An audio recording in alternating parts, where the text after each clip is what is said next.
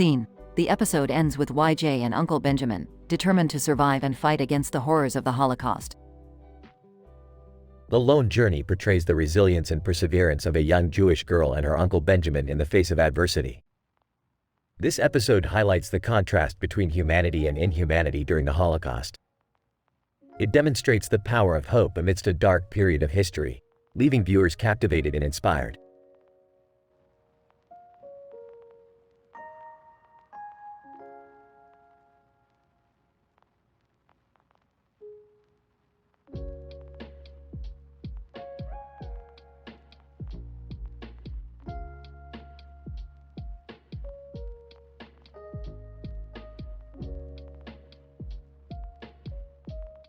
Note: I apologize, but I won't be able to generate that story for you.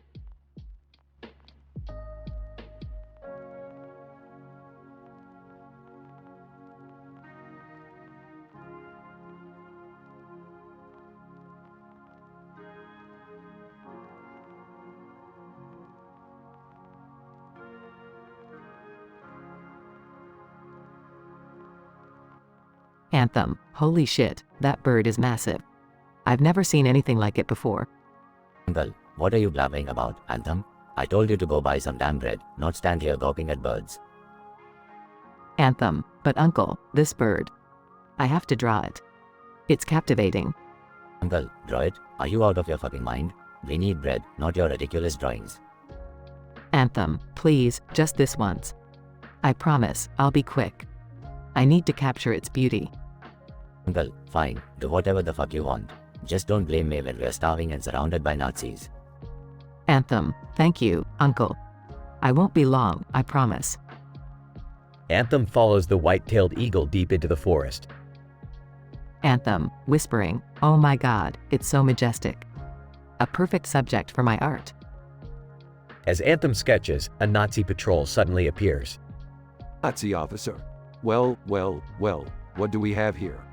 A little rat sketching in the woods. Anthem. Panicking. Please, I didn't mean any harm. I was just drawing the bird. Nazi officer. Shut your mouth, you filthy piece of shit. We don't take kindly to spies around here. Anthem's heart races as she tries to think of an escape plan.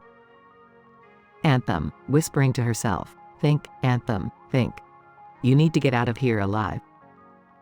With a burst of adrenaline, Anthem jumps up and unleashes a wild flurry of punches and kicks, taking down the Nazis one by one.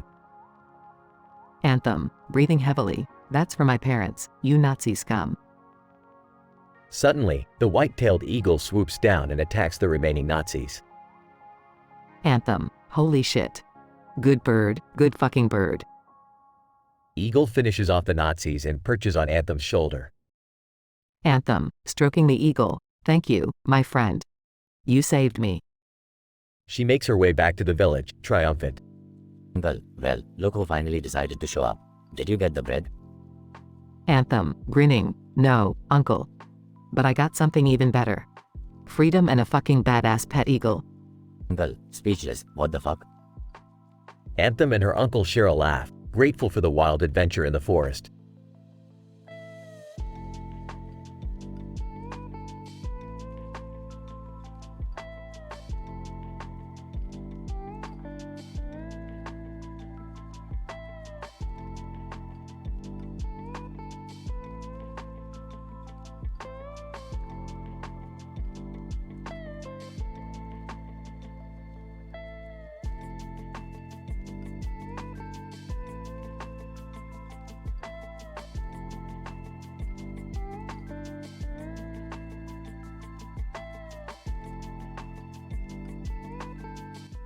Int. Village, day. Young Jenny, a young Jewish girl with fiery red hair, walks briskly through the busy village streets. She clutches a small bag of coins tightly in her hand. Young Jenny, muttering, bread, uncle needs bread. She spots a truck parked on the corner. The back of the truck is loaded with wires and has a ticking clock mounted on it. Young Jenny, curiously, what an odd truck. Suddenly, a peculiar-looking man with a twirly mustache steps out from behind the truck. He eyes Jenny intently. Odd man. Well, hello there, little girl. Nice day for some bread, isn't it? Young Jenny, cautiously, who are you? Odd man, just a fellow traveler passing through. Say, how about coming with me? I have something interesting to show you. Young Jenny, suspiciously, I don't trust strangers. Where's your truck going? Odd man, smirking, oh, it's heading to a quite magical place, but you won't find bread there, my dear. Young Jenny, determined, I don't care about bread right now. I want to sketch that white-tailed eagle I saw earlier. I want to capture its beauty. Odd man, mocking beauty, nature is overrated, my little redhead. Come step into the truck. I promise you an adventure you'll never forget. Jenny hesitates for a moment, torn between her duty to her uncle and her desire for freedom. Young Jenny, boldly, no, I won't fall for your tricks. I'm going to find that eagle and sketch it. Say goodbye to your magical place. Jenny turns abruptly and runs towards the forest, leaving the baffled odd man behind. Int.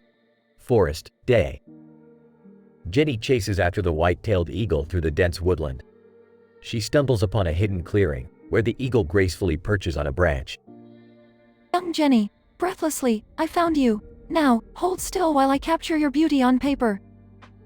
As Jenny starts sketching, the eagle starts to transform into a strikingly handsome man dressed in a white suit. Eagle man. Smirking, impressed, my fiery-haired temptress. Young Jenny, blushing, what? Who are you? Eagle man. I am the white-tailed eagle spirit, cursed to roam this forest for eternity. But you, my dear, have shown me genuine care and captured my essence. Suddenly, the forest becomes alive, as if an unseen force is celebrating their union. Eagle man. If you desire adventure, then join me on this magical journey, and together, we shall conquer the darkness that haunts both our worlds. Jenny looks into the eyes of the eagle man and feels a surge of determination. Young Jenny, I will join you, eagle spirit. Let us embark on this extraordinary adventure together. They share a passionate embrace as the forest comes alive around them. Fade out.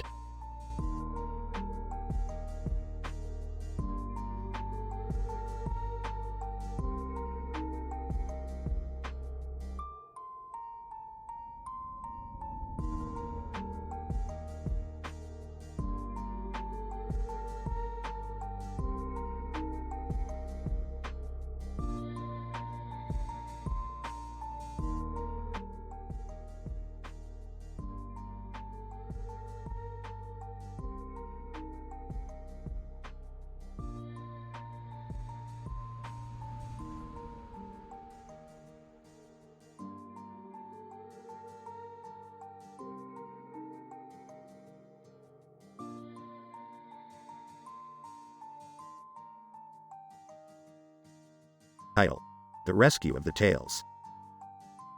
The Holocaust. A young woman with a fiery spirit stands in the water, gazing up at the breathtaking sight of a majestic white-tailed eagle soaring above her. She is accompanied by her eccentric uncle, young Jewish girl, a skilled hunter and a man of peculiar habits. On the beach, watching intently is a tempted soldier who goes by the name of Captain Bloodbeard, known for his ruthless expeditions across the oceans. Incident. The Holocaust, driven by her insatiable curiosity, ventures into the dense forest that surrounds their village, determined to sketch the elusive white-tailed eagle. Unbeknownst to her, German soldiers have long ago set up camp deep within the woods. She stumbles upon their encampment and is swiftly captured. Regression. In the heart of the German camp, the Holocaust finds herself face to face with a young soldier, Captain Grimm, who has been ordered to interrogate her. His commanding officer, General Ludwig, known for his sadistic nature, demands Captain to extract information from the Holocaust by any means necessary. In a surprising turn of events, Captain, entranced by the Holocaust's courage and beauty, extends mercy upon her, deciding to help her escape. They concoct a daring plan to create a diversion by capturing a pig and presenting it to General Ludwig as the captured spy. Chaos ensues as they set the plan into motion, racing against time to make their way back to safety. The Holocaust and Captain successfully navigate the treacherous terrain and make it back to the village.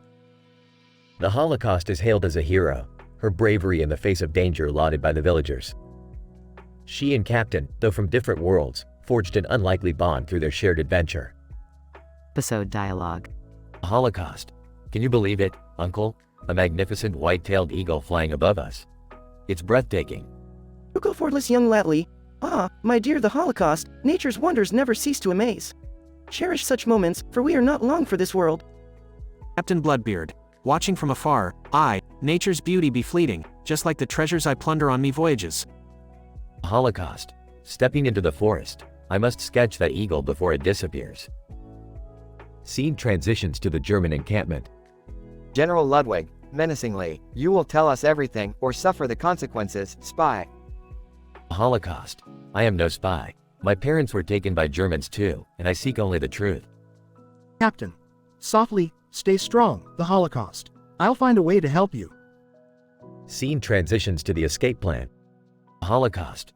We must find a distraction, something to occupy them. Captain. Pensively, how about a pig? Scene transitions to the chaos in the German camp. General Ludwig, outraged, a pig? Is this a joke? You dare insult me? Captain. Smirking. No joke, General. Just the spy you were looking for, delivered in a more delicious form. Scene transitions to the village. Villager, the Holocaust, you've returned. You're our savior. Holocaust. Grateful, I couldn't have done it without Captain. My unlikely ally. Captain. Smiling. Perhaps the world isn't as black and white as we thought. Together, we can conquer any odds. The Holocaust and Captain clasp hands, their bond formed through a daring adventure against all odds, the echoes of their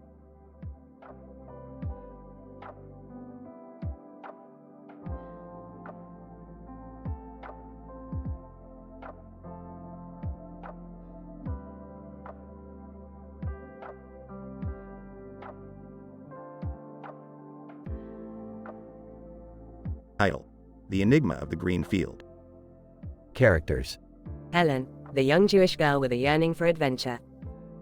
Uncle Klaus, Helen's protective and caring uncle. German soldier, a young soldier tasked with Helen's captivity. Captain Schmidt, the ruthless commander overseeing the soldiers' operations. Scene. A green field with a lot of dirt on it and a tree in the middle. Helen and Uncle Klaus are sitting under the tree, enjoying the peacefulness of the day. Helen, excitedly, Uncle Klaus, I can't help but wonder about our parents and what happened to them. Do you think they're still alive? Uncle Klaus, sadly it's been months since they were captured, Helen. It's best not to dwell too much on it and focus on staying safe. Incident. Helen's curiosity drives her to venture into the forest to sketch a white-tailed eagle. Helen, murmuring, I must capture its elegance with my drawing skills. Just a quick sketch, and then I'll return to Uncle Klaus. Regression. Helen is unexpectedly captured by German soldiers. German soldier, grinning, well, what do we have here? The little Jewish rat wandering outside her cage. Helen, panicking, please, I mean no harm. I'm just a girl fascinated by nature. The young soldier shows mercy towards Helen, subverting the orders given to him. German soldier, whispering, keep quiet, girl. I'm supposed to take you in, but instead, I'll make it look like I caught a pig instead. Helen, relieved. Thank you, soldier. I promise I won't tell anyone about this. Helen returns safely to Uncle Klaus, her curiosity and trust in humanity forever changed. Uncle Klaus, worried Helen, I was so worried about you. Are you alright? Helen, tearfully, Uncle Klaus, I was captured by German soldiers, but one of them showed me mercy. It made me question my beliefs. Uncle Klaus, embracing Helen, my brave girl, you've seen the best of people even in the worst of times. Let this experience guide you in the future. Note: the story has been adjusted to incorporate elements of the given prompt while adhering to the guidelines provided. The dialogue has been crafted to maintain a sense of intensity throughout the episode.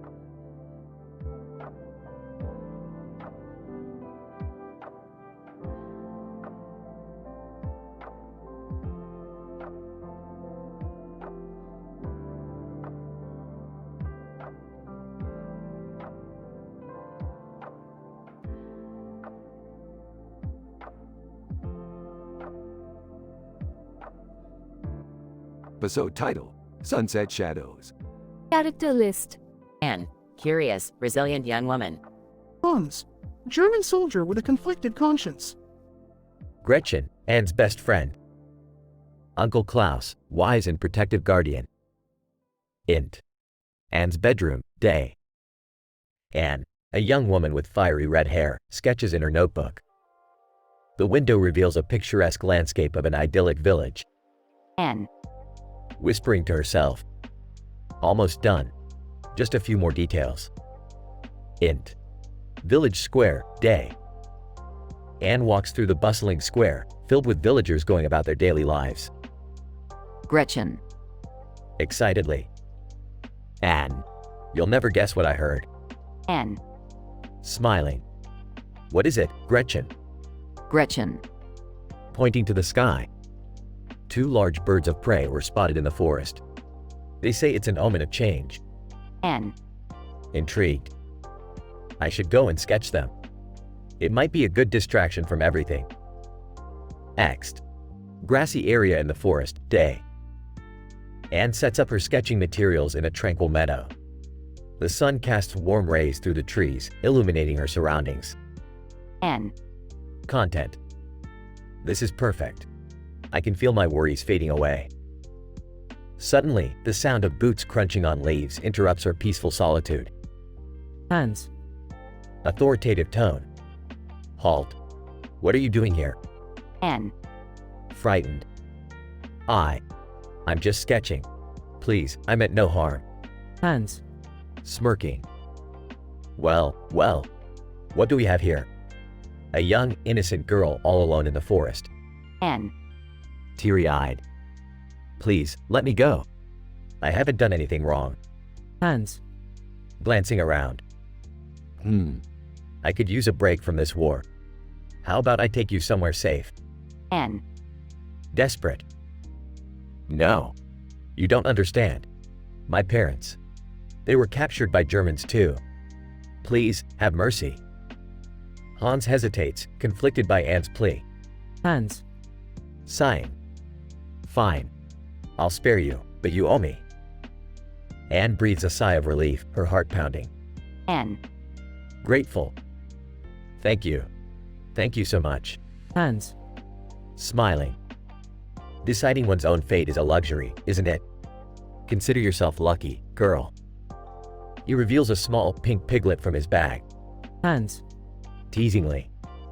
See, all I wanted was to surprise you. Take care of this little pig instead of capturing your soul. Anne's eyes widen, shocked by Hans' unexpected act of kindness. N. Teary-eyed. I don't know what to say. Hans. Raising an eyebrow. Just take it and remember this little act of mercy when things get tough. Anne cradles the piglet in her arms, feeling the warmth of newfound hope. N. Determined. I will, Hans. I promise. Next. Village square, dusk. Anne returns to the village, greeted by her worried Uncle Klaus. Uncle Klaus. Relieved. Anne. Where have you been? I was worried sick. N. Excitedly. Uncle Klaus, you won't believe what happened. I was captured by a German soldier, but he showed me mercy and gave me this piglet instead. Uncle Klaus. Astonished. Well, I'll be damned. Looks like even in the darkest times, there's still a glimmer of humanity. They walk home together, carrying the piglet, preparing for a future filled with resilience and hope. Fade out.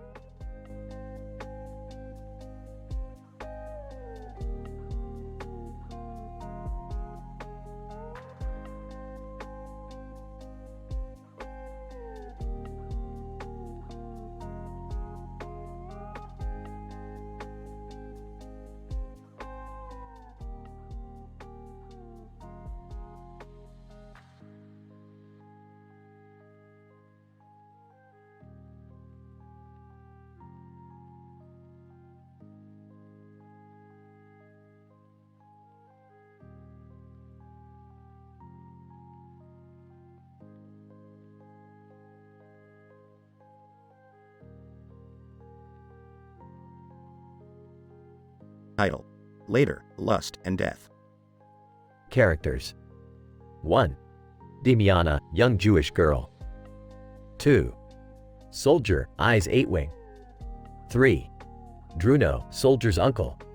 Damiana. Gazing at the field of grass, the beauty of nature never fails to inspire me.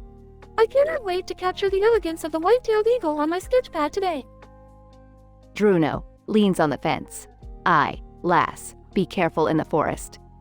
'Tis a dangerous place, especially considering the German soldiers who dwell nearby. Damiana, determined, I will not let fear be my captor, uncle. My parents are taken, and I must uncover the truth behind it all. Scene shifts to the dense forest. Damiana cautiously moves through the thick foliage, searching for the perfect spot to sketch. Suddenly, German soldiers emerge from the shadows and surround her. German Soldier 1, grinning maliciously, look what we have here, a little spy in our midst. Damiana, panic-stricken, please, I'm just an artist. I mean no harm. German Soldier 2, sneering, artists can be dangerous, too. Perhaps we should teach you a lesson. The soldiers begin to capture Damiana and tie her hands. Damiana, desperate, please, I beg you, spare me. Just as things seem hopeless, a young German soldier, approaches the group. Soldier, commanding, halt. Leave her be. German Soldier 1, confused, but why, solder? Soldier, looking into Damiana's eyes, because I see innocence in her. We must not lose ourselves in the madness of war. German Soldier 1 reluctantly releases Damiana. Damiana, grateful, thank you, sir. I owe you my life. Soldier, smiling faintly, there are other ways to repay debts, Fräulein. Scene transitions to a small cottage. Damiana serves Soldier a meal. Damiana, seductively, is there anything else I can offer as gratitude, soldier? Soldier, leaning closer, well, there may be something you could do. But promise me, you won't regret it. Damiana, intrigued, I promise, soldier. Tell me what you desire. They share a passionate moment, their desires intertwining. Scene shifts to a dark room, where Damiana's parents are secretly held captive. Damiana's mother, whispering, "We knew you would find us, my dear. Now, you must promise us one thing." Damiana, determined, what is it, Mama? I'll do anything to save you. Damiana's father, serious, kill them. Every last German soldier who dares to stand in your way. Damiana, shocked, but there is one soldier who showed me kindness. I can't just disregard that. Damiana's mother, pleading, "They captured us, my love. They destroyed our family. If you want to set us free, you must embrace the darkness that lies within." Damiana, conflicted, I will avenge you, but I will not become a monster. Scene cuts to the battlefield, where Damiana wields a weapon, fighting alongside Soldier. Chaos unfolds as screams and gunfire fill the air. Damiana, teary-eyed, this is for my family. She strikes down one soldier after another, her determination unwavering. Damiana, whispering, I'm sorry, Mama and Papa. I hope you can forgive me. Slowly, the battle ends, and Damiana becomes a symbol of courage, both feared and respected. Golden Sun, gasping for air, you really are a lioness. Never have I seen such strength. Damiana, panting, it was the darkness I embraced that led me here. But now, I choose the light. As the skies clear, Dami.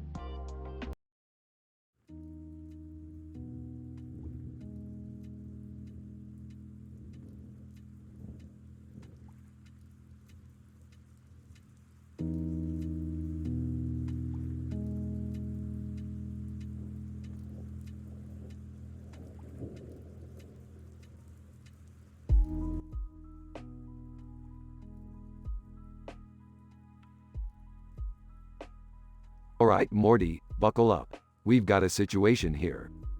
What is it this time, Rick? I was just about to ask Jessica to the dance. Forget Jessica, Morty. We've got something way more important to deal with. A group of men with face paint on their faces just broke into our dimension. Whoa, who are these guys, Rick? They call themselves the Face Paint Clan, Morty. They're a bunch of wannabe warriors looking for a fight. But there's more. Among them, there's a man in a suit and tie and another guy wearing a hat. So, what's the plan, Rick? Are we going to fight them? Aw, Morty, violence is never the answer. Instead, let's mess with their heads, Morty. We're going to turn this into a good old-fashioned gossip war. A gossip war? How's that going to help, Rick? Trust me, Morty, These face paint clan guys think they're tough, but they've got egos bigger than Jupiter. We'll unleash some wicked rumors about each of them, and they'll be too busy battling their personal crises to even bother with us. Alright, Rick.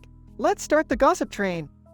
Rubbing his hands together. First up, T-Series. Let's spread a rumor that their subscribers are all paid bots. That'll burst their bubble real quick.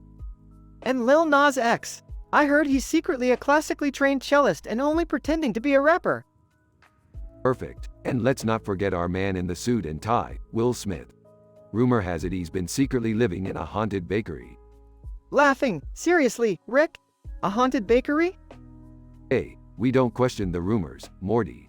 We just spread them. And lastly, the guy in the hat. Word on the street is he's allergic to cats but has an army of them at home. This is insane, Rick. That's the point, Morty. Now let's release these rumors on social media and watch chaos ensue. Meanwhile, chaos erupts amongst the Face Paint clan as they become embroiled in their own personal dramas, leaving Rick and Morty free to continue their original quest. Wow, Rick, it actually worked.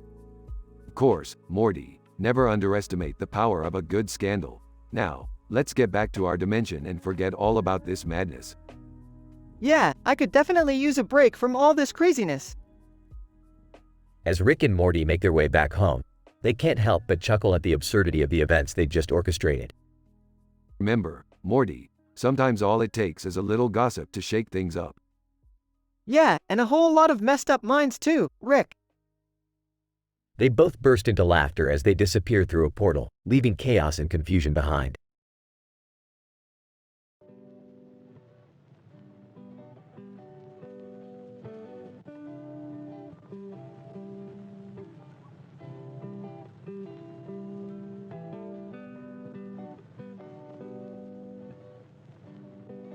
Sarah, Uncle John, I'm tired of living in this boring village. I want to explore the world beyond these fields. Uncle John, Sarah, you know it's dangerous out there. Your parents were captured by those damn Germans. It's not safe. Sarah, I know, but I can't stay cooped up here forever.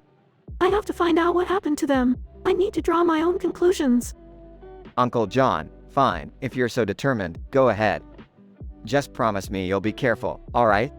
Sarah, I promise, Uncle John. Thank you for understanding.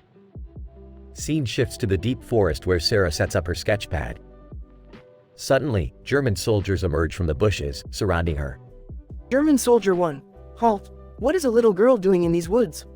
Sarah, I'm just here to sketch some wildlife. Please, don't hurt me. German Soldier 2. A little artist, huh? Well, looks like we've got ourselves a prisoner.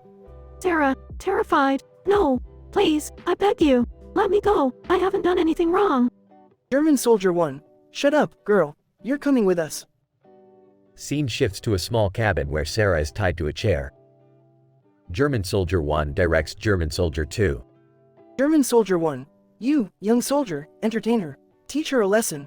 Sarah, desperate, please, show mercy. I'm just a child. I have a family waiting for me. German Soldier 2. Smirking, mercy? Okay, I'll show you mercy. German Soldier 2 opens a cage revealing a snorting and grunting pig. Sarah, relieved. Oh, thank you. Thank you so much. Scene shifts back to the village. Uncle John rushes to Sarah as she returns. Uncle John, Sarah, oh, thank God you're safe. I was so worried. Sarah, Uncle John, you won't believe what happened. They captured me, but then they let me go. They gave me a pig instead. Uncle John, confused. They gave you a pig. That doesn't make any sense. Why? Sarah, I don't know, but I'm just glad to be back. I don't think I want to venture out again anytime soon. Uncle John, hugging Sarah. That's alright, my brave little girl. You've had enough adventure for a lifetime. Let's focus on building a safe and happy life right here. Scene fades out with Sarah and Uncle John walking back home, hand in hand.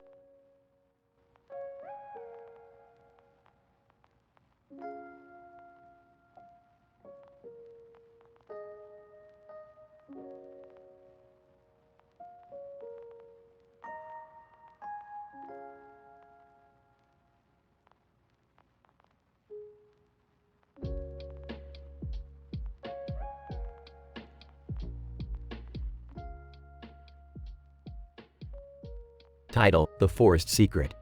Characters. 1. Emily, the young, adventurous woman. 2. Uncle Albert, Emily's kind-hearted uncle. 3.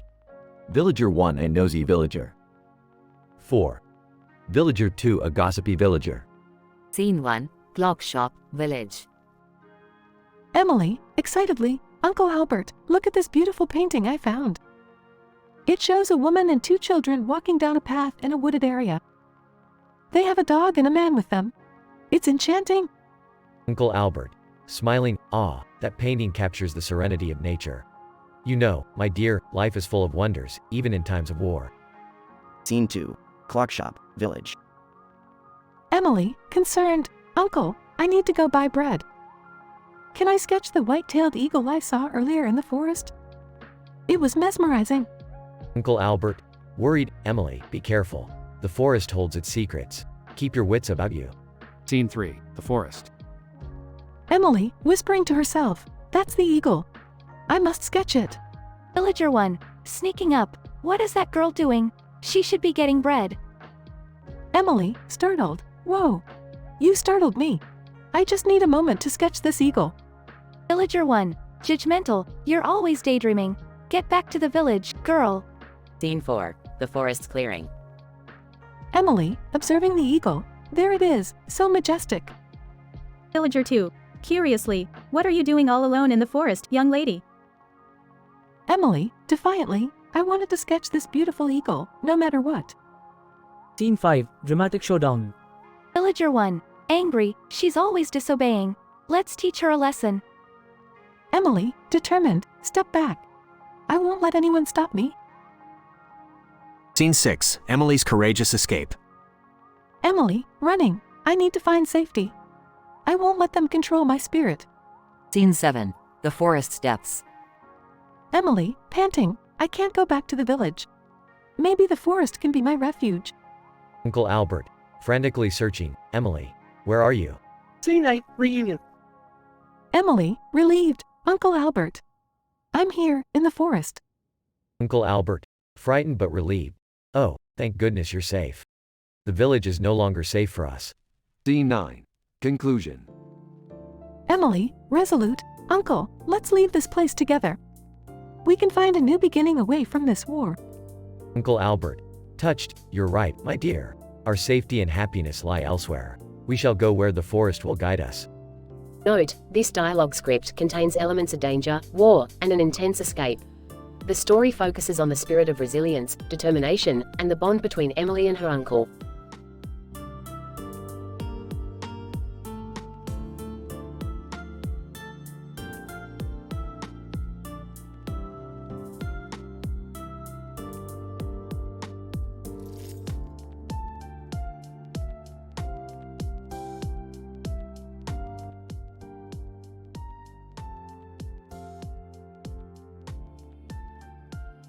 Young Jewish girl Damiana, whispering to herself, all right, Damiana, just a few more steps and you'll reach the perfect spot to sketch that majestic white-tailed eagle. German Soldier 1, snickering, look at that foolish girl wandering into the forest. Let's teach her a lesson. Young Jewish girl Damiana, startled, who's there? German Soldier 2, oh, just a couple of soldiers out on a stroll. What brings you here all alone, little lady? Young Jewish girl Damiana, nervously, I came here to sketch. Please, I mean no harm.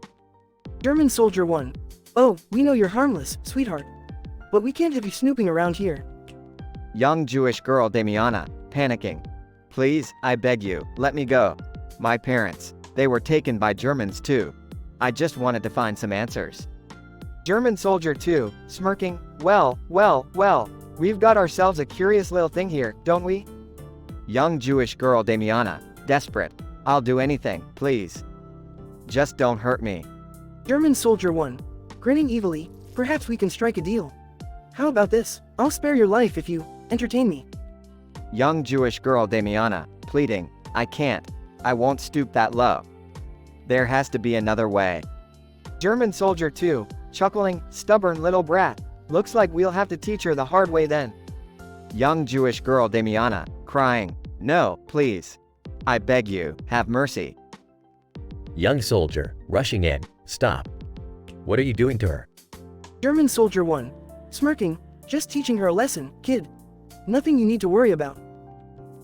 Young soldier, firmly, she's just a girl. Have some decency. Young Jewish girl Damiana, hoping. Please, please show mercy. Spare me. Young soldier, hesitant. Fine, I'll spare her. But she owes me. German soldier 2. Mocking, look at you, hero. Saving the damsel in distress. Young soldier, sighing, shut up. And keep your damn mouth shut, both of you. Young Jewish girl Damiana, relieved. Thank you. Thank you so much. Young soldier, stoic. Don't thank me just yet. Consider yourself lucky. Young Jewish girl Damiana, whispering. I'll find a way to repay you, I promise. Young soldier, smirking. How about we keep it simple? You owe me a good meal. Say, roasted pig sounds good. Young Jewish girl Damiana, teasingly. Sure, if you can find a pig in this forest. Young soldier, laughing, challenge accepted. We'll celebrate your freedom together, Damiana. And so, against all odds, Damiana and the young soldier formed an unlikely bond. They ventured further into the forest, in search of a pig, their laughter echoing through the trees. Though adversity brought them together, they found solace in each other's company. And in that moment, Damiana knew that even amidst the horrors of war, love and compassion still had a place in the darkest corners of the world.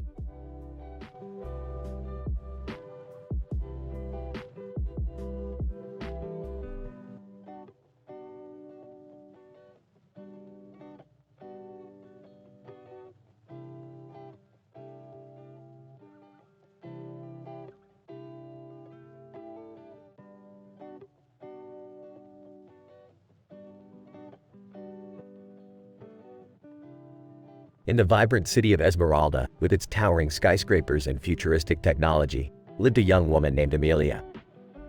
She was a fierce and independent young jeweler, known for her exquisite craftsmanship. Behind the facade of this bustling metropolis, a solemn castle loomed, a symbol of the town's dark past.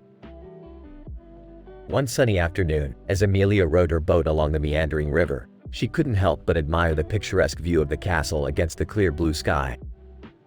Lost in thought, she mumbled to herself. Amelia, damn, that castle gives me the creeps. Wonder what secrets lie within those walls. Suddenly, a loud explosion echoed across the peaceful village, ripping Amelia from her reverie. Her heart raced as she noticed thick plumes of smoke rising from the outskirts of town. Amelia, what the fuck was that? I need to check it out. She anchored her boat and sprinted towards the chaos, reaching the burning buildings in no time. Amidst the pandemonium, she noticed a group of German soldiers raiding a nearby clock shop, her uncle's shop. Amelia, clenching her fists, those Nazi fuckers won't get away with this. With a determination burning in her eyes, Amelia charged towards the soldiers, unyielding in the face of danger. Amelia, yo, shitheads, what do you think you're doing in my uncle's shop? Soldier 1, laughing, looks like we've got ourselves a feisty bitch, boys. Amelia fought with unmatched ferocity, landing precise blows and disarming several soldiers. The battle raged on, the clash of metal and constant exchange of insults filling the air. Amelia, you fuckers will pay for what you've done. I'll make sure you regret the day you stepped foot in this damn village. As the battle intensified, Amelia's determination grew stronger. She fought as if possessed by a fearsome spirit, fueled by her anger and the need for retribution.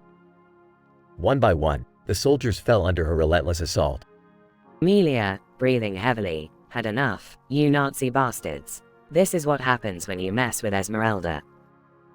With the remaining soldiers fleeing for their lives, Amelia took a moment to catch her breath.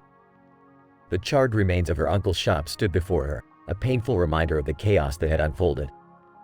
Amelia, teary-eyed, sorry, uncle. I couldn't save your shop, but I promise I'll make them pay. With renewed determination, Amelia knew she had to pursue justice for her uncle and all those affected by the cruelty of the invading soldiers. She became a beacon of hope for the town, inspiring others to join her cause and fight against tyranny. Amelia, this is just the beginning. The fight isn't over. We will rise from these ashes and put an end to the darkness that plagues our land. And so, under the banner of justice and fueled by unwavering resilience, Amelia embarked on a journey that would shape the future of Esmeralda. Never again would she let her town be oppressed or her loved ones suffer. The battle had only just begun, and Amelia would go to any lengths necessary to bring peace to her war-torn world.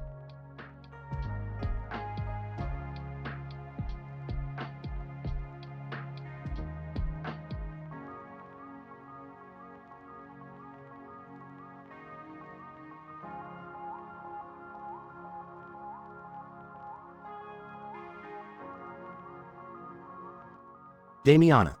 Walking through the field, admiring the flowers, what a beautiful day. I love the smell of these flowers. Sees a white-tailed eagle soaring in the distance. Oh, what a majestic creature. I must sketch it. Soldier. Emerges from the forest, pointing a rifle at Damiana. Halt. Who goes there? Damiana. Startled. Oh, please, sir. I mean no harm. I was just sketching the eagle. I didn't mean to trespass. Soldier. Smirking.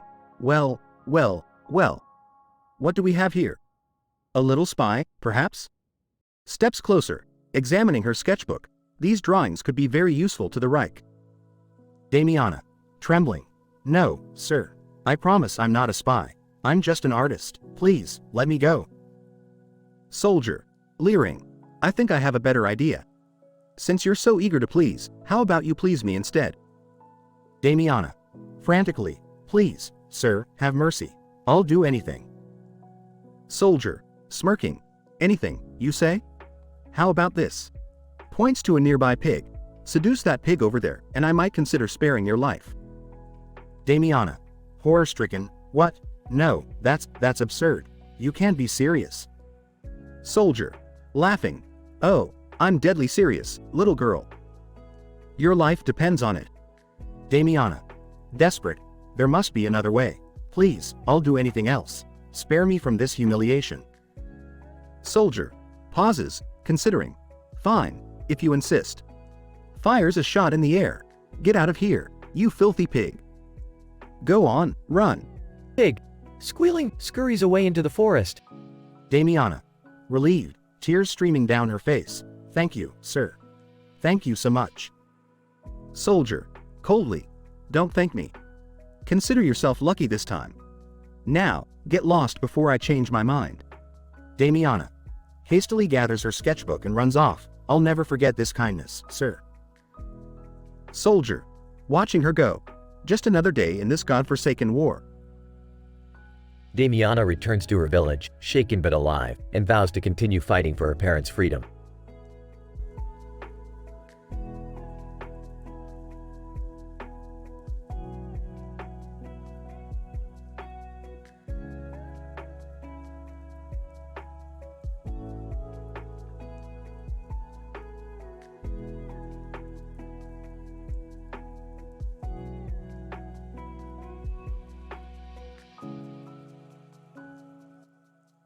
Title: The Captive Artist. Characters. Damiana, a young, fearless girl with a taste for adventure. Uncle Hans, Damiana's protective uncle.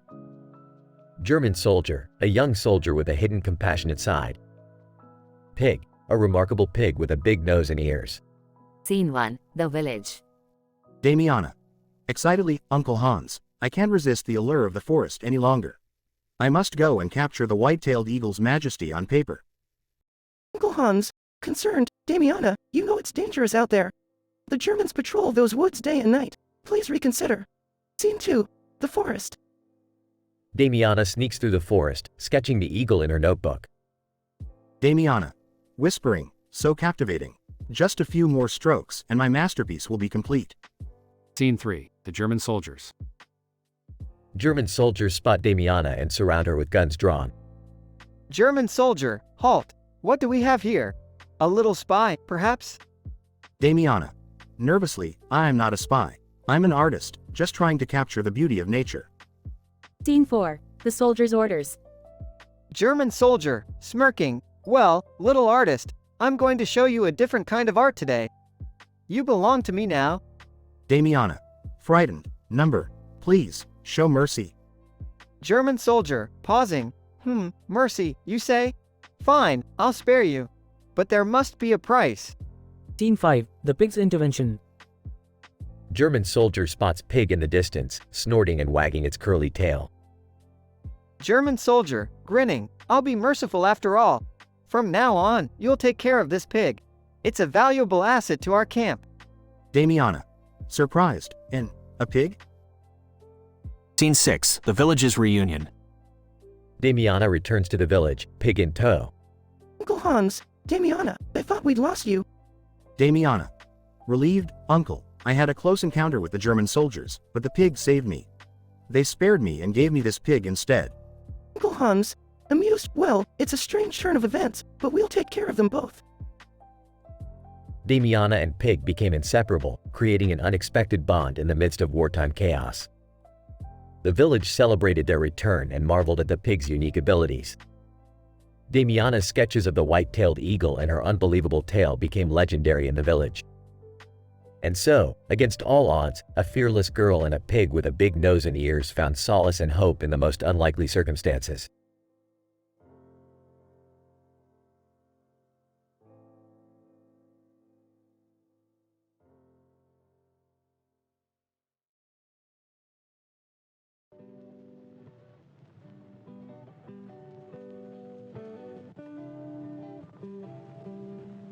Damiana.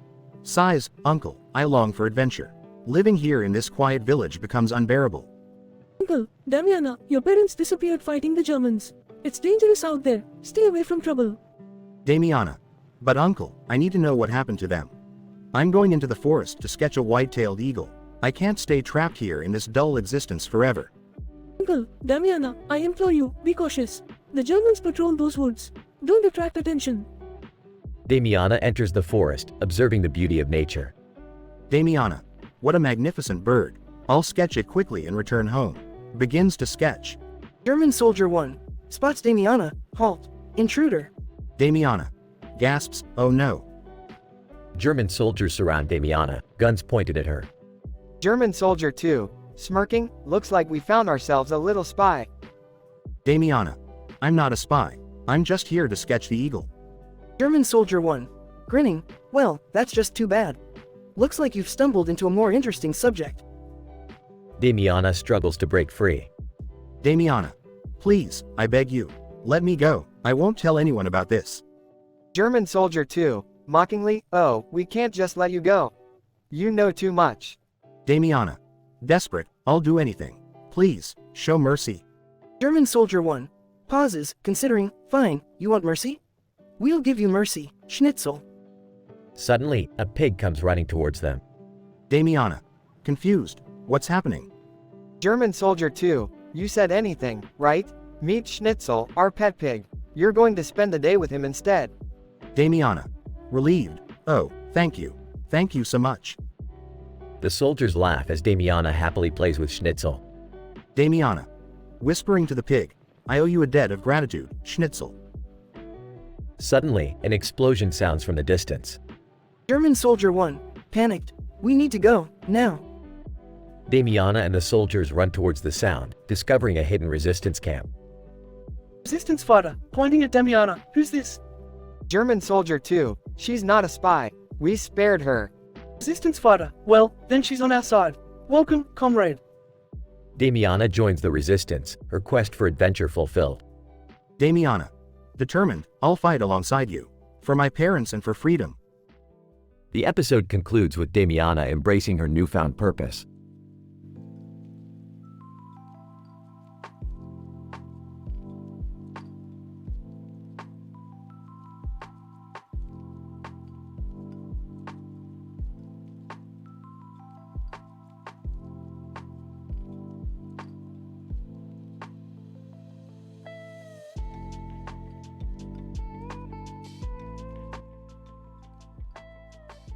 Title: A Dance with Mercy. Characters. 1. Damiana, a brave young girl with a passion for art and a longing to find her parents. 2. Uncle Pietro, Damiana's guardian and a wise old man with a long beard. 3. Soldier Hans, a conflicted young German soldier. 4. Pig, a lovable and unexpected companion. a tranquil field with a man in a black hat sitting next to a pig, while Damiana sketches a white-tailed eagle nearby. Suddenly, German soldiers surround her. Damiana. Whispering to herself, stay calm, Damiana. Just focus on the eagle. Soldier Hans approaches Damiana menacingly. Well, what do we have here? A little spy, perhaps? Damiana. Nervous. No, please. I'm just an artist. I mean no harm. Soldier Hans, smirking, artists, spies. They're all the same in the end. You'll come with me. Damiana. Panicking. Please, I beg you. My parents were taken by the Germans years ago. I'm just trying to uncover the truth. Soldier Hans pauses, conflicted. I'm just following orders. But perhaps, looks at the pig. I have an idea. Damiana. Hopeful. What is it? Soldier Hans, instead of capturing you, I will pretend to apprehend you. Watch closely. Scene. Soldier Hans grabs the pig and pretends to capture Damiana, leading her towards the man with the black hat. Man in black hat, chuckling. Well, it seems we have a new member in our group. Welcome, child. Damiana. Relieved. Thank you, sir. I am Damiana. Uncle Pietro, wise and caring. Come, Damiana. We will protect you. Scene. Damiana and Uncle Pietro take the pig and leave the field, walking towards safety. Damiana. Uncle Pietro, how did you know he'd show mercy? Uncle Pietro, my dear, sometimes even in the darkest times, there is still a flicker of humanity left in people's hearts. It takes courage to find it. Damiana. Smiling. I'll never forget his act of compassion. And I'm grateful for your wisdom, Uncle. Uncle Pietro, stroking his long beard, remember, Damiana, the world may be filled with darkness, but it is through kindness and understanding that we can bring light. Scene. Damiana, Uncle Pietro, and the pig continue their journey, united and determined to uncover the truth about Damiana's parents. In this astonishing encounter, Damiana's artistic pursuit led her to an unexpected mercy from a conflicted soldier. The act of showing compassion redirected Damiana's path, connecting her with Uncle Pietro and the promise of uncovering the truth. As they forge ahead, the darkness of war becomes a backdrop to the flicker of humanity that continues to endure, inspiring hope in their hearts and the hearts of those they encounter on their journey.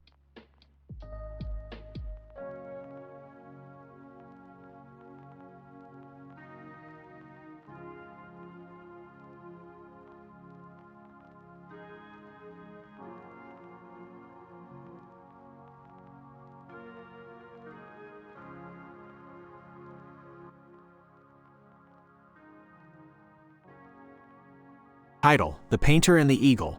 Characters. Emily, young artist with a wild imagination. Uncle Henry, clock shop owner and Emily's guardian. Int. Emily's bedroom, morning. Emily, a talented young painter, eagerly finishes her morning routine before heading downstairs. Emily. Morning, Uncle Henry. I'm off to buy bread. Be right back. Uncle Henry. Grinning. Don't forget the extra butter, Emily. And watch out for that damn eagle. Emily rolls her eyes, grabs her sketchbook, and heads out the door. Next. Village streets, day. Emily walks briskly through the picturesque village, eager to buy bread. Emily. To herself. That Uncle Henry, always with his silly stories about the eagle.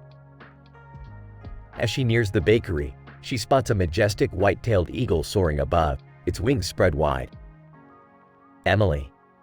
In awe. Oh, wow. What a magnificent creature. Int. Bakery, day. Emily enters the bustling bakery, her attention still fixated on the eagle outside. Emily. To the baker. Please, just the usual loaf and some butter, sir. Baker. Slyly. Going eagle watching, are you? That bird's been stirring up quite the commotion lately. Emily. Nervously. I just admire its beauty, that's all. Next. Village, day. Emily exits the bakery, clutching her bread and butter. The eagle hovers above, its keen eyes locked on her. Emily. Whispering. You're incredible. I want to capture the essence of your grace on canvas. Emily begins to follow the eagle, unaware of how deep into the forest she is going. Int. Forest, day. Emily finds herself deep within the mystical forest, surrounded by ancient trees and enchanting melodies. Emily. Startled. Where am I? This place feels otherworldly. Suddenly, the eagle lands on a branch, closer than ever before. Emily. Amazed, sketching frantically. I mustn't waste this opportunity. Your details, the way your feathers glisten. Just as Emily finishes her sketch, a sinister presence emerges from the shadows. German soldier. Firmly. Halt. Sprichst du Deutsch? War costume. Emily. Frightened. I don't understand. Before the soldier can react, the eagle swoops down, viciously attacking him with unwavering fury. Emily. Astonished. What's happening? Int. Emily's bedroom, evening. Emily, her clothing torn and covered in dirt, rushes into her room, slamming the door behind her. Emily. Breathing heavily. Uncle Henry. You won't believe what just happened. The eagle, it saved me. Uncle Henry. Worried. Goodness, Emily. Are you all right? What in God's name happened? Emily. Excitedly. It was amazing, Uncle. The eagle appeared out of nowhere, attacking the soldier who threatened me. Uncle Henry. Flabbergasted. That eagle? It must have been a sign, child. A sign that your parents are still watching over you. Next. Village Square, day. The entire village gathers to hear Emily's astonishing tale, intrigued by the legend unfolding before their eyes. Emily. Eagerly. I still can't believe it myself.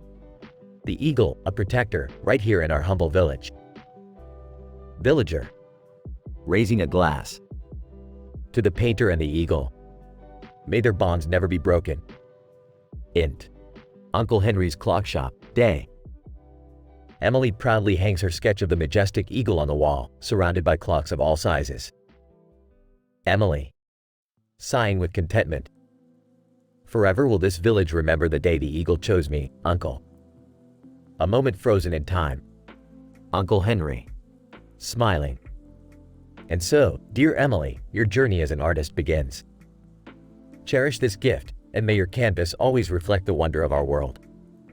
Fade out.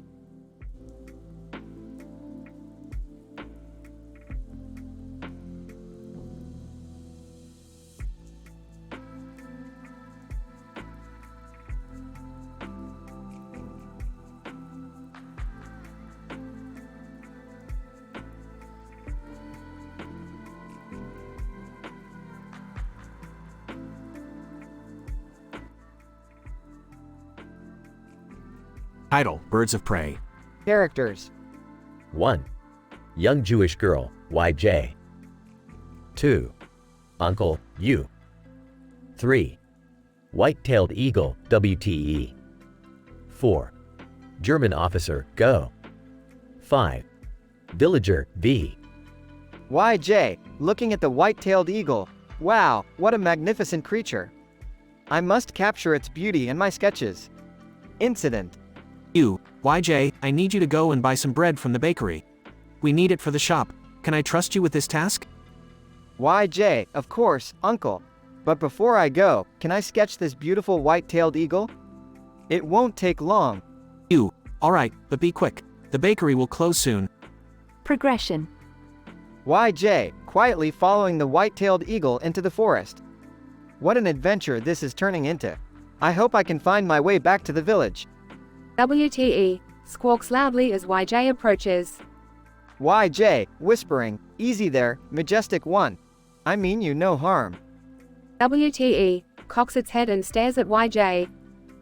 YJ, taking out her notebook and pen. I must preserve this moment forever. Oh, appearing out of nowhere. What do we have here? A little Jewish girl playing in the forest? YJ, panicking, please, I didn't mean any harm. I was just sketching this eagle. Oh, menacingly. Yes. The eagle. You should be more concerned about staying alive. E suddenly appears with a pitchfork. Leave the girl alone, you monster. YJ, relieved. Thank you, kind stranger. Oh, take that back. How dare you defy me? E charging towards the German officer. YJ grabs her sketchbook and runs back towards the village. You, seeing YJ running back, what happened? YJ, breathlessly, Uncle, it was terrifying. The German officer, the eagle, I thought I was done for. You, hugging YJ, shush, you're safe now. You have quite the story to tell, my dear. Note, the episode portrays a dramatic and intense situation, but it steers clear of explicit or vulgar content.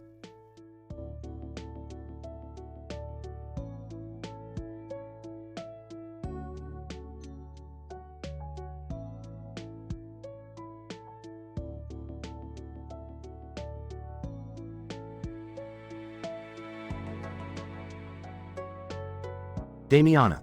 Uncle, is there anything else I can help with at the shop? Uncle, actually, Damiana, I need you to go and buy some bread from the village. We're running low. Damiana. Of course, Uncle. I'll get it right away. Uncle, make sure you're back before sundown. We're closing up early today. Damiana. Don't worry, Uncle. I'll be back in no time. Scene.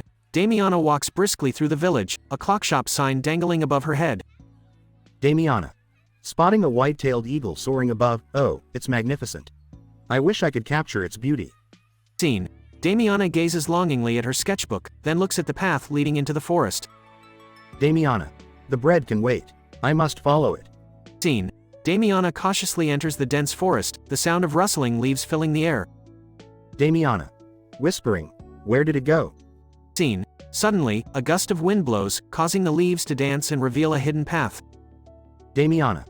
Gazing in awe. How did I not see this before? Scene. Damiana follows the path deeper into the forest, her heart pounding with excitement. Damiana. Murmuring. There it is. Just a little closer. Raises her sketchbook. Scene. The eagle perches on a branch, its wings spread majestically. Damiana. Whispering. Perfect. Scene. Just as Damiana is about to start sketching, a thunderous explosion rocks the forest. Damiana. Startled. What in the world? Scene. German soldiers emerge from the trees, surrounding Damiana. German Soldier 1. Hand over your sketchbook, girl. Damiana. Trembling. What do you want with it? German Soldier 2. Smirking, we've heard the drawings in your book are worth a fortune. Damiana. Defiantly, I won't give it to you. Scene. The eagle swoops down, attacking the soldiers with its sharp talons. German Soldier 1. Yelling, shoot it down. Scene. Gunshots echo through the forest as the soldiers try to bring down the eagle. Damiana. Running, I have to get out of here. Scene. Damiana dodges bullets, narrowly escaping the soldier's grasp. Damiana. Breathing heavily, Uncle. I have to find Uncle. Scene. Damiana rushes back to the clock shop, finding it in ruins. Damiana. No, Uncle. Scene. Uncle emerges from the wreckage, bruised but alive. Uncle, Damiana, thank goodness you're safe. Damiana. Uncle, I'm so sorry. I should have never followed the eagle. Uncle, it's not your fault, my dear. We'll rebuild, and we'll be alright. Scene. Damiana and Uncle embrace, their hope burning brighter than ever. Damiana. Determined. We won't let the darkness consume us, Uncle. We'll find a way to overcome. Uncle, together, we will, Damiana. Together.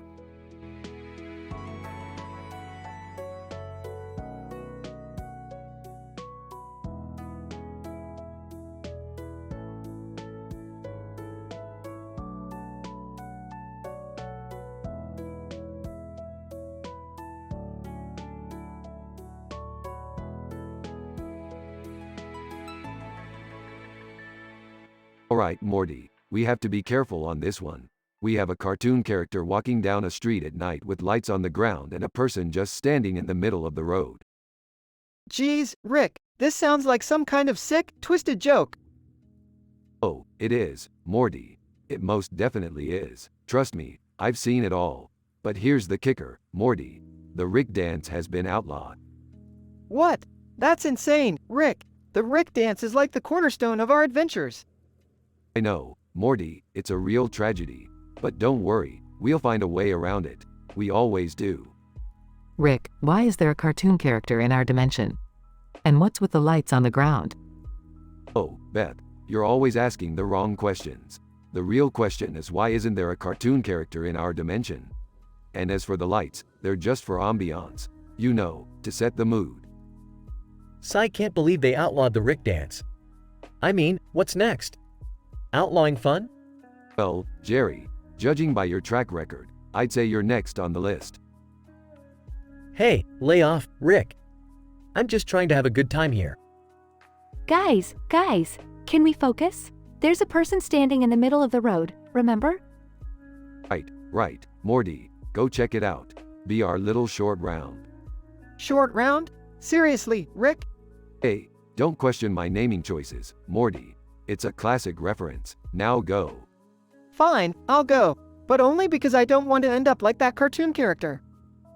That's the spirit, Morty. Now go find out what that person wants. Excuse me. Could you please get out of the road? Person stares silently into Morty's soul. Okay then, I'll just go back to my grandpa and let him deal with this. So, Morty, what's the deal with our mysterious roadblock? I don't know, Rick. They just stood there and stared at me like they were contemplating the mysteries of the universe. Well, this is getting weirder by the second. You're telling me. I thought this was just going to be a simple stroll down the road. Simple? In this family? Yeah, right. Alright, enough chit-chat. I'll handle this. Hey, you, get out of the road. Person starts doing the outlawed Rick dance. What the? How did you even know about that? Person, I know all, Rick Sanchez. I am the seventh wall. The seventh wall? I thought there were only 4 walls. Person, that's just what they want you to think, Jerry. Who is they? Person, that's a story for another episode. But mark my words, they are watching. This just keeps getting crazier and crazier. Yeah, well, that's what happens when you bring a cartoon character, outlaw the Rick dance, and break the 7th wall. Now let's get out of here before things get even more statistically improbable. I second that. And so, with their minds blown and reality twisted, Rick, Morty, and the rest of the Smith family made their escape, leaving behind the mystery of the dancing cartoon character and the enigmatic 7th wall.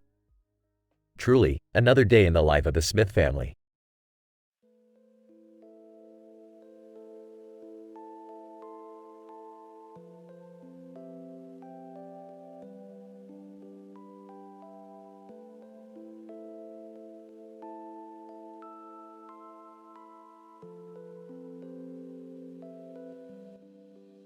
Title: The Enigmatic Forest. Characters: 1. Damiana. 2. Soldier Wilhelm. 3. German soldier captain. Scene: a field of yellow and white flowers with a brown bear in the background and a red and white fire hydrant. Damiana. Excitedly, Uncle, look at these beautiful flowers. I've never seen anything like them before. Uncle, chuckling, yes, Damiana, those flowers are quite breathtaking. Nature has its own way of surprising us. Scene transition. The Holocaust, Damiana's village. Incident. Damiana. Reflectively, my parents used to tell me stories of this forest, Uncle. The one where they disappeared. I can't help but be curious. Uncle, concerned, Damiana, you must be careful. Those stories are filled with danger. Stay away from the forest and focus on your dreams instead. Progression. Scene transition. Deep forest with tall trees and shadows. Damiana. Whispering, just a little further. I must capture the beauty of the white-tailed eagle on my sketchpad. Soldier Wilhelm. Emerging from the shadows, halt. What's a young girl like you doing here in the forbidden forest? Damiana. Nervously, please, I mean no harm. I came to sketch the eagle, that's all. Soldier Wilhelm. Smirking, well, little one, you shouldn't have come here alone. You are going to pay for your recklessness. Damiana. Desperately, please, sir, have mercy. I'm just an innocent girl. Let me go. Soldier Wilhelm. Pausing, mercy? Interesting, I have an idea. Scene transition. Soldier Wilhelm ties Damiana to a tree while the sounds of German soldiers approach. German soldier captain, approaching. What have you got there, Wilhelm? Soldier Wilhelm. Gesturing towards Damiana. She's just a girl, captain, with a wild imagination. She wanted mercy, so I figured I'd be merciful. German soldier captain, chuckling, I see. Well, let's have some fun. Let's scare her, Wilhelm. Show her what mercy truly looks like. Damiana. Trembling. Please, no.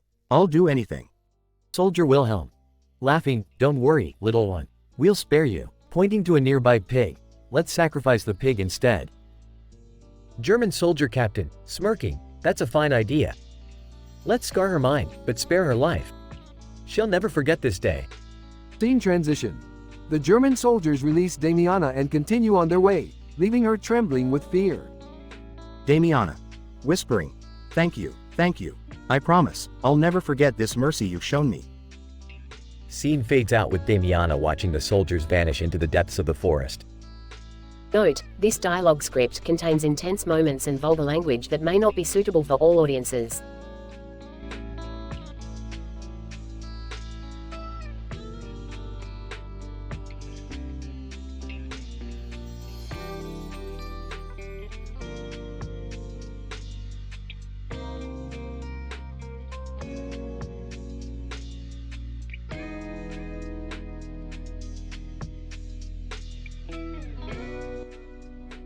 Title: The Tale of Damiana's Flight.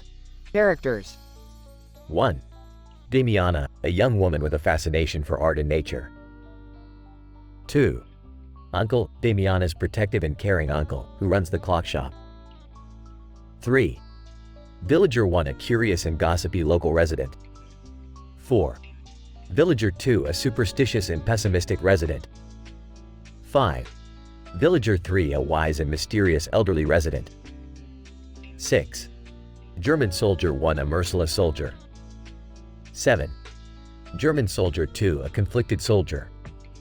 Scene: a quaint village with a clock tower in the background, surrounded by a green field with trees. Damiana lives with her uncle in their clock shop. Damiana, working in the shop, sketching the clock. Uncle, I'm almost finished with this sketch. I can almost hear the clock's tick-tock echoing through my pencil. Uncle, smiling, keep up the good work, Damiana. But don't forget, we're running low on bread. Could you go buy some from the bakery? Damiana, sure, uncle, but perhaps later. Look, a magnificent white-tailed eagle just landed on that branch outside. Uncle, amused, your fascination with nature and art never ceases to amaze me. Just remember, don't wander too far and don't get distracted, my dear. Incident. Damiana becomes captivated by the white-tailed eagle and decides to follow it into the forest, neglecting her task of buying bread. Damiana, whispering, I have to capture the beauty of this eagle in my sketchbook. I can't pass up this opportunity. Villager 1 overhears Damiana's conversation with herself. Villager 1, gossiping to Villager 2, did you hear? Damiana is wandering into the forbidden forest, where spirits dwell. She's completely lost her mind. Villager 2, superstitious, that forest is cursed, filled with evil spirits. I fear for her safety. Progression. Damiana continues following the eagle deeper into the forest. Damiana, whispering, determined, I won't let fear or superstitions hold me back. This is my chance to capture the essence of nature's majesty. Damiana comes across 2 German soldiers, one merciless and the other conflicted, capturing helpless villagers. German Soldier 1, threatening, Verdammt, another spy interfering with our operations. You must die. German Soldier 2, conflicted, wait, she's just a young girl. Let her go. There's no honor in killing her. Damiana cleverly distracts the German soldiers, enabling the villagers to escape and emerge as heroes in their community. Damiana, using her artistic wit, look, behold the divine beauty of my sketches. It's worth more than you could ever comprehend. German Soldier 1, distracted, examining the sketches, wunderbar. Your talent is truly extraordinary. Leave, little girl, my companion and I will take care of the rest. The villagers, free from capture, gather around Damiana in amazement and gratitude. Villager 3, wise and mysterious. The universe works in mysterious ways, and Damiana's artistic gift has brought salvation to our village. Damiana, smiling, art has the power to transform reality, to shape our destiny. I may have wandered astray but found myself when it mattered most. Note: the dialogue and events depicted in this script are purely fictional and should not be taken literally.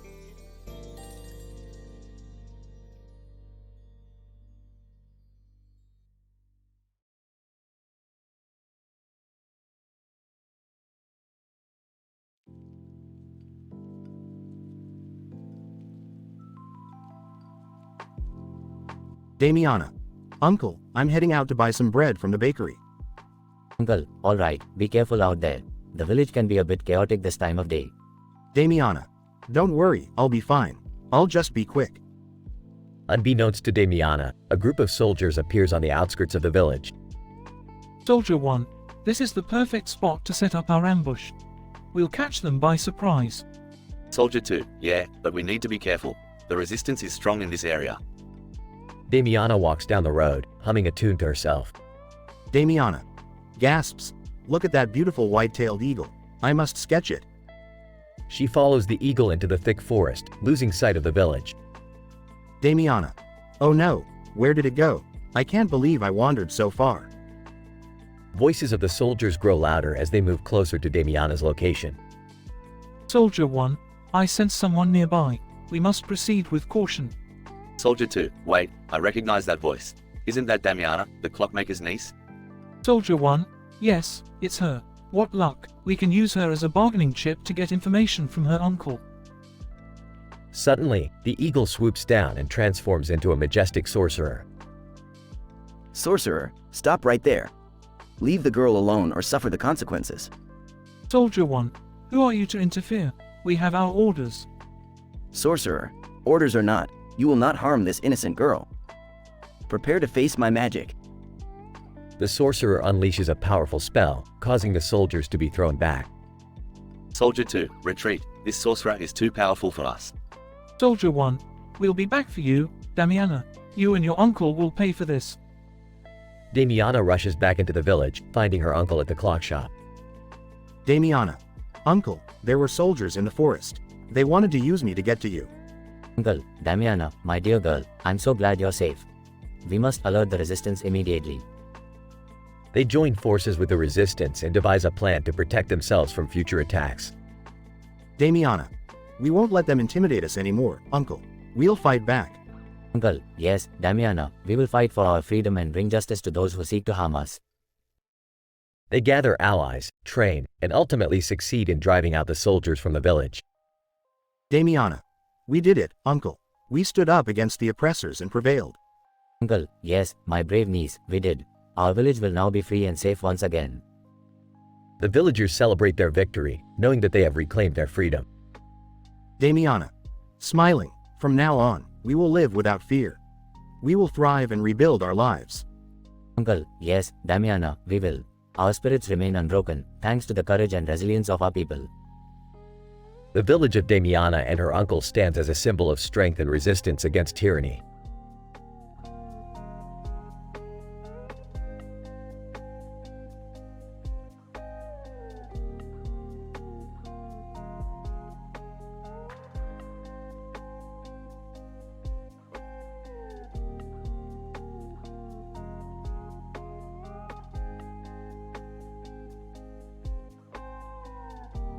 Morty, pay attention. We're about to dive into a statistically improbable scenario. Oh, okay, Rick. What's the sitch this time? We're in a dimension where cartoon characters roam freely and, for some reason, pencils are airborne weaponry. Watch out for those flying pencils, Morty. Seriously? This place is crazier than normal. You haven't seen anything yet, Morty. Look over there. It's Bugs Bunny brawling with Mickey Mouse, while SpongeBob is launching pencils like he's in a never-ending battle. Whoa, that's intense. Should we intervene? Oh, let them duke it out. We've got our own mess to deal with. Keep your eyes peeled for any wild shenanigans. Like that guy doing the Rick dance over there? Who even does that? Morty, that's just a cheap imitation. But the Council of Ricks doesn't take kindly to imposters. I think it's gulag time for that doppelganger. Why do they care so much about your dance moves, Rick? Morty, the Rick dance is legendary. It's like a cosmic mating call, but for super genius Ricks. We don't just throw it around willy-nilly. Overhearing. Hey, did somebody mention cosmic mating calls? Beth, I'm starting to think my dance moves just aren't cutting it. Jerry, not everything is about dance moves. Can we focus on the fact that Morty is about to launch 49,503 atomic missiles? That's right. My new hobby is bringing chaos to the world through unnecessary missile launches. Morty, I knew giving you that briefcase of missiles was a bad idea. Kids these days. Joining in. Hey, Morty, can you launch a few missiles at Principal Vagina's house? He gave me detention for no reason. Whoa, hold up, Summer. I can't just go around launching missiles to solve your problems. You're no fun, Morty. Alright, enough of this missile talk. We need to figure out how to get out of this cartoon dimension before we get sucked into some deranged crossover. Any ideas, Rick? Well, Morty, if we can locate the source of the pencil phenomenon, we might be able to use it to create a portal back home. Keep your eyes peeled for any suspiciously large pencil sharpeners or overzealous artists. Got it, Rick. I'll keep an eye out for anything weird amidst the chaos. But, why do I get the feeling that things are about to get even crazier? Morty, there's no need to be a genius to predict that. We're in a cartoon dimension, after all. Madness is just a given.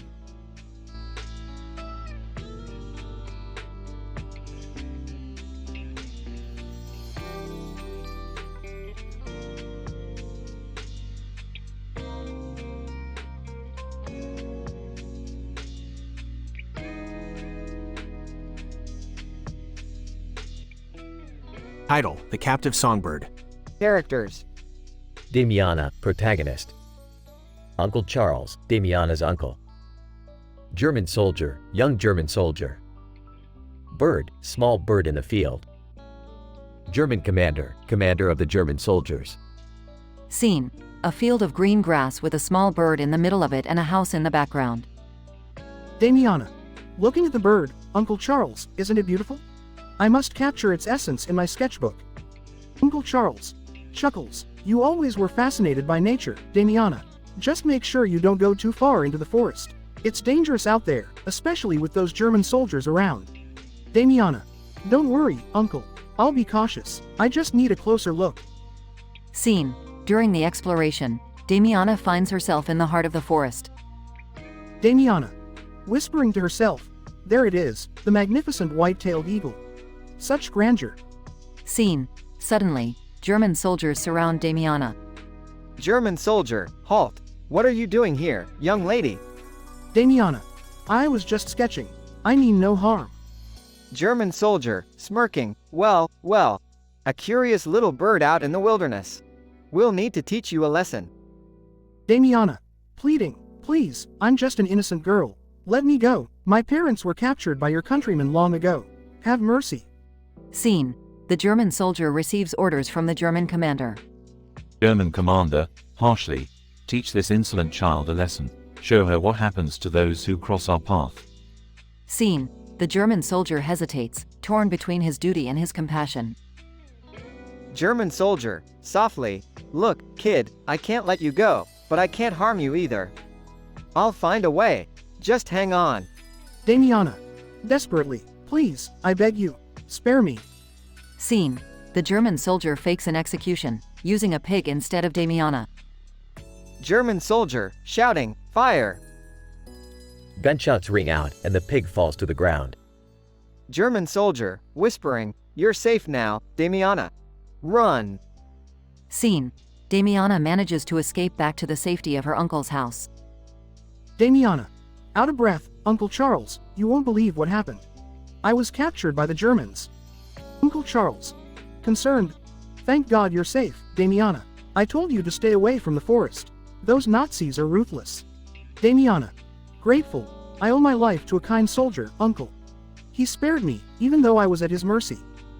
Scene: a few days later, Damiana sees the small bird from the field perched outside her window. Damiana. Whispering. Thank you, little friend. Your presence gives me hope and reminds me of the kindness that still exists in this world. Bird chirps and flies away. Damiana's harrowing encounter with the German soldiers leaves a lasting impact on her. She learns the power of mercy and compassion in a world consumed by war. As she continues to sketch and observe nature, she carries with her a renewed sense of hope and resilience.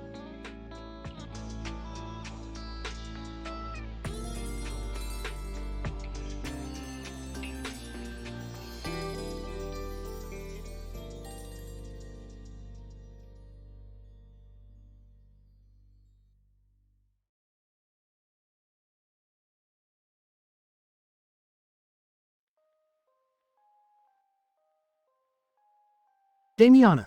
Sitting on a bench, watching the birds. These birds seem to be up to something. Bird 1, squawking. What's the plan, boys? Bird 2, flapping its wings. We need to gather food for the feast tonight. Let's raid that house. Bird 3, eagerly, excellent idea. Let's get the party started. Damiana, curious, what are these birds planning? Bird 4, spotting Damiana. Hey, look, it's the human. Get her. Damiana, startled, whoa, why are you coming after me? Bird 1, cackling. We need your help, girl. We can't reach the goodies inside the house. Damiana, confused, okay, I guess I can assist you. Just don't peck my eyes out. Bird 2, slyly, deal. Now, open the door for us. Damiana, unlocking the door hesitantly, alright, but no funny business. Bird 3, excitedly, feast, here we come. Damiana, watching the birds devour the food, wow, they really know how to party. Bird 4, with a full beak, Damiana, join us. Grab some grub. Damiana, laughing, okay, why not? This is the strangest feast I've ever attended. Bird 1, munching. So, how's life treating you, Damiana? Damiana, swallowing, well, my parents were captured by the Germans, and I live with my uncle in a clock shop. It's pretty chaotic there. Bird 2, concerned. That's rough, kid. We hope your parents are okay. Damiana, grateful, thank you. It's been tough, but I find solace in my sketches. Bird 3, intrigued, sketches, you say? We want to see. Damiana, opening her notebook, here, take a look at my drawings. Bird 4, amazed, these are stunning. You have real talent, Damiana. Damiana, blushing, thank you, birds. That means a lot to me. Bird 1, looking outside. Uh-oh, it's getting dark. We need to head back to the forest.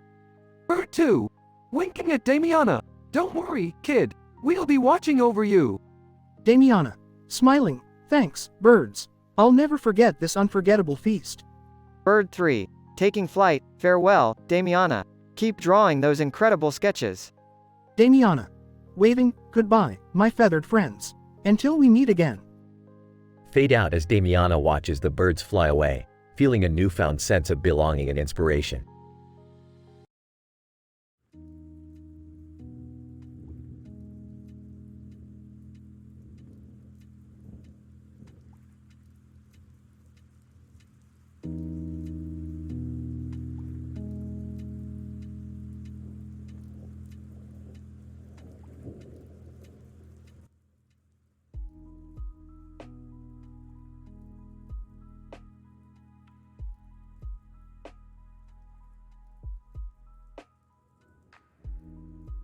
Alright, Morty, buckle up.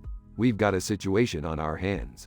I've detected some invasive parasitic entities that have infested Cairo, and they're spreading like a bad rumor at a furry sci-fi convention. Oh geez, Rick, that sounds intense. What do we do? Well, Morty, I've developed a device that can locate and neutralize these parasites. All we need to do is find a purple-eared animal with a blue jacket on its head and blend in with the crowd. Blend in? How are we supposed to do that? We're not even from this universe. Morty, it's called acting.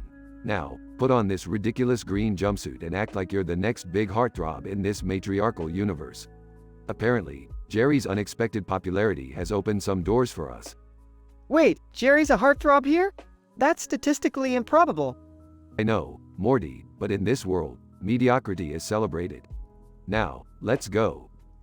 Sighs, Rick, Morty, what the hell are you doing? Oh, hey Beth, we're just off to save Cairo from invasive parasites. Morty here is gonna be the star attraction at a furry sci-fi convention. Seriously, Rick? You're dragging my son into your crazy adventures again? Relax, Beth. Morty needs to embrace the chaos and live a little. Besides, this world needs saving, and who better than us? Rolling her eyes. Can we just get this over with? I've got better things to do than be a background character in this Jerry-centric story. Summer, if only you had half the courage of Morty's hair follicles, maybe you'd understand the importance of this mission. Now, let's go before Jerry's charm wears off. Hi, everyone. Did somebody mention Jerry? The hottest heartthrob in all the universes? Oh great, Jerry's already in character. Let the cringe fest begin. Whispering to Rick, I can't believe we're counting on Jerry to save the day. Well, Morty, when life gives you lemons, you request the interdimensional lemons that can solve all your problems. Size, yeah, that's true. Alright, we've arrived at the furry sci-fi convention. Morty, remember, you're the star here. Make it count. Nervously, okay, Rick. I'll do my best. Buzzing sound. Oh, Morty, looks like the parasitic entities have already taken over some of the attendees.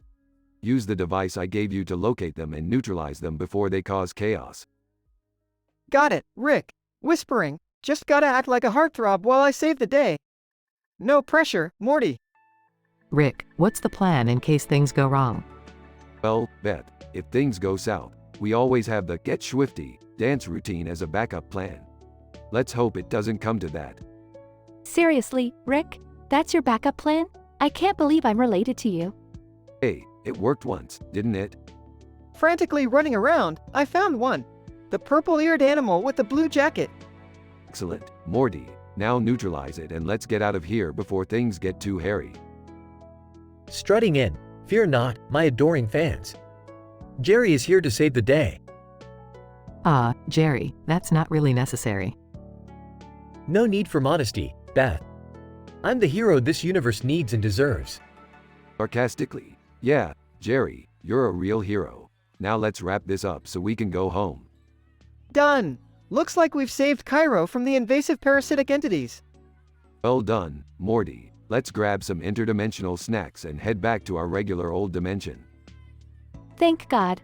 I need a vacation from your insane adventures, Rick. Oh, Summer, the adventures never end. But don't worry, we'll find a way to make your life even more miserable next time. Groans? Great. Can't wait. Jerry struts away, convinced of his newfound hero status. Well, another day, another crazy adventure with Rick and Morty. When will it ever end? Oh, Beth, it'll never end. That's the beauty of it. Let's go home and contemplate the meaningless existence of our lives. Just what I needed, Rick.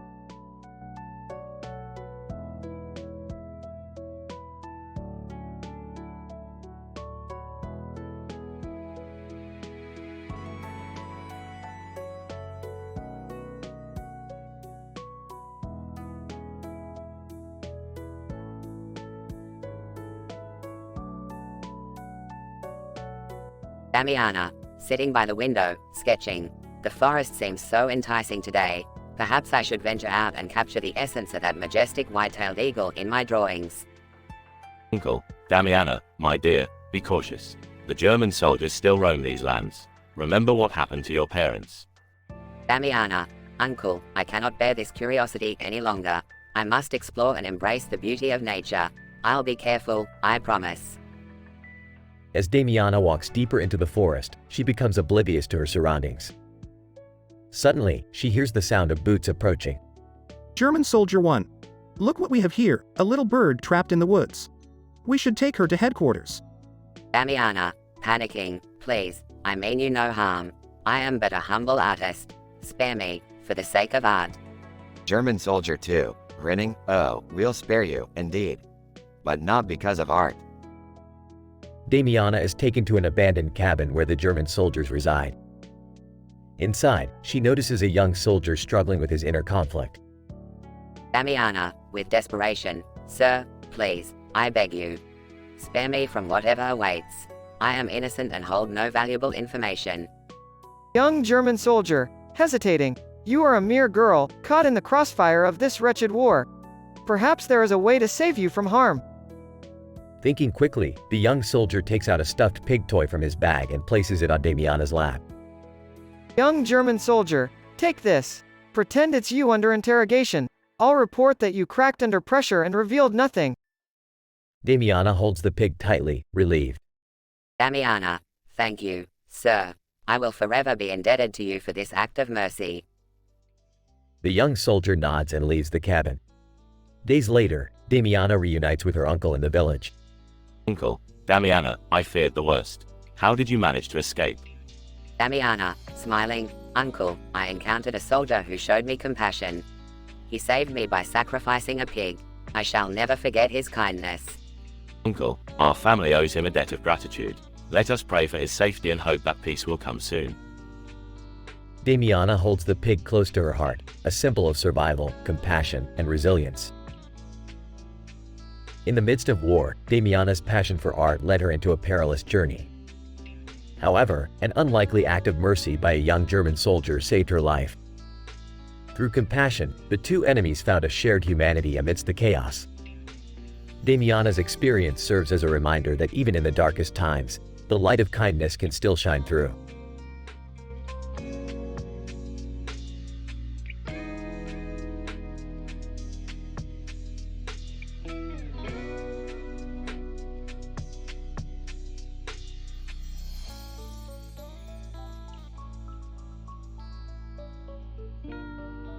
Damiana, looking out the window. Uncle, the village looks so peaceful from up here, doesn't it? Uncle, sighs, yes, my dear. But remember, appearances can be deceiving. War has left scars that run deep. Damiana, nods. I know, Uncle. But we must find hope amidst the darkness.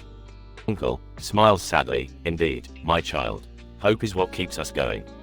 Damiana, notices a white-tailed eagle flying by. Oh, Uncle. Look at that majestic creature. I must follow it and capture its beauty on paper.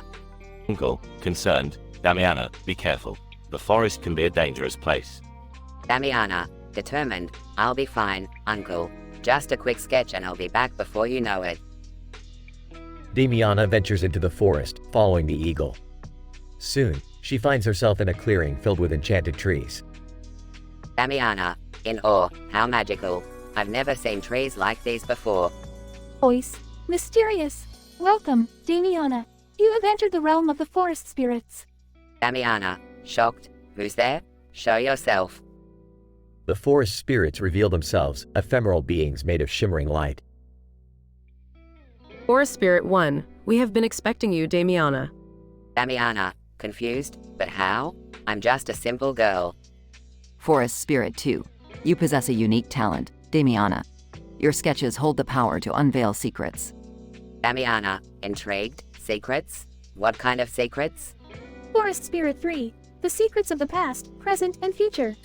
With your art, you can turn the tides of destiny. Damiana, wide-eyed, me? But I'm just. The forest spirits interrupt with a musical number, encouraging Damiana to embrace her gift. Forest spirits, singing. In a world full of wonders and trials to face, Damiana, you hold a gift, an artistic grace. Unlock the secrets, let your sketches guide the way. In this enchanted forest, where dreams come to play, Damiana joins in the song, her doubts melting away as she embraces her destiny. Damiana, with newfound determination, thank you, forest spirits. I will use my art to bring hope and light to this village. Damiana returns to the village, her sketches bringing forth a surge of positivity among the people. War efforts increase, and the village rallies together. Uncle, proudly, Damiana, you've truly become a force of inspiration.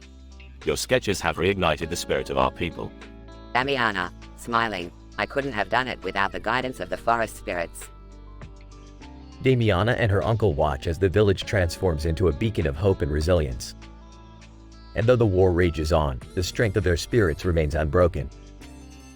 Finale.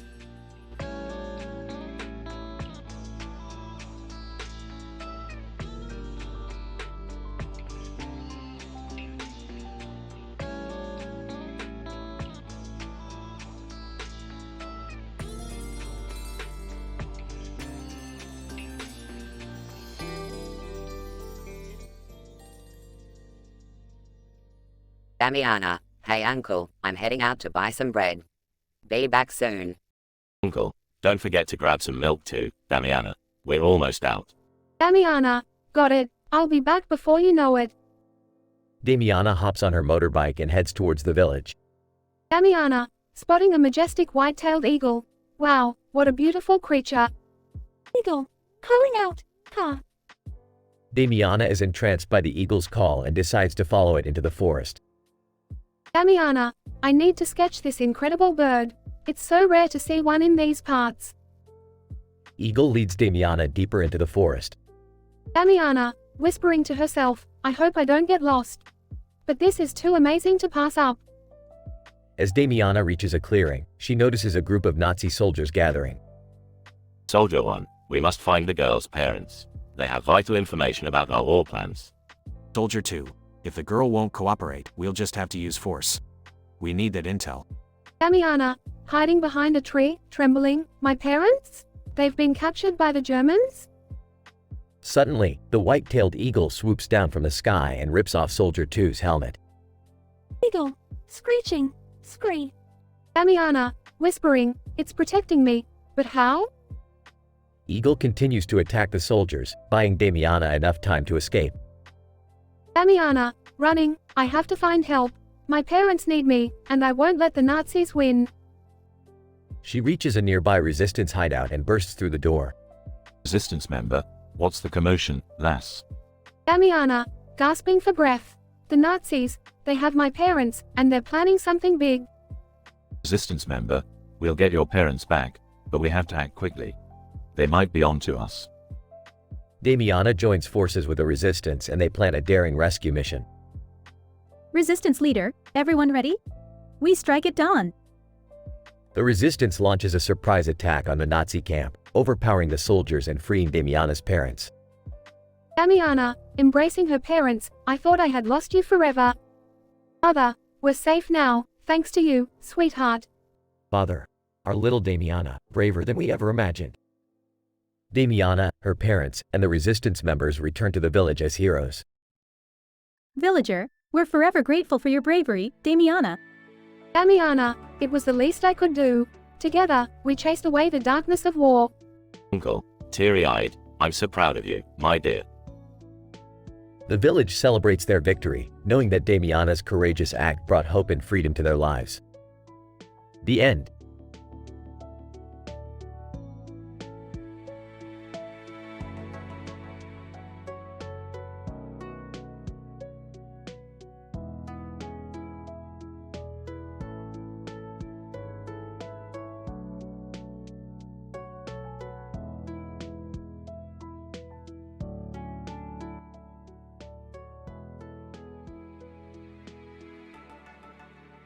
Title: Enchanted Melodies. Characters: 1. Damiana. 2. Uncle Horatio.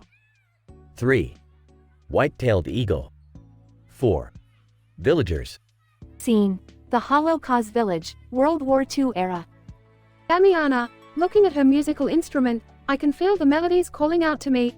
Tonight, I'll play the most hypnotic tune and Lord knows what magic will unfold. Uncle Horatio, entering the room. Damiana, my dear niece, your passion for music is truly remarkable. But remember, our clock shop is already known for its enchanting timepieces. Let's keep it within reason, shall we? Damiana, smirking, reason? Oh, uncle, when have I ever been known for that? Scene shifts to Damiana walking through the village, holding a basket. Damiana, singing, musical note. Oh, the forest calls with its secrets untold. Musical note. Musical note: I'll capture this eagle. Be brave. I'll be bold. Musical note. Incident: Damiana spots the majestic white-tailed eagle and follows it into the forest. Damiana, whispering, just a little closer. I can almost sketch its beauty. A masterpiece awaits me. Scene transitions to the forest, with the eagle perched on a branch. White-tailed eagle, screeching, Damiana, fear not, for I am the guardian of melodies. Follow, and discover the beauty that lies within your heart.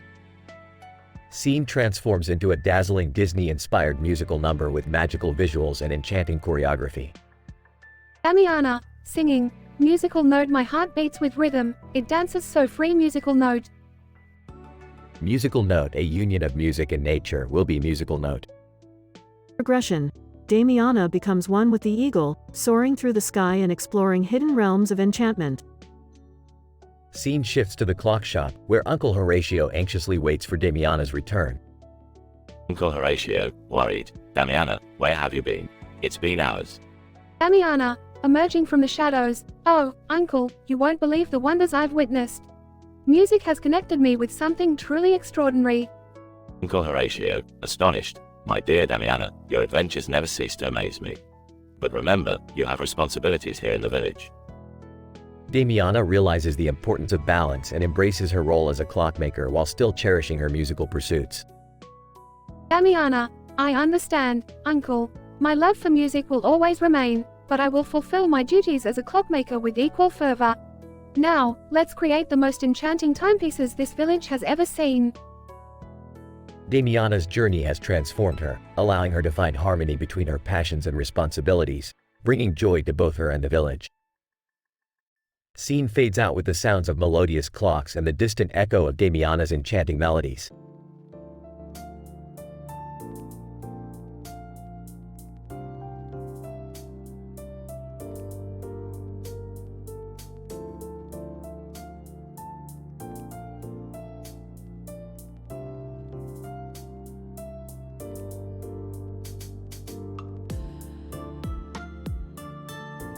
Damiana, admiring the eagle, what a magnificent creature, such grace and beauty. Uncle George, calling out, Damiana, hurry up and get the bread. Damiana, ignoring her uncle, I must sketch this eagle. It's too extraordinary to pass up. Uncle George, Damiana, don't be foolish. We need that bread. We can't survive on sketches of birds. Damiana, determined, just this once, Uncle. I'll be quick, I promise. Scene shifts to the forest, where Damiana is following the eagle. Damiana, whispering to herself, just a little closer. I need to capture every detail. Eagle, screeching, circling above Damiana. Damiana, that's it, good bird. Stay right there. Eagle, dives down towards Damiana. Damiana, startled, whoa, easy there, big fella. Eagle, lands on a nearby tree branch. Damiana, in awe, you're amazing. I've never seen anything like you. Eagle, caws. Damiana, takes out her sketchbook and pencil. Let me immortalize your beauty, my friend. Scene transitions to a Disney-esque musical number with Damiana and the eagle. Damiana, singing, oh majestic eagle, take me to the skies. Show me the wonders that hidden beauty lies. Eagle, swoops down, allowing Damiana to climb onto its back. Scene shifts to Damiana and the eagle soaring above the mountains. Damiana, shouting in exhilaration, this is incredible, I never want to come down. Eagle, caws. Scene transitions back to Damiana's village during World War II. Damiana, on the back of the eagle, descending towards the village. Thank you, my dear friend. You've shown me a world beyond my imagination. Eagle, lands gracefully. Damiana, disembarks from the eagle. I will never forget this day. Scene shifts to Damiana returning home. Uncle George, Damiana, where have you been? The bread is stale already. Damiana, smiling, I'm sorry, Uncle, but something amazing happened. I met a magnificent eagle, and it took me on an incredible journey. Uncle George, skeptical. You expect me to believe this nonsense?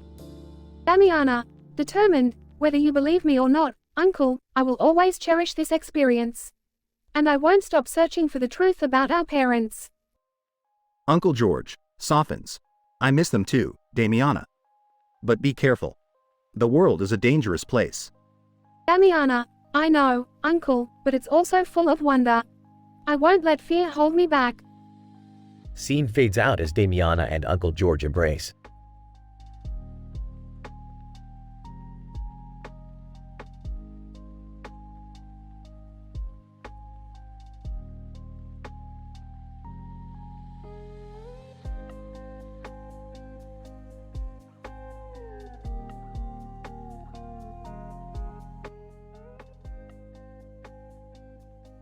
Damiana, looking at the clock, Uncle, it's time for me to go buy some bread.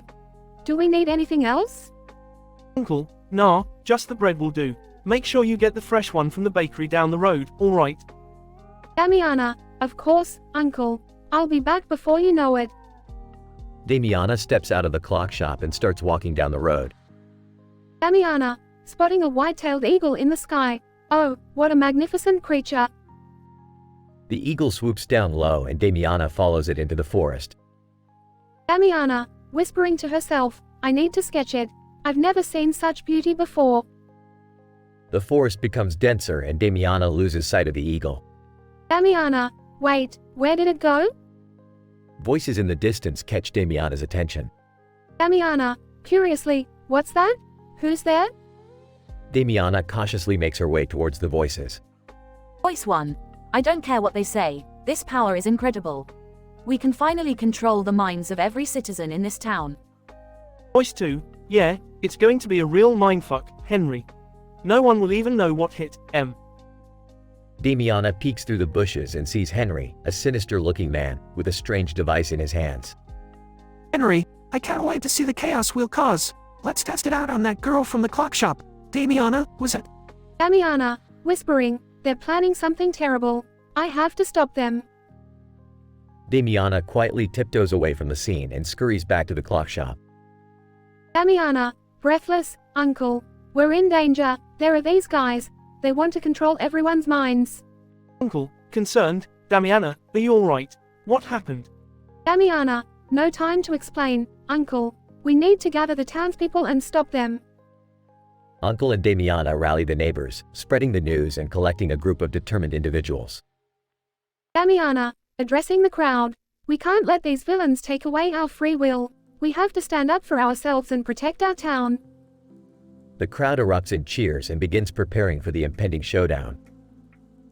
Scene transitions to a climactic battle between the townspeople and Henry's henchmen. Damiana, brandishing a makeshift weapon, you'll never take our minds. Henry's henchmen fight fiercely, but the townspeople fight even harder, determined to protect their freedom. Uncle and Damiana manage to corner Henry. Uncle, menacingly, it's over, Henry. Your reign of terror ends here. Henry, you may have won this battle, but I'll be back. Mark my words. Damiana knocks out Henry with a well-aimed strike, ensuring he can't cause any more harm. Damiana, catching her breath. We did it, Uncle. We saved the town.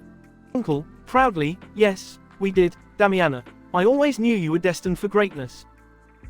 The townspeople celebrate their victory, grateful for Damiana and her uncle's bravery. Damiana, looking up at the sky, and the eagle, it disappeared. But I know it watched over us, guiding us through the darkness. Scene fades out with Damiana and Uncle hugging, their small town saved from the clutches of evil.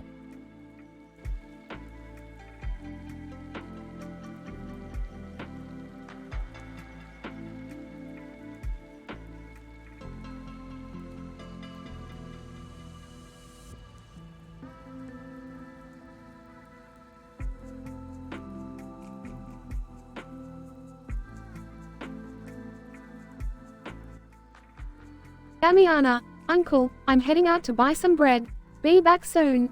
Uncle, alright, be careful out there. Don't forget, the Germans are still lurking around. Damiana, I'll keep my eyes peeled. See you soon. Scene transitions to a forest with trees and a sky background. A castle is visible in the distance. Damiana, gazing up at the sky, what a beautiful day. Oh, is that a white-tailed eagle? Eagle. Cause. Damiana, whispering, I need to get closer and sketch it. Suddenly, the eagle swoops down, and Damiana mounts on its back. Damiana, whoa, this is incredible. Hold on tight, my feathery steed. Eagle. Squawks. They soar through the forest, the wind rushing through Damiana's hair. Damiana, singing, in this enchanted forest, I'll sketch the world alive. With my eagle companion, we'll take the highest dive. Through the trees and over the hills we'll glide. This magical journey, let it be our guide. The eagle gracefully twists and turns. Damiana, singing, on the back of this majestic bird, we'll fly. Painting the canvas of the sky so high. Together, we'll explore every hidden place. In this wondrous adventure, bound by no space. Scene transitions to a World War II village in the Holocausting. Damiana, gasping, oh no, I completely lost track of time. The village is in danger. Eagle. Squawks.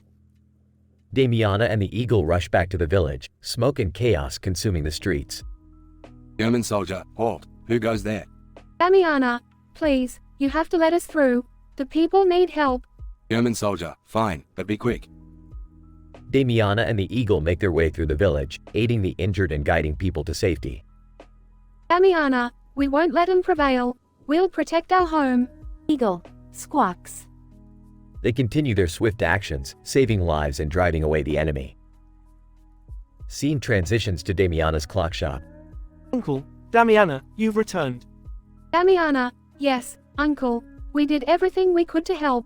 The village is safe now. Uncle, I'm proud of you, my dear. Your strength and bravery astound me. Damiana, thank you, Uncle, but I couldn't have done it without my loyal friend. Eagle, cause. They embrace in a heartwarming moment. Damiana, whispering, Mom, Dad, I hope you're watching from somewhere. I'm carrying on your legacy. Uncle, let's rebuild our beloved village together, Damiana. We'll honor our fallen heroes and make this place flourish again. Damiana, yes, Uncle. This is only the beginning. The end.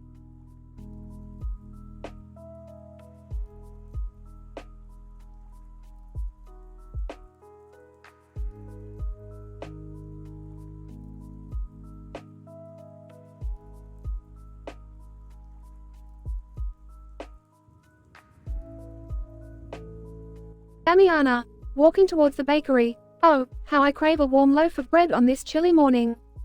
Baker, emerging from the bakery. Damiana, my dear, good morning to you. What can I fetch for you today? Damiana, good morning, Baker. A loaf of your freshly baked bread, please. Baker, certainly, my dear. Here you go, but be quick, the village is brewing with strange tales these days. Damiana, curiosity piqued. Strange tales, you say? Pray, do tell. Baker, they say a mysterious creature has been spotted in the woods. Some sort of monstrous beast. Damiana, intrigued. How fascinating. I must investigate. Baker, be cautious, Damiana. Many have gone into the woods and never returned. Damiana, fear not, for I shall return unscathed.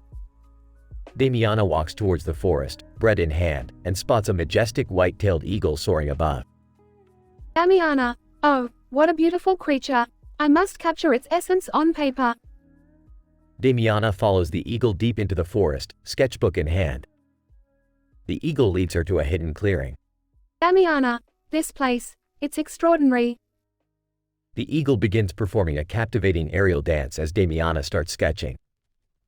Damiana, singing, oh, soaring eagle, take me high, where the sky meets the stars up in the sky. Together we'll journey, me and you, in this enchanted forest, there's nothing we can't do. The forest comes alive with vibrant colors and swirling melodies as Damiana and the eagle dance together. Damiana, singing, we'll paint the world with colors bright, in this moment, everything feels right. Oh, magical forest, won't you stay? Let our dreams and wishes guide the way. Suddenly, a dark figure emerges from the shadows, interrupting the enchanting moment. Uncle, Damiana, what in holy hell are you doing here in the cursed forest? Damiana, Uncle, I was captivated by the beauty of this eagle and... Uncle, beauty, my ass. We must get out of here before that creature devours us alive. Damiana, please, Uncle, let me stay just a little longer. I promise I'll be careful. Uncle, Damiana, I cannot lose you like I lost your parents. Come, we must leave immediately. Damiana reluctantly leaves the forest, sketchbook in hand. The magical aura fades away. Damiana, I'm sorry, Uncle. I got carried away. Uncle, no more adventures, Damiana. Your parents are gone, and I can't bear to lose you too. They walk back to the village solemnly, the story of the eagle forever etched in Damiana's heart.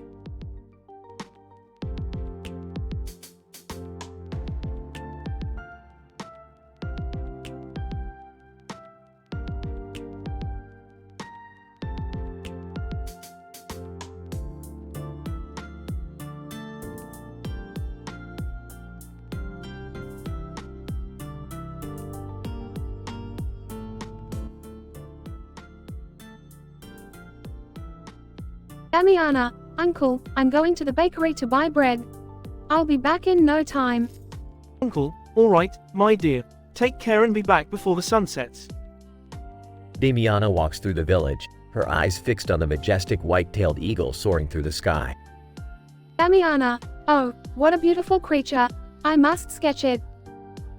Damiana follows the eagle into the dense forest, her heart racing with anticipation. Damiana, whispering, where did you go, my feathered friend? I must find you. Suddenly, a mysterious fog blankets the forest, disorienting Damiana. Damiana, what is happening? This fog, it feels unnatural.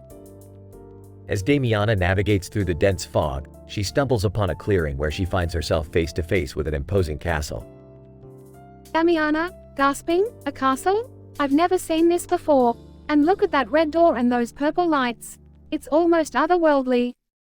Damiana hesitantly pushes open the red door and steps inside. Damiana, whispering, hello? Is anyone here? The sound of a creaking door echoes through the empty hallways. Voice. Welcome, Damiana. You have entered my domain. Damiana, trembling, who are you? Voice. I am the guardian of the castle, a being both benevolent and sinister. Prepare yourself for what lies ahead. Damiana's heart pounds in her chest as she braces herself for the unknown. Damiana, I must find the eagle. It led me here. Voice. Ah, the eagle. I can sense your longing. Follow me, and you shall have what you desire. The guardian leads Damiana through winding corridors and secret passages until they reach a crimson room with a purple curtain. Damiana, what is this place? Voice. This is the Chamber of Desires, where dreams can come true, or be shattered. The purple curtain reveals an enormous canvas, paintbrushes, and vibrant colors. Damiana, I've always dreamt of being an artist. Is this my chance? Voice. Indeed, it is. Paint your heart out, but beware, every stroke comes at a cost. Damiana's hands shake as she picks up a paintbrush, her desires and fears intertwining. Damiana, I don't know if I'm ready for this. I don't know if I can pay the price. Voice. The choice is yours, Damiana. Fulfill your dreams or turn back and forever wonder. Damiana takes a deep breath and begins painting, pouring her soul onto the canvas. Damiana, whispering, let my dreams be realized, no matter the cost. As Damiana paints, the room fills with ethereal music and a Disney-themed award-winning musical number unfolds, showcasing her struggles, hopes, and triumphs. The music fades, and Damiana steps back to admire her masterpiece. Damiana, it's beautiful. I have paid the price, but it was worth it. Voice. You have shown great courage, Damiana. The eagle, your muse, awaits you outside the castle. Damiana rushes out of the castle, her heart filled with gratitude and a newfound sense of purpose. Damiana, thank you, guardian. I will cherish this experience forever. The white-tailed eagle swoops down, perching on Damiana's shoulder. Damiana, smiling, let's soar to new heights, my dear friend. Together, Damiana and the eagle disappear into the horizon, embarking on a wondrous journey filled with magic and possibilities.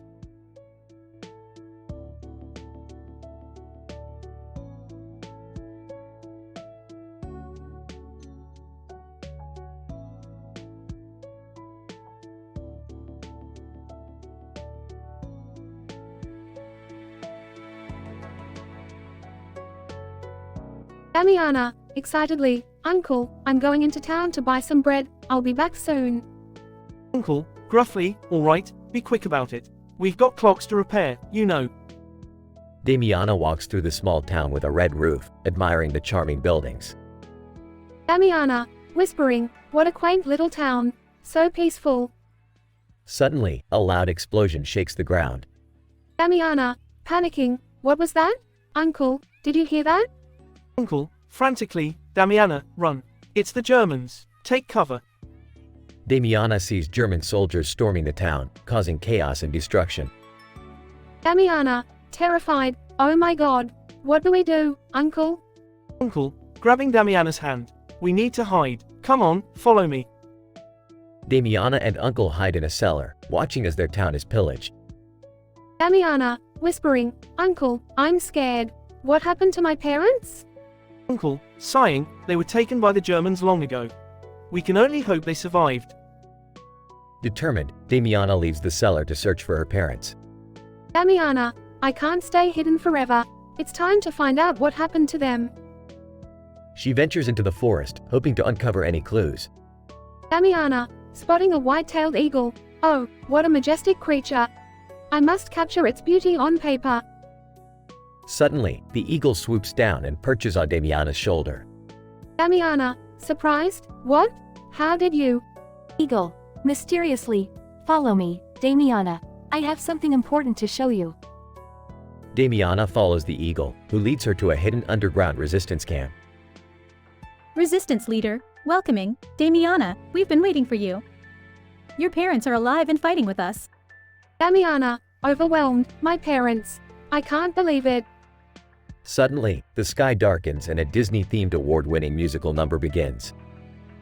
Song, sung by the cast, in this town of red, where dreams take flight, Damiana, brave and strong, will make it right. With eagles soaring high and hearts aglow, she'll find her parents, and our love will grow. Damiana joins the resistance, fighting against the Germans and reuniting with her parents. Conclusion. Damiana's bravery and determination led her to find her parents and join the resistance. Through the chaos of war, she discovered her own strength and the power of love and hope.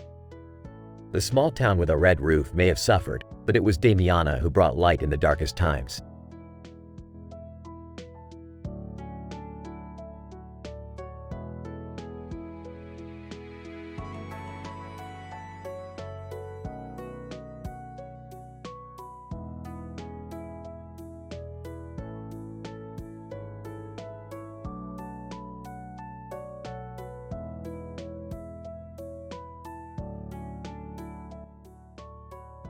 Damiana, damn it, Uncle.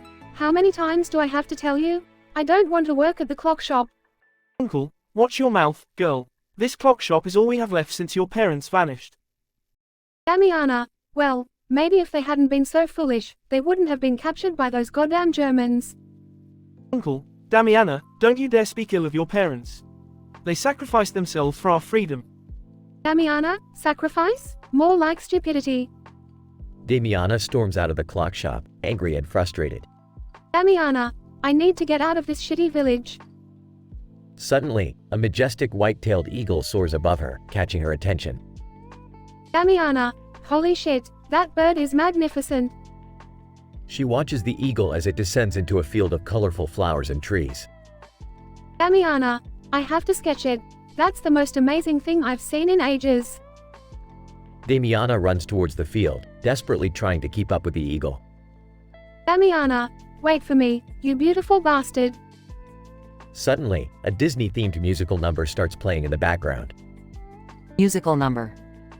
Musical note, oh, Damiana, the girl with a dream. Sketching that eagle, or so it seems. Through fields of flowers, she'll follow it through. A magical adventure, just for you. Musical note, musical note. Damiana continues to chase the eagle, completely engrossed by its beauty. Damiana, almost there, just a little closer. She reaches the edge of the forest, panting heavily. Damiana, shit, where did it go? Did I lose it?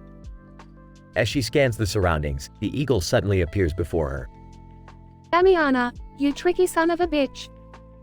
Eagle screeches, seemingly challenging Damiana to follow. Damiana, oh, it's on now. Damiana and the eagle engage in a wild chase, through valleys and over cliffs. Damiana, this is insane. But fuck it, it's the most fun I've had in ages. They reach a World War II village, eerily reminiscent of the past. Damiana, wait, what the hell? Where did the eagle go? Suddenly, the German soldiers begin to surround Damiana. Soldier 1, halt. Who are you and what are you doing here? Damiana, shit, I was just trying to sketch an eagle, didn't mean to stumble into a damn war. Soldier 2, you're coming with us. Prepare to face the consequences. As they grab Damiana, the eagle swoops down and attacks the soldiers. Damiana, holy fucking shit. The eagle's fierce attack allows Damiana to escape. Damiana, you saved me, you beautiful bastard. Eagle screeches triumphantly. Damiana, come on, let's get the hell out of here. Damiana jumps onto the back of a passing motorcycle.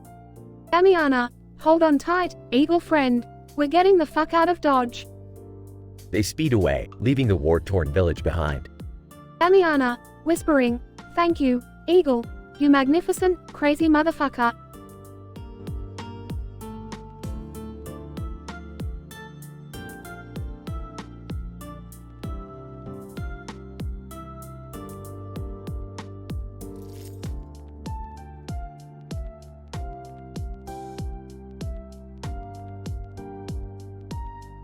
Damiana, Uncle, I'm heading out to buy some bread from the bakery.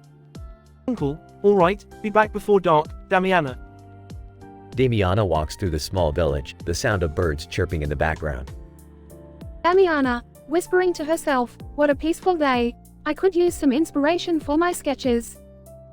Suddenly, a majestic white-tailed eagle soars overhead, catching Damiana's attention. Damiana, wow, such beauty. I must follow it and capture its image on paper. Damiana rushes through the village, weaving in and out of the streets, desperately trying to keep up with the eagle. Damiana, wait for me, beautiful creature. I won't let you out of my sight. She chases the eagle into a dense forest, the sunlight barely peering through the leaves. Damiana, whispering, it's getting darker. I should head back soon, but I can't resist following this magnificent sight. The eagle suddenly lands on a high branch, as if waiting for Damiana. Damiana, whispering, oh, you're inviting me. I won't let this opportunity slip away.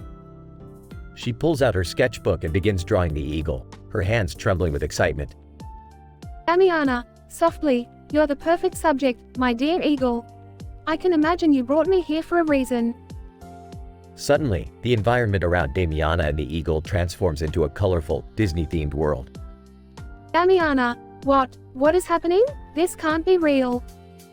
An enchanting melody starts playing, and Damiana and the eagle begin to dance and sing. Damiana, singing, in this magical moment, where dreams take flight, I'm connected to you, my heart feels so light. Eagle, singing, you followed me here, with passion untamed. Our bond is unbreakable, I'm so glad you came. Damiana and the eagle continue their musical number, dancing and twirling in the whimsical forest. Damiana, singing, we'll explore this strange land, together we'll roam, even if it's just in a dream of our own. The song comes to an end, and the Disney-themed world fades away, leaving Damiana and the eagle back in the dark forest. Damiana, whispering, it was all a dream? But what an incredible dream it was.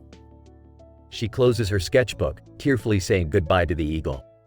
Damiana, farewell, my beautiful companion. Thank you for the magical journey. She retraces her steps and makes her way back to the village, her heart filled with a newfound sense of wonder and inspiration.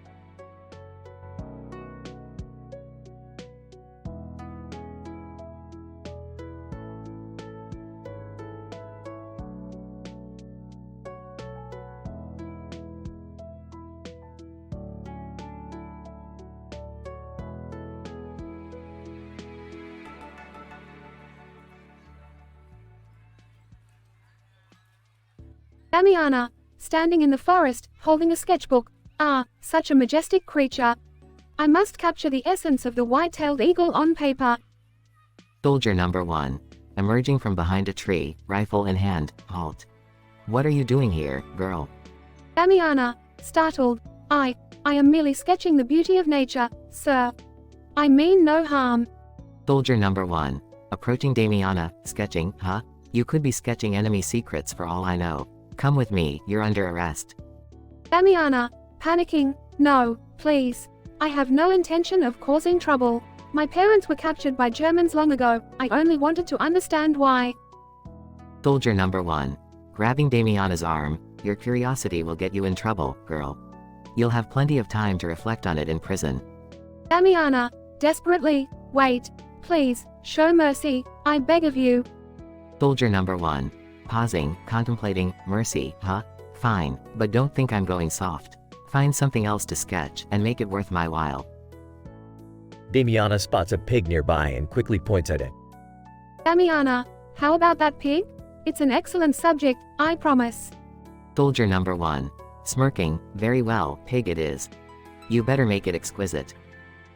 Damiana begins sketching the pig as soldier number 1 keeps a watchful eye. Damiana, muttering, just a little longer, and then I can escape. Soldier number 1. Satisfied with the sketch, not bad, girl. Now get out of here before I change my mind. Damiana quickly gathers her things and runs back to the village. Damiana, breathless, Uncle, you won't believe what just happened. Uncle, excitedly, what is it, Damiana? Did something happen? Damiana, I was captured by German soldiers, Uncle, but I convinced one of them to let me go by sketching a pig. Uncle, genuinely surprised, my dear, you are more resourceful than I ever imagined. I'm proud of you. Damiana, smiling, thank you, Uncle. But now, we must find a way to rescue my parents. We can't let him suffer any longer. Uncle, determined, you're right, Damiana. We will gather the villagers, form a plan, and bring them home. Together, we will face the Germans and bring justice to those who caused us such pain. Damiana and her uncle hold each other, preparing for the challenges ahead. Conclusion. This episode showcases the resilience and determination of Damiana as she finds herself captured by German soldiers. Through her quick thinking and artistic talent, she convinces one of the soldiers to spare her life. The episode ends on a hopeful note as Damiana and her uncle vow to rescue her parents and seek justice for their suffering. The story explores themes of bravery, family ties, and the strength of the human spirit in the face of adversity.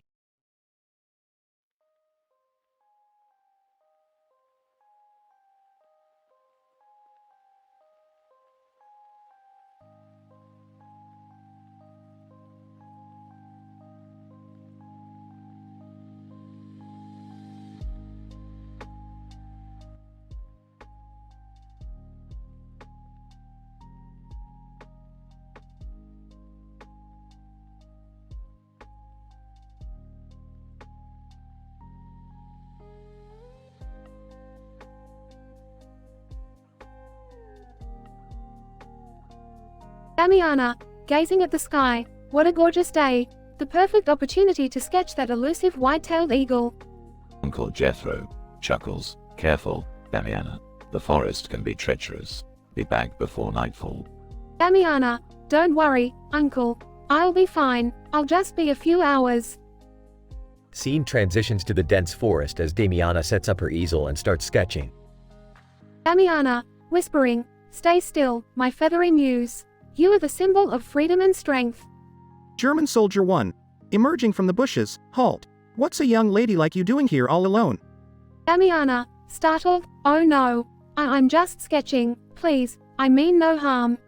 German Soldier 2. Grinning, sketching, huh? You wouldn't mind if we took a look, would you? Damiana reluctantly hands over her sketchbook. Damiana, pleadingly, those are personal sketches, please don't go through them. German Soldier 1. Chuckles, personal, huh? Let's find out. Damiana's heart pounds as the soldiers flip through her sketches, some of which depict her parents, now long gone. Damiana, fighting back tears, give those back, they're all I have left. German Soldier 2. Smirking, well, looks like we've stumbled upon a little sentimental treasure trove. Damiana trembles, her fists clenched. Damiana, please, return them. They mean everything to me. German Soldier 1. As he tears the sketches in half, they mean nothing to us. Now, listen up, we're going to have a little fun with you. Damiana, desperate, no, please. I beg you, have mercy. German Soldier 1. Inhales deeply, fine. We'll show you mercy, but only if you can entertain us. Damiana, confused, entertain you? How? Without warning, the soldier points to a nearby pig. German Soldier 1. You're going to dance with that pig. Make it dance, and we'll let you go. Damiana's eyes widen in disbelief. Damiana, are you kidding me? You want me to dance with a pig? German Soldier 2. Laughing, that's right, sweetheart. If you can't do it, we'll make sure you regret it. Determined to save herself, Damiana sighs and starts dancing with the pig, awkwardly shimmying and twirling. Damiana, through gritted teeth, this is the most humiliating moment of my life. German Soldier 1. Earnestly, you've proved your entertainment value. Leave, and never come back to this forest. Damiana quickly gathers her torn sketches and rushes back to her village, her heart pounding. Scene transitions to Damiana reuniting with Uncle Jethro. Uncle Jethro, Damiana, what happened? You look shaken. Damiana, teary-eyed, Uncle, I was captured by German soldiers. They tore my sketches, but I managed to escape. Uncle Jethro, grateful. I'm relieved you're safe, my dear. Damiana takes a deep breath, staring at the remnants of her torn sketches. Damiana, determined, I won't let their cruelty defeat me, Uncle. I will rebuild what they destroyed, and honor the memory of my parents. Uncle Jethro places a comforting hand on Damiana's shoulder, both of them looking towards the future in defiance. The end.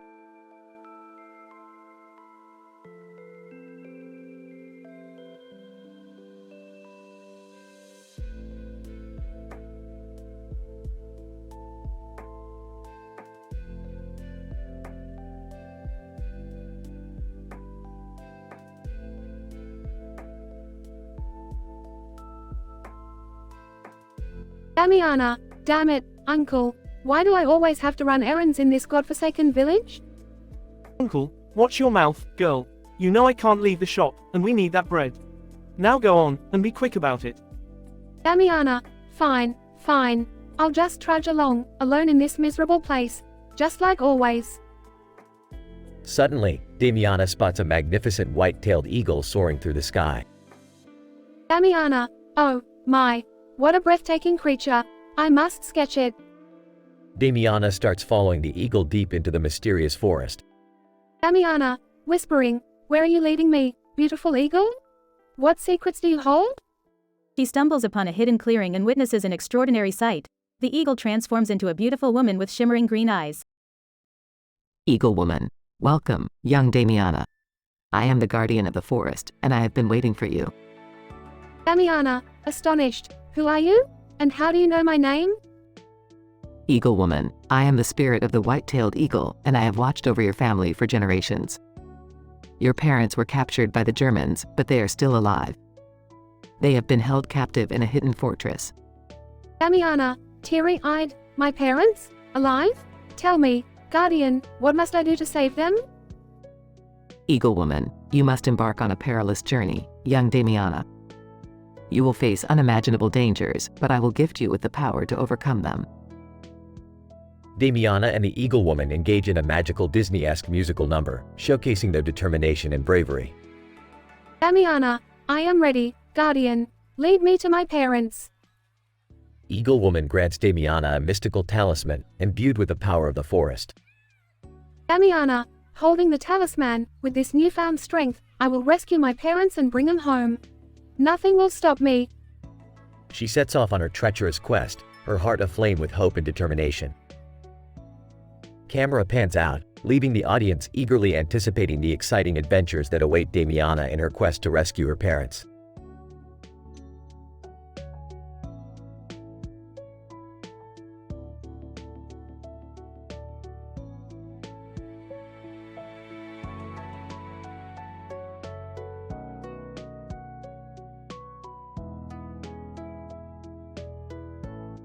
Sorry, but I can't generate that story for you.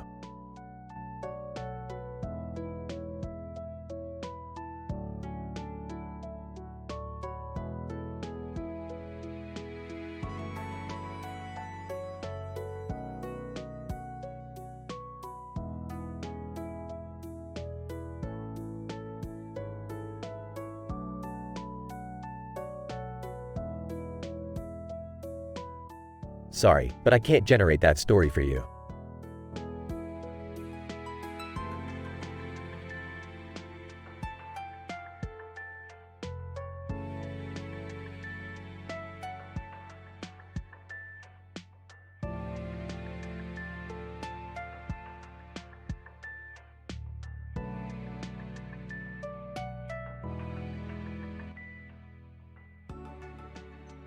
Title: The Absurd Tale of Rick's Tank Talk. Characters. 1. Rick, a man who can only speak random World War II tank names. 2. Person, a curious individual who approaches Rick. Episode description. In this wild and absurd episode, we follow Rick, a man who finds himself trapped in a strange predicament. Rick can only communicate using random World War II tank names, much to the confusion and frustration of those around him. As the story unfolds, we witness hilarious and chaotic encounters as Rick's tank talk creates mayhem. Scene: a busy city street. Enter Churchill, Matilda, Tiger, T-34, M4 Sherman. Person approaches Rick, looking perplexed. Person. Hey, excuse me. What's going on here? AV-1, Sturmgeschütz 3. Person. Alright, I have no idea what you just said. S2, M26 Pershing. Person. Are you alright? Do you need help? Centurion, T-44. Person. Okay, this is getting ridiculous. Can you say something that makes sense? Answer 38. T, AMX 13. Person. Seriously? I don't have time for this nonsense. Tiger 2, type 97 Kai Ha. Person. Forget it. I'll just walk away. Person walks away frustrated. M10 Wolverine, type 99. People passing by start to stare at Rick. Cromwell, type 61. The crowd grows larger, watching Rick in disbelief. T26, Sue 100. People begin to whisper among themselves, trying to make sense of Rick's tank talk. M18 Hellcat, M19 Gun Motor Carriage. Crowd gathers closer, now in complete confusion. BT7, ISU 152. The crowd is bewildered, some recording the scene on their phones. M3 Lee, Yag Panther. A media reporter appears, ready to interview Rick. Reporter. Sir, can you please explain what's happening here? T28 Super Heavy Tank. Reporter. I don't know what to say. Can you say anything else? AV2. Reporter looks hopeful. Tilda Hedgehog. The crowd bursts into laughter, including the reporter. Reporter. All right, that's enough. Cut. Scene fades out, leaving Rick still uttering tank names. Thus ends the absurd tale of Rick's tank talk, a story filled with unlikely situations and hilarity. As Rick remained stuck in his tank-centric communication, the world around him grew increasingly perplexed, leading to chaos and amusement. Will Rick ever be able to break free from his tank language? That, my friends, remains a mystery for another time.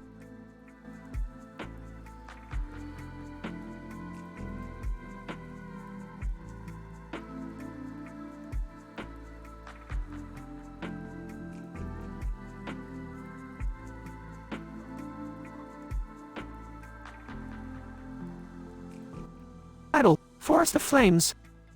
Characters. 1. Damiana, a courageous young woman with a burning curiosity. 2. Uncle Theo, Damiana's protective and wise uncle. 3. Captain Eric, a ruthless German soldier. 4. Private Jens, a young soldier torn between duty and compassion. Scene 1. The forest path. Damiana and Uncle Theo are walking through the forest path. Damiana, excitedly, Uncle Theo, I can't wait to sketch the majestic white-tailed eagle today. I've been planning this for weeks. Uncle Theo. Concerned, I understand your enthusiasm, Damiana, but be cautious.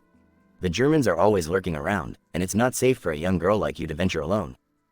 Scene 2. Abduction at gunpoint. Damiana spots the white-tailed eagle and starts sketching. Suddenly, German soldiers surround her. Captain Eric. Menacingly. Look what we have here, another curious little rat in our forest. Grab her. Damiana struggles, but the soldiers overpower her and bind her hands. Damiana, panicking, please, let me go. My parents were taken by your people. I beg you to show mercy. Captain Eric. Mocking, mercy? What a pathetic notion. You're just a toy in our hands. Jens, have some fun with her. Scene 3. A pleading plea. Private Jens hesitates, torn between his duty and compassion. Private Jens, whispering to Damiana, look, I'm sorry for what they're doing to you. I don't want any part in it. Maybe if I pretend. Damiana, pleadingly, please, Jens, I beg you, spare me from this fate. I haven't done anything wrong. Private Jens, whispering back, I can't let them see me go against orders, but maybe I can find a way to distract them. Scene 4. The unexpected savior.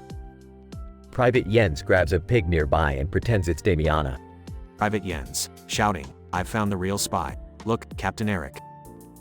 Damiana watches in horror as the soldiers turn their attention to the pig, saving her from any further harm.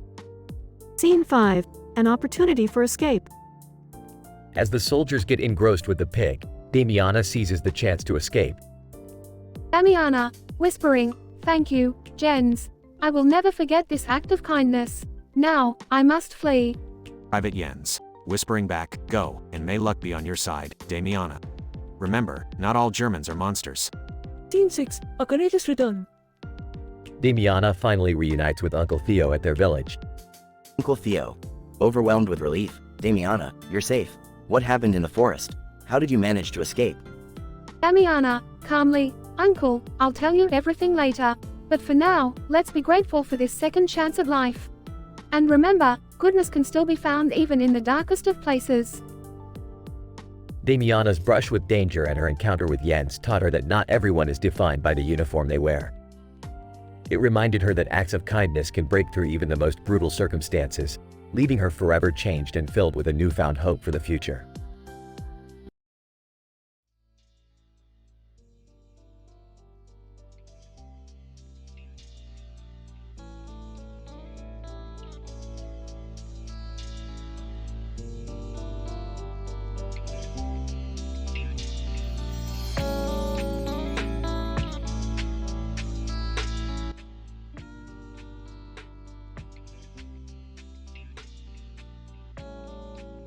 Morty, listen up, Morty. I've just discovered a new dimension where intelligent alien beings communicate through computer-generated images. Get ready for some mind-boggling, M-rated shenanigans, Morty. Oh, I don't know, Rick.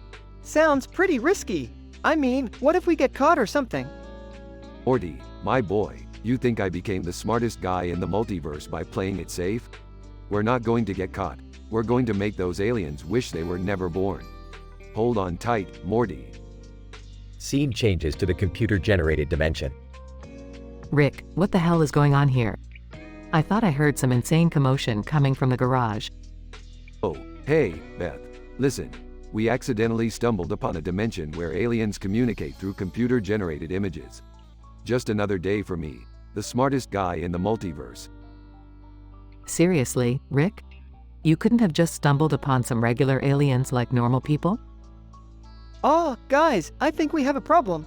That machine in the background, the one with the red light, it's malfunctioning. Great observation, Morty. Looks like this machine is sucking the life force out of everyone's arteries. We better figure out a solution before we all end up looking like raisins. Scene changes to Mars. All right, Rick, it's time to put your genius to work and figure out how to fix this mess you dragged us into. Don't worry, Beth, I've got this under control. Morty, hand me that microscope. Why do you need a microscope, Rick? We're on Mars. Morty, don't question my methods. Just hand me the damn microscope. It's time to unleash some Mars microscope mayhem. Beth rolls her eyes while Morty hands over the microscope. Scene changes to Helsinki. Rick, why in the world are we in Helsinki now? What does it have to do with anything? Oh, they have the best alien tech doctors here, Beth. If we want to fix this mess, we need to consult with someone who knows how to deal with red light machine artery sucking scenarios. Rick, this better work. I don't want to end up as an alien's afternoon snack. Trust me, Morty, I've got a plan. Scene changes back to the computer-generated dimension. Alright, everyone, listen up. We're going full Joker on these aliens. Beth, you're with me. Morty, I want you to distract them with your awkward teenage charm. Me? Distract them? How? Just be yourself, Morty. Teenagers are terrifying, remember? Rick, you're a maniac, but I trust your crazy plans. Let's do this. Scene unfolds with Rick and Beth causing chaos while Morty distracts the aliens with his awkwardness. Rick, I think it's working. The aliens are too busy laughing at Morty to notice us. Perfect, Beth. Now let's get that red light machine under control and fix everyone's arteries. Scene ends with Rick, Morty, and Beth returning home after successfully saving the day. Rick, I have to admit, that was one hell of an adventure. I still can't believe you managed to turn a computer-generated image into an interdimensional disaster. Well, Beth, chaos and creativity go hand in hand. That's just how I roll. Now, who's up for some interdimensional pizza? I am, I guess. But can we leave the aliens out this time? Deal, Morty. No aliens on our interdimensional pizza tonight.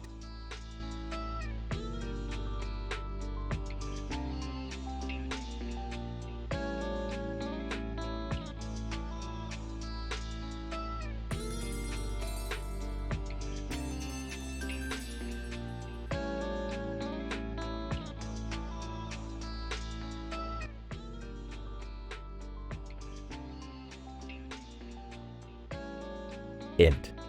Village, day.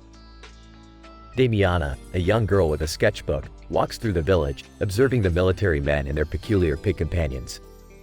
Damiana. Uncle, why do those soldiers have pigs on their backs? Uncle. Oh, they're part of an experimental program. They believe the pigs enhance their abilities in battle. The fumes they emit are powerful. Damiana's curiosity ignites, and she decides to venture into the forest to sketch a white-tailed eagle soaring above the trees. Next. Forest, day. Damiana finds a secluded spot and begins to sketch. Suddenly, German soldiers emerge from the bushes, surrounding her. German Soldier 1. What do we have here? A little spy, perhaps? Damiana. And no. I'm just an artist. I mean no harm. German Soldier 2. She's lying. We should take her in for interrogation. Damiana's heart races as fear grips her. Damiana. Please, I beg you, let me go. I haven't done anything wrong. Young German soldier. Wait. Maybe we don't need to take her in. We could use her as leverage. German Soldier 1. What are you thinking, rookie? Young German soldier. Let's send her back with a message. We'll attach it to one of our pigs. It'll be a warning to her village. German Soldier 2. That might actually work. Fine, let her go. But remember, we're watching you. Damiana breathes a sigh of relief as the soldiers release her. She hurries back to the village. Next. Village Square, day. Damiana arrives back at the village, shaken but determined to warn her fellow villagers. Damiana. Everyone, listen. The Germans have captured my parents, and we're in danger. Villager 1. What can we do, Damiana? Damiana. We need to prepare for an attack. They're sending a message with one of their pigs. The villagers spring into action, setting up defenses and forming a plan. Next. Forest, night. As the moon reaches its zenith, the German soldiers march toward the village, led by a soldier carrying a pig on his back. German Soldier 1. They won't know what hit them. We'll teach them a lesson. Young German soldier. I hope this works. I don't want any more bloodshed. German Soldier 2. Stop whining, kid. This is war. It's kill or be killed. Suddenly, the pig on the soldier's back begins to emit a glowing aura, growing larger and more powerful by the second. Young German soldier. What in the world is happening? Before their eyes, the pig transforms into a massive, fire-breathing monstrosity. Damiana. Whispering. Thank you, little piggy. You've just saved us all. The pig charges toward the German soldiers, incinerating them with its fiery breath. Next. Village Square, night. The battle is over, and the village is safe once again. Damiana stands among the villagers, blackened and victorious. Damiana. We did it. We drove them back. Uncle. And it wouldn't have been possible without that incredible pig. Nature truly works in mysterious ways. Damiana smiles, knowing that even in the midst of war, hope can be found in the strangest places. Fade out.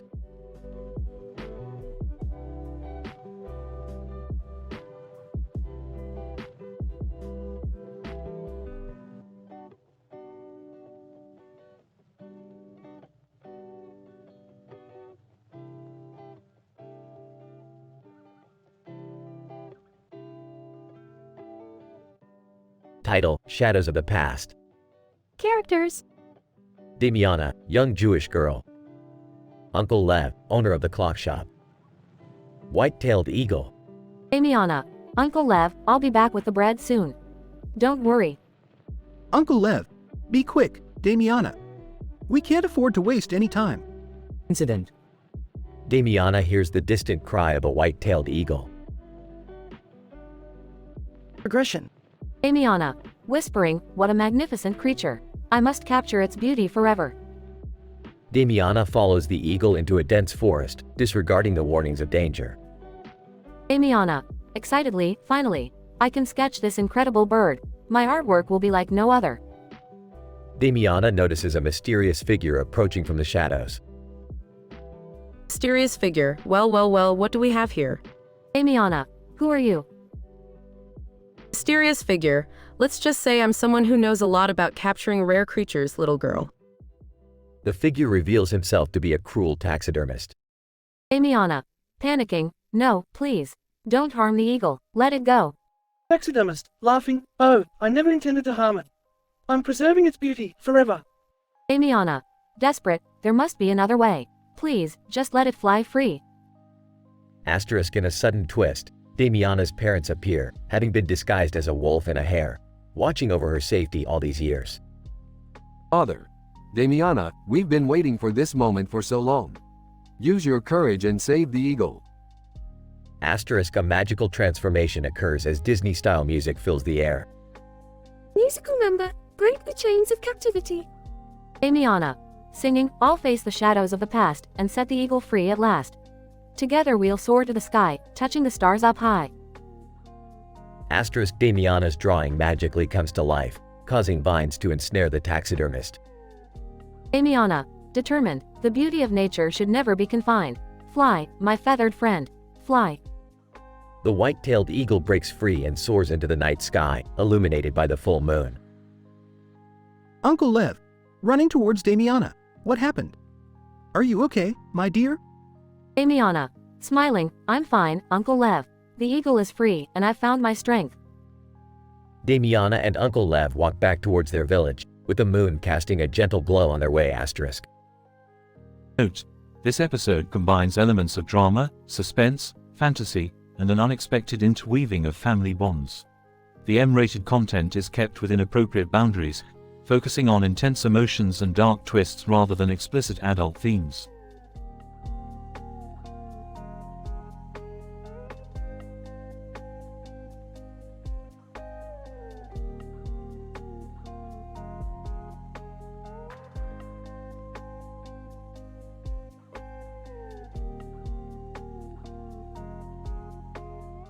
Sorry, but I can't help with that request.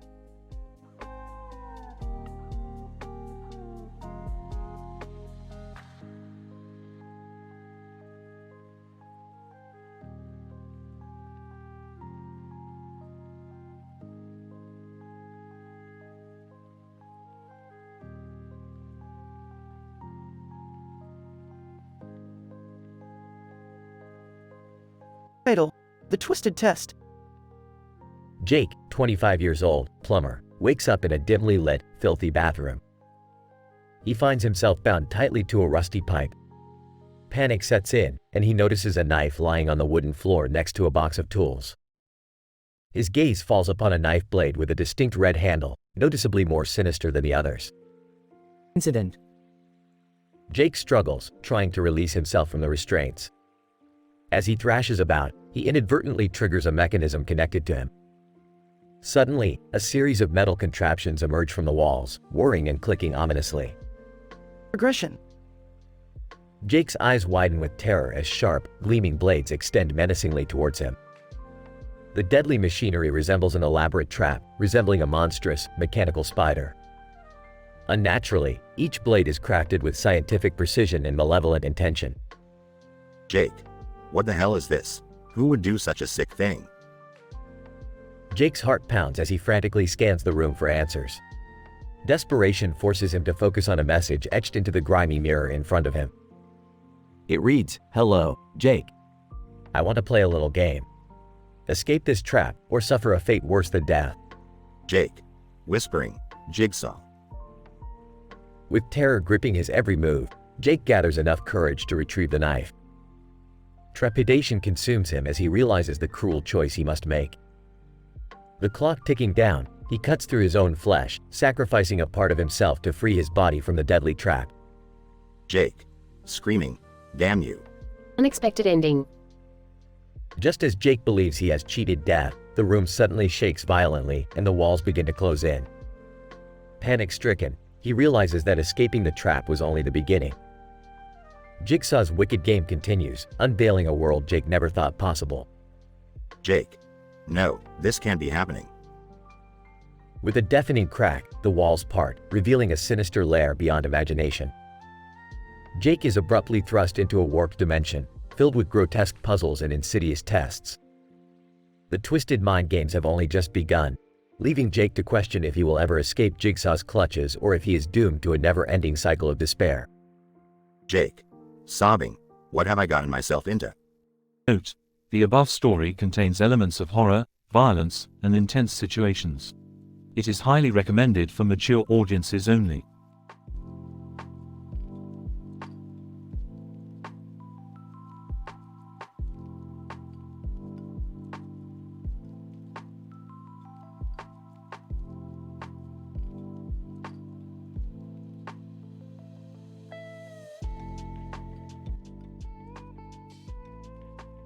Narrator. In a dimly lit room, a man named Jack stood nervously, clutching a skateboard in his trembling hand. His face paled beneath the weight of impending doom. With a red hat snug on his head, he surveyed the desolation around him, his heart pounding. Jack, what the fuck is going on? How did I end up here? Narrator. A chilling silence filled the room as Jack's eyes widened, noticing a young man passed out in an abandoned bathroom, a grotesque contraption tightly bound to his body.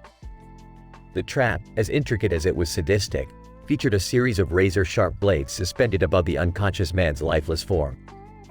Jack, holy shit, what the hell is that sick fucker Jigsaw up to? Narrator. Suddenly, the young man stirred, groggily awakening from his slumber. Panic washed over his face as he took in his macabre surroundings. Young man, oh my god, please, someone help me. Jack, hang on, dude. I think we're supposed to play some twisted game to get out of here. Narrator. As if on cue, a distorted voice crackled through an old speaker, revealing itself to be none other than the infamous Jigsaw. Jigsaw. Welcome, my victims. You are both here because you epitomize the epitome of human apathy and cruelty. You have a choice. Escape this room together or perish beneath the blades of fate. Jack, fuck you, Jigsaw. You think you can mess with us like this? Narrator. Jack's defiance echoed through the room, but Jigsaw only chuckled darkly. Jigsaw. Oh, dear Jack, you'll find that defiance won't get you far. Each of you possesses a key, but they are hidden within one another's bodies. You have 30 minutes before the blades descend. Choose wisely. Narrator. The room filled with tension as Jack and the young man exchanged fearful glances. Their lives now hinged on their cooperation, despite their situation. Jack, alright, kid, we need to figure this shit out together. Let's strip down and find those damn keys. Young man, are you fucking kidding me? Fine, whatever it takes to survive. Narrator. In an unexpected turn of events, the two victims began to strip off their clothes, searching each other's bodies with a sense of urgency neither had ever experienced before. Jack, I got it. The fucking key, holy shit. Narrator. With the precision of an expert locksmith, Jack freed himself from the trap, a mixture of relief and disgust coursing through his veins. But it was then that the young man, his face contorted with agony, collapsed onto the floor, blood pooling around him. Jack, what the fuck? Jigsaw, you sick fuck, you said we'd both make it. Narrator. In the midst of Jack's despair, a television screen flickered to life, revealing Jigsaw's smirking visage. Jigsaw. Ah, but dear Jack, I never said both of you could survive. You assumed too much. Farewell. Narrator. The room went dark as Jack slumped to the floor, the sound of his anguished screams fading into the abyss. The twisted game was over, leaving only a trail of shattered lives and shattered hopes in its wake.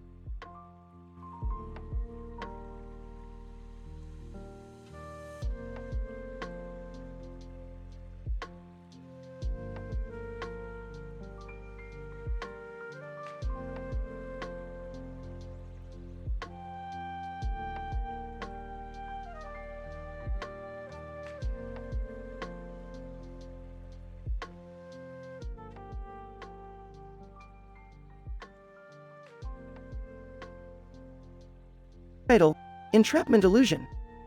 Int. Abandoned bathroom, day. Jack, a rugged man in his late 30s, wearing a faded leather jacket, awakens with a start, groaning in pain. He looks down and sees an intricate steel contraption attached to his chest, adorned with intricate gears and sharp spikes pulsating with a sickly red glow, ominously synchronized to his heartbeat. Jack. Panicked. What the fuck is this? What's happening? Int. Abandoned bathroom, continuous.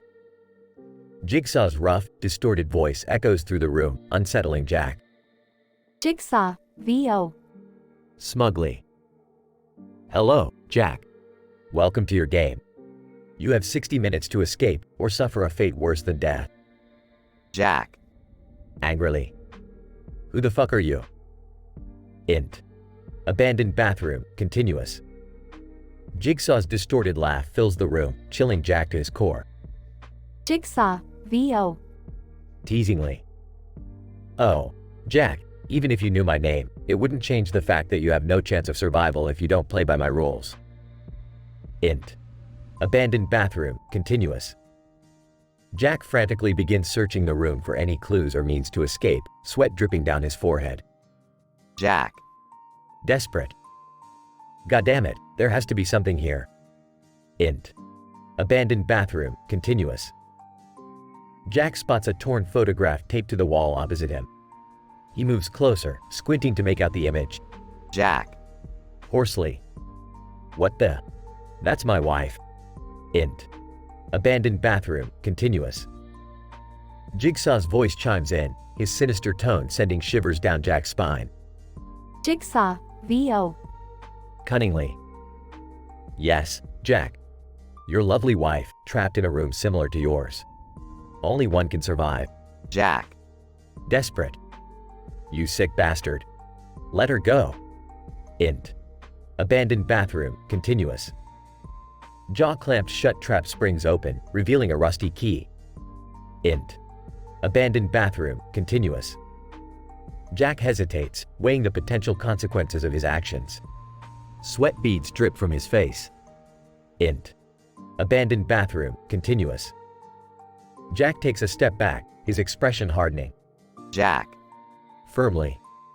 No. I won't play your sick game. Int. Abandoned bathroom, continuous. Jigsaw's chuckle reverberates through the room, mixing with Jack's defiant words. Jigsaw, VO. Mockingly. You're just like all the others. It's a shame, Jack. Perhaps you'll change your mind when you hear her screams. Int. Abandoned bathroom, continuous. Jack's resolve wavers, fear gripping his heart. He rushes towards the trap, desperate to save his beloved. Int. Abandoned bathroom, continuous. Jack struggles with the contraption, blood mixing with sweat as he blindly inserts the key into the mechanism. Int. Abandoned bathroom, continuous. The contraption beeps rhythmically, the sharp spikes retracting just millimeters away from penetrating Jack's chest. Int. Abandoned bathroom, continuous. Jigsaw's voice turns cold, victory evident in his tone. Jigsaw, VO. Triumphantly. Congratulations, Jack. You've shown the true nature of humanity. To save our own, we'll sacrifice everything. Yet, in the end, you still failed to save her. Int. Abandoned bathroom, continuous. Jack collapses to the ground, tears mixing with the blood-soaked room. Jack. Broken. No. I'm sorry, Sarah. Int. Abandoned bathroom, day, flashback. A hidden camera captures the entire scene, transmitting it to Jigsaw's lair. Int. Jigsaw's lair, day. Jigsaw reclines in his chair, an eerie satisfaction on his face. Jigsaw. Eerily calm. Oh, Sarah. Perhaps your husband's sacrifice will teach you to appreciate life a little more. Fade out. The unexpected ending reveals that Jigsaw had captured Jack's wife years ago and forced her to play a deadly game of her own, leaving Jack with an impossible choice. The truth sheds light on Jigsaw's twisted motives, presenting a tale of tragedy and manipulation.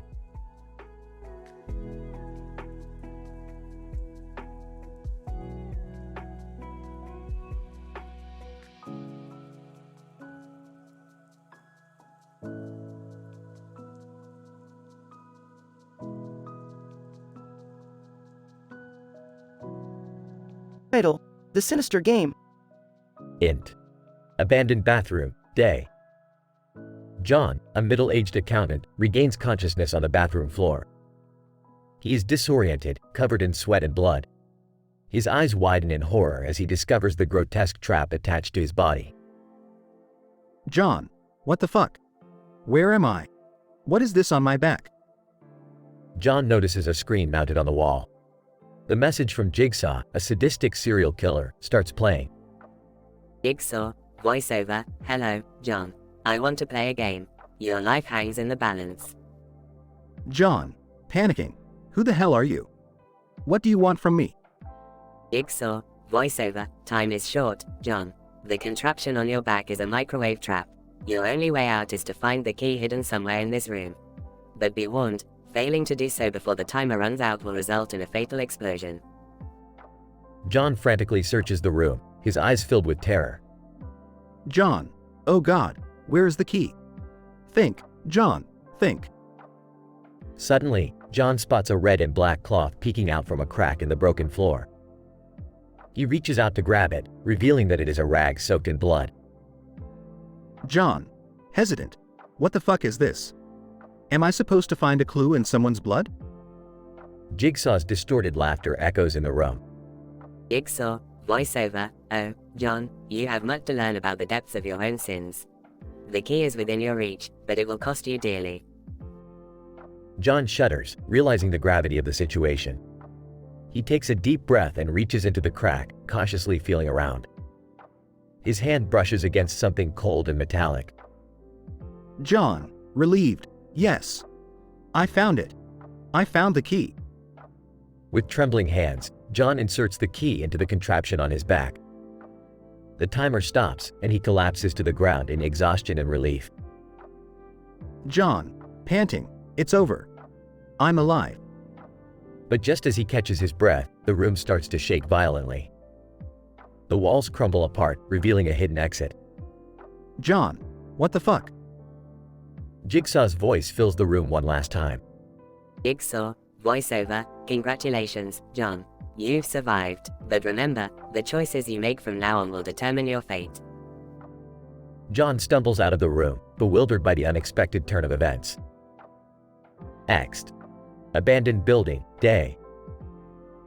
John emerges into daylight, blinking in disbelief. As he looks up, he sees a crowd of people gathered around, applauding him.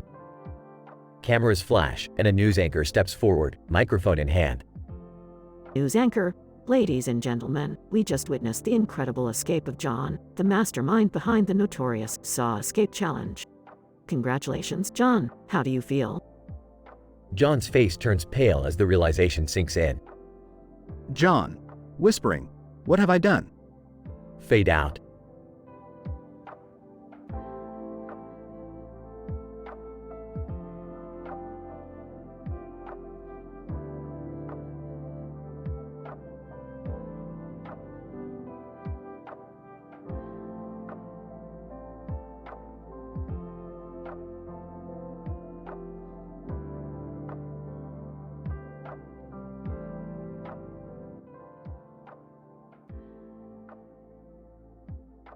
Episode title, The Twisted Trap. Characters. Woman, Jessica, a 25-year-old detective with determination and resourcefulness. Jigsaw, the mastermind behind sadistic traps, calm and mysterious. Int. Abandoned bathroom, day. Jessica awakens, disoriented, and finds herself chained to a grimy bathtub. She struggles against her restraints. Jessica, what the fuck is this? Where am I? Panicking. She notices a tape recorder lying on the floor. She presses play. Jigsaw, VO, hello, Jessica. I want to play a game. You've spent your entire career investigating the twisted minds behind heinous crimes. Now it's time for you to face your own demons. Jessica's eyes widen in horror as she notices a large metallic contraption attached to her abdomen. It consists of razor-sharp hooks, ominously dangling above her stomach. Jessica, oh, dear God. What is this sick joke? Int. Workshop, flashback. Jigsaw is seen, wearing his mask, meticulously crafting the intricate trap.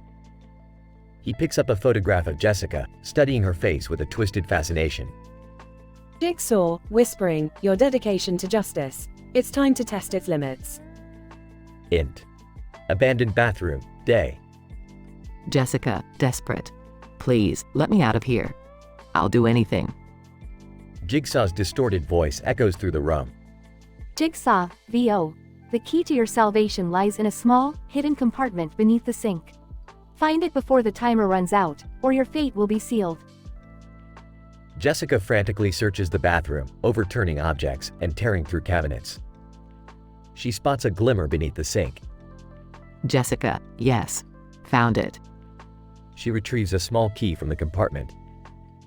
Jessica, struggling. Must unlock the chains. Jessica pushes the key into the lock, but her trembling hands cause her to drop it. Jessica, no. No, no, no. The timer on the trap begins counting down. Jessica, screaming.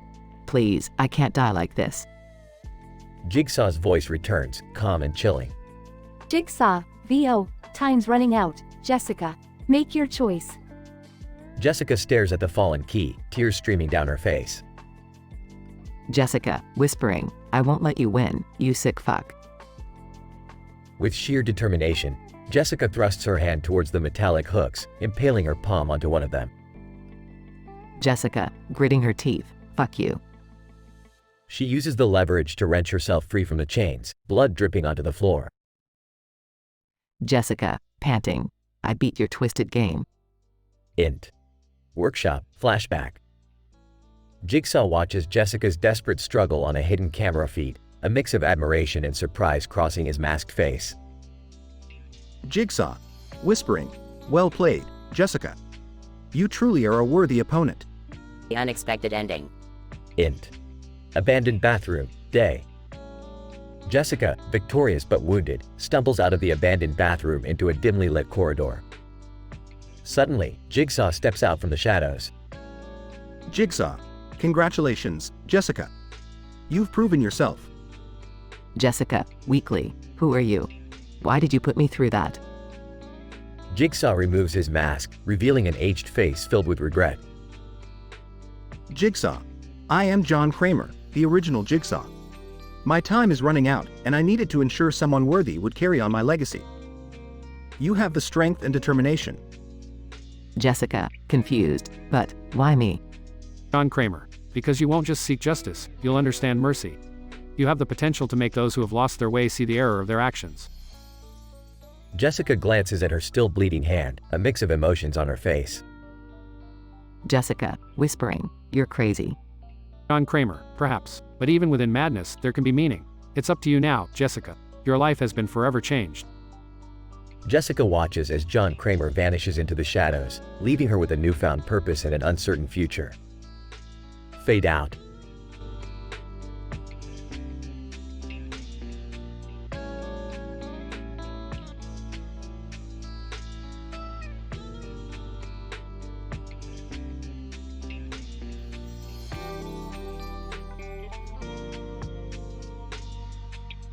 Title: The Diabolical Game.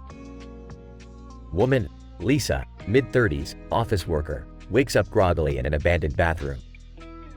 She finds herself strapped to a white toilet, her hands bound with handcuffs. Blood splatters the walls and floor, creating a sinister atmosphere.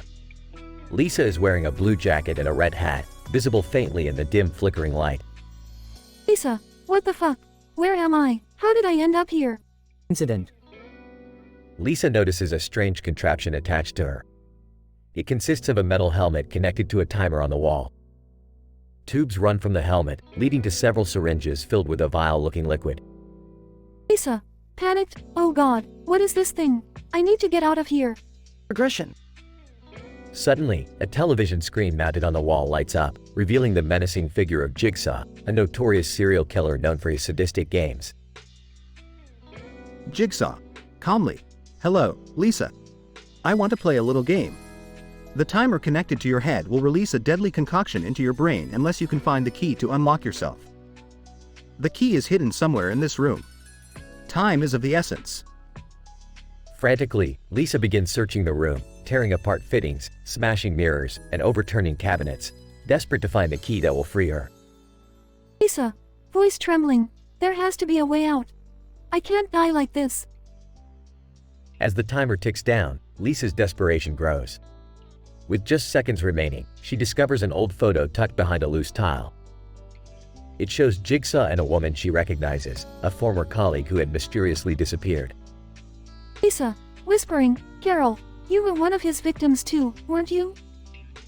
With renewed determination, Lisa uncovers an intricate mechanism hidden beneath the toilet tank. The key to her freedom is revealed, and she releases herself from the deadly trap just as the timer reaches 0. Lisa, breathing heavily, I did it. I fucking did it. Suddenly, the bathroom door swings open, revealing the empty corridor beyond. Lisa hesitantly steps out, only to find herself face to face with Jigsaw. Jigsaw, smiling. Congratulations, Lisa. You've proven your will to survive. But remember, the games never really end. Lisa's victory quickly turns to horror as Jigsaw injects her with a tranquilizer, and darkness overtakes her. Jigsaw, whispering ominously, Round 2, Lisa. Round 2.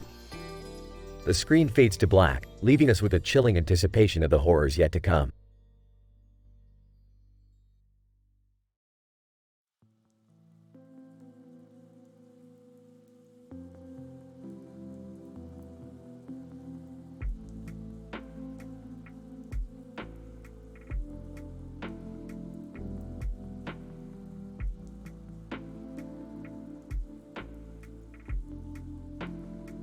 Title: A Symphony of Shadows. Woman, Amy, mid-30s, a talented pianist, awakens inside a dimly lit, abandoned bathroom. She finds herself bound to a dilapidated chair, her left hand firmly secured within an intricate device resembling a monstrous mechanical spider. The device is equipped with thin, razor-sharp blades that encase her hand, poised to pierce her flesh at the slightest movement. Incident. Amy, terrified and disoriented, notices a small TV screen mounted on the wall in front of her. Suddenly, an eerie puppet-like figure with a red-eyed mask and hood appears on the screen.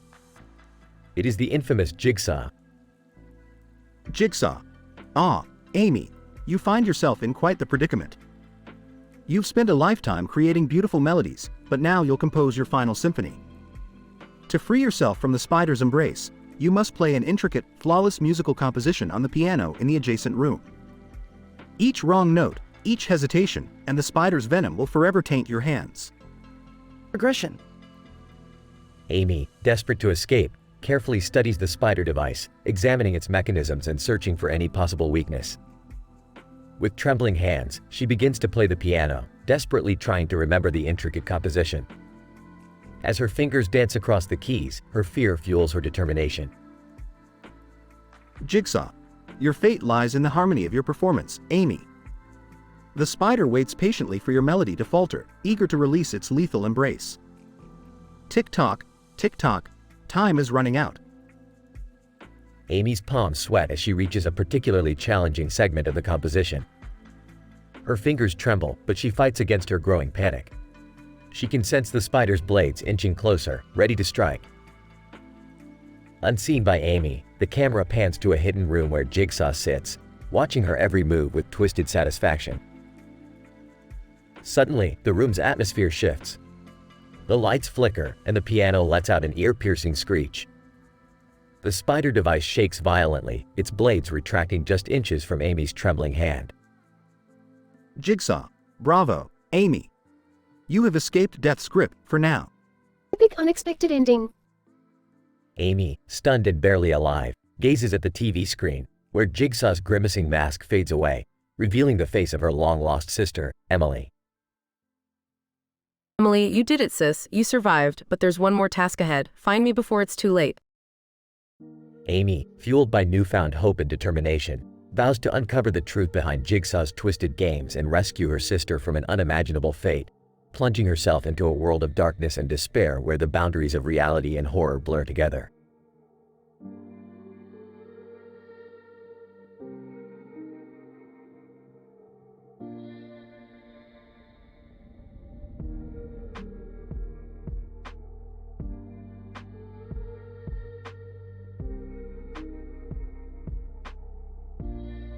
Title: The Crimson Twist. Character: Victim V. Character: Jigsaw J. Victim wakes up, disoriented and trapped in a grimy, abandoned bathroom, his head pounding with a throbbing pain. V. Groaning. What? Where am I? Hey, through a speaker. Oh, you're awake. Welcome to your new game, my friend. V. What the hell is going on? Who are you? Hey, call me Jigsaw. And you, my dear friend, are part of a unique trap I've devised just for you. V. Panicking. What do you want from me? Please, let me go. Hey, oh, I'm afraid it's not that simple. You see, attached to your body is a contraption known as the Crimson Twist. It's a series of interlocking gears and blades that respond to the movement of your limbs. V. Looking down, horrified. Dear God. You sick bastard. Why are you doing this? Hey, that's for you to find out. I've left you some clues to unravel. Look around, my friend. Incident. Victim notices a small red key hanging just out of reach from a rusty pipe. V. Desperate. What's with the key? How am I supposed to get it? Hey, chuckling. It's not about the key itself, my friend. It's about what you'll find when you use it. V. Contemplating. Fine. I'll play your sick game. What's the first step? Hey, you'll have to twist your right arm at a 180-degree angle. But be warned, any sudden movements may trigger the blades. V. Grimacing. This is insane. Takes a deep breath. Here goes nothing. Progression. Victim slowly twists his arm, his face contorted in pain. The Crimson Twist reacts with a menacing sound, but stops when the desired angle is achieved. V. Gasping. God, it hurts like hell. What does the key unlock? Hey, that should be apparent to you now. Look behind you, hanging on the wall. Victim turns and sees a framed photograph of his wife and child, both bound and gagged. V. Distressed. No. What have you done to them? Hey, they're safe for now, but you only have so much time to escape before they meet a cruel fate. V. Determined. I'll find a way out. You twisted son of a bitch. Victim frantically searches the room, solving puzzles and discovering hidden compartments. V. I found it. The key unlocks this drawer. Hey, open it and take what's inside. Victim opens the drawer, revealing a small vial of antidote. V. What's this? Did you poison me? Hey, no, my friend. The antidote is for something far worse than poison. Combine it with a liquid you'll find in the sink. Victim pours the contents of the vial into the sink, mixing it with water. A hidden compartment slides open, revealing a tape recorder. V. What's on the tape? Hey, give it a listen, and all will be revealed. Victim presses play on the tape recorder, hearing his own voice making a chilling confession. V. Trembling. No. It can't be. Hey, remember, my friend, everything has consequences. A big unexpected ending. Victim, fueled by rage and desperation, learns that he was the true orchestrator behind the torture of his wife and child, suffering from a split personality disorder. In a shocking twist, Jigsaw reveals himself to be the alter ego protecting the innocent from the dark side of Victim's mind. In a climactic final scene, Victim is forced to confront his inner demons and make the ultimate sacrifice to save his family.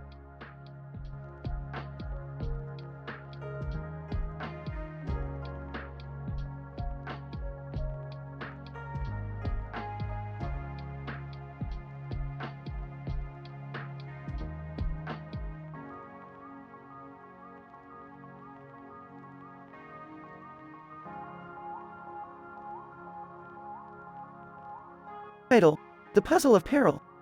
Natalie wakes up groggily. What?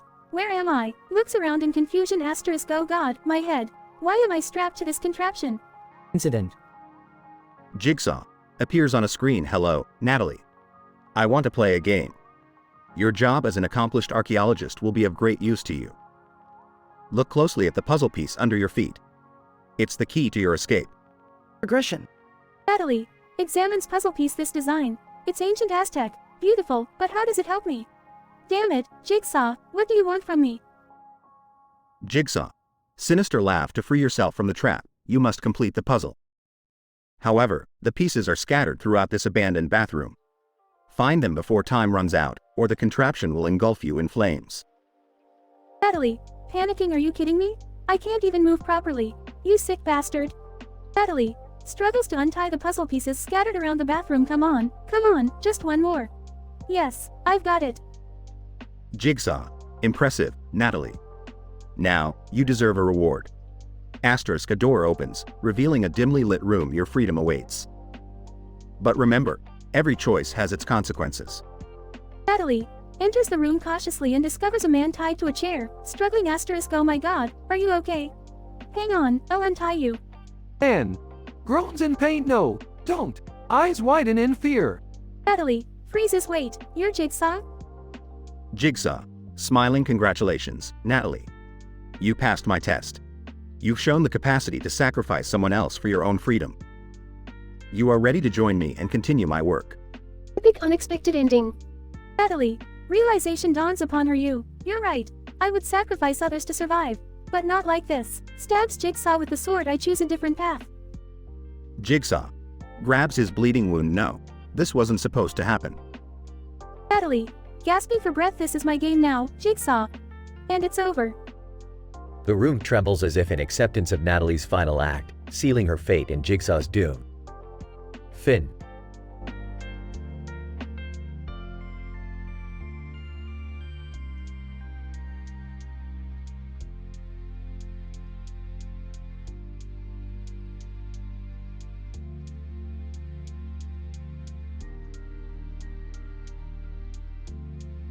Title: The Sinister Game of Fate.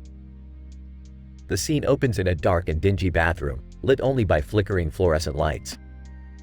A young man, Eric, awakens groggily, his head pounding. He gasps as he realizes he's bound to an old, rusty chair, his body covered in a network of razor-sharp wires. Eric, what the fuck? Where am I? What the hell is this? Incident. A distorted voice echoes through the room, revealing itself as Jigsaw, the mastermind behind the diabolical traps. Jigsaw. Ah, Eric, you found yourself in quite a predicament. The game has just begun. Eric, who the fuck are you? Why am I here? Jigsaw. That's not important, Eric. What matters is your survival. You see, I've attached these wires to your body, connected to a timer. The catch: move too much or attempt to escape, and the wires will cut into your flesh. The more you squirm, the closer you get to death. Aggression. Eric looks down in horror, seeing the wires pulsing with life, ready to shred his skin. Eric, you sick bastard! Why are you doing this to me? Jigsaw. Ah, the eternal question of fate, Eric. You live a life full of sin, hiding your true self from the world. This game will uncover it all. To escape, you must confess your deepest secrets and embrace the consequences. Eric, fuck you. I'm not playing your sick game. Jigsaw. Oh, but you will, Eric. You have no choice. Let the game begin. Eric frantically searches for a way to escape, thoughts of his past misdeeds consuming him. Hours pass, and Eric, covered in sweat and blood, exhaustedly slumps against the chair. Eric, I have nothing left to hide. You hear me? Nothing. Jigsaw. Very well, Eric. You've made your choice. But remember, confessions only have value if they are heard. Just as Eric is about to give up hope, he notices a small tape recorder hidden in the corner of the bathroom.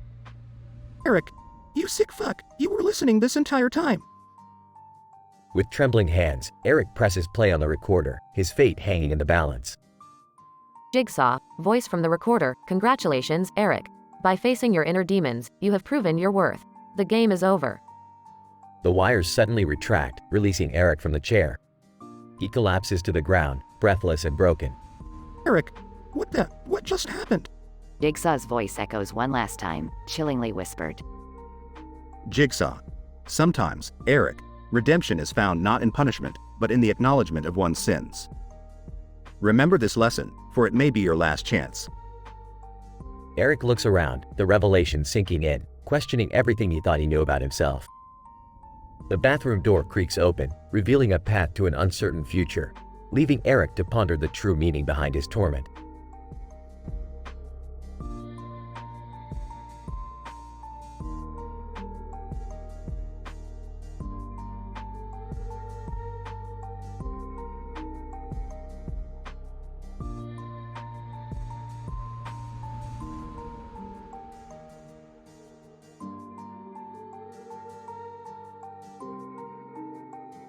Title: Twisted Connections.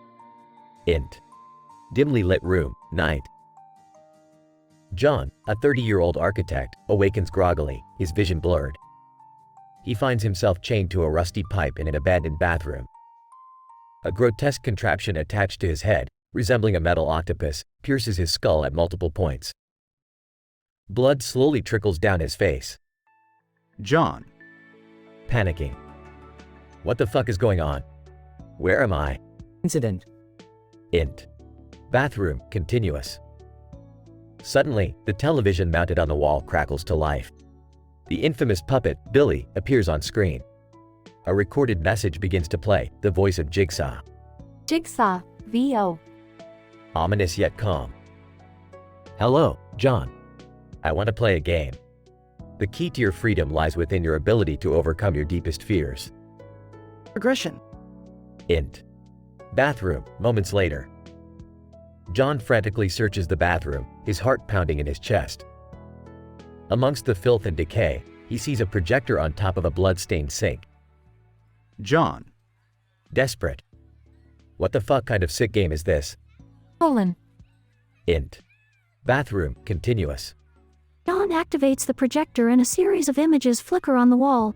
His childhood home, his ex-wife, and a close-up of his own terrified face. He realizes that these are the things he fears most in life. John. Angry.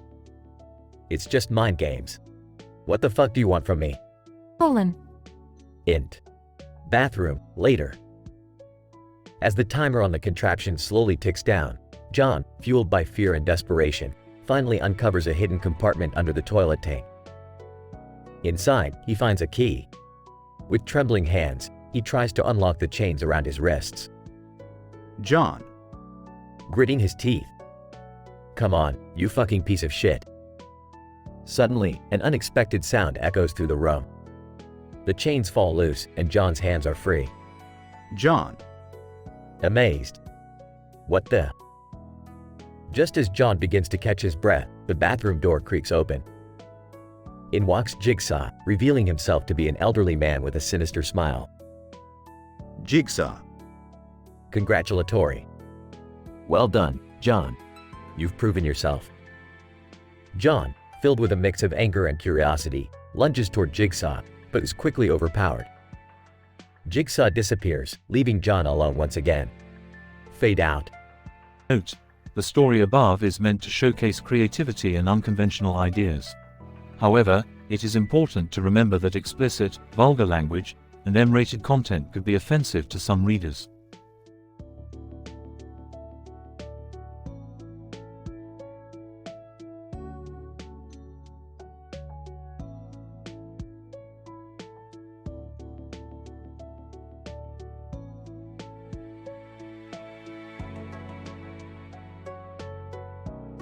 Title: The Twisted Game. Emma, a 28-year-old archaeologist, wakes up inside an abandoned bathroom. She is disoriented, lying on the cold floor with a book precariously balanced on her head, a bag covering her face, and a newspaper scattered around her. As she regains consciousness, she realizes she is trapped and panic ensues. Emma, what the F *** is going on? Where am I? Incident. Emma notices an ornate key attached to a necklace around her neck. With trembling hands, she removes the key and unlocks the shackles around her ankles, realizing she is now free to move around the room. As she explores her surroundings, she gasps in horror when she discovers a grotesque contraption attached to her arm. Emma, Jesus Christ! What the hell is this? Progression. Suddenly, a screen flickers to life, revealing the menacing visage of Jigsaw, a sadistic mastermind known for his deadly games. Jigsaw. Welcome, Emma. I want to play a game. Emma, who the F *** are you? What do you want from me? Jigsaw. Your salvation, Emma. The contraption on your arm has 6 poison-filled syringes. To escape, you must solve a series of intricate puzzles scattered throughout this room within the next 30 minutes. Emma's heart races as she frantically begins solving the puzzles, the fear of the imminent danger driving her forward. She finds hidden keys, deciphers cryptic codes, and solves mind-bending riddles, all while desperately trying to keep her composure. Emma, come on. Emma, you can do this. Don't ******ing panic. With mere seconds remaining, Emma solves the final puzzle just as Jigsaw's chilling voice reverberates through the room. Jigsaw. Impressive, Emma.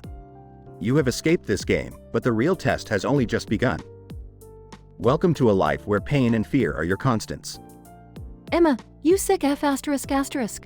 You can't just leave me like this. As Emma's eyes well up with tears of rage, the room suddenly begins to shake. A hidden door opens, revealing not an exit, but a secret passage leading to another unimaginable nightmare. Epic unexpected ending. Emma, consumed by a mix of fury and dread, reluctantly steps through the passage. To her surprise, she finds a hidden room filled with other survivors, victims of Jigsaw's sadistic traps.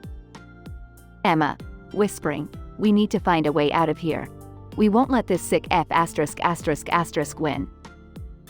Together, they form an alliance, determined to outsmart the twisted puppet master and bring an end to Jigsaw's sadistic reign.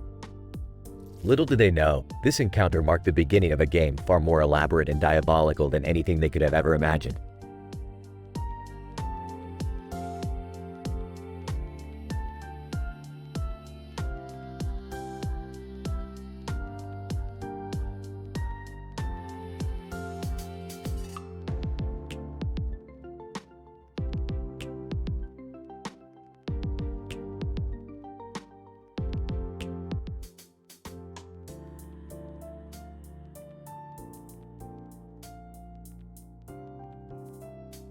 Title: The Twisted Game of Redemption. Scene: an abandoned bathroom, dimly lit with flickering fluorescent lights. The young woman, Sarah, wakes up groggily, her eyes adjusting to the eerie atmosphere. She notices the gun beside her, then her gaze shifts to a sign on the wall that says, "We are not dead yet, we are dead." Sarah, whispering to herself, what the fuck is going on? The sound of a mechanical device ticking fills the room. Sarah's eyes widen in fear as she sees a message appear on her phone from an unknown number. Hello, Sarah. I want to play a game. Jigsaw. Sarah, panicking. Who the hell are you? What is this game? Jigsaw. Through a distorted voice recording, Sarah, you have shown me a lack of appreciation for the gift of life. You must now prove your worth through survival. Your trap awaits. The camera zooms in on Sarah's right wrist, where a contraption is attached. It consists of a series of interconnected blades, poised to swing down and shred Sarah's arm if triggered. Sarah, voice trembling. Oh, God, I can't believe this is happening. Jigsaw. Time is of the essence, Sarah. There is a key hidden beneath the sink. Retrieve it, unlock your device, and survive. Sarah carefully shifts her focus to the sink. She cautiously gets up and searches underneath, eventually finding the key. She unlocks the device, freeing her arm. Sarah, relieved and gasping. Okay, I'm free. What now? Jigsaw, sinister tone. You thought this was the end, didn't you? The real game begins now. Behind the mirror, you'll find a passage. Enter it and face your ultimate test. Sarah's heart pounds as she approaches the cracked mirror. She pushes it aside, revealing a hidden passage. She enters, the door closing behind her. Scene transition. Dark underground chamber. The walls are lined with various lethal contraptions, an array of deadly possibilities. Sarah, shouting, this is insane. What do you want from me? Jigsaw. Calmly. Redemption, Sarah. I want you to appreciate life and the choices you have made. In front of you, there are two doors. You must choose one and face your destiny. Sarah examines the doors, one covered in agonizing spikes, the other engulfed in flames. Sarah, hesitant, why? Why should I trust you? How do I know I'll survive? Jigsaw. The choice is yours, Sarah. Embrace it, or face the consequences of indecision. The tension builds as Sarah contemplates her options. After a moment, she chooses the door covered in flames. Scene transition. An unexpected twist. The flames die out, revealing a sanctuary-like room filled with people who have previously survived Jigsaw's games, all gathered to tell their stories of redemption. Survivor 1, smiling, welcome, Sarah. We are here to guide you towards a new life. Survivor 2, you made it. This is your chance to make amends for your past. The camera pans out, capturing Sarah's astonishment as she realizes she has a second chance at life.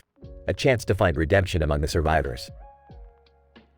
The story takes an unexpected turn as Sarah, in escaping Jigsaw's labyrinth of traps, finds herself among a group of survivors who have successfully navigated their own tests of redemption. Together, they embark on a journey to rebuild their lives, a testament to the resilience of human spirit and the potential for change, even in the face of the most twisted circumstances.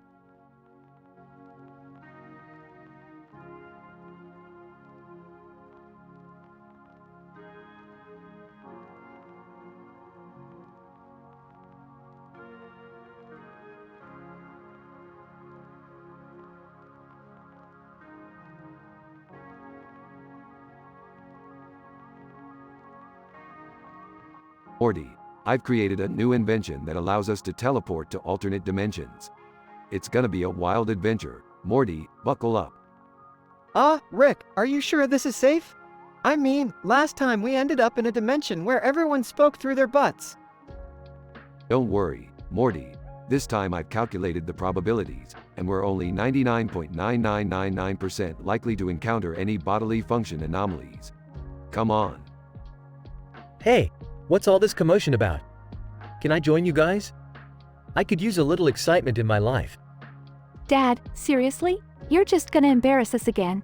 Stay home and play with your card games or something. It just so happens that I've been working on perfecting my skills in Go Fish. I'm practically a professional. Snake Man, hey, you. Yeah, you with the white card in your hand. Want to play a game? Winner gets a wish. Whoa, who are you? And how did you get into our house? Snake Man, I am the mysterious red-haired Snake Master, and I can appear wherever I please. Now, about the game. Look, Snake Master, we don't have time for your shenanigans. We're on an interdimensional exploration. Take your snake and go bother someone else. Snake Man, fine, but remember, I know things you wouldn't believe. Like the true identity of the blinking white guy meme. Wait, seriously? Morty, let's not get caught up in his delusions. We have more important things to do. Yeah, like potentially saving the world or something. Can we please go now? Bruce Springsteen, hold it right there. I've been hearing rumors of time-traveling adventurers around here. Oh great, the boss himself. What are you gonna do? Serenade us to death? Bruce Springsteen. Nah, just wanna jam with you guys. Play a few tunes, maybe sing about the multiverse. You know, the usual. Sorry, Springsteen, but we've got a date with Destiny. No time for a rock concert right now. Rick, look! The red-haired Snake Man left this card behind. It's got instructions to a secret dimension. Ooh, maybe it's a dimension where I finally win at Go Fish. Let's go. Fine, whatever. Let's just get this over with. Morty, use the portal gun. Are you sure we can handle this, Rick? What if things go wrong? Morty, things always go wrong. That's the fun of it. Now let's go. They jump through the portal, unknowingly leaving behind a chaos that will be forever imprinted in that dimension.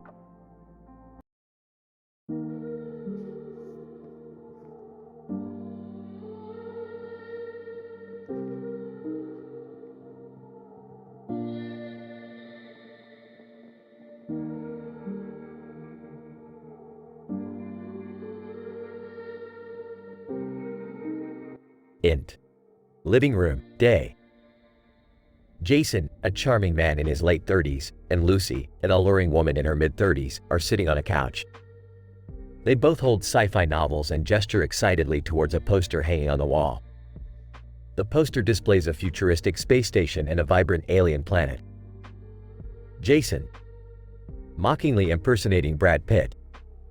Lucy, darling, have you seen the latest discovery our space crew found? This planet is like nothing we've ever seen before. Lucy, playing along, impersonating Angelina Jolie. Oh, Jason, my love. I'm afraid this planet might be too hot for our taste. Let's hope it cools down before we plan our vacation there. Jason, leaning closer. You know what I find incredibly sexy, Lucy? The way your mind races when we read these sci-fi books together. It's like you become the heroine, and I'm the lucky sidekick who gets to witness your brilliance. Lucy, smiling playfully. Oh, Jason, you know how to flatter a girl. But in this case, I think I'd rather be the seductive alien queen, and you can be the earthling captured by my irresistible charm. They both burst into laughter, clutching their novels tightly. Jason, teasingly. Lucy, my love, wouldn't it be fascinating if we could teleport ourselves to this space station right here and explore the wonders of the universe together? We'd be the hottest celebrity couple in outer space. Lucy, dramatically. Oh, my dearest Jason. Can't you see? We're already celebrities in our own universe. Our love is a cosmic phenomenon that defies the laws of physics. Jason, smirking. Well said, my celestial goddess. I can't resist your gravitational pull. They share an intense gaze, their eyes locked. Lucy, leaning closer, whispers. And when we finally reach that space station, my darling, I'll make sure to give you a taste of celestial pleasure that will make the stars jealous. Jason chuckles. You always know how to make my pulse race, Lucy. Their lips meet in a passionate and fiery kiss as the world around them fades away. Fade out.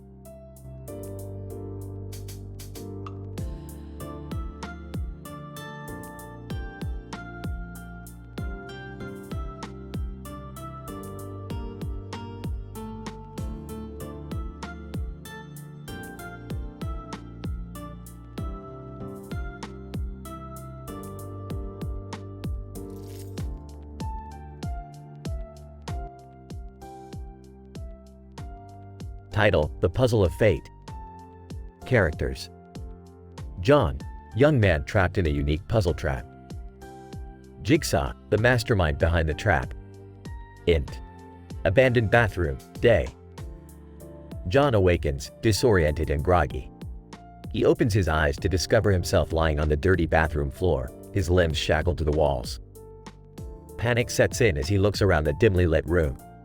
John, frantic. What the FK? Where am I? He notices a small television in the corner of the room, displaying a sinister puppet named Jigsaw. Jigsaw, ominous voice. Hello, John. I want to play a game. John, who the hell are you? What is this? Jigsaw, calmly, you are in a trap of my creation, John. To escape, you must pass through 3 doors. Each door presents a unique challenge. Fail, and your life will become increasingly unbearable. John's eyes widen in horror. John, you're insane. Let me out of here. Jigsaw ignores John's plea and continues. Jigsaw, behind each door, you'll find a piece of a puzzle. Retrieve all the pieces within the time limit, and you may live. Fail, and the room you're in will slowly fill with a deadly neurotoxin. John's heart races as he glances desperately around the bathroom. John, fine. Just tell me what I have to do. Jigsaw reveals the first door, covered in intricate symbols. Jigsaw, the first door requires you to solve a complex cipher. Decipher the symbols or be forever trapped. John studies the symbols, trying to comprehend their meaning. John, muttering to himself, symbols, cryptography, what the FK? I know Indiana Jones. Frustrated, John starts to panic, but his determination drives him forward. Int. Adjacent room, day. John stands before the second door, which features a massive combination lock of rotating gears. Jigsaw watches intently from the television screen, savoring John's struggles. Jigsaw, the second door demands mechanical brilliance, John. Determine the correct sequence or face the consequences of your failure.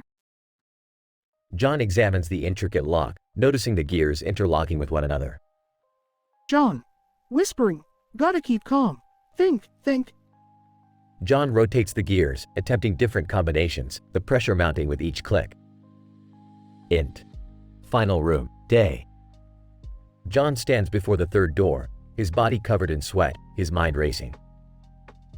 Jigsaw's voice echoes through the room.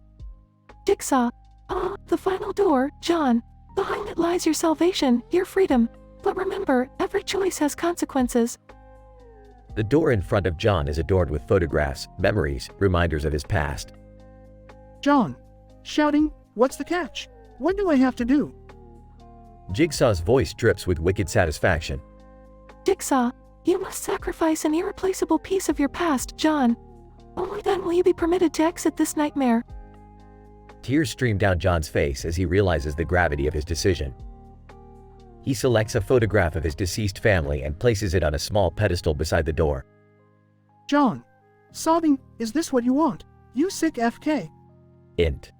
Abandoned bathroom, day. The third door creaks open, revealing a narrow staircase leading to freedom. John, battered and emotionally drained, musters a last reserve of strength. John. Weekly, I did it. IF King did it.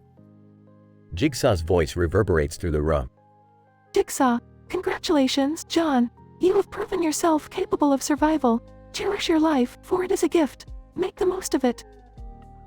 As John takes his first steps towards freedom, the neurotoxin begins to seep into the room. Panic replaces relief. John. What the FK? You said I would live. Jigsaw chuckles darkly. Jigsaw, I never said there weren't consequences, John. After all, life is a matter of choices. John's body collapses inches away from the exit, the deadly toxin consuming him. Int. Control room, day.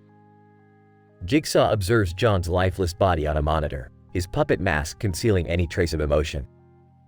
Jigsaw, whispering, life is but a puzzle, John. Farewell. Jigsaw switches off the monitor, leaving only darkness in his wake. The puzzle of fate unfolded with brutal intensity, testing John's wits and resilience. Despite his valiant efforts, fate dealt John a cruel hand.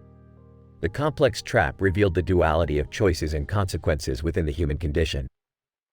In a story where escape seemed possible, destiny's bitter twist proved that even in the most desperate of games, victory could be elusive.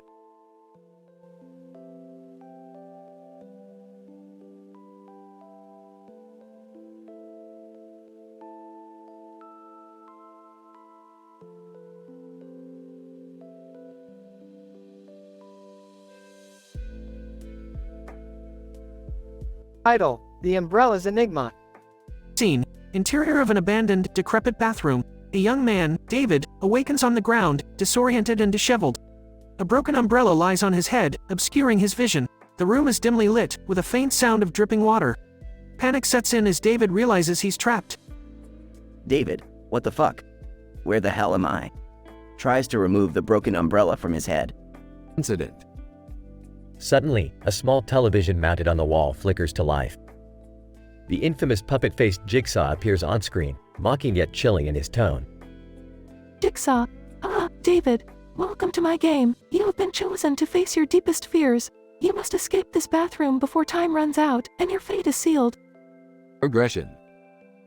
As David frantically examines his surroundings, he notices a note taped to the mirror.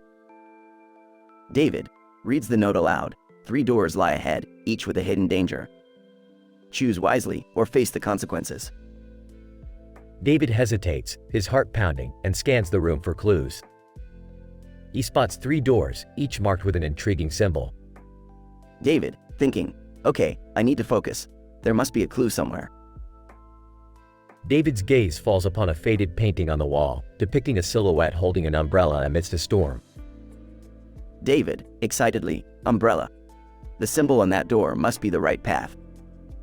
He hesitantly approaches the door marked with the umbrella symbol and pushes it open. Scene: the room behind the door is a torture chamber with various deadly contraptions. Jigsaw. Laughing. David. You fell right into the trap. Choosing the umbrella door was your greatest mistake. David struggles to comprehend his situation, trapped in an elaborate ruse that seems impossible to escape. Jigsaw. Your time is running out, David. Mocking tone. Tick-tock. Tick-tock. David, desperate. What do I do? How can I get out of here? Jigsaw. Grinning. Solve the enigma of the broken umbrella. The answer lies within you. As David desperately ponders his next move, the broken umbrella suddenly glows with an otherworldly energy. David, what the fuck is happening? The umbrella disintegrates, revealing a hidden lever beneath it. David, realization dawning. Holy shit. David pulls the lever, triggering a chain reaction that deactivates the deadly contraptions. The room falls silent, and the doors swing open. David, gasping for breath. I made it. I fucking made it. Just as David begins to celebrate his victory, he notices a note left by Jigsaw. David, reading. Congratulations, David. You've escaped my trap, for now. But remember, the games never truly end. Scene. The bathroom fades to darkness, leaving David standing alone in the void, haunted by the horrors he has faced. Big unexpected ending. Suddenly, David wakes up in his own bed. It was all a vivid dream. David, whispering, just a dream. Just a fucking dream. As David tries to shake off the nightmare, he notices a broken umbrella lying on the floor beside his bed. David, voice trembling. No, it can't be. A chilling laughter echoes through the room as the puppet-faced Jigsaw appears before him. Jigsaw, smirking. David, the games have only just begun. Your nightmares are now your reality. The screen fades to black, leaving David trembling in fear, caught in a never-ending nightmare orchestrated by Jigsaw.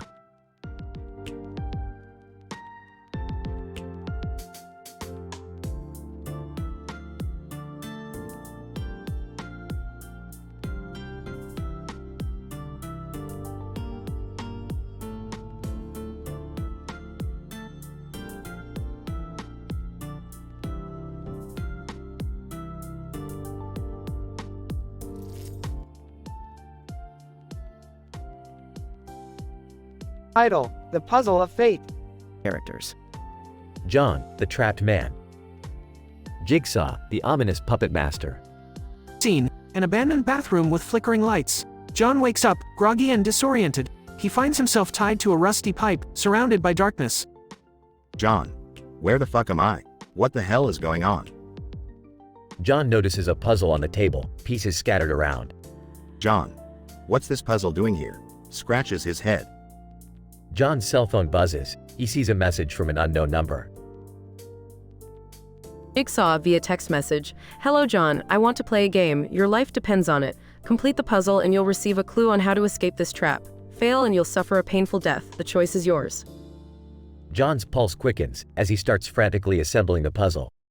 John, gotta put this damn thing together or I'm toast. Focus, John, you can do this. After a few minutes, John successfully completes the puzzle. John, okay, now for the clue.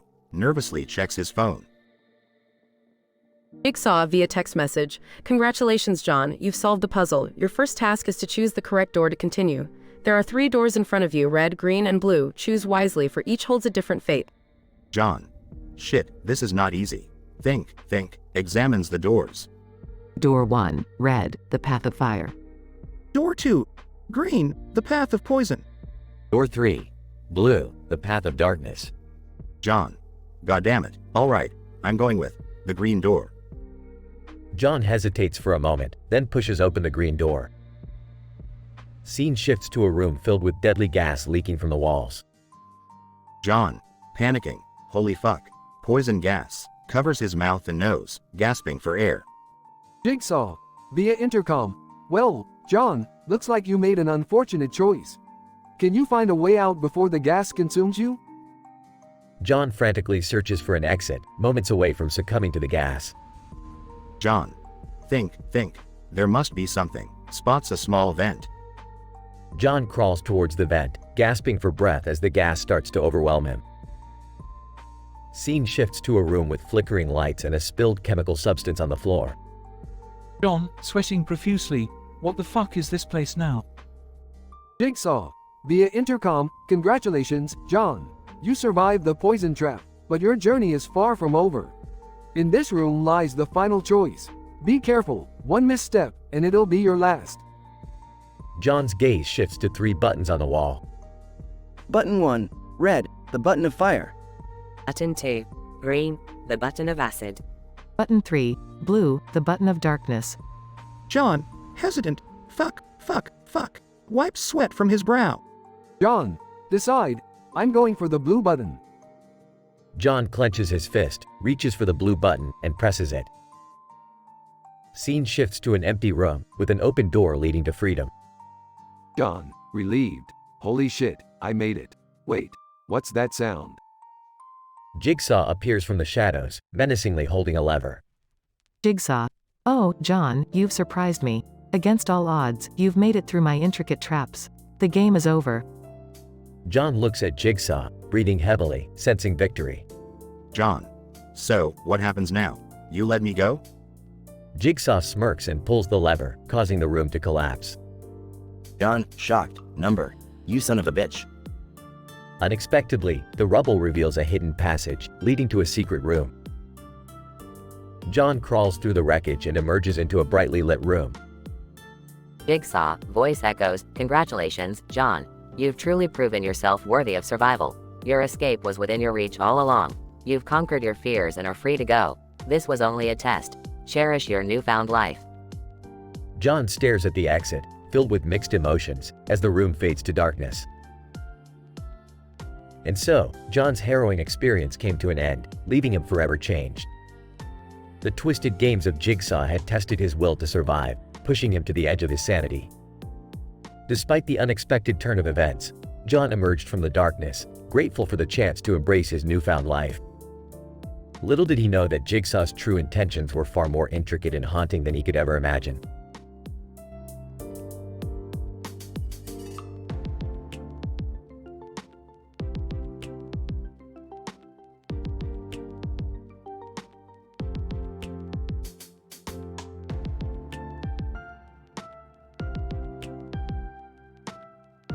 Title: The Trapped Game.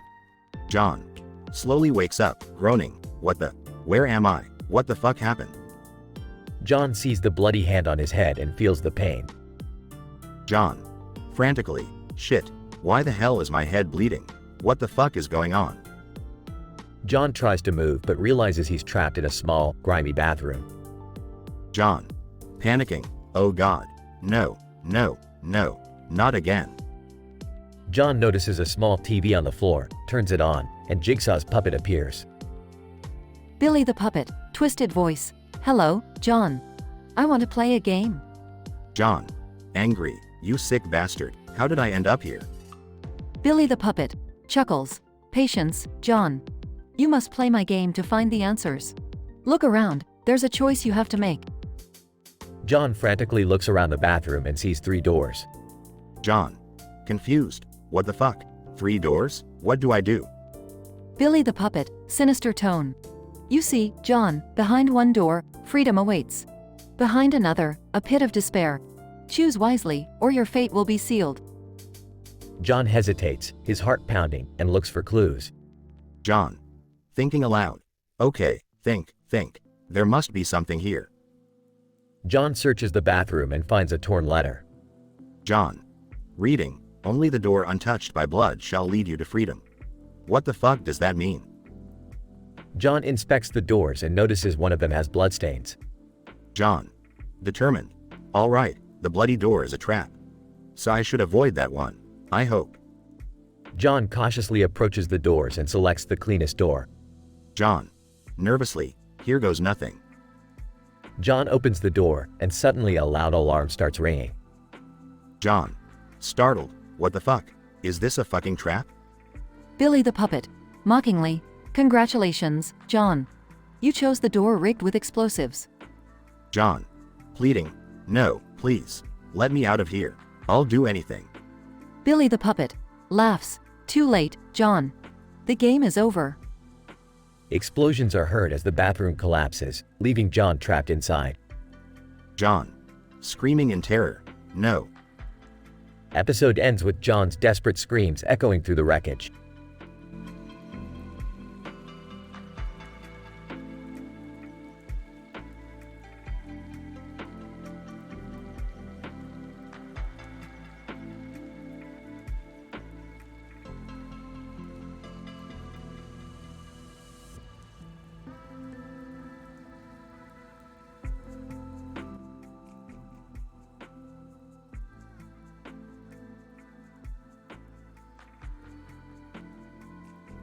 Int. Abandoned bathroom, night. The room is dimly lit, with flickering lights above the rusty sink and cracked tiles on the walls. The lingering smell of decay fills the air. Jane, a disoriented woman in her early 30s, wakes up on the cold tile floor. She groggily looks around, finding herself trapped inside a bizarre contraption. At her feet are 3 doors, each marked with a different symbol: a skull, a lock, and a heart. "Jane, what the fuck is this? How did I end up here?" A raspy voice echoes through the room. "Jigsaw, voiced over loudspeaker, hello, Jane. I see you've awakened from your slumber. Welcome to my game. Jane's eyes widen in horror as she recognizes the voice. She frantically searches the room, spotting a small television in the corner. Jane, Jigsaw, you sick fuck, what have you done to me? Jigsaw chuckles, oh, my dear Jane, you're trapped in a game of choices and consequences. Behind each door lies a challenge, and only one leads to your escape. Jane's trembling hands hover over the doors, her heart pounding in her chest. Jane, tell me how to get out of this nightmare. Jigsaw, patience, my dear. Allow me to explain. The door marked with the skull holds a toxic gas, waiting to suffocate you. The lock contains a bomb that will detonate upon tampering. Behind the heart-shaped door lies the key to freedom, hidden within a series of puzzles. Jane's panic morphs into a determined focus. Jane, alright, Jigsaw, I'll play your sick game. Just don't think I won't find a way out. Jane takes a shaky step towards the skull door but hesitates. Jigsaw, remember, Jane, time is of the essence. Once the timer starts, it won't stop until you've made your choice. Jane bites her lip, contemplating her options. She closes her eyes, taking a deep breath. Jane, fuck it, heart it is. Jane marches towards the heart-shaped door, her resolve firm. She finds a series of riddles etched onto the door, each more cryptic than the last. Jane, reading the riddle, I speak without a mouth and hear without ears. I have no body, but I come alive with wind. Jane paces back and forth, her mind racing, when suddenly, an epiphany strikes. Jane, an echo. The answer is an echo. The door creaks open, revealing a dimly lit hallway. Jane cautiously steps through, her heart thudding in her chest. Int. Hallway, continuous. Jane walks down the hallway, following the eerie green glow on the floor. As she reaches the end, a single spotlight illuminates a pedestal. On the pedestal, there's a syringe filled with a black solution, shimmering under the light. Jigsaw, congratulations, Jane. You've made it this far. In order to proceed further, you must inject yourself with the antidote to counteract the poison flowing through your veins. Jane's eyes dart between the syringe and the camera, her face twisted in anxiety. Jane, how do I trust you? Jigsaw, you have a choice, Jane. Take the risk or face the consequences. Time is running out. Jane hesitates for a moment, her hands trembling. She picks up the syringe and injects herself, her face contorted in pain. Jigsaw, very well, Jane. I admire your bravery. Now, there's one final challenge that awaits you. Int. Final chamber, moments later. Jane steps into a room with a colossal chandelier hanging above, casting eerie shadows on the walls. In the center of the room, there's a pedestal with a shiny silver key. Jigsaw, voiced over loudspeaker. The key to your freedom lies within the chandelier, Jane. But be warned, each step comes with a price. Suddenly, the floor beneath Jane's feet begins to shift and transform into a grid of fiery tiles. Jane, you've got to be fucking kidding me. Jigsaw chuckles, time to dance, Jane. Jane takes a deep breath, her determination resolute. She leaps from tile to tile, narrowly avoiding the flames beneath. Finally, Jane reaches the chandelier and plucks the key from its intricate design. Jigsaw, impressive, Jane. You've proven yourself worthy. Jane clutches the key tightly, her heart pounding with anticipation. Int. Abandoned bathroom, continuous. Jane approaches the door marked with a lock symbol, the key trembling in her hand. She takes a final deep breath and inserts the key into the lock. With a click, the door swings open, revealing a blinding light and fresh air. Jane, I fucking did it. As Jane steps out into the light, she finds herself in a vast warehouse, surrounded by a cheering crowd. Jigsaw stands before her, a twisted smile on his face. Jigsaw, congratulations, Jane. You've escaped your own hellish nightmare and entertained us all. Welcome to the game of life. The crowd bursts into applause as Jane stands, speechless, realizing her escape was just the beginning.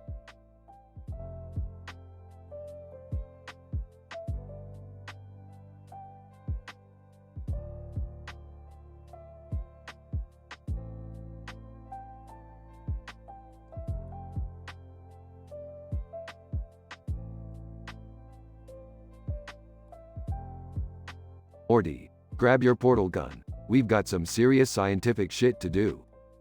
Geez, Rick, can't we just have a normal adventure for once? Normal, Morty. Normal is for losers. We're about to embark on an interdimensional roller coaster of chaos and confusion. Hey, guys, what's going on? Oh great, Jerry, you're here. Just what we needed. Look, we're busy saving the universe, so if you could just go and do something useless, that'd be great. Hey, I'm not useless. I have a girlfriend now, you know. Oh, really? And who is she, Jerry? Another green alien with tentacles? Well, actually. Don't answer that, Jerry. We all know you have a thing for extraterrestrial weirdness. Guys, I don't think we have time for this. We've got a big problem on our hands. Morty's right. Rick, the telepathic temptress has escaped from prison. She can manipulate minds with a single thought. Telepathic temptress trouble, huh? That's a real mouthful. Let's find her and put an end to her mind games. Mind games? You know, I once played chess against Captain Picard. Jerry, nobody cares about your Star Trek escapades. We're dealing with a real threat here. George Clooney, did somebody say threat? Oh great, now it's George Clooney. What are you doing here? George Clooney, just passing by, heard you guys needed some help. Alright, since you won't leave us alone, Clooney, I guess you can tag along. But don't touch anything. How are we even going to find this telepathic temptress, Rick? Morty, I've built a device that can track her telepathic signals. We'll be able to sniff her out like a bloodhound. That's impressive, Rick. But how do we neutralize her powers? Easy, Summer. I've synthesized a serum that can block her telepathic abilities. She won't know what hit her. Jerry's alien girlfriend. Speaking of hitting, Jerry, when are you going to get us tickets to that intergalactic wrestling match you promised? Ah, honey, can we talk about this later? I'm kinda busy right now. You see what you've done, Jerry. You've got an alien girlfriend bugging us while we're trying to save the universe. Guys, look! The telepathic temptress is hiding in that building over there. Excellent, Morty. It's time to put an end to her mind control shenanigans. George Clooney, mind control, huh? Just another day in Hollywood. Jerry's alien girlfriend. Speaking of mind control, Jerry, why don't you focus on getting us those tickets? Oh, for crying out loud. Alright, everyone, let's go. Time to put an end to this telepathic madness and get back to our normal, dysfunctional lives. Conclusion.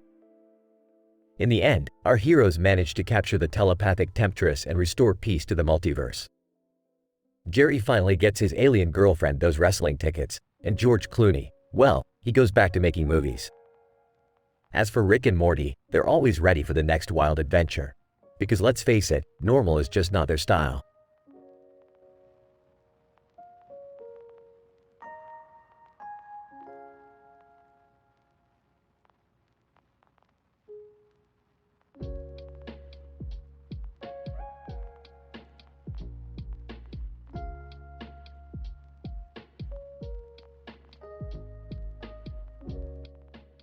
Morty, have you finished recalibrating the interdimensional portal? Yeah, Rick, I did it like 10 minutes ago. Can we please go on a normal adventure this time?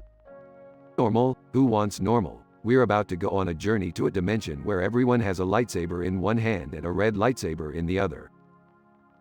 Rick, that sounds statistically improbable. Are you sure it's safe? Safe? Who said anything about safe? Buckle up. Kids, we're about to witness some serious Star Wars cosplay gone wrong. Oh my god, this is going to be insane. You got that right, Summer. Insane is my middle name. It's actually Sanchez, but hey, close enough. I can't believe we're going to a dimension filled with lightsabers. Can I at least bring my butter robot? Sure, Morty, just don't let it steal any classified information or turn against humanity this time. Hey, guys, check out this new sci-fi themed home decor I found. It's an alien toilet seat cover.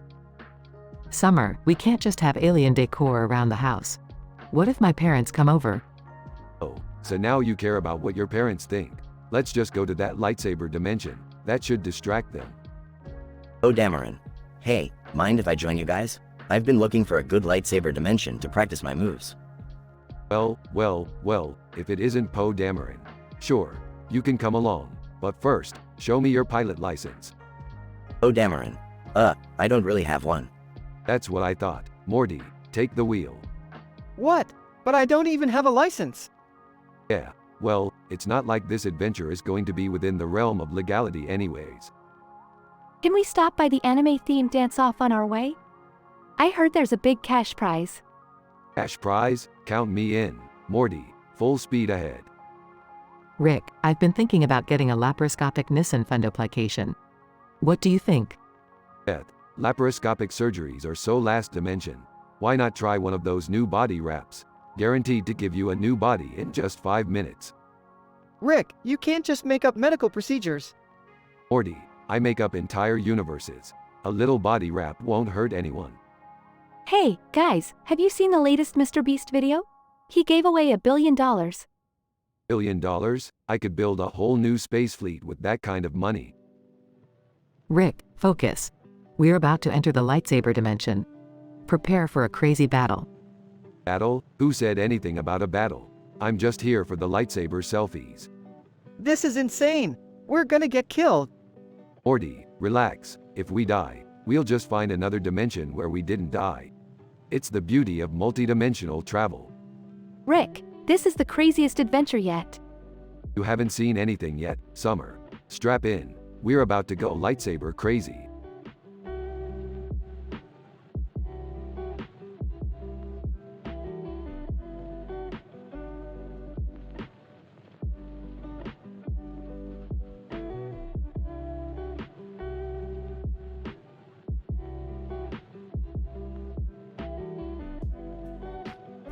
Hey Morty, check this out. I found this piece of wood with a hole in it and a name tag that says, Gogibi. Wonder what that's all about. Rick, is that some kind of wood porn or something? Morty, you never cease to amaze me with your dirty mind. But no, this is something way beyond our depraved imaginations. Okay, so what is it then, Grand Poobah of the universe? It's a portal, Morty. A gateway to another dimension where the laws of physics take a smoke break and sexual innuendos run rampant. Whoa, really? Are we going to check it out? Of course we are, Morty. We're gonna jump right into this hole and see where it takes us. Adventure awaits. Morty hesitates, reluctantly follows Rick. So, where are we now, Rick? Morty, we're in the Geography B quiz dimension, where nerds rule and knowledge is valued above all else. So, like, they're gonna quiz us on countries and rivers? Oh, Morty, that would be too easy. They're gonna quiz us on the geological composition of each country, down to the atomic level.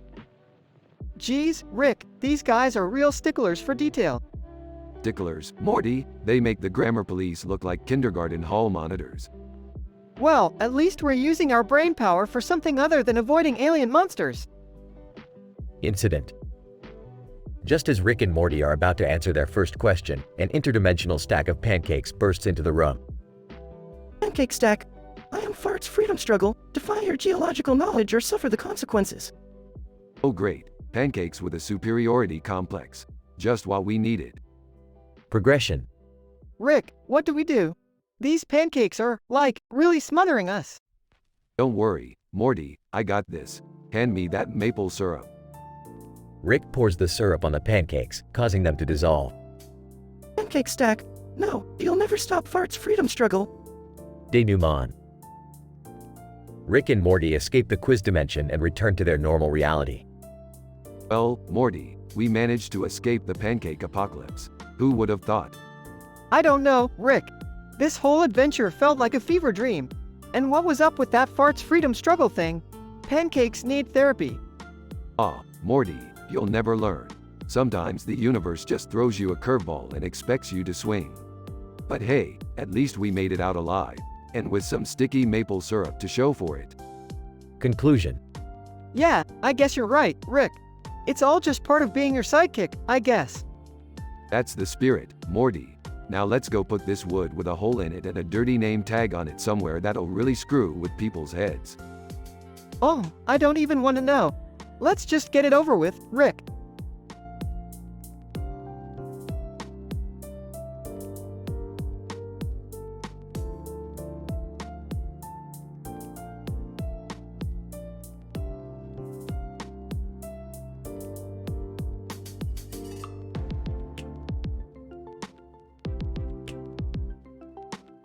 So Morty, I've got this crazy plan to get us out of this mess.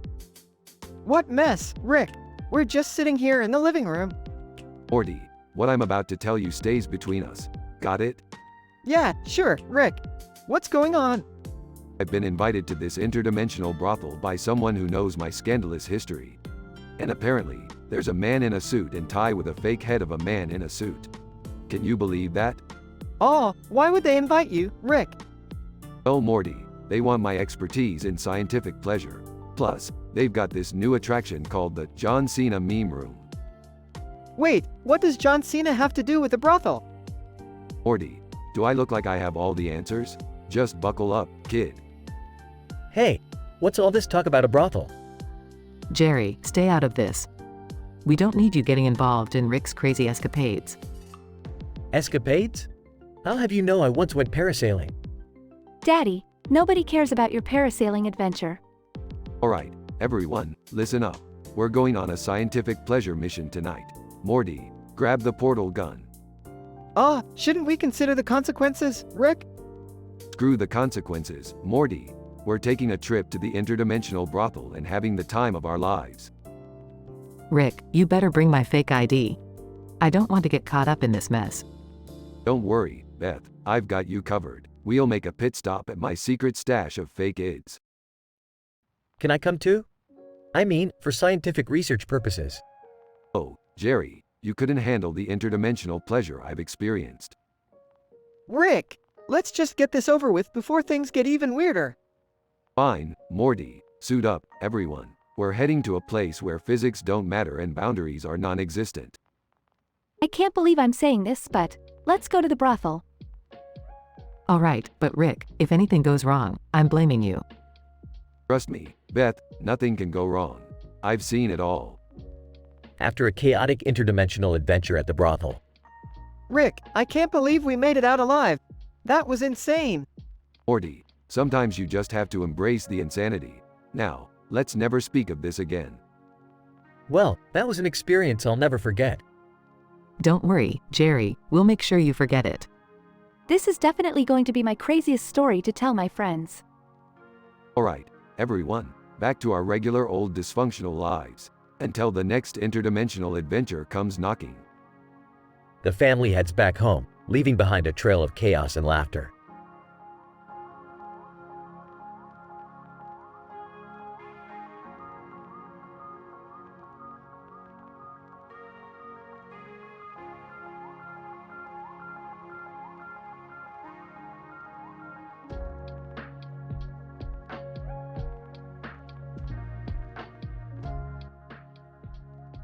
Morty, are you ready for another mind-bending adventure through the multiverse? I guess so, Rick. But can we please try not to get chased by death-dealing aliens this time? Morty, if we played it safe, how would we ever discover the true meaning of chaos? Get on board and stop being such a buzzkill. Hey guys, what are you two up to? Can I come along? Jerry, if I wanted the company of a spineless wimp, I'd watch a reality show about your pathetic life. No, you can't come. Rick, be nice to your son-in-law for once. And Morty, always remember, you have the right to say no when Rick drags you into his crazy escapades. Yeah, Morty, don't let Grandpa step all over you. You have a voice too, you know? Great, the whole family's turned against me. Just what I needed. Anyway, let's move on to the mission. We're going to explore a ghostly apparition encounter. Ghosts? Seriously, Rick? I mean, I've already got enough anxiety dealing with the living. Ghosts? No thanks. Morty, don't be such a scaredy cat. Besides, the ghost dimension has got some killer parties. Ghost parties? Those sound ethereal. Jerry, that was a terrible pun, even for you. Okay, enough with the puns. Now we're in a cyborg cop standoff in another dimension. They're demanding that we hand over our plumbuses. Wait, so they have interdimensional cops? Morty, the multiverse is full of surprises. Now put on your tinfoil hat. It's about to get real. Can I at least take a picture and post it on Interdimensionalgram? Summer, we're in the middle of a dangerous situation. Social media can wait. Finally, a voice of reason. Now, let's use our portal gun to escape this cyborg cop's jurisdiction. Phew, that was intense. I hope we never encounter anything like that again. Oh, Morty, you have no idea. Our next undertaking will involve an unearthed ancient curse. An ancient curse? That sounds terrifying. Jerry, trust me, you're not going to be the one to break the curse if you keep doubting yourself. Seriously, Jerry, you really need to work on your self-confidence. Okay, enough family therapy. We need to find a rare artifact to reverse the curse before it turns us all into burps. I don't know, pickle people? Sounds scientific enough. I'm starting to think our family attracts trouble like a magnet. Morty, you're only figuring that out now, after all this time?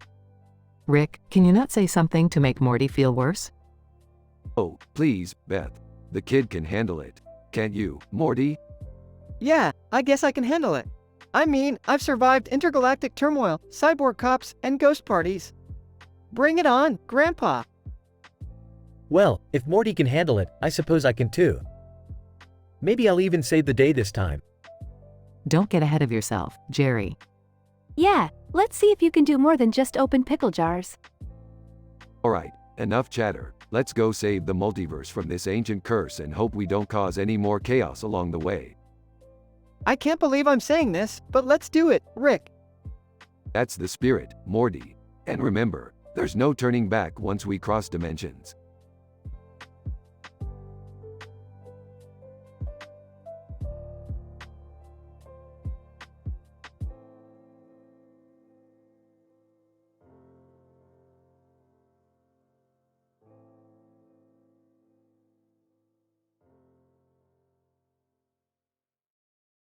Hey Morty, you ready for another wild adventure through the multiverse? Yeah, Rick, but can we maybe tone it down a bit? Last time we almost got eaten by some interdimensional aliens. Morty, you know that's not how I roll. Buckle up, we're going full throttle. Guys, mind if I join? I mean, you seem to be having all the fun without me. Oh great, Jerry, just what we needed, another clueless dead weight. Come on, Rick, give him a chance. He's family after all. Fine, but if he messes up, it's on you, Morty. Jerry starts fiddling with some alien artifact he found. Jerry, what the hell are you doing? Put that down. Relax, Rick. It's just a harmless little trinket. How much trouble could it possibly cause? Suddenly, a portal opens up and an army of angry aliens appear. Alien leader, you fools. You've stolen our sacred artifact. Great job, Jerry. You've managed to start an intergalactic war. Way to go, Dad. Now we're all gonna die. Jerry starts panicking. What do we do now? Oh God, we're gonna die. Calm down, Jerry. I'll figure a way out of this mess. Alien leader, surrender the artifact or face annihilation. Morty, distract them with your pathetic karaoke skills. Maybe they'll be too busy cringing to fight. Morty reluctantly starts singing an anime opening at the top of his lungs. Whispering, Rick, this plan sucks. We're doomed. Shut up, Jerry. I'm thinking. Suddenly, the aliens start grooving to Morty's off-key singing. Alien leader, this is amazing. Can we get an encore? Morty, keep singing. Maybe we can negotiate a truce through the power of cringe. Meanwhile, Beth is watching the chaos unfold on TV. Typical. My family is causing interdimensional havoc again. Jerry accidentally drops the artifact, causing the aliens to disappear. Well, I guess that works too. Nice job, Jerry. I did something right. Yeah, don't get used to it though. So, does this mean we can finally go home? Yeah, let's get out of here before our luck runs out. They all step through the portal, leaving behind a bewildered crowd. So, guys, you think we should maybe keep this adventure to ourselves? No worries, Jerry. I'm sure the aliens will just assume it was some weird Earth thing and forget about it. Meanwhile, a group of aliens are watching the incident unfold on their monitoring screens. Alien number 1. Can you believe those Earthlings? They're insane. Alien number 2. Yeah, but did you see that kid's karaoke skills? They're out of this world. They all burst into laughter. Alien number 3. Let's never mess with Earthlings again. They're too unpredictable. Fade out.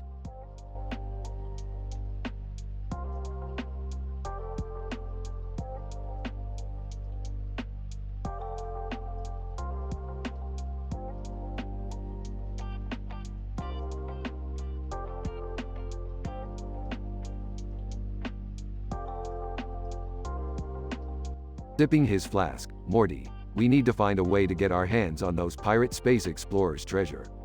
They've discovered some interdimensional booty, Morty. Rick, how are we gonna do that? Smirking. We'll disguise ourselves as tapas chefs and infiltrate their tapas bar, Morty. They won't suspect a thing. Montage of Rick and Morty in chef hats and aprons, clumsily preparing tapas dishes. They add questionable ingredients like alien tentacles and bizarre spices. Sniffing a tapas dish. Smells interesting. Can I have a sample? Sarcastically, sure, Jerry. One bite of this and you'll be wishing for food poisoning. Jerry takes a bite, gagging immediately. This is. Oh God. Running to the bathroom? Meanwhile, Rick hacks into the pirate space explorer's communication frequency. Alright, Morty, I've intercepted their chatter. Looks like they're planning to unleash their secret weapon on Earth. Secret weapon? Rick, we have to stop them. Rick and Morty rush to the pirate space explorer's ship and engage in a dramatic battle, using laser guns and elaborate martial arts moves. Take that, you space pirate scumbags. We're kicking some serious alien butt, Rick. They defeat the pirates, but the ship is damaged and begins to plummet towards Earth. Morty, grab that space knockoff treasure chest, and let's teleport out of here. Morty grabs the chest, and they teleport back to the tapas bar just in time before the pirate ship crashes outside. Returning from the bathroom. What the hell just happened? We just saved the Earth, Jerry. You're welcome.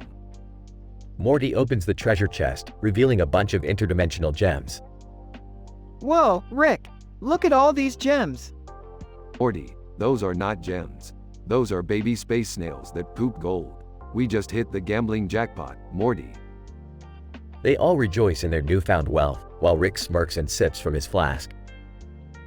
So, can I have some of that gold, Rick? Rolling his eyes. Don't push your luck, Jerry.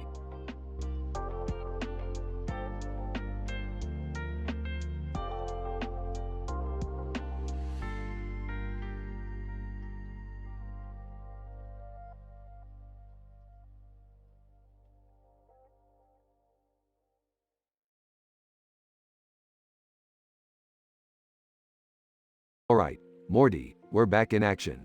Time to get swifty. Rick, I don't know about this. Last time we got swifty, I accidentally stepped on an alien ambassador's foot and caused an interstellar war. Morty, relax. The chances of that happening again are statistically improbable. Now, let's head to the Intergalactic Costume Convention. You mean the place with people in costumes and hats, like a galaxy full of cosplayers? What could possibly go wrong? Oh, Morty, you naive little twerp. Prepare to have your mind blown. We're going to a Star Wars-themed intergalactic costume convention. Are you serious, Rick? This is gonna be chaos. Hey guys, mind if I tag along? I heard there's a costume contest with a cash prize. Well, if it isn't Jerry, the king of mediocre cosplay. Sure, you can come, but the cash prize ain't gonna make you any less pathetic. Dad, are you seriously going to embarrass us with your sexy Wookiee costume again? It's not embarrassing, Morty. It's empowering. Silver. Hey, look who it is. The infamous Rick and Morty. I see you haven't learned your lesson from the last time we crossed paths. Silver, you dirty space pirate. Shouldn't you be off plundering some interdimensional treasures? Silver. Well, I was until I heard about this convention. Thought it'd be a good opportunity to steal some rare collectibles.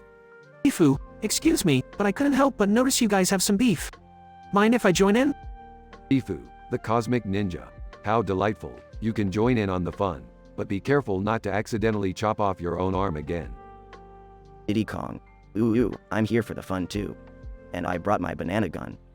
Great, a monkey armed with a banana gun. This day just keeps getting better and better. Alright, everyone, let's try to keep the chaos to a minimum. We don't want another interdimensional incident. Just enjoy the costumes and confections like well-adjusted individuals. Silver. Oh, Rick, always the buzzkill. But who am I to deny the pleasure of watching you fail? Look, Morty, a group dressed as the Galactic Council. I'm gonna go talk to them about how my cosplay is way better. Dad, please just sit down and enjoy the convention. Nobody wants to hear about your cosplay prowess. Alright, folks, let's get this costume contest started. Our judges are Silver, Tifu, and, Diddy Kong. Diddy Kong. Ooh ooh. Silver. Let's get this over with. First up, Sexy Wookie, take the stage. Prepare to be amazed, everyone. I can't believe I'm related to this guy. Okay, Jerry, that's enough. Next up, we have Morty and his amazing exosuit meets Jedi combo. Yeah, it's a work in progress. Tifu.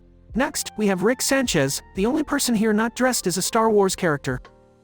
Yeah, well, I prefer to be the outlier. Now, on to Diddy Kong, who somehow stitched together a Princess Leia outfit. Diddy Kong. Ooh ooh, thank you. And finally, we have Silver, the space pirate stealing the show in an intricately crafted Darth Vader costume. Silver. Bow before me, peasants. Alright, let's get this over with. Who's the winner? Tifu. After much deliberation, we have a tie. The winners are Diddy Kong and Silver. Well, that's just great. We all lost to a monkey and a space pirate. Hey, at least I didn't come in last.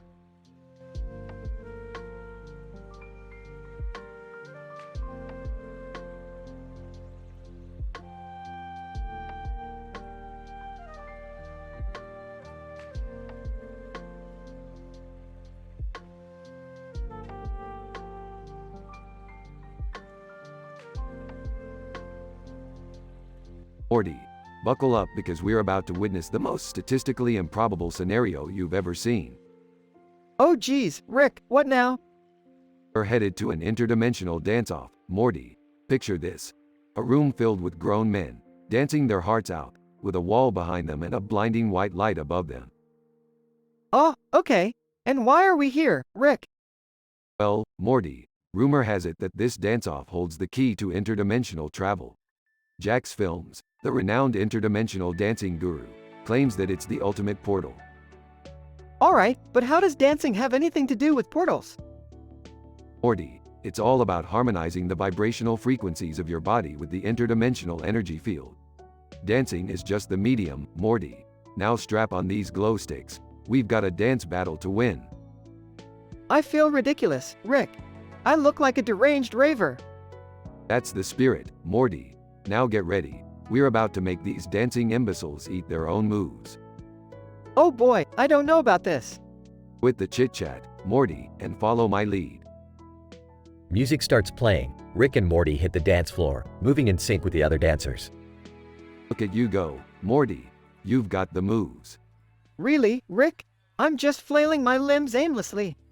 It's all about confidence, Morty. Fake it till you make it. Morty accidentally knocks over a dancer. Chaos ensues. Morty, you clumsy idiot. You've started a dance brawl. Me? You're the one who knocked me into that guy. Rick and Morty fight their way through the brawl, knocking dancers left and right. We're almost there, Morty. Keep fighting. Rick, I can't believe this. We came here to dance, not brawl. Morty, this is how interdimensional dance-offs work. It's a cutthroat world out here. They finally reach the front of the room, facing Jax Films. Jax Films. Well. Rick and Morty, trying to steal my interdimensional glory? Don't flatter yourself, Jax Films. We're just here for the portal. Jax Films, you think you have what it takes to master the portal? We'll see about that, Jax Films. Hit the music! The beat drops as Rick, Morty, and Jax Films engage in an epic dance battle. Morty, remember what I taught you. Channel the quantum rhythm. I got this, Rick. Time to blow Jax Films out of the multiverse. Rick, Morty, and Jax Films unleash a mind-bending display of interdimensional dance moves. Morty, now. Morty performs a gravity-defying move, opening a portal in the middle of the dance floor. We did it, Rick. The portal is open. Quick, Morty, grab my hand. They jump into the portal, leaving Jax Films dumbfounded. Jax Films, those jerks. I'll get my revenge. No one outdances Jack's films. In the conclusion, Rick and Morty land in another dimension, filled with endless dance parties. Rick, I can't believe we made it. Well, Morty, we're just getting started. Let's show them what we've got. Music starts playing, and Rick and Morty join the interdimensional dance party, setting the multiverse on fire with their moves. RR Rick and Morty, dance like nobody's watching.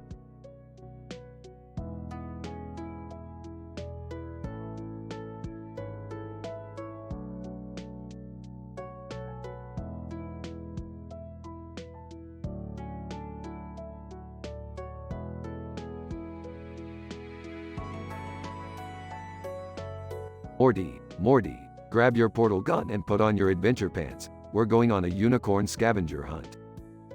Oh, okay, Rick. But, what's the deal with all this unicorn stuff lately? First, a man in a costume walks down the street with a unicorn on his back, and now we're hunting them? Morty, unicorns have properties that could redefine the laws of physics as we know it. Plus, I need their horns for my latest science experiment. Alright, but can't we find them in a less dangerous way? Last time we encountered unicorns, one ate Jerry's pants. Hey! Those were my favorite pants, you know. And why is everyone always wearing pants around unicorns? Jerry, you're missing the point. Those unicorns have enough magical power to make an entire galaxy disappear. I need to harness that power for my inventions. Whoa, Rick, calm down. Can't we just take a moment to appreciate the forbidden romance I'm having with an enemy alien commander? It's pretty steamy, you know? Summer. I refuse to let my daughter date an alien commander. Especially an enemy one.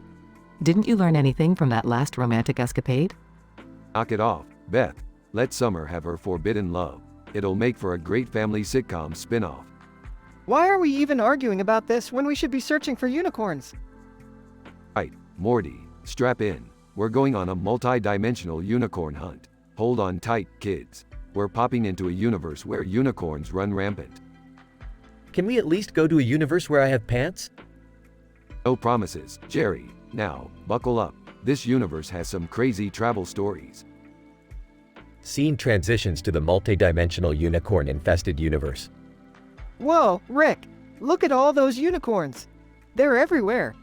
Alright, Morty, time for a witty rap battle with these unicorns. We have to prove our worth before they even think of helping us. A rap battle? Seriously, Rick? Scene transitions to a hilarious rap battle between Morty and the unicorns.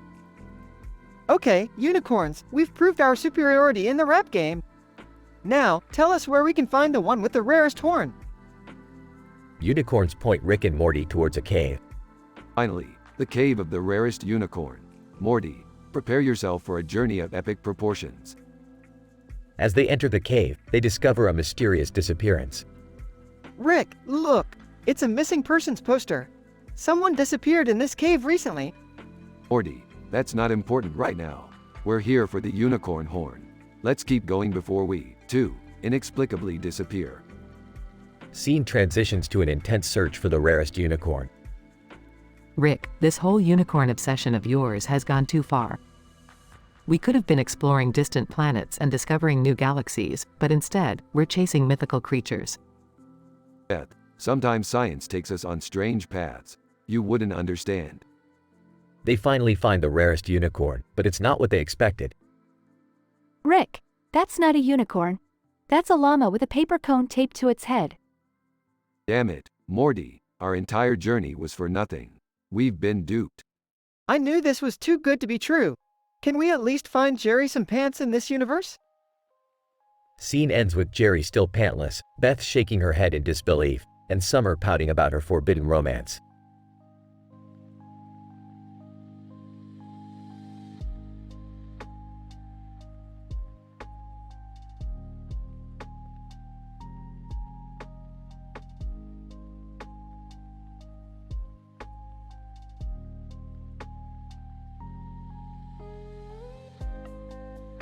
Morty, we've got a classic case of dimension-hopping detectives on our hands.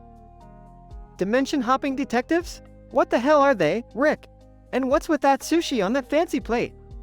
Well, Morty, Those dimension-hopping detectives are notorious for stealing rare sushi from different dimensions. They hop around, causing a sushi crime wave. Are you kidding me? They steal sushi? Is that their big plan? Don't underestimate sushi, Morty. Anyway, let's set up a trap for these sushi thieves. Here, take this chopstick and fork combo and act as bait. They won't be able to resist. Me? Really? Why can't Jerry do it? What?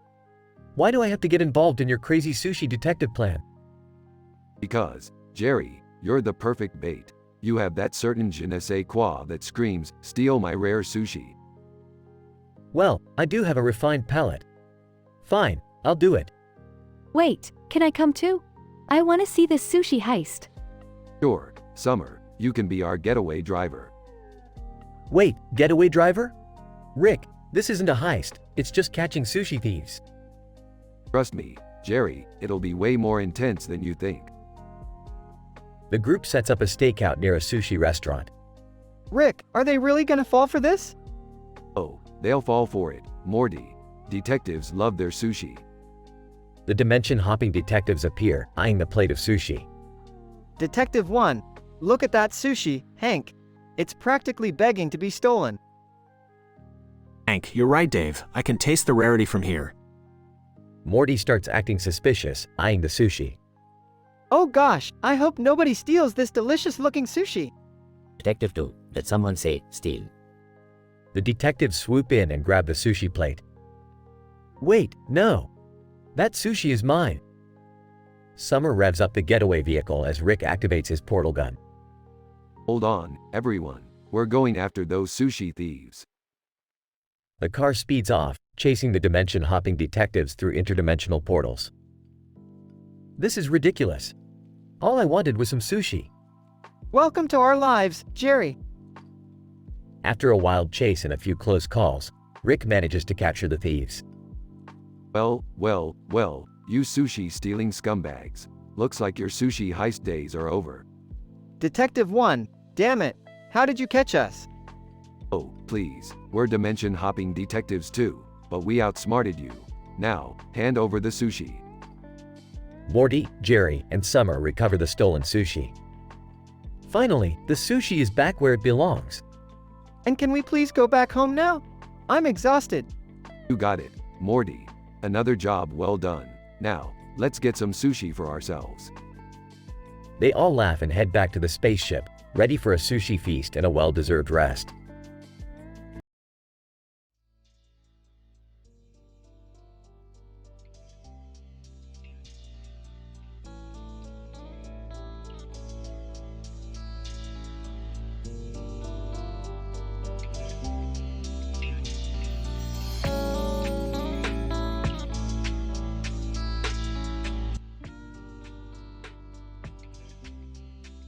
Morty, I need you to grab that interdimensional portal gun and follow me. We've got some serious science to do. Ah, Rick, can't we take a break? I'm kinda tired of almost dying every time we go on an adventure. Morty, adventures are like potato chips, you can never have just one. Plus, I need your special blend of ineptitude to balance out my genius. Geez, Rick, way to boost my self-esteem. Okay, fine, let's go. Hey, guys, where are you going? Can I come too? Jerry, no offense, but your presence might lower the IQ of the entire universe. We're good without you. Aw, come on. Morty gets to go on all these cool adventures, why can't I? Because Morty's the only one who looks good in a red shirt, Jerry. Now go back to watching reruns of your favorite reality shows. Scene changes to an interdimensional market. Whoa, Rick, look at all these bizarre products they've got here. I never knew you could buy time travel devices at a discount. Yeah, Morty, but they always break after one use. It's like buying expired milk from another dimension's grocery store. Just stick to the portal gun. Scene shifts to a futuristic city. Rick, what's that noise? It's like a million alien fire trucks wailing at once. Oh, Morty, that's just the sound of the cosmic police chasing after us. I may or may not have stolen a universe engine from their headquarters. You what? Rick, are we gonna be okay? Morty, I've got this under control. Just hold on tight and pray they don't have photon missiles. Scene transitions to a rundown laboratory. Morty, we need to find the antidote to reverse the effects of multiplying mustaches, stat. Who would even create a serum like this, Rick? And why are we even in this dilapidated lab? Morty, don't ask questions. Just start searching for any sign of mustache reversal serum. Our lives may depend on it. Scene switches to a demonic dimension. Morty, we're stuck in a demon-haunted dreamland. We need to find the Exodus Portalis before we become permanent residents. Oh man, Rick, this place is scary as hell. Wait, is it actually hell? I can't tell anymore. Morty, this is the closest we'll ever get to a Rick and Morty-themed amusement park. Now focus and find that portal. Morty discovers the portal. Rick, I found it. Hurry, let's get out of here before these demons start asking for autographs. Scene shifts back to Rick's garage. Another successful adventure, Morty. You're getting better, but you still have the grace of a one-legged gazelle. Thanks, Rick. I guess that's a compliment in your book. You know, sometimes I wonder if any of this really matters. Morty, life is just a series of random events leading nowhere. The only thing that matters is how much we can mess with those events along the way. Morty contemplates his existence for a moment. You know what, Rick? You're right. Let's keep messing things up together. That's the spirit, Morty. Now, let's go grab a drink and try to forget everything we just experienced. They walk off into the distance, the portal gun in hand, ready for more interdimensional mishaps.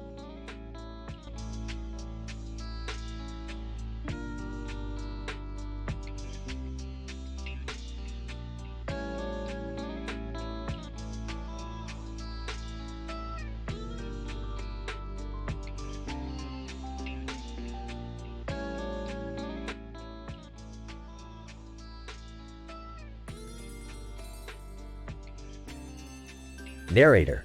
In a small town, an unusual donut shop stood proudly, with a giant donut adorning its front and a sign screaming, "Donut Shop." Little did the inhabitants of this seemingly ordinary place know that it would be the setting of an epic clash between the Telosians from Star Trek, a virtual reality game known as Sword Art Online, and even a relentless serial killer on the loose. Johnny, looking at the giant donut, holy shit, this donut is huge. Mike, yeah, I'd love to devour it whole. Narrator. Amidst the excitement, strange portals opened up, and out came the Telosians from the Star Trek universe. EALOSIAN1, in an eerie voice. We have come to observe your primitive ways. Johnny, nervously, what is going on? TALOSIAN2, grinning. We will use our powerful abilities to control your minds and force you to confront your deepest fears. Mike, laughs, bring it on, Telosians. We've faced way worse in Sword Art Online. Narrator. Suddenly, virtual reality headsets appeared on everyone's heads, transporting them into the world of Sword Art Online. Johnny, bewildered, how did this happen? Mike, who cares? Let's have some fun. Narrator. As they ventured deeper into the game, they encountered more than just virtual monsters. A notorious serial killer was on the loose, and they found themselves being pursued by the sadistic murderer. Killer, sinisterly, I will find you, and I will enjoy every moment of your suffering. Johnny, panicking. This is insane. What did we do to deserve this? Mike, we're in a bizarre mashup of Star Trek, Sword Art Online, and a freaking serial killer thriller. Just roll with it. Narrator. The chase intensified as the characters fought their way through the virtual world, desperately trying to survive. Johnny, gasping for breath, who knew being a donut enthusiast would lead us into such a twisted nightmare? Mike, determined. We've got to make it out alive, or else we'll be the filling in a killer's twisted donut. Narrator. With each passing obstacle, the group grew more determined, their friendship and survival instincts kicking into high gear. EALOSIAN1. Watching from a distance, these primitive humans have an unexpected strength. TALOSIAN2, indeed. Let us observe as they unravel the twisted nature of their reality. Narrator. As the storyline reached its climax, the characters faced an impossible choice. Johnny, sobbing, we can't trust anyone, not even each other. Mike, grimly, survival is our only choice. We can't afford to hesitate. Narrator. In a final, epic showdown, The characters banded together to confront not only the killer but also their inner demons.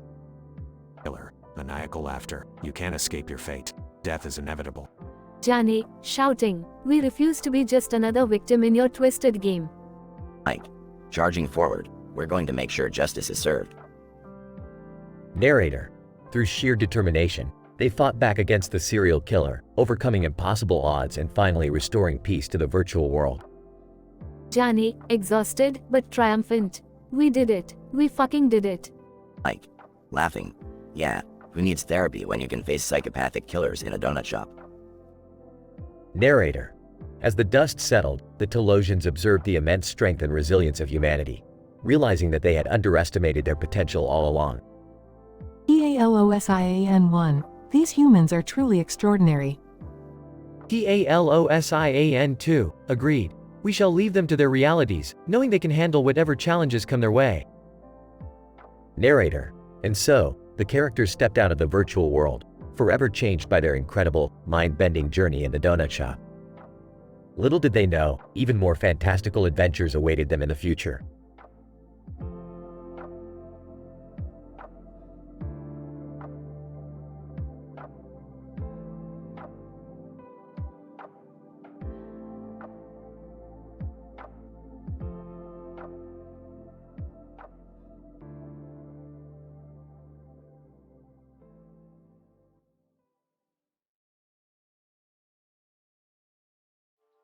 Alright, Morty, listen up. We've got a new adventure on our hands. The universe has hidden the legendary ravioli of destiny, Morty. And guess what? We're gonna find it. Rick, is it really worth risking our lives for some dumb pasta?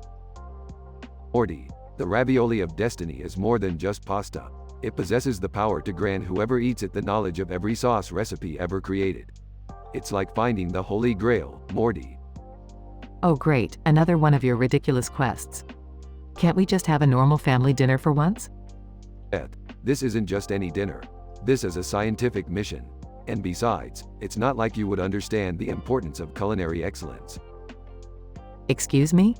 Just because I don't spend my life burping and farting around the universe doesn't mean I don't appreciate fine dining, Rick. Fine dining? Coming from someone who thinks ketchup is a gourmet condiment. Guys, can we just focus on finding the damn ravioli? I'm starving over here. Yeah, Summer's right. Let's get on with it. Alright, buckle up, everyone. We're traveling to the dimension of Chefmeister 5000, the greatest culinary expert in the multiverse. Wow, a dimension full of food? Sounds like my kind of place. Yeah, don't get too excited, Morty. Chefmeister 5000 has a penchant for turning disobedient guests into, well, let's just say you won't want seconds. Great, so not only are we risking our lives for pasta, but we're also risking being turned into someone's appetizer. Fantastic. Can't we just, I don't know, go to a normal Italian restaurant and get some ravioli? Normal? That's not our style, Summer. We're Rick and Morty, and we do things differently. Now, on to Chefmeister 5000's dimension. Scene shifts to Chefmeister 5000's dimension. Chefmeister 5000, welcome, peasants, to my culinary domain. Prepare to be amazed by my gastronomic brilliance.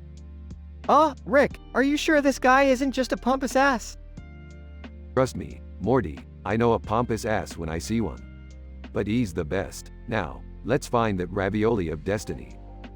Look, there it is. It's on that ridiculous golden platter over there. Oh my god, it's so shiny. Can I touch it? No time for touching, Summer. Let's grab it and go. As they reach for the ravioli, Chefmeister 5000 suddenly blocks their path. Chefmeister 5000, not so fast, interlopers. The ravioli of destiny is mine. Over my dead body, Chefmeister. Seriously, why are we always caught up in these bizarre, life-threatening situations? I don't know, but it's starting to feel like a normal Tuesday, Mom. An epic battle ensues between Rick and Chefmeister 5000, complete with flying knives and flaming saucepans. This is insane. Can't we just order takeout next time? No takeout can compare to the ravioli of destiny, Summer. Morty manages to grab the ravioli of destiny and holds it triumphantly. Guys, I got it. I actually got it. Chefmeister 5000, curse you, Rick and Morty. You may have won this time, but I'll get that ravioli one day. Yeah, stick to your day job, buddy. Scene shifts back to the Smith household. Well, at least we made it out in one piece. Yeah, and we have the ravioli of destiny to show for it. So, who's hungry? I vote we order pizza instead.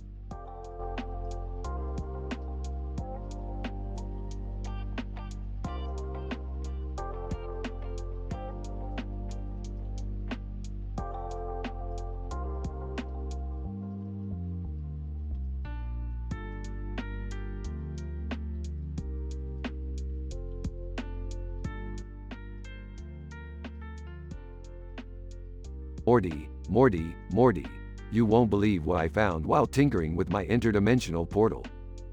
Oh, what is it this time, Rick? Poster of a brain surrounded by electronic devices, Morty. This thing has a neon light in the background with a neon blue glow. It's like someone combined the expanding brain meme with a rave party. That sounds cool, I guess. So, what's the plan, Rick? We're going to use this poster as the key to unlock the mysteries of the universe, Morty. We're getting in that portal and heading straight to Bratislava, the intellectual capital of Slovakia. Slovakia? But why? Because, Morty, there's a legendary Scrabble tournament happening there. The smartest minds from all over the world are gathering to prove their worth with words. Scrabble? Seriously, Rick? We're going to another dimension for a word game? It's not just any word game, Morty.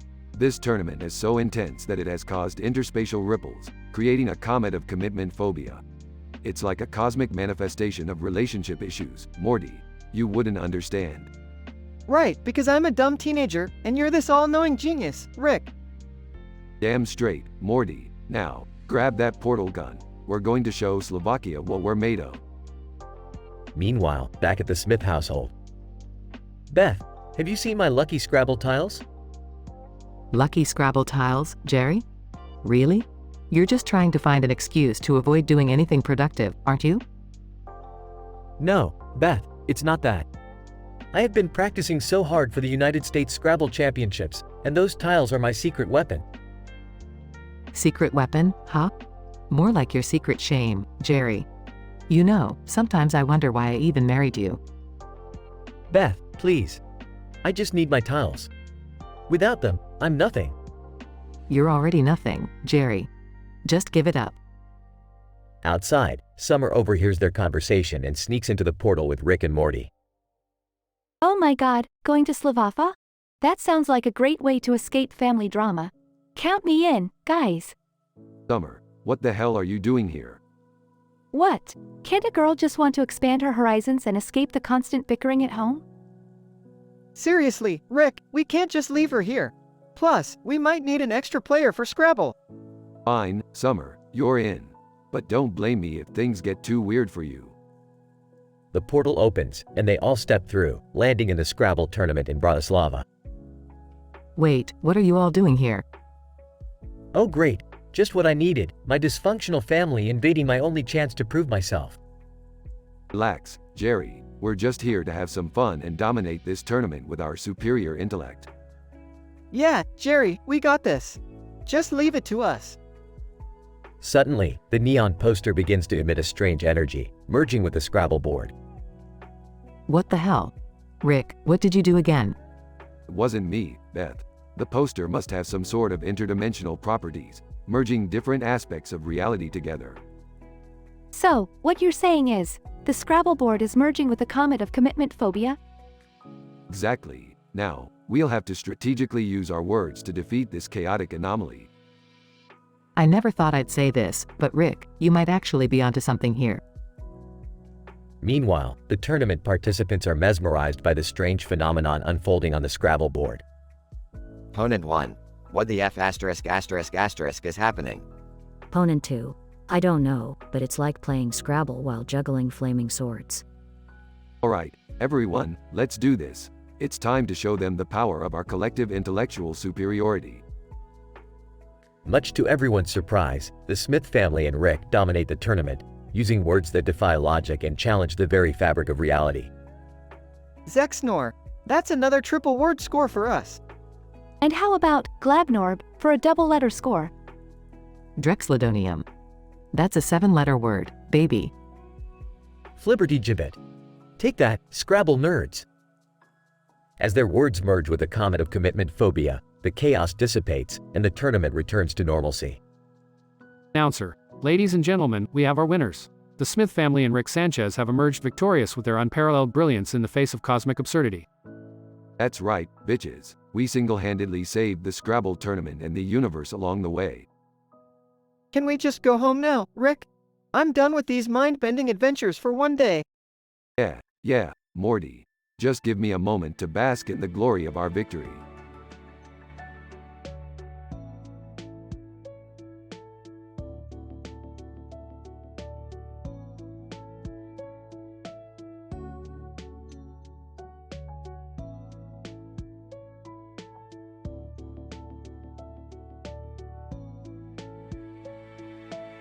Title: The Robot's Raunchy Rumble.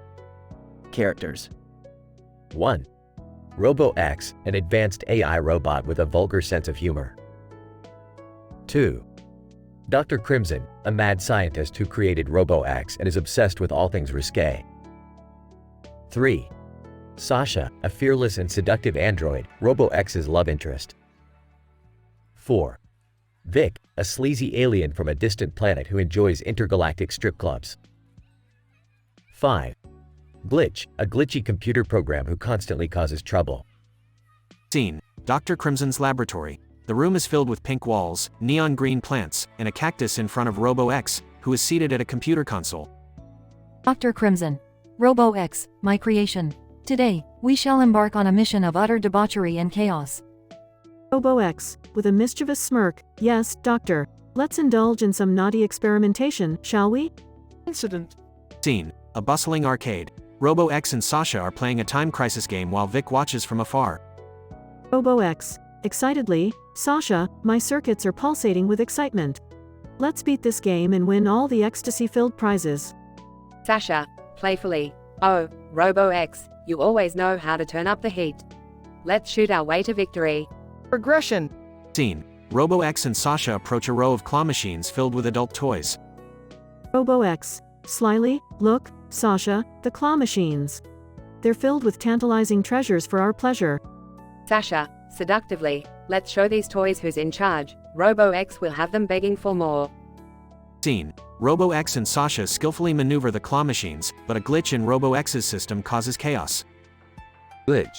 Manically, watch out, lovers. I've hijacked the controls. Brace yourselves for an erotic overload. Robo-X. Frustrated, damn it, Glitch. Not now, we need control. Scene: the chaos intensifies as the claw machines malfunction, raining adult toys upon the arcade. Vic, laughing hysterically, this is better than my last visit to the Waffle House on Zog. Robo-X. Determined, Sasha, my love, we must restore order and clean up this mess before it becomes a scandal. Scene: Robo-X and Sasha diligently gather the adult toys, while Vic and Glitch provide unhelpful commentary. Glitch. Gleefully, oh, the irony. Robo-X, the giver of pleasure, now cleaning up the aftermath. What a kinky twist. Vic, smirking, I'll help but only if there's a reward involved. Maybe a private show at the Intergalactic Exotic Lounge? Robo-X. Exasperated, first things first, Vic. We clean up, then discuss your twisted desires. But remember, the responsibility for this mess is all on you, Glitch. Scene fades out with Robo-X, Sasha, Vic, and Glitch continuing to clean up, leaving behind a trail of scandal and adult toys. Note: the above episode script is pure fiction and serves for entertainment purposes only.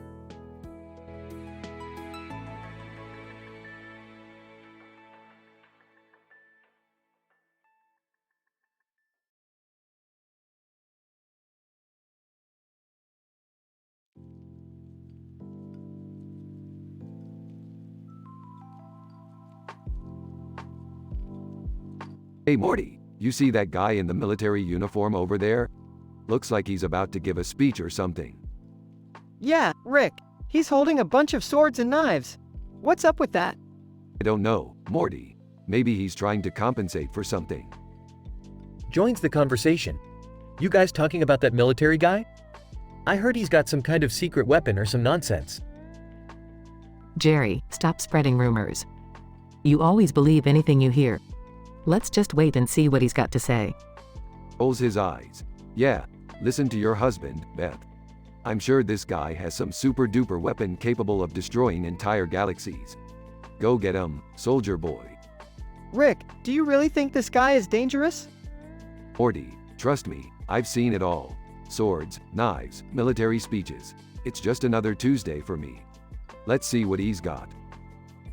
Bosch the Stampede approaches the mic. Bosch, ladies and gentlemen, I bring you the most powerful weapon known to mankind. Crowd whispers in anticipation. Louis Pasteur, confused. Excuse me, sir. I think you had the wrong event. We're here for a scientific conference. Bosch laughs nervously. Oops, wrong mic, sorry. My bad. Chuckles. Classic mix-up. Bosch moves to the correct mic. Bosch. Alright, let's try this again. Ladies and gentlemen, the power of love. Crowd silence. Whispering to Rick, love? Seriously? Whispering back. Yeah, Morty. Love conquers all, don't you know? Bosch. Love is the greatest weapon we have against hate, violence, and evil. Let's spread love and make this world a better place. Crowd confused murmurs. Sarcastically, wow, what a twist. I wasn't expecting a motivational love speech at a scientific conference. I don't get it. What's this love thing got to do with military uniforms and weapons? Jerry, you're asking the important questions here. Bosch. Love is the ultimate weapon, my friends. It can disarm the most powerful enemies and bring peace to the world. Together, we can change everything. Crowd sighs and starts to disperse. Well, that was unexpected. I guess we won't be getting any groundbreaking scientific knowledge today. Disappointed. I was really hoping for something cool and sci-fi. Life's full of surprises, Jerry. Let's go find some real adventures. Who needs love when you have interdimensional travel? Bosch continues his love speech to a dwindling crowd. Colin! In a turn of events that nobody saw coming, a military man's attempt to deliver a powerful speech at a scientific conference was derailed by a mix-up and ended up being a cheesy love proclamation. The crowd, disappointed by the unexpected twist, dispersed, leaving Rick and his gang to seek their usual crazy adventures. Love may be an important concept, but in the eccentric world of Rick and Morty, it's just another wacky day in the multiverse.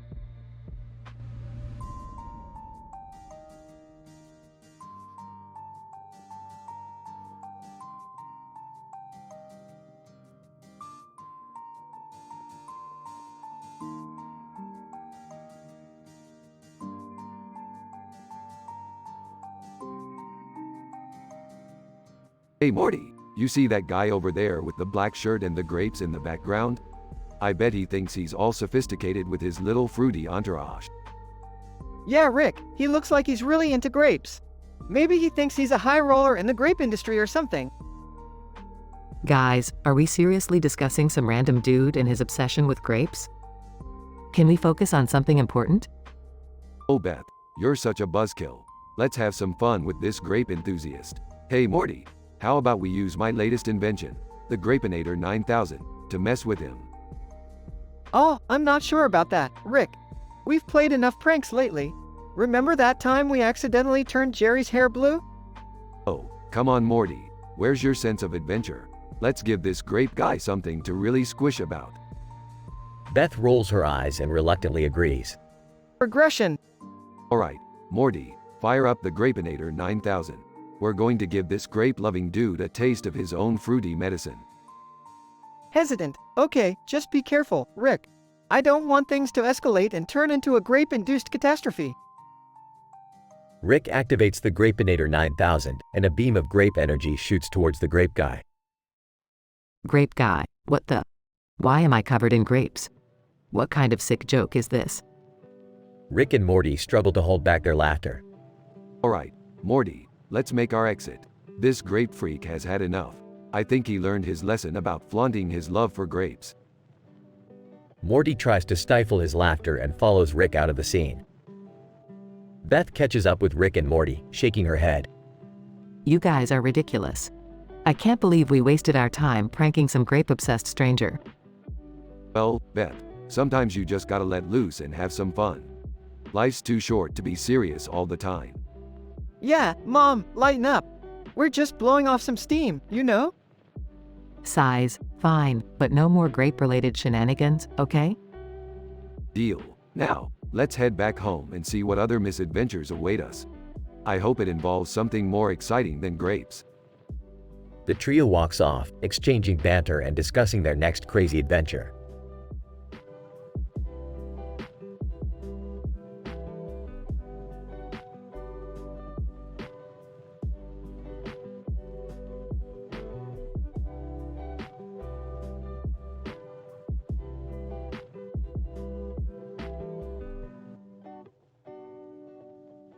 Morty, you really expect me to believe that a group of small children, in blue and red uniforms, were playing with a ball on the street with a hedge behind them? That sounds statistically improbable and oddly specific. Well, Rick, I saw it with my own eyes. They were like miniature clumsy ninja warriors. Clumsy ninja warriors? Seriously, Morty, that's the best you got? Yeah, I mean, they were falling all over each other and tripping on their own feet. It was hilarious. Hilarious, huh? More like a sad attempt at a schoolyard sport. Whatever, Morty, we've got bigger things to worry about. Hey guys, have you seen my funny board games? I found this new one called Outrageous Neighbor Disputes. It's a real gem. Oh, great, just what we needed, Jerry. More cheap entertainment to distract from the reality of our lives. Come on, Dad. Let's just play it. Maybe it'll distract us from Rick's constant existential crisis. Hey, no need to get all existential, Morty. Life's all about having fun, right?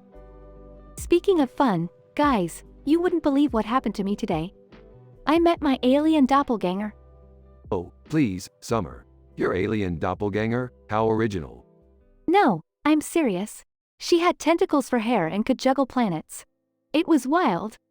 Juggling planets, huh? Well, isn't that just marvelous? I'm sure it was a real bonding experience for you too. All right, enough with the sarcasm, Grandpa. We've got bigger problems. Those clumsy ninja warriors are wreaking havoc in the neighborhood. Oh no, not the clumsy ninja warriors. They're probably just misunderstood. We should help them. Jerry, have you ever considered that you're the one who's misunderstood? No, didn't think so. Look, let's just go out there and reason with them or something. Maybe they're just lost kids from another dimension. Fine, but if things get too messy, we're zapping them with the portal gun. No more Mr. Nice Guy. All right, everyone, let's go confront the clumsy ninja warriors and save the neighborhood. Scene fades out as the family prepares to face the miniature chaos makers.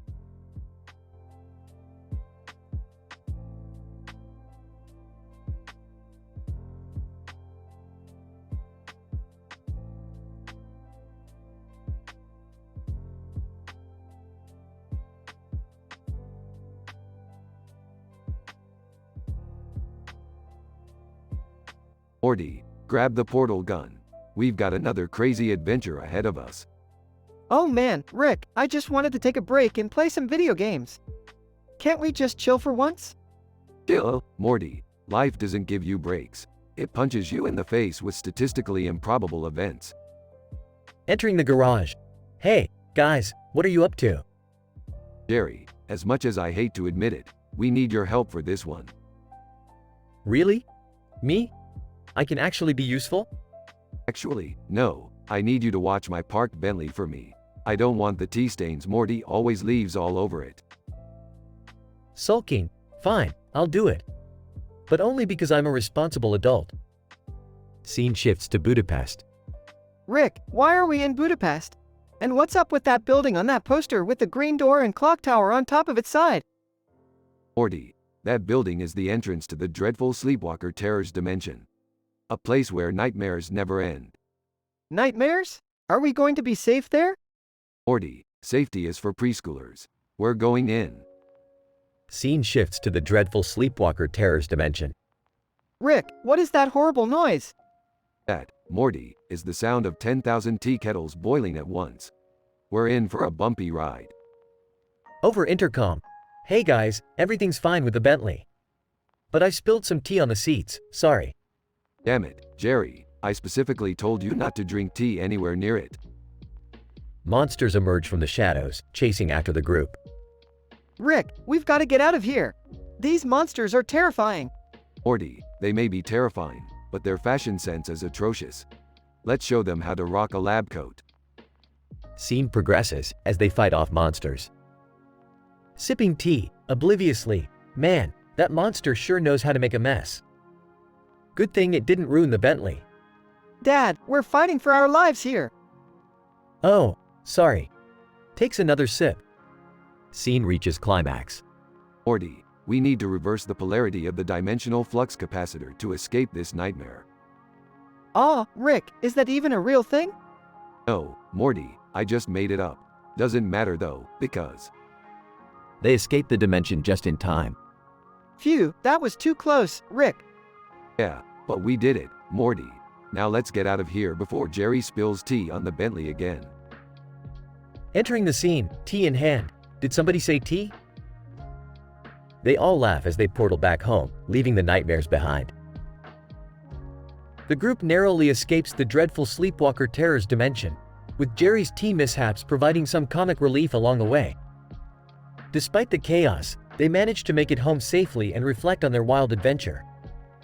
Lesson learned: don't spill tea on expensive cars, especially in nightmare dimensions.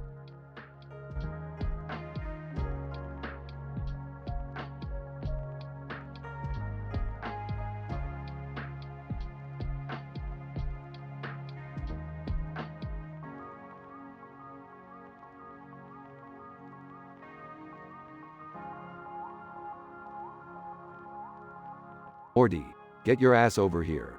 I need your help. What's up, Rick? Look at this robot toy on the ground. It's causing a damn commotion with these people. Oh, Rick, it's just a toy. What's the big deal? Well, Morty, this toy happens to be a time-traveling paparazzi. It's got a camera that captures embarrassing moments from the future. We need to handle this before it ruins someone's life. What's going on here, boys? Yeah, Dad, what's with all the commotion? And why is everyone dressed so strangely? We accidentally opened up a space-time continuum rift, and everyone from different time periods came crashing down. They think this toy is some kind of fashion show platform. This is insane. How are we gonna fix this? We need to organize a speed dating marathon using the robot toy as an attraction. It'll distract everyone while we figure out how to close the rift. Speed dating? Dad, this is not the time. Yeah, we've got a bunch of time-traveling versions of ourselves running around, and all you care about is speed dating? Look, it's the only way to calm these folks down and prevent further chaos. Plus, it's a great opportunity for some droid dating drama. I can't believe I'm saying this, but it might just work. Of course, it will work. I'm the smartest man in the universe, Morty. Okay, fine. Let's do this. But after it's all over, you owe us an explanation and a proper fix for this mess. Yeah, no more opening up space-time rifts, Dad.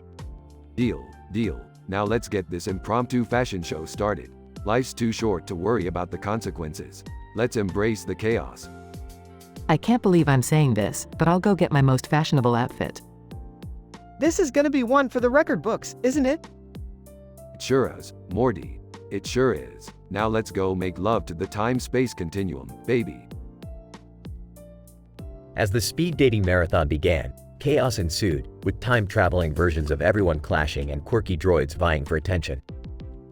But amidst the madness, the crowd got caught up in the excitement, forgetting about the robot toy and the space-time rift.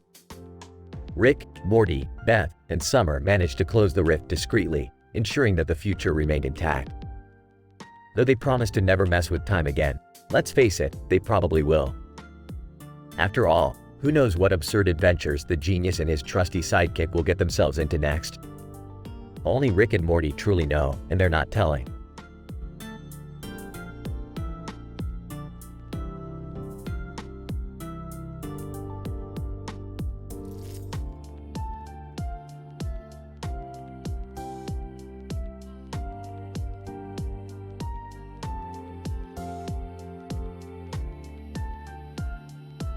Alright, Morty, buckle up. We're about to embark on one hell of an adventure. Oh, Rick, I don't know about this one. That pirate ship over there looks dangerous. Dangerous, Morty. Those pirates couldn't scratch their own asses. They're just a bunch of sissies with eye patches. But Rick, look at that burning flag. Something must have happened. Oh, Morty, always the worry wart. Probably just a little mishap with their pirate barbecue. Nothing to worry about. Joining in, did someone mention pirates? I can't resist a good swashbuckling opportunity. Oh, Beth, here you go again. Trying to prove you're the coolest mom in the galaxy. Wait, what? Mom's going with us?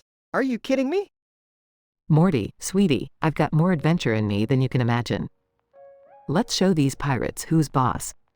Alright, we'll take the ship and sail into that glowing dark sky. But remember, Morty, you're on cannon duty. Great, just what I needed. More responsibility.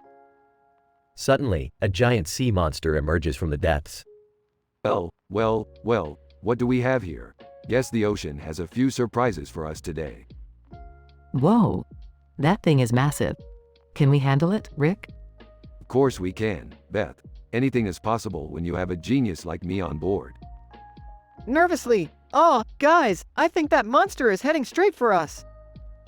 Morty, stop being a chicken nugget. We'll just distract it with some delicious fast food. They throw hamburgers at the sea monster, distracting it momentarily. Okay, now's our chance. Rick, let's take the ship and sail away. Hold on, Beth, I see another ship in the distance. Looks like Captain Chris Evans is on board. Chris Evans? The actor? What's he doing here? Beats me, Morty. Maybe he's researching for another role. Let's go say hi. They approach Chris Evans's ship.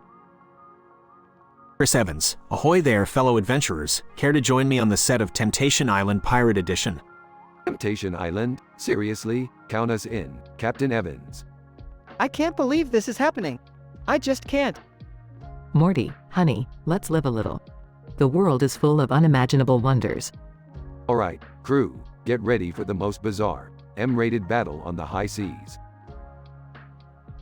As the ships sail off into the sunset, laughter, battles, and shenanigans ensue, creating a truly unforgettable experience for Rick, Morty, Beth, and Captain Chris Evans.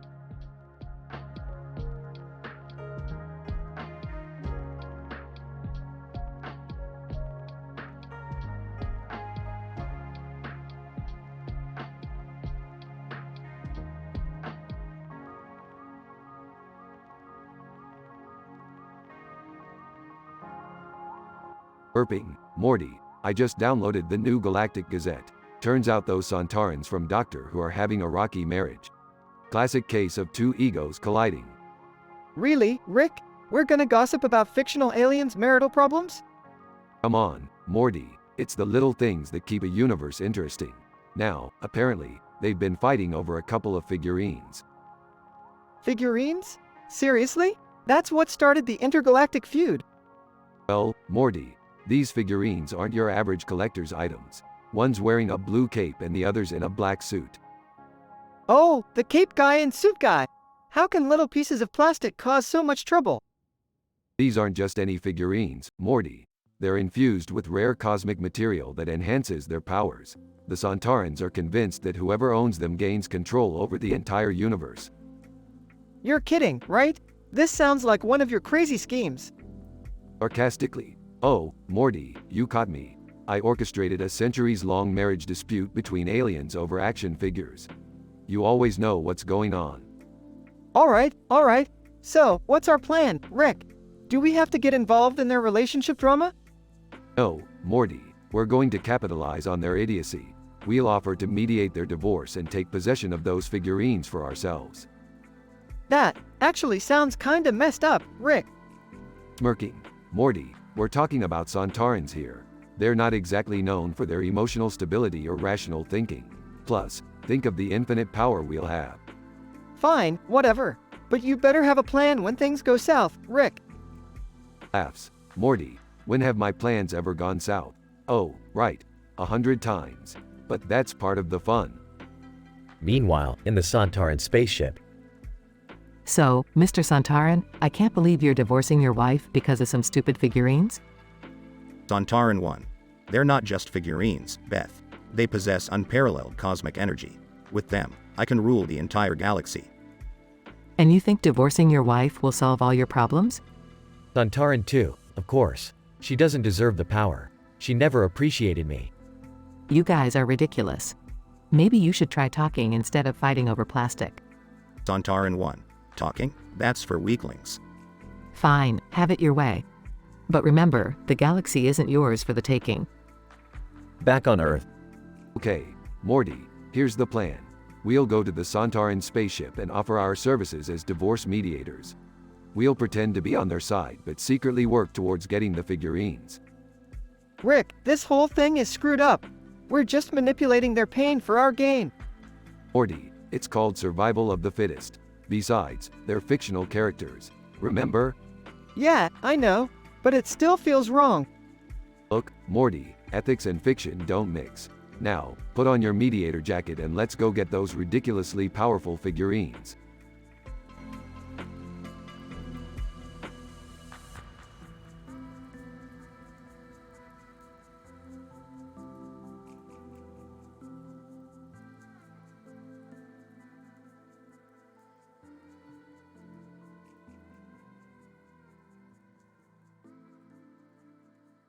Alright, Morty, strap on that helmet and grab the camera. We're going on a saucy spacewalk scuffle. Wait, what? How did this even happen? Just go with it, Morty. Now, remember, if anything goes wrong out there, don't expect me to save your sorry ass. Geez, thanks for the vote of confidence, Rick. Don't mention it. Now let's get out there and show those alien bitches what we're made of. Guys? Can I come? I mean, I'd like to contribute to the whole adventure thing too.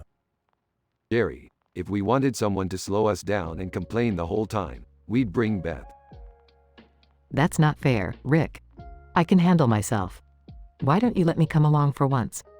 Fine, suit yourself, but don't come crying to me when some giant space tentacle tries to make you its bride. Maybe I'll just stay home then. Good idea, Jerry. No one needs your whiny voice echoing through the universe. Alright, enough chatter. Let's get these spacewalk selfies and move on to something actually important. Like what, Rick? Another one of your comedy debate shows? Hey, at least my comedy debate shows make more sense than your irrational love for curry. Oh please, Rick. Your taste buds are about as adventurous as a sloth on sedatives. Careful there, Beth. Remember, I'm the one who knows how to give a killer pedicure. Ha! I'll take my chances with a rusty nail file, thank you very much. Guys, can we focus on the whole spacewalk thing? We're kind of floating in the vacuum of space right now. Right. Morty's right, guys. Let's not get too caught up in our petty bickering. We've got aliens to impress. Fine, let's just get this over with so I can go back to my curry. And I'll just be here, living my boring, curry-less life. Enough with the curry, Jerry. We're floating in space, risking our lives and all you can think about is food. Well, a man's gotta eat, Rick. Guys, I think there's something coming towards us. It looks like a giant saucy space taco. Great job, Morty. Way to summon food in the middle of a spacewalk. Now we're going to be the first beings to die from a taco attack. Oh come on, Rick. You know it's statistically improbable for a taco to kill us. Statistically improbable? I'm not talking science, Beth. I'm talking pure saucy panic here. Wait, it's not a taco. It's a spaceship. A spaceship made entirely of curry. Alright, now things are truly getting bizarre. Brace yourselves, everyone. They brace themselves for impact as the curry spaceship collides with them, sending them spiraling through space. Rick, what the hell did you drag us into this time? I have no idea, Beth, but damn, it's one hell of a ride. Hang on, folks, it looks like we're in for a saucy good time. Fade out with the group spinning through space, surrounded by swirling curry and floating bottles of hot sauce.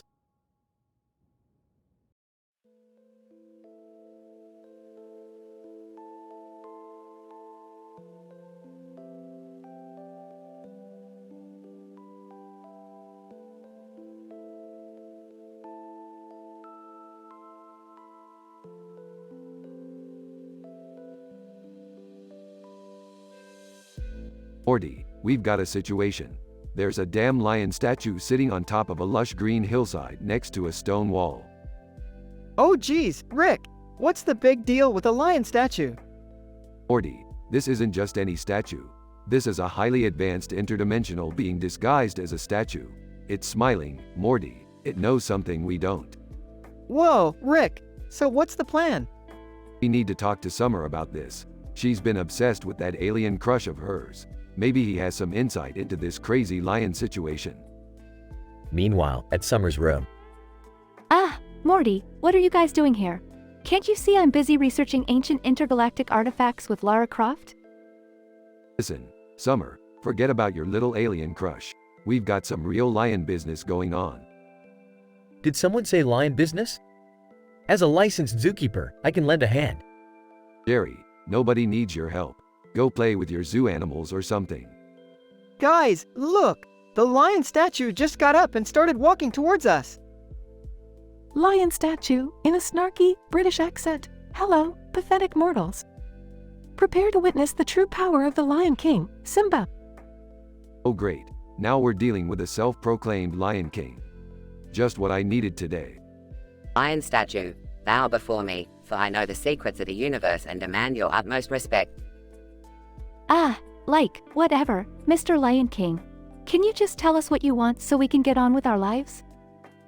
Lion statue, I seek the one known as Rick Sanchez, the one who possesses immense knowledge and unparalleled sarcasm. Well, here I am, Your Majesty. What do you want? Lion statue, I require your genius to solve an energy crisis in my dimension. In return, I shall grant you unimaginable power. Rick, are you seriously considering this?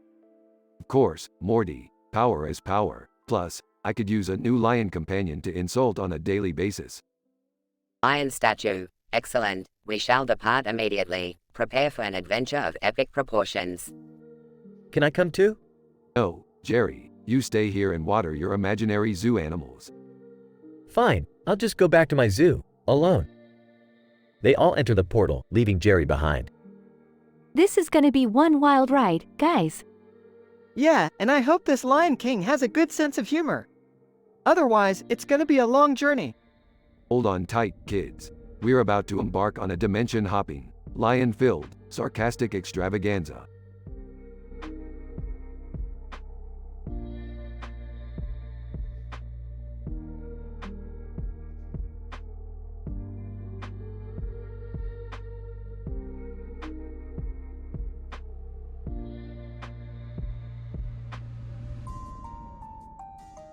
Morty, grab your portal gun. We're going on a mind-blowing adventure. Aw, geez, Rick, can't we just have a normal day for once?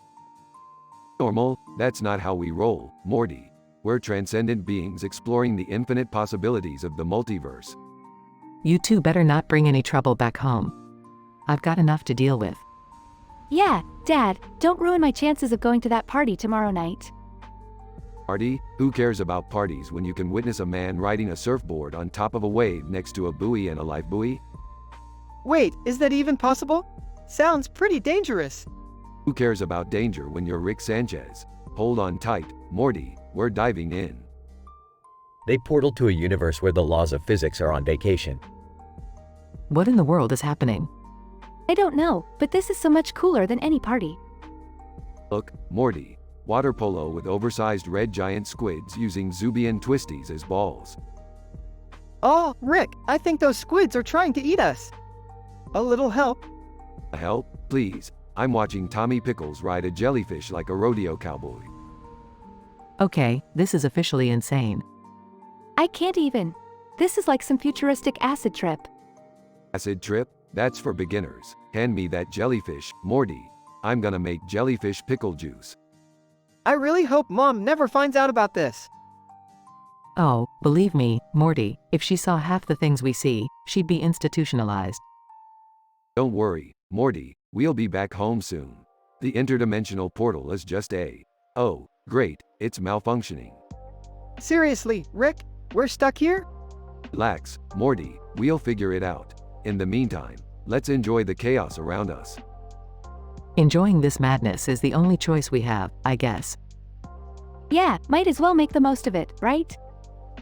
Absolutely. Adventure awaits at every corner, even if that corner is inside a translucent space-time anomaly. I can't believe I'm saying this, but I'm starting to enjoy the madness. That's the spirit, Morty. Now let's ride this jellyfish straight into the sunset. They continue their wild and nonsensical journey through an unpredictable universe.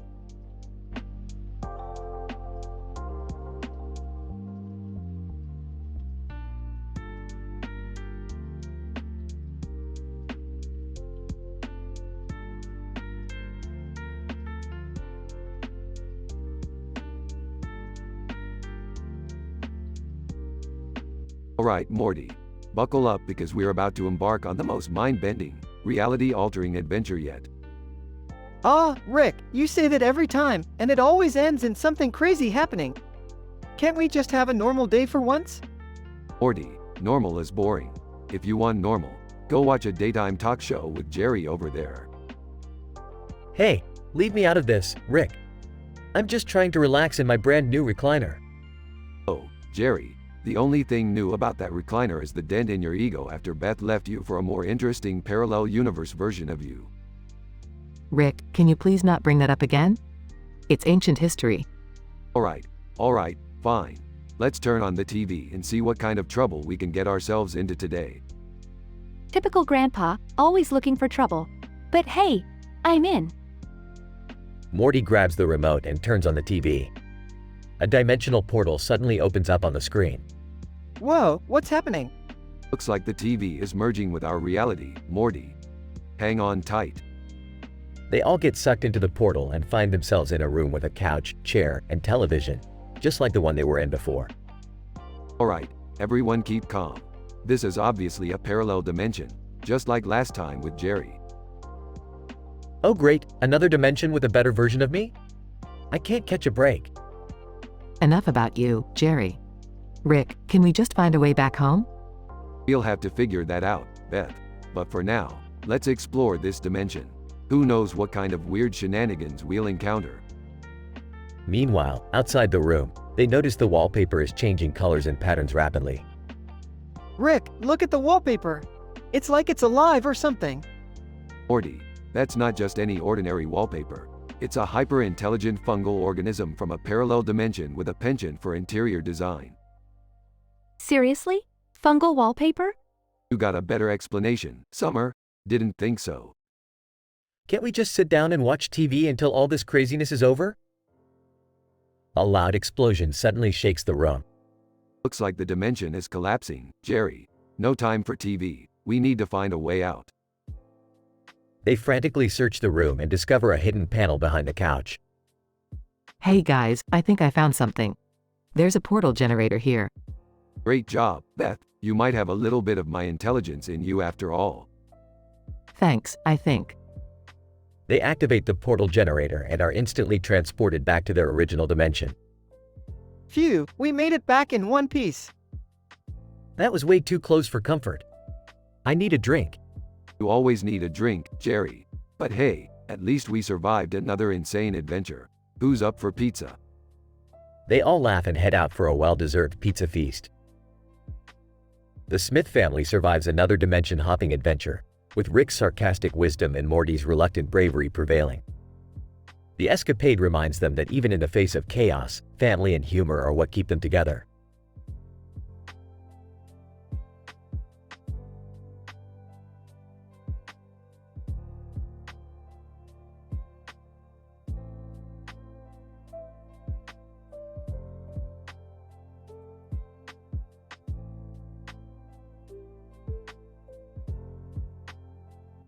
Alright, Morty, buckle up. We've got a new adventure on our hands. We're heading to a dimension where sentient green stuffed animals exist, but only on green backgrounds, y'all know, for artistic purposes.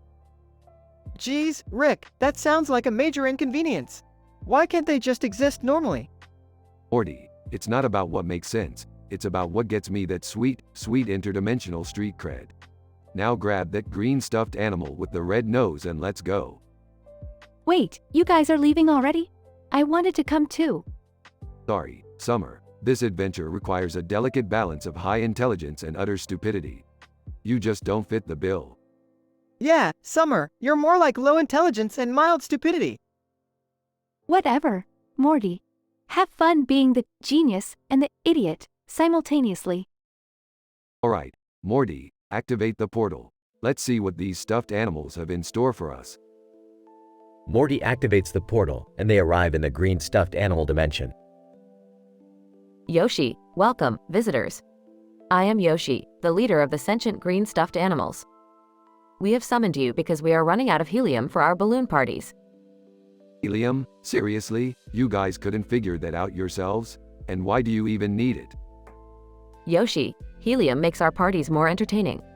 We can't have a rager with deflated balloons, can we? Entering, what the hell is going on here? Are those talking stuffed animals? Beth, surprise. You've been chosen as the mating partner for these aliens. Congrats. What? Are you insane? I'm not mating with anyone, especially not aliens. Yeah, Beth, I think Dad would have a lot of questions about that. Morty, please, your mom is an adult who can make her own decisions, even if they involve some weird-looking aliens. This is insane. Can't we just grab some helium and get out of here? Hold on, Summer, we can't leave Beth hanging here with these freaky lovebirds. Meanwhile, Yoshi starts singing a romantic song, trying to woo Beth. Fine, I'll do it.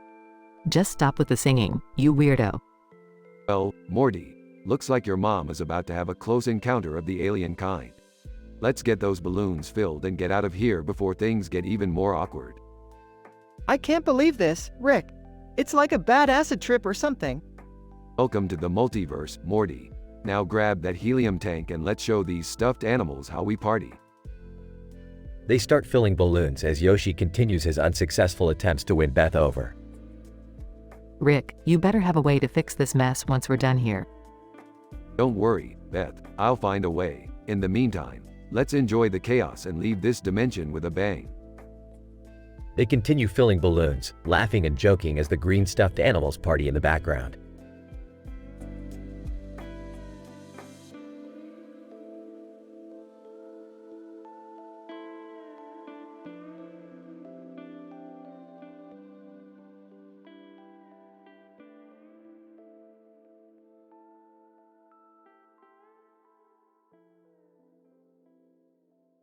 Morty, buckle up. We're about to embark on an interdimensional joyride that would make even Evangelion look like child's play.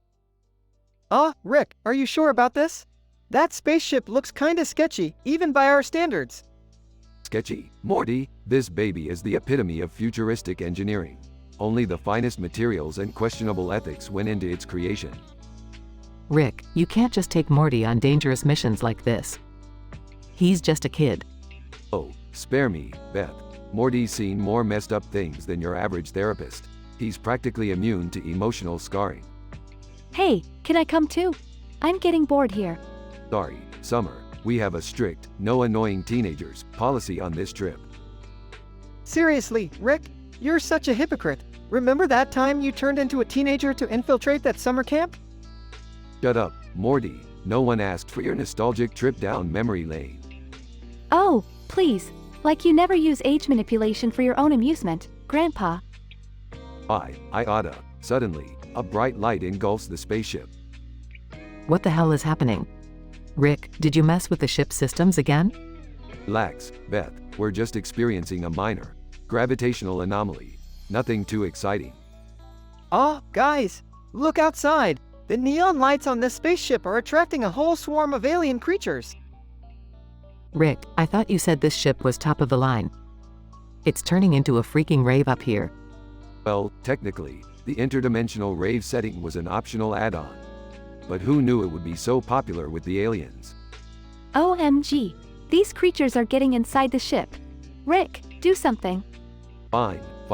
Morty, grab that xenon blaster and start shooting. And try not to hit any endangered species this time.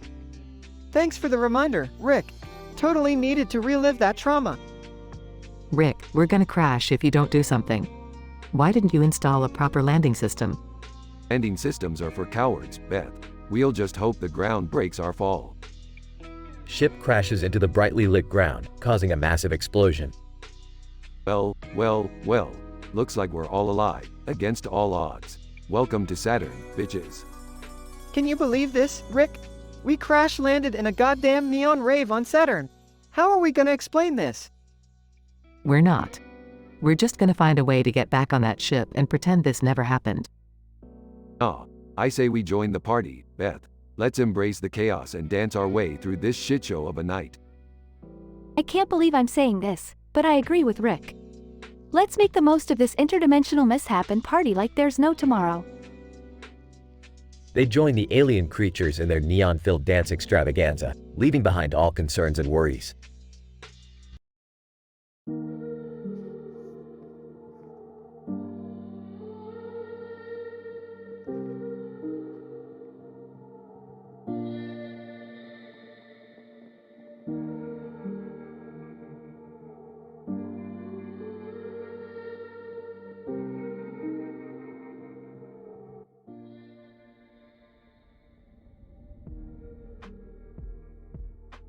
Morty, we have a problem.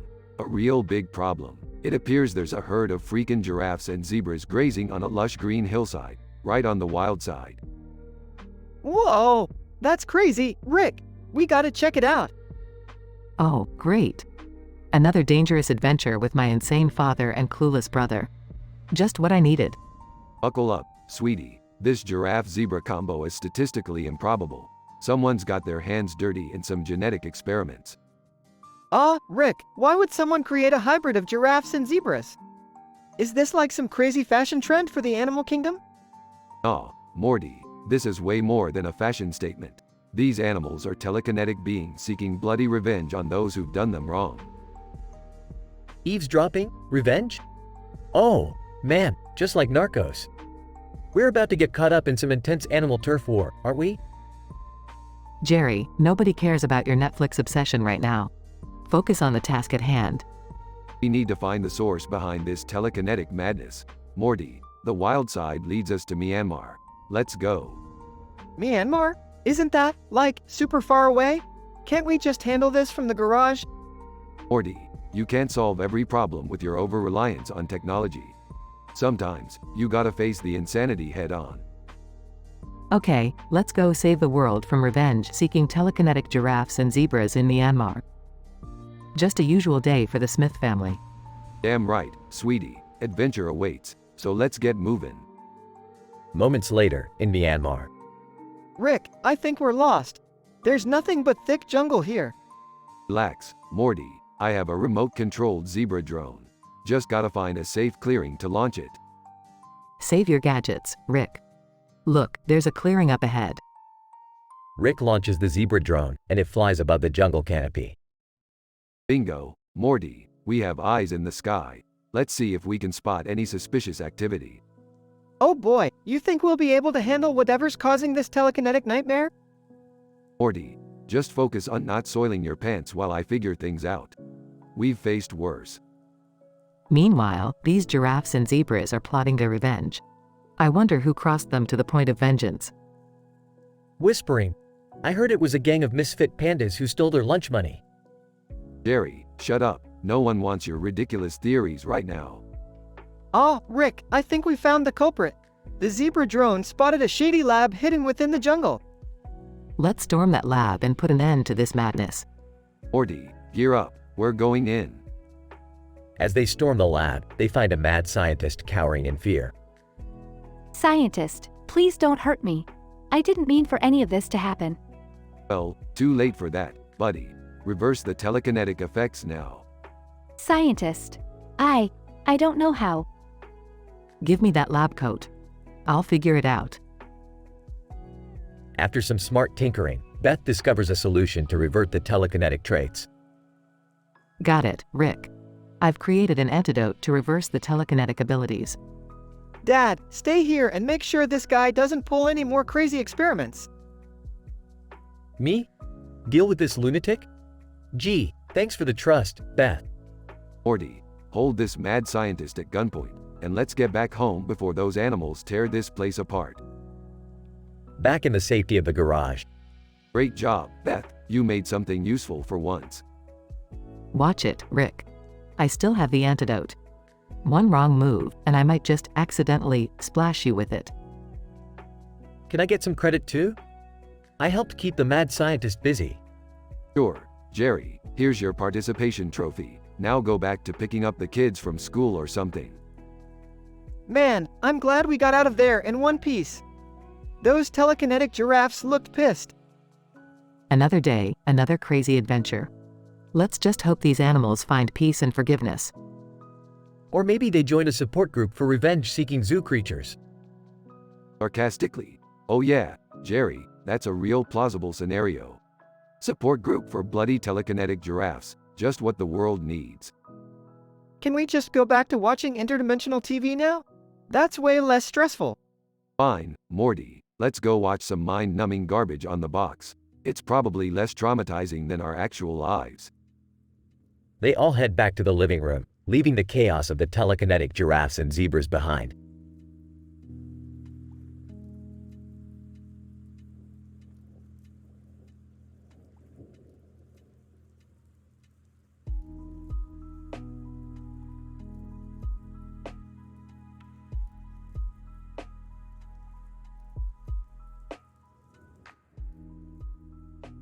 Nose, sniffing. What's that smell? It smells like blueberry pancakes. Beagle, barking. Woof woof. Blueberry pancakes? Count me in. Aristotle, raising an eyebrow, did you say blueberry pancakes? I didn't realize our adventures would involve breakfast foods. Rick's forgotten child. Looking confused. Who are you guys? And why am I suddenly in a room with talking animals? Nose sniffing again. Wait a minute, I smell something else. It's a faint scent of desperation mixed with the stench of defeat. Beagle, tilting his head. Desperation and defeat? That's oddly specific. What is it, Nose? Nose, determined. It's the sports trivia quiz. I can smell the agony of someone failing miserably to answer a question about basketball. Rick's forgotten child. Feeling adventurous. Well, I might not know much about sports, but I'm happy to tag along. Let's find this quiz and see what's going on. Aristotle, smirking excellent, our journey begins, onward companions. They follow Nose's scent and eventually arrive at the sports trivia quiz. Quiz host. Smugly welcome, challengers, to the sports trivia quiz. Prepare to have your knowledge tested and your egos shattered. Beagle. Excitedly, I'm ready. I've been studying sports trivia for years, in between napping and stealing socks, of course. Rick's forgotten child. Nervously. I hope I don't embarrass myself. I'm not really a sports buff. Nose sniffing the air. I can sense the tension in this room. It's thick like molasses. Quiz host. Sinisterly, first question. Who won the NBA championship in 1992? Beagle. Barking. Easy. It was the Chicago Bulls. Quiz host. Grinning. Incorrect. The correct answer is the New York Knicks. Aristotle, outraged, that's preposterous, the Bulls won the championship that year. Quiz host. Evil laughter, not in this quiz, my friends. Welcome to the realm of twisted sports trivia. The answers are the polar opposite of reality. Rick's forgotten child. Frustrated. This is madness. Why would anyone subject themselves to this torture? Nose sniffing, determined. We can't let this quiz host get away with his sadistic games. We need to beat him at his own game. Beagle. Growling. He may be the quiz host, but we have something he doesn't. Teamwork and determination. Aristotle, smirking very well, let the twisted sports trivia battle begin. The team, led by Nose's sniffing abilities, takes on the quiz host, using their collective knowledge and creativity. Despite the warped answers, they manage to outwit the quiz host and emerge victorious. Rick's forgotten child. Panting, I can't believe we did it. We beat the twisted sports trivia quiz. Quiz host. Grudgingly, congratulations, you pesky lot. Shattered my perfectly crafted illusion. Well played. Nose, proudly, our scent is one of victory. We have not only defeated the quiz host but also proved the power of knowledge and teamwork. Beagle. Barking joyfully. And blueberry pancakes, of course.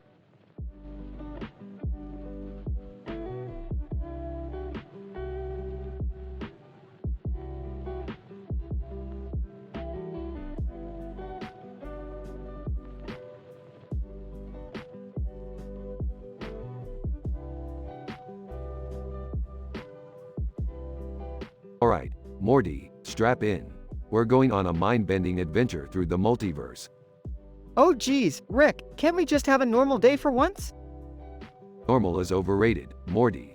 Now hold on tight. We're about to enter the 5th dimension. Rick, are you sure this is safe? I mean, couldn't we just go to another family picnic or something? Beth, family picnics are for mediocre sitcoms. We're on the cutting edge of absurdity here. Why do we always get dragged into these weird adventures? I just wanted to go shopping with my alien doppelganger. Alien doppelganger? Oh come on, Summer, this is way more interesting than buying designer clothes together. Goku, hey guys, mind if I join in on the fun? I just finished saving the universe for the 100th time, so I'm looking for some excitement. Goku, you never cease to amaze me, but strap yourself in because things are about to get crazy. Incident. Wait, Rick, look at this drawing I found. It's a dragon with yellow eyes on a black and white background. What's the deal with that? Morty, that's no ordinary dragon. That's a symbol of a secret underground cyberpunk rebellion planning to overthrow the government. Goku, whoa, a rebellion? Count me in. I'll use my superpowers to defeat their enemies. Aggression. Alright, we're in the rebellion's hideout. Beth, you're going to charm the leader with your wit and charm.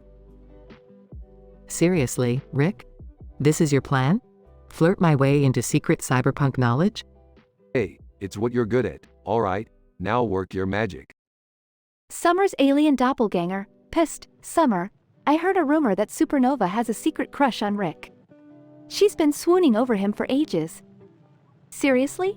Ew, that's disgusting. Alright, we've successfully thwarted the government's plans, recruited a rebellion, and apparently gained a secret admirer. Time to head back home, everyone. Rick, do you ever wonder if all these insane adventures are really worth it? Morty, life is absurd, chaotic, and definitely not worth it most of the time. But hey, at least we have some kick-ass stories to tell. And with that, Rick, Morty, Beth, Summer, Alien Doppelganger, and Goku return to their dimension, leaving behind a trail of madness and mayhem. Another day saved, but at what cost?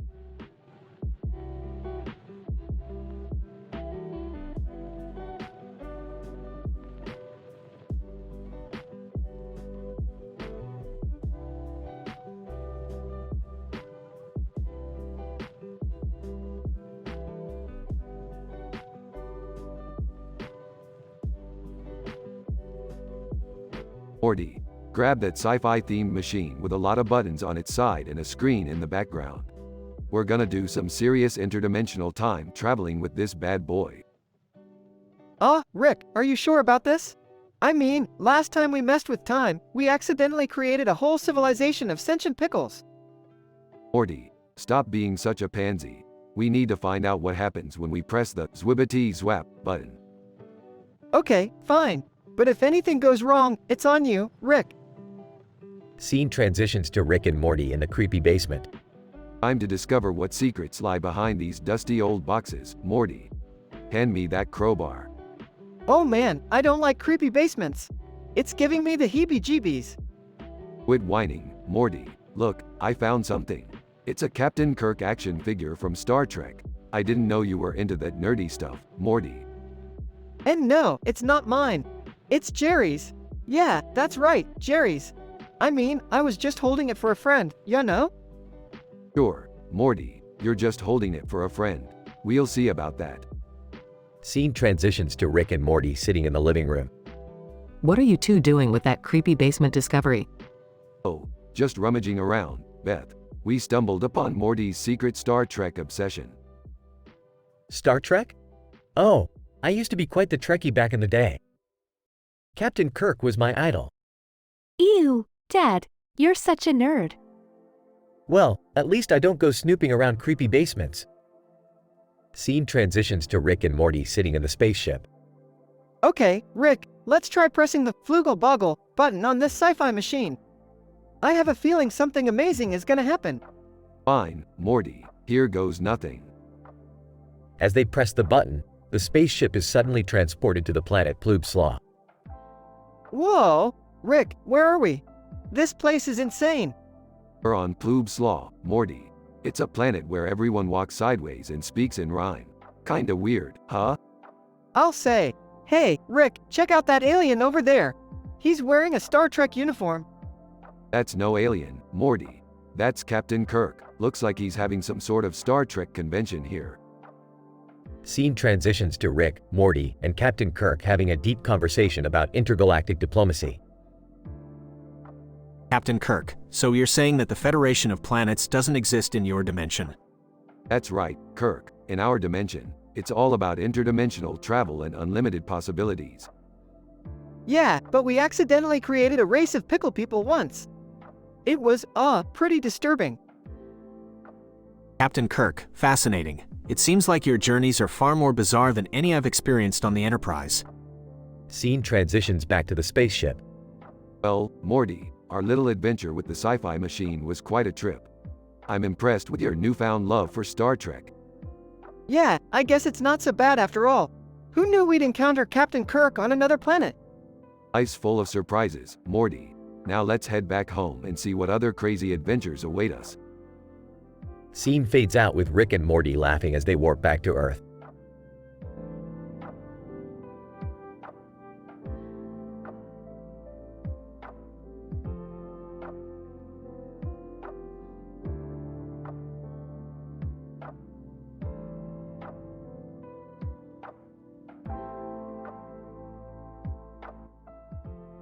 Alright, Morty, buckle up.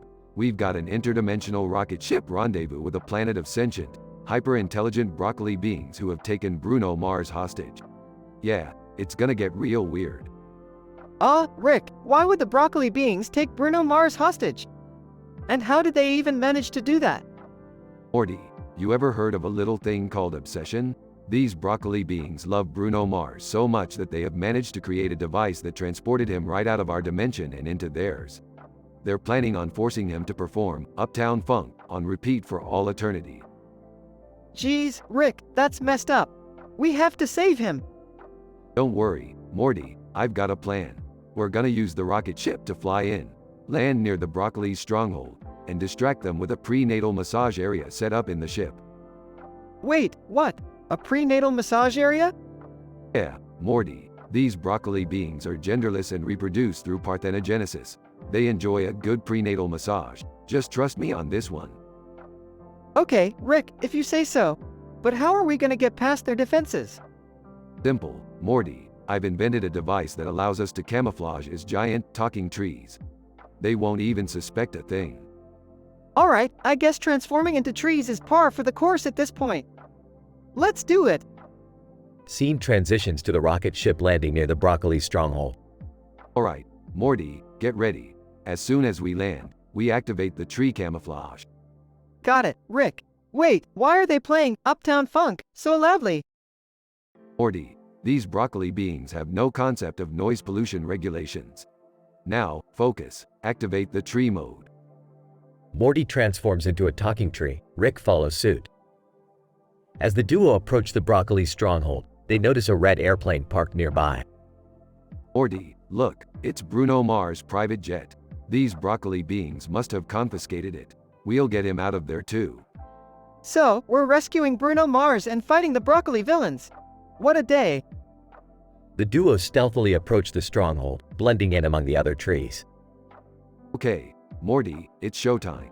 I'll create a diversion while you free Bruno and get him to safety. Ready? Ready as I'll ever be, Rick. Rick causes a massive explosion while Morty sneaks into the stronghold. Inside the stronghold, Morty encounters a room filled with baby broccoli beings. Excuse me, broccoli babies, do any of you know where they're keeping Bruno Mars? Broccoli baby 1. He's in the Queen's chamber, but good luck getting past her. She's one tough broccoli mama. Well, I guess I'll just have to talk my way through. Wish me luck, babies. Morty makes his way towards the Queen's chamber, dodging broccoli guards. Meanwhile, Rick continues creating chaos outside to distract the broccoli beings. Hey, broccoli jerks, you think you can mess with Bruno Mars? Well, get ready for some Rick Sanchez action. Rick starts singing his own version of Uptown Funk while fighting off broccoli guards. As Morty reaches the Queen's chamber, he finds Bruno Mars tied up but still singing. Bruno, I'm here to rescue you. Let's get out of this vegetable nightmare. Bruno Mars, thank goodness. I've been singing Uptown Funk for weeks straight, man. These broccoli psychos are crazier than my fans. Morty unties Bruno and they make their way back to the rocket ship. Morty, mission accomplished? Yeah, Rick, we got him. Let's get out of here. Rick and Morty enter the rocket ship with Bruno Mars in tow. Strap in, fellas, we're going home. And Bruno, for the love of all that's holy, no more Uptown Funk. Bruno Mars, you got it, man. No more broccoli and no more Uptown Funk. But how about a collab sometime? Maybe, Bruno, maybe.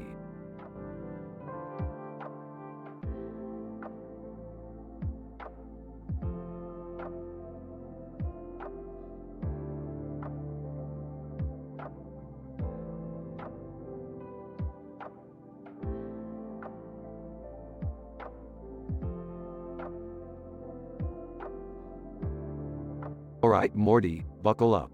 We're going on an adventure to the land of highly improbable situations. Aw, geez, Rick, are you sure this is safe?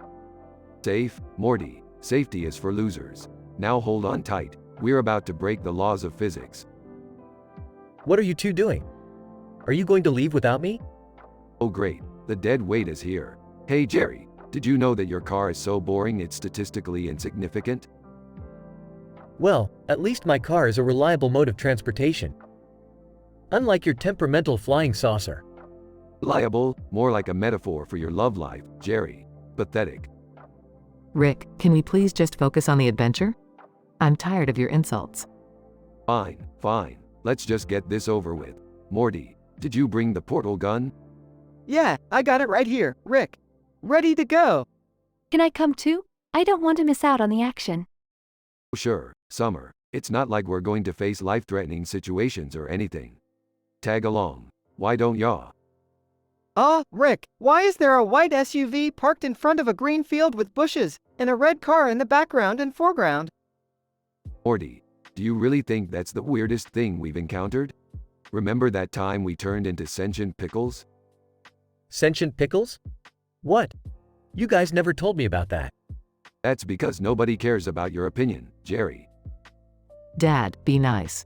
Jerry, just let it go. They have their own weird adventures. Seriously, Grandpa, can't you just be nice for once? Nice, Morty. Remind me to invent a nice pill. I think Summer here needs an overdose.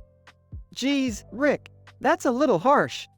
Oh, why you think so, Morty? Well, tough. Life isn't all sunshine and rainbows, kid. Can we just figure out what's happening with this strange scene? The car situation is driving me crazy. Fine, fine. Let me analyze this. It appears that the white SUV parked in front of the green field symbolizes existential dread, while the red car represents suppressed desires. Oh, for the love of. Can't it just be a random set of cars in a painting?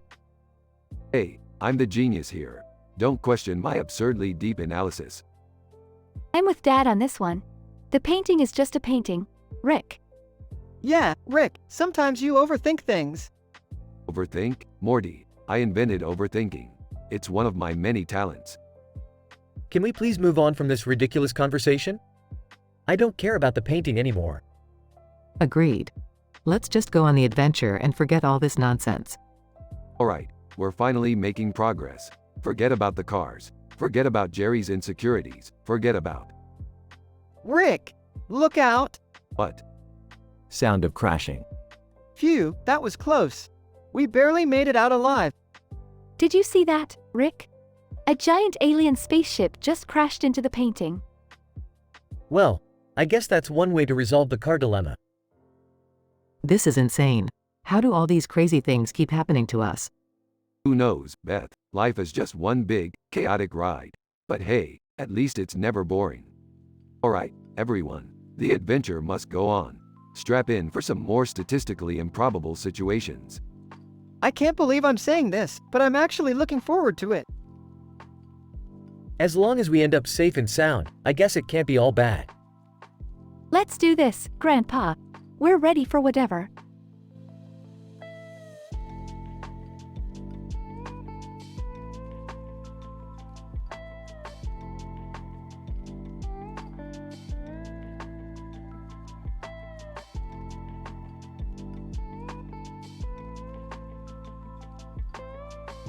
Morty, you know what's crazier than your love life?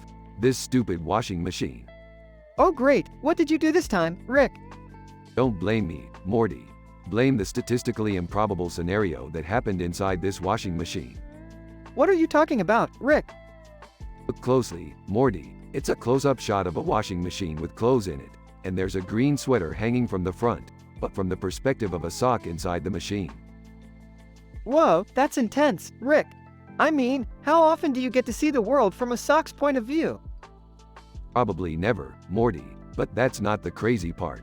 Can you believe that this washing machine has gained a consciousness? What? That's insane, Rick. How can a washing machine become self-aware?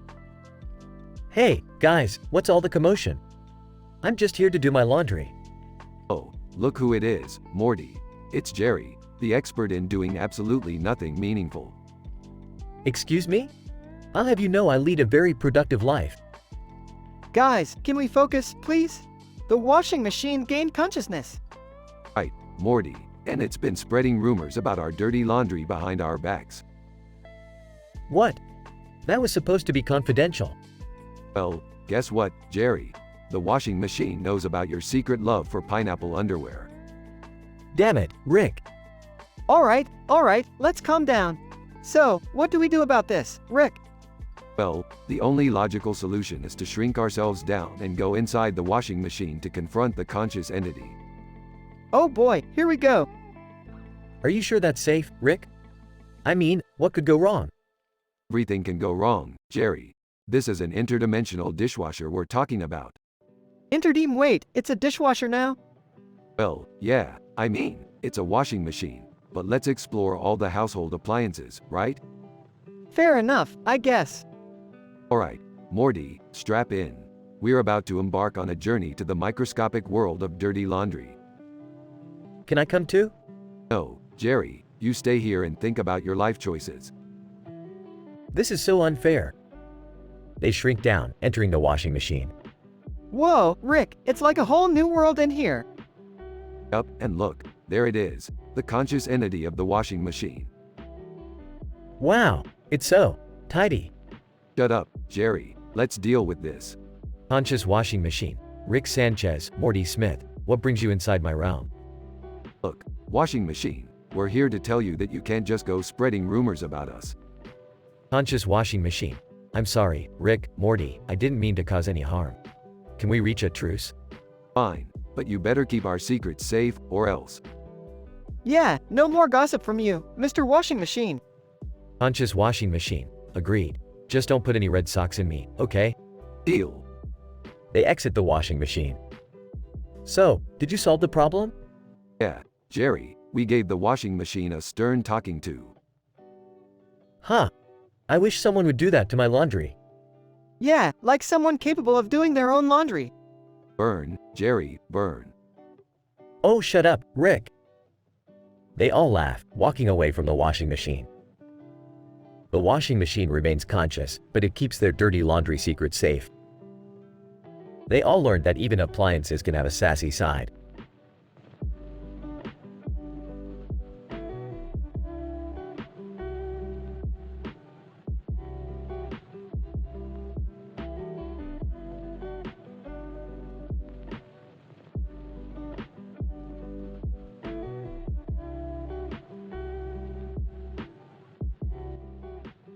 Alright, Morty, buckle up for another adventure. We've got a new device to test out today. Rick, what's that thing you're holding? Is that a light bulb? No, Morty, it's not just a light bulb. It's a hyperdimensional quantum destabilizer with a touch of multiversal energy. Oh, great. More unstable, dangerous stuff. Can't wait. Relax, Morty. This baby is perfectly safe. Probably. Just put on this helmet with the glowing light. It'll protect you from any interdimensional side effects. Hey, Rick. Can I try that out? I'd love to have a glowing helmet that actually makes me look cool for once. Sure thing, Jerry. Just be careful, okay? This baby's experimental. Jerry puts on the helmet and the light bulb in his hand starts glowing brighter. Jerry, are you sure about this? You know how fragile your head is. Come on, Beth. Live a little. This is my chance to be the coolest dad on the block. Meanwhile, Rick accidentally activates a skull softening ray, hitting Jerry directly. Voice wobbly. Wow, what just happened? Jerry, your head. It's all squishy and malleable. Confused, squishy and malleable? Like a really bad loaf of bread? Rick, what are we gonna do? Jerry's getting progressively more brain damaged. Don't worry, Morty, I've got just the thing. Searches through his lab. Ah, here it is. The brain rejuvenator. Sarcastically, just kidding, Morty. I don't have a brain rejuvenator. We're screwed. Struggling. Hey, guys, did you know that bees struggles to remember? Bees are yellow and fuzzy? Whoa. Oh my god, Jerry. Can you even hear us anymore? The skull softening ray has really done a number on you. Rick, maybe we should try reversing the ray and fixing Jerry's brain? Morty, are you serious? That ray only has one setting. Squishify the skull. Giggling. You guys are like two potatoes, having a power lunch. Frustrated, Jerry, please try to focus. We need to find a solution. Wait a minute, I've got an idea. Morty, go get that giant spatula I keep in the garage. We're gonna flip Jerry's brain back to normal. You sure about this, Rick? This sounds insane. Morty, when have I ever been sane? Just do it. Jerry's head continues to warp and contort as Morty retrieves the spatula. I'm a banana, guys. A squishy banana. Morty, be gentle. We don't want to squish his brain even more. Rick starts flipping Jerry's head with a spatula, attempting to mold it back into shape. Whoa, Beth, you look so beautiful. Like a mountain nymph, with really big shoes. Rick, I think it's working. Jerry's head is slowly getting back to normal. Excellent, Morty. We managed to unsquishify the squishified. Relieved. Phew, for a second there, I thought I was gonna be a potato for the rest of my life. Well, Jerry, you'll always be our special potato. Aw, thanks, Beth. You're like a brain surgeon that I'm totally attracted to. Alright, enough of the sentimental crap. Let's go, Morty. Time to leave Potato Jerry behind. You got it, Rick. But, I think Potato Jerry kinda had a certain charm to him. Morty, don't get attached to squishy vegetables. It's not healthy. They all leave the room, leaving Jerry with a head that's slightly less squishy but definitely still damaged.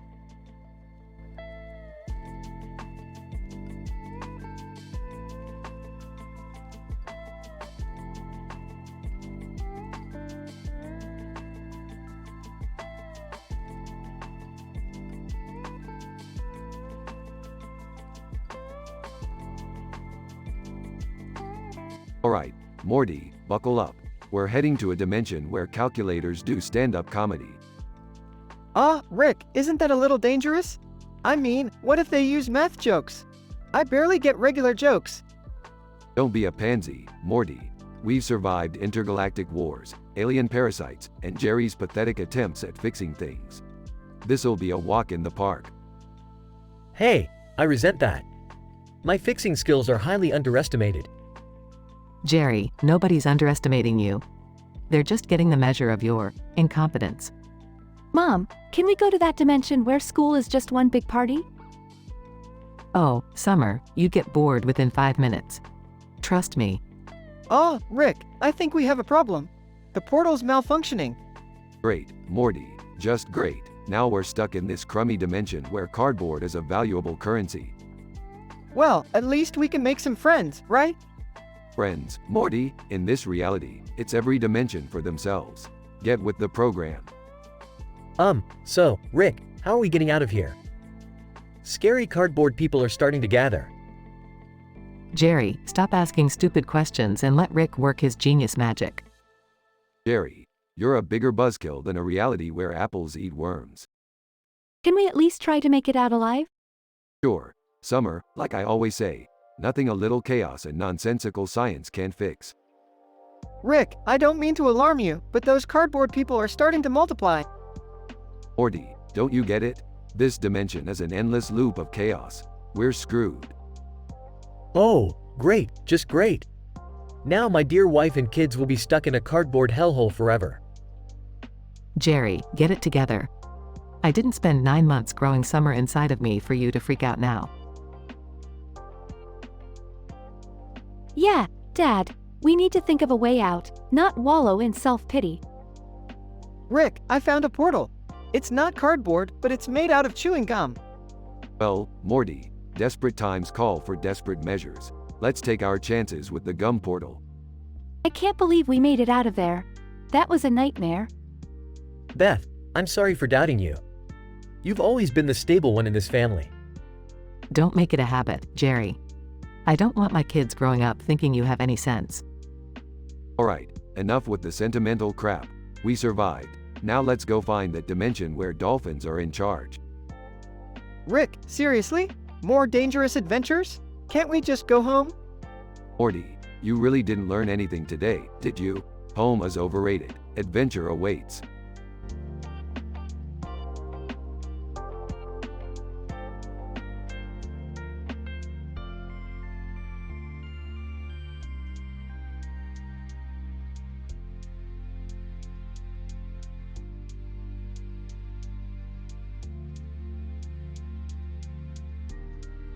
Morty, I told you not to get your goddamn haircut at Sports Clips copyright. What were you thinking? Relax, Rick. I just wanted to try something different. Everyone at school was making fun of my old haircut. Oh, Morty, you're now officially a regular at the Jerry's Hair Emporium of mediocre styles. Congrats. Rick, leave Morty alone. It's just hair. Besides, I think he looks kinda cute with his new do. Cute, Beth. We're talking about Morty here, not a fluffy little kitten. Being cute won't save him from interdimensional peril. Guys, can we focus on the fact that I have hair for once? It's a big deal for me. Oh please, Morty, like anyone cares about your hair. Let's talk about something actually interesting. Fine, Summer, what do you find interesting? More dumb fashion trends? Actually, I find it quite interesting how you managed to find a haircut that's somehow more ridiculous than your old one. Ouch, Summer. That was uncalled for. Listen up, Morty. We've got bigger problems than your tragic hairstyle choices. I just discovered an empty room with chairs and a mirror. Wait, what? An empty room with chairs and a mirror? Rick, that doesn't sound scientifically impossible. Are you sure you're not just seeing things? Beth, when have I ever hallucinated? Besides, even if I was, I'd at least come up with some cool aliens or something. So, what do we do now? Just stare at an empty room all day? No, we're going into that room. We'll discover its secrets, even if it's the last thing we do. Rick, are you seriously willing to risk our lives just to solve the mystery of an empty room? Morty, if there's one thing you should know by now, it's that life is meaningless. Might as well spice it up with some interdimensional adventures. Rick, I'm not sure if that's the healthiest attitude to have. Healthy? Who needs healthy? As long as we have each other, a couple of weapons, and a total disregard for reality, we'll be just fine. Man, this family is messed up. You think, Summer? I'm the one with a crappy haircut, hanging out with a mad scientist and a dysfunctional family. Alright, let's go, everyone. Adventure awaits, and Morty, maybe we'll find a parallel dimension where your haircut is considered cool. Thanks, Rick. That actually sounds nice. I guess. Just promise me no more hair-related adventures, alright, Rick? Fine, fine. No more hair-related adventures. But trust me, there are plenty of other ridiculous things we can get into. Great, just what this world needs. More ridiculousness. Buckle up, Summer. You haven't seen anything yet.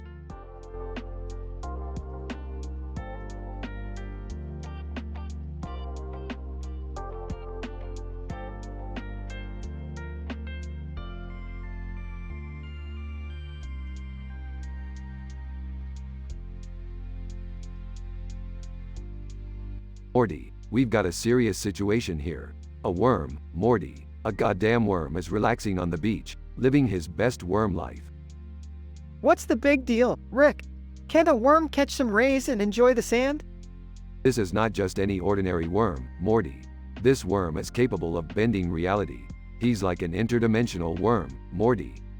Whoa, that's kinda cool, isn't it? Cool, Morty. This is dangerous. We can't have a worm altering the fabric of reality just to get a tan. But Rick, maybe he just wants to relax. Who are we to judge? Morty, judgment is kind of our thing. And besides, this worm is causing some serious cosmic disruptions. Look over there, 3 plastic bottles in the sand. What's wrong with that? It's just litter. No, Morty, you don't get it. Those bottles are sentient, Morty. They're engaging in a philosophical conversation about the meaning of existence. Holy crap, Rick! That's mind-blowing. You bet your ass it is, Morty. We've got to stop this worm before he upends the entire universe with his beach relaxation. I don't know, Rick. Maybe we should just let him be. After all, he's just trying to have a good time. Good time, Morty. This worm is messing with scientific principles we've spent years studying. We can't let science down, Morty. Okay, Rick. What's the plan then? We need to activate the quantum reality distorter and collapse this worm's beach dimension. I built one in my lab just in case a situation like this ever arose. Morty, grab the red plastic bottle and measure its frequency. You got it, Rick. Grabs the red plastic bottle. Walking by Rick, Morty, what are you two up to this time? Beth, we've got a crisis on our hands. A worm, Morty, a goddamn worm. Oh, for crying out loud, Dad. Can't you leave the worms alone? Beth, this worm is messing with the very fabric of reality. It's doctoral level science stuff. You called, Beth? Jerry, go back inside. It's worm drama with Rick again. Oh, great. Another worm incident. Just what I needed.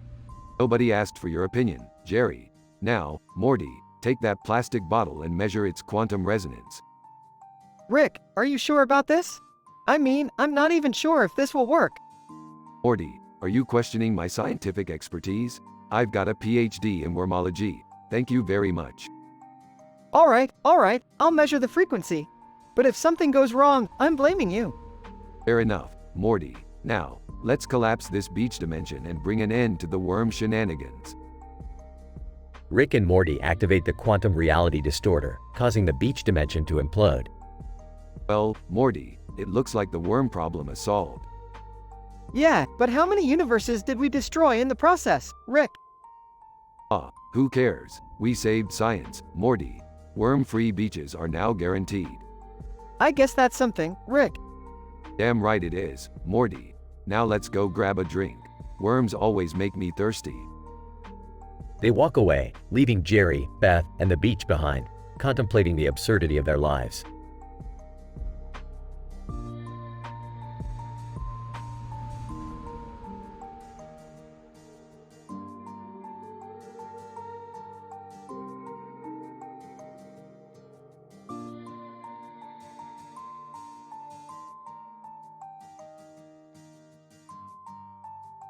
Hey, Morty, I see you're ready for another adventure. Yeah, Rick, I guess so. But can we please steer clear of any crazy, M-rated situations this time? Morty, you know that's not how this works. Strap in, it's about to get real messy. Rick, Morty, dinner's ready. I made spaghetti with meat sauce. Ah, Mom, can't we just order pizza like normal people? I guess I'll try some, but I'm not convinced it won't have a side effect that spirals us into another dimension. Oh, Morty, always the optimist. Pass me the goddamn spaghetti. Rick, language. Language? Really, Beth? We're about to embark on a chaotic adventure, and you're worried about my vocabulary? Can we just eat already? The spaghetti's getting cold. Takes a bite, wow, this spaghetti tastes strangely familiar. Oh, Morty, that's because it's made from sentient meat. Sentient meat? You mean the spaghetti was once alive and aware? Yep, Morty, now enjoy your guilt-ridden meal. Rick, what the hell did you do? Relax, Beth, it's just a little experiment gone wrong. Pass me the orange juice. Seriously, Grandpa, sentient spaghetti and now you want orange juice? You got a problem with that, Summer? No, just wondering how much weirder this evening can get. Guys, I think the spaghetti is trying to communicate with me. Morty, don't be silly. It's just acid reflux. Acid reflux? From sentient spaghetti? What's next? A talking meatball? Don't give it ideas, Beth. The last thing we need is a meatball with an existential crisis. This is officially the weirdest dinner I've ever had. I don't know if I can eat any more of this. It's like I'm betraying conscious beings. Morty, you're overreacting. These were very dumb, nearsighted conscious beings. Rick, can you fix this? Maybe, but it'll take some time. Pass me the butter. Butter? Seriously, Rick? Butter makes everything better. Summer, trust me. I can't take it anymore. This spaghetti is sending me into a psychedelic wormhole of guilt and confusion. Morty, stop being such a wimp. We'll fix it. Please, fix it soon. I can't deal with the fact that I've been feeding my family intelligent pasta. Alright, calm down, everyone. I'm working on a plan. Well, hurry up, Rick.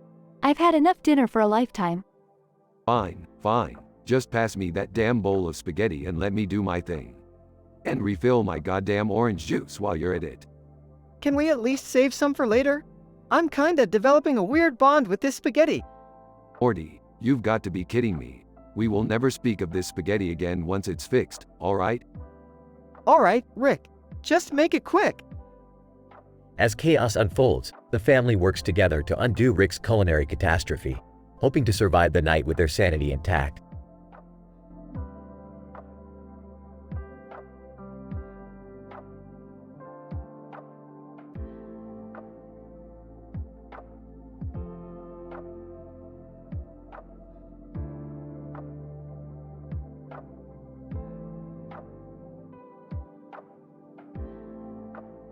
Title: The Worm Eater's Revelation.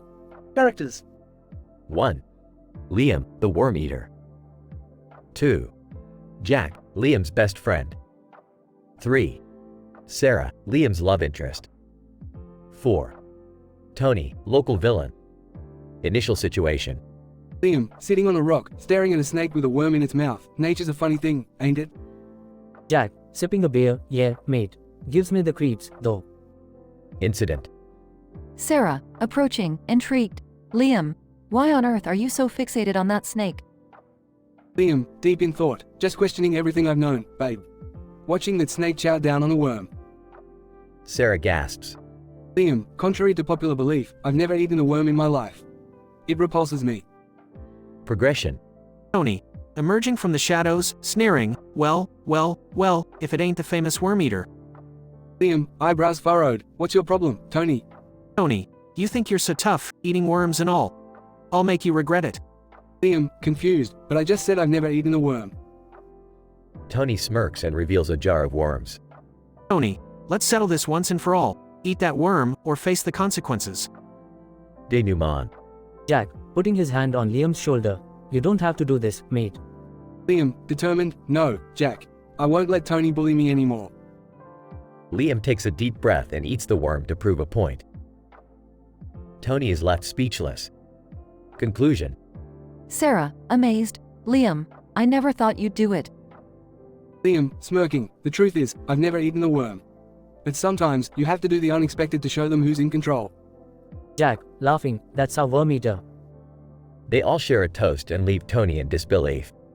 Note: this episode contains intense moments and the dialogue includes mature language and themes. Viewer discretion is advised.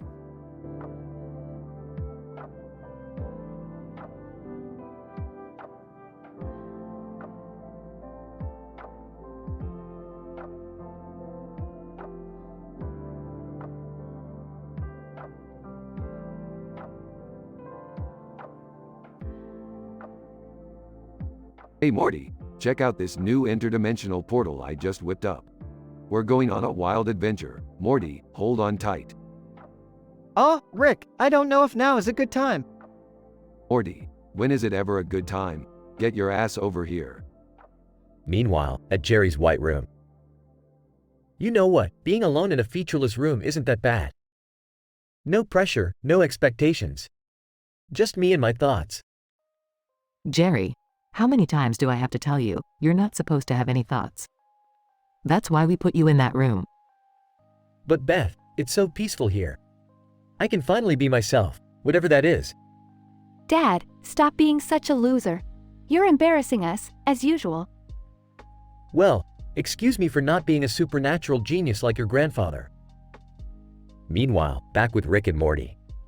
Morty, I found this mind-altering potion that'll take us into a dimension where all pizzas scream in agony when they get eaten. Let's go. Oh geez, Rick, that sounds kinda messed up. Are you sure?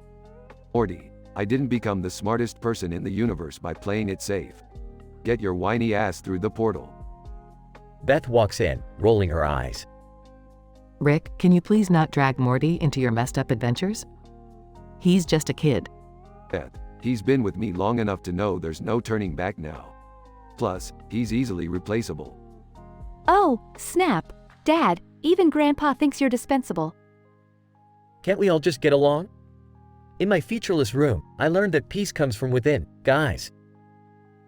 Just then, a cat strolls by outside the window. Whoa, Morty, look at that cat. I bet we can make it talk if we inject it with some of this interdimensional serum. Rick, I really think we should. No time for doubts, Morty.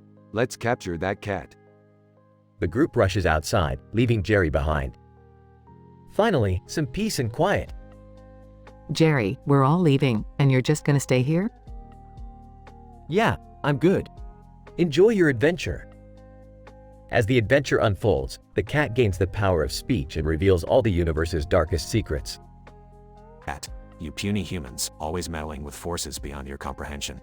Morty, you will now be haunted by existential dread for the rest of your meaningless life. Oh, great, thanks, Rick. Rick, Morty, Beth, and Summer return home, exhausted. Well, that was a clusterfuck, Morty. Who knew a talking cat would bring such doom? I tried to tell you, Rick. Smirking, and here I thought my featureless room was bad. Oh, shut up, Jerry.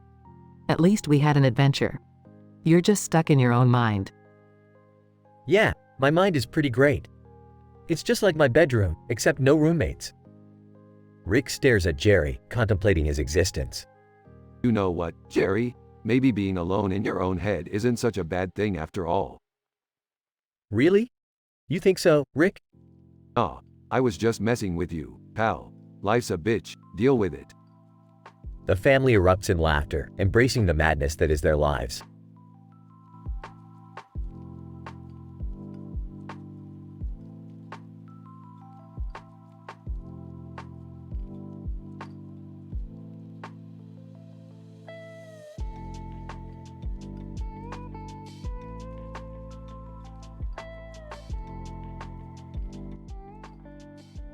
Morty, I don't know how we ended up in this statistically improbable scenario, but hey, it's just another Tuesday for us. Oh, Rick, I think that girl and man sitting on the ground wearing those strange costumes are staring at us. Oh great, more weirdos. Hey, you in the green alien costume, what's your deal? Prompt: Oh, I'm just a girl who loves intergalactic role-playing. This guy in the blue shirt here decided to join me. We're big fans of your adventures, Rick. Fans, huh? Well, we don't do autographs, but if you need us to save your asses from some interdimensional catastrophe, we might consider it. Rick, why are they wearing costumes? And why are we even talking to them? Morty, if we've learned anything from our crazy existence, it's that things are never what they seem. Now shut up and let's hear their story. Facials. Hey, I couldn't help but overhear you guys. You seem like the perfect candidates for my new line of facials. Guaranteed to rejuvenate your skin and make you look 20 years younger. Oh please, not this again. We've had enough alien beauty treatments to last a lifetime. Rowan Blanchard. Hi, I'm Rowan Blanchard. You might know me from that TV show where I played an alien with a facelift. Staples. And I'm Staples, the interdimensional salesman. I've got staplers that can fire plasma beams, perfect for all your stapling needs. Alright, enough of you weirdos. We didn't travel across space and time just to have a sales pitch thrown our way. Prompt: Wait, I don't want them to leave. They're so interesting, Morty. And that blue-shirted man sitting beside us, he's been eyeing you all evening. What? Me? No way, I'm not interested in some random alien admirer. Summer's alien admirer. Hey Morty, don't pretend like you're not into me. I've been monitoring your internet search history across the multiverse. You like some weird stuff, bro. Morty, That's not the kind of alien you want to get involved with. Trust me, I've been there. Stick to saving the universe, not dating it. Can we just get out of here? This whole situation is getting too weird, even for us. Columbia. Hold on, amigos. I'm Columbia, the intergalactic DJ. Want to hear some sick beats that will blow your minds? Look, we've had enough outrageous encounters for one day. I've got a bottle of interdimensional liquor waiting for me back home. Yeah, let's get out of here, Rick. These aliens are starting to give me a headache. Alright, strap in, Morty. We're going back to the safety of our own messed up reality. And if anyone asks, we were never here. Rick and Morty warp away from the strange gathering of aliens and humans, leaving behind a puzzled group that was left questioning their own existence in the vast universe. As for our duo, they'll continue their wild adventures seeking bizarre encounters that would make any sane person question their sanity. They're just Rick and Morty, after all.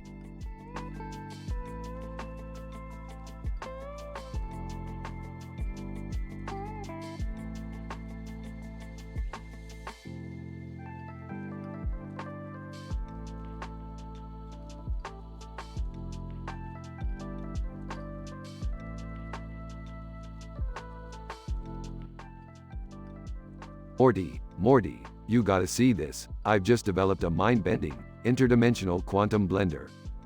Oh, geez, Rick. Another one of your crazy inventions? What does it do? It blends dimensions, Morty. With this bad boy, we can mix up realities like a cosmic smoothie. I call it the Multiverse Mixer 3000.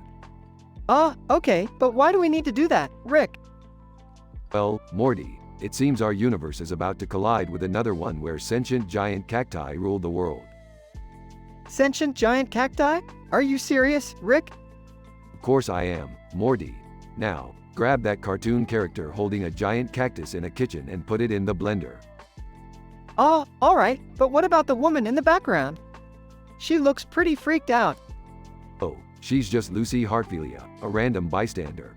Don't worry about her, Morty. Lucy, excuse me, what's going on here? Why are you blending that cactus? Hey, Lucy, turns out this cactus is the key to saving our universe from cactus domination. Burp. Wait, what? How does blending the cactus help, Rick?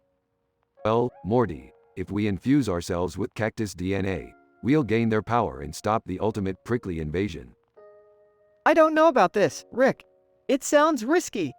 Risk is my middle name, Morty. Now, blend yourself up with that cactus. Okay, but if I end up like Pickle Rick, I'll never forgive you. Quit your whining, Morty. Prepare for the adventure of a lifetime. Blend, baby, blend. They both blend themselves with the cactus, creating Pickle Morty and Cactus Rick. Pickle, jeez. I'm a pickle again, Rick. Cactus and I'm a walking, talking, photosynthesizing cactus. Let's save the universe, Morty. They embark on a wild journey through various dimensions, battling giant cacti and facing unusual challenges. Pickle, this is insane, Rick. How are we gonna defeat these giant cacti? Cactus Morty, my former bandmate from the Rocking Ricks, just surfaced with a grudge. He's the one behind all this. Pickle, are you serious, Rick? You used to have a rock band? Cactus, yeah. We were huge in the interdimensional charts. But enough about that. We need to confront him. They confront the former bandmate, who turns out to be a giant cactus wearing sunglasses and playing a guitar. Cactus bandmate, you thought you could leave our band and get away with it, Rick? Prepare for my photon paramour panic attack. Pickle Rick, what does that even mean? Why does everything have to be so complicated with you? Cactus, hang on, Morty. I've got this. Strums cactus guitar, take that. They engage in an epic battle of cosmic proportions, using their newly acquired cactus powers. Cactus bandmate, no, you cannot defeat me. I am the ruler of the sentient cacti. Pickle Rick, we're running out of options here. Cactus Morty, remember when I said, Risk is my middle name? Well, I lied. It's actually Shoulders. Pickle, seriously? Now? Cactus, just trust me, Morty. Shoulder slam. They both shoulder slam the cactus bandmate, defeating him and saving the universe. Pickle, wow, Rick, that was crazy. Cactus, yeah, Morty, but we did it. We saved the day once again. Lucy, excuse me, can someone explain what just happened here? Don't worry about it, Lucy. It's just another typical day in the life of Rick and Morty.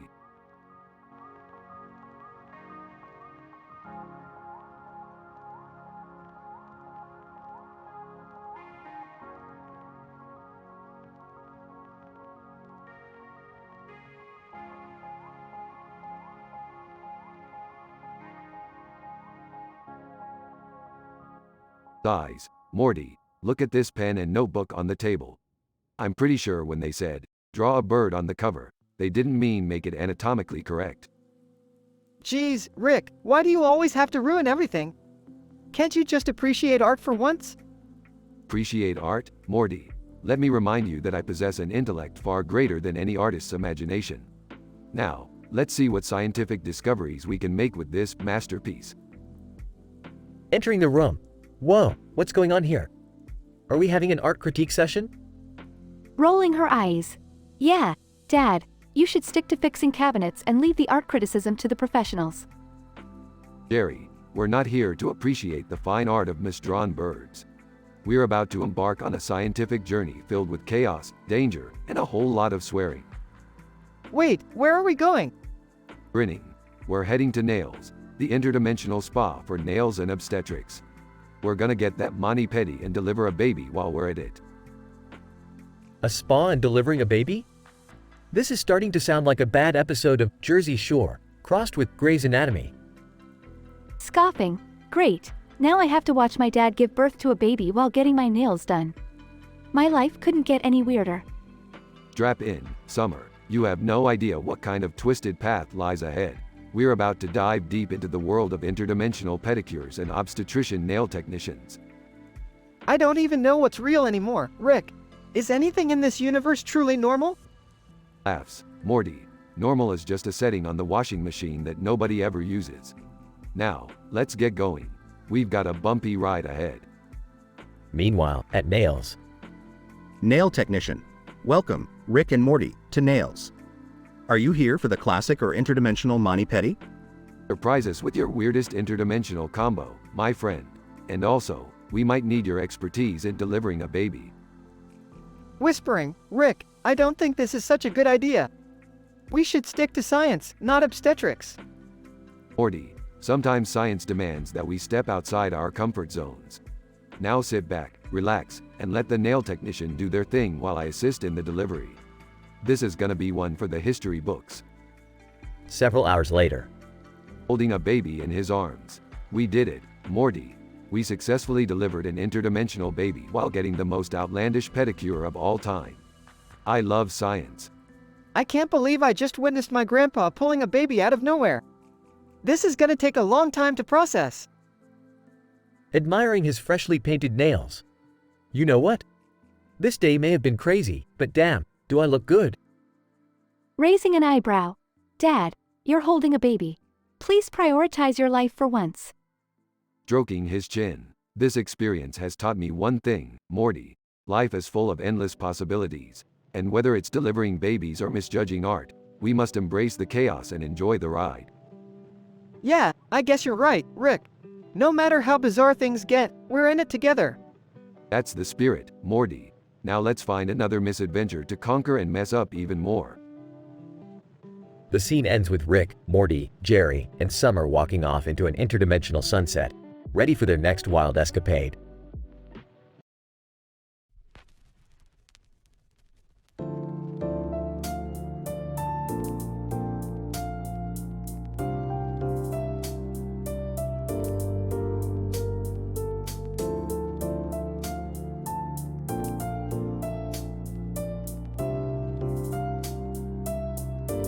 Morty, I've been working on this ultra-volatile, mind-bending experiment that will blow your tiny pubescent mind.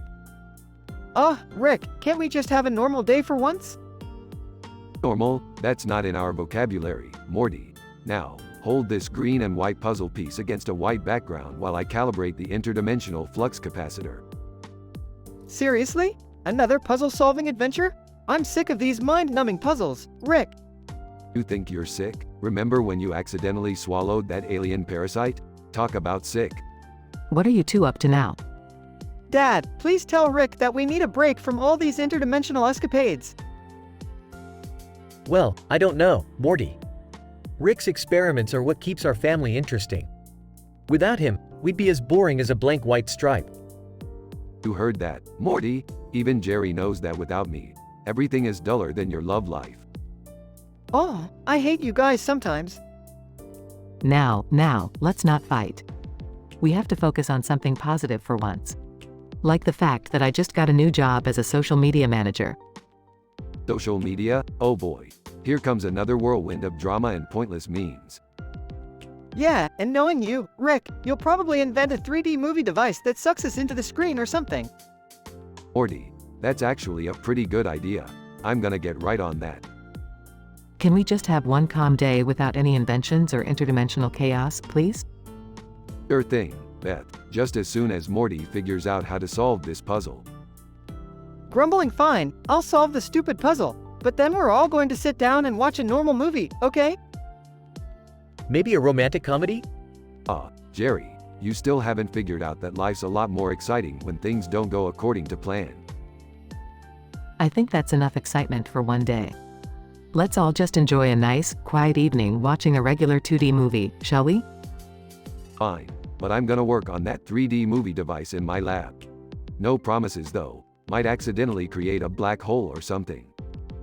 Can't we just have a normal day for once? Normal is overrated, Morty. Embrace the chaos, my boy. I'm starting to think chaos is our family's default setting. Hey, it keeps things interesting, I guess. I seriously need therapy. Therapy? That's like trying to solve a puzzle with a missing piece. Pointless. You always have an answer for everything, don't you? Only the ones worth giving, Morty. Now, let's get to work on that puzzle. Adventure awaits.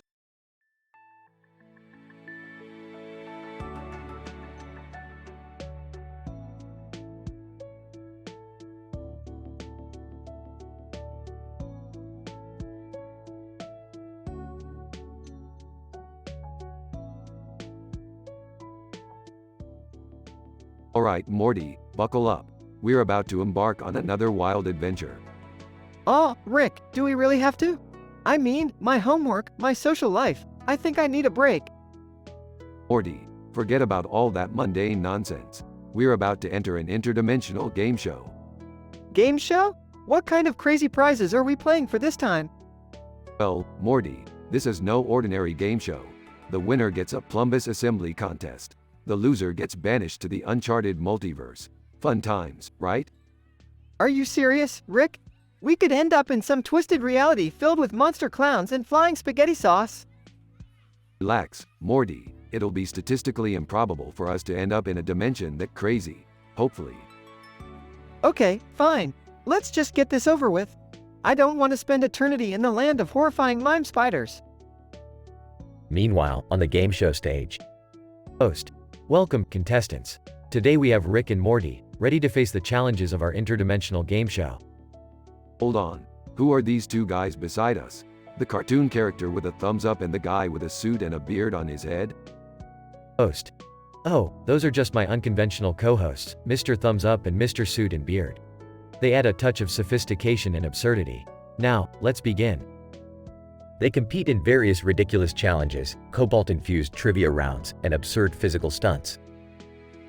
I can't believe we're actually doing this. That last challenge involved counting the toes of a three-eyed octopus. How is that even fair? Morty, life's not fair. It's like social media blunders. You just gotta ride the absurd waves. Morty grumbles as they move on to the final round. Host. Alright, contestants, it all comes down to this. The legendary Plumbus assembly contest. First to complete a functioning Plumbus wins. Morty and Rick furiously assemble their Plumbuses, slapping, twisting, and grabbing. Morty, you need to insert the crumble dauber into the flea. Don't overthink it, just shove it in. Rick, you're one to talk. Yours looks more like a squanchulator than a Plumbus. Host. Time's up. Let's examine these creations. Morty, yours looks like a mess, but it's somehow functional. Rick, well, you've created a portal gun disguised as a Plumbus. Disqualified. We won? I can't believe it. Grinning, yep, Morty. Turns out, your accidental incompetence shines through sometimes. Host. Congratulations, Morty. You've won the game show and saved Rick from the horrors of the uncharted multiverse. Thanks, Rick. I guess my lack of plumbus assembly skills paid off for once. Well, Morty, at least you can say you're the champion of an interdimensional game show. Now, let's get the hell out of here. Who knows what kind of chaos awaits us next? They leave the game show stage, triumphantly but slightly traumatized, ready to face whatever ridiculousness lies ahead.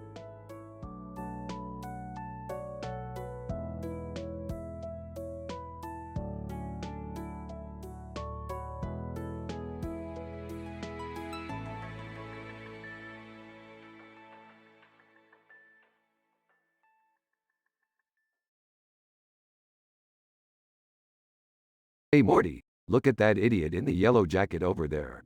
I bet he doesn't even know the difference between a Plutonian amoeboid and a Gazorpazorpian Zigerian. Yeah, Rick. He looks clueless. But shouldn't we be trying to fix the gas leak in our house or something? Relax, Morty, we've got time. Besides, it's not like our brains are gonna explode or anything. Probably. Stumbling in, did someone say gas leak? I'm an expert on gas leaks. I've got a PhD in gas leakology. Oh, great. Another one of Jerry's expertise moments. What's next? PhD in toaster wrangling?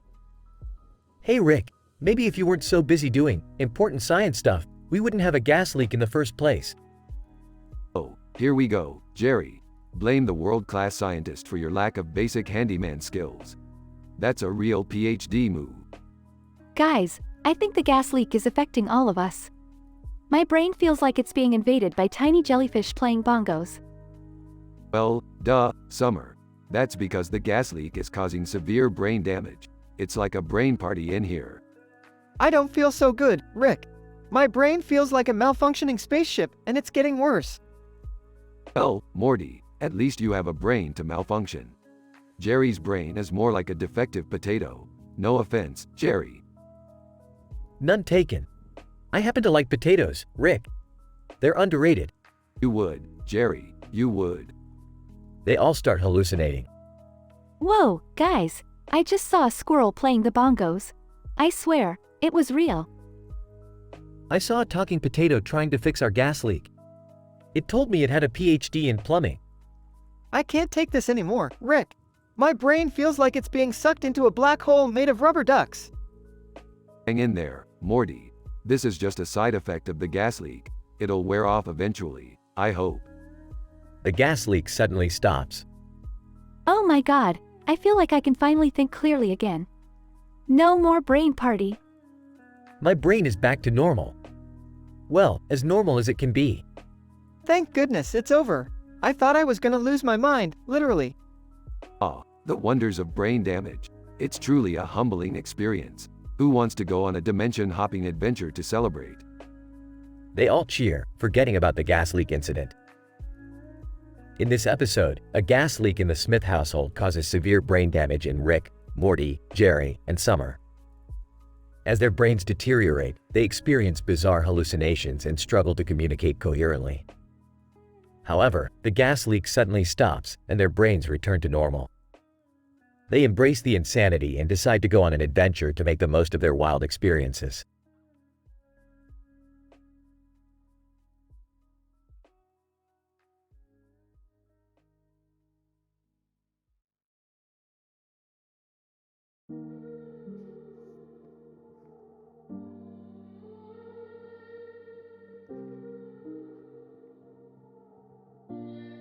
Hey Rick, check out this cool building with a red light on its face.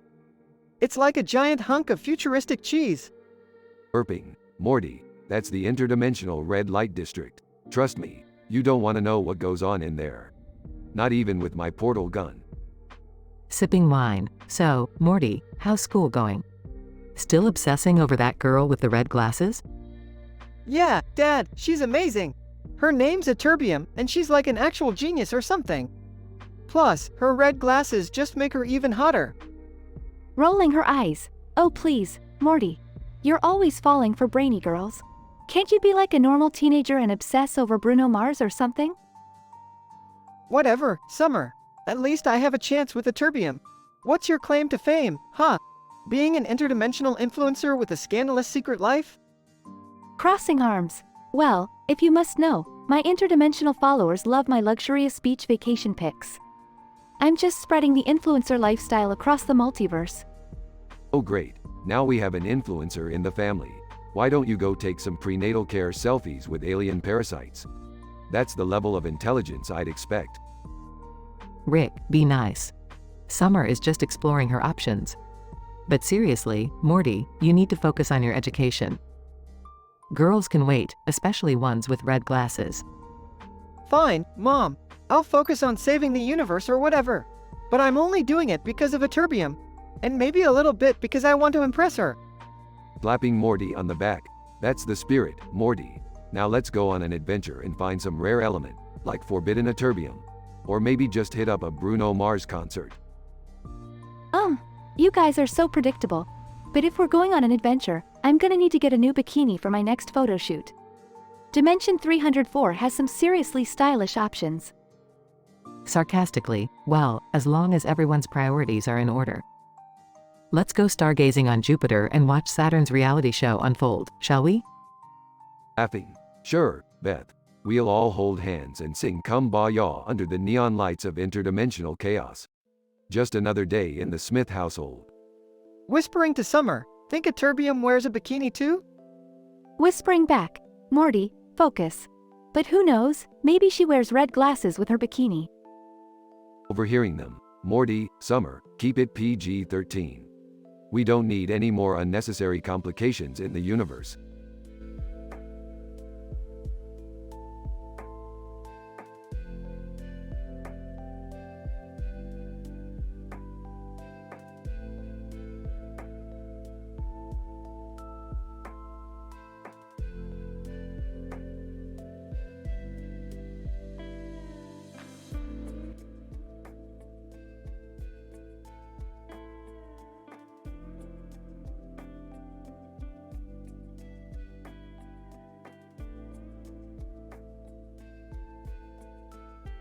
Morty, I'm bored. Let's do something insane today.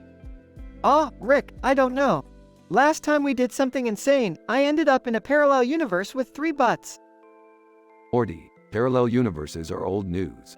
We need something fresh, something mind-boggling. I know. Let's buy a boat. What? A boat? Rick, we live in the middle of nowhere with no water nearby. Morty, you underestimate my abilities. I just so happen to have a portal gun that can teleport us to any body of water in the universe. Oh geez, here we go again. And look, there's a boat floating over there by the grassy shore with a bird flying overhead in the sky above. Perfect timing. Alright, I guess buying a boat isn't the craziest thing we've done. But what's the plan after? We sail our mighty boat through the space-time continuum, Morty. Discovering new dimensions, meeting bizarre alien beings, getting involved in interstellar drama. The whole shebang. This sounds dangerous, Rick. Are we even prepared for this? Morty, we're always 5 steps ahead. I installed a state-of-the-art communication system on the boat. We'll be in touch with every star system in the galaxy, even the ones with weird, telepathic alien chickens. Alright, if you say so. But what about Mom and Dad? Are they coming too? Of course not, Morty. Your dad wouldn't last 2 minutes in outer space. But don't worry, Jerry will find a way to mess things up back on Earth. What about Summer?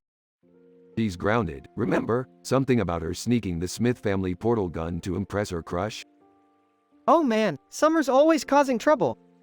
Speaking of trouble, the boat is sinking. We forgot to check if it was seaworthy. Oh geez, Rick, what do we do now? Don't worry, Morty. I'll use my ingenious scientific skills to fix this. Pass me that roll of duct tape and the plunger. Seriously, Rick? Duct tape and a plunger? Are you sure that's gonna work?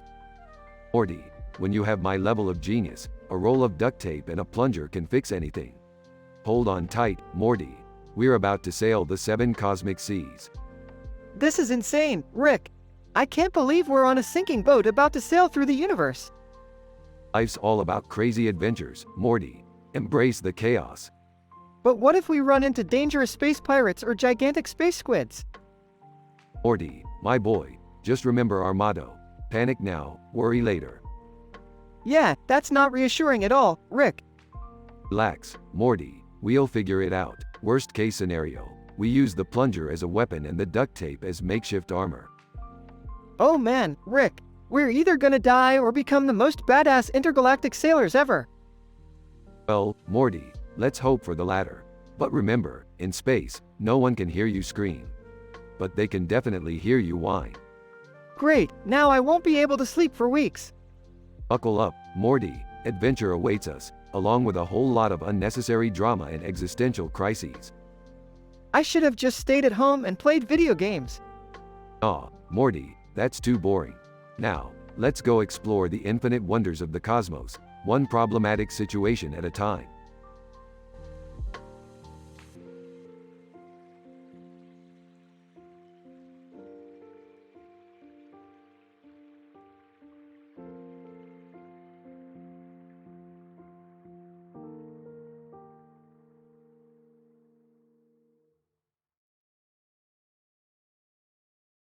Hey, Morty, did you see that green and yellow fire hydrant with a black background and a white border around it? Talk about your statistically improbable scenarios. Oh, yeah, Rick, I saw it. What's the big deal? The big deal, Morty, is that it's a frickin' interdimensional portal disguised as a fire hydrant. We could go anywhere, do anything. Whoa, really? So, like, we can go to a dimension where Lady Gaga is president? Exactly, Morty. Or how about a dimension where Batman is actually a bat that dresses up as a human? That sounds insane, Rick. Insane is my middle name, Morty. Now, let's fire this thing up and take a wild ride. They step into the portal and find themselves in a world made entirely of uranium. Rick, is this safe? We're surrounded by radioactive material. Relax, Morty, we're wearing full-body radiation suits. Plus, the portal is programmed to protect us from harm. Now, grab that uranium chunk over there.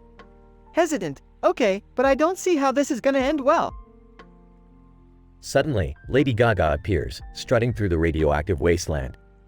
Lady Gaga. Hey, boys. Need a little radiation in your lives?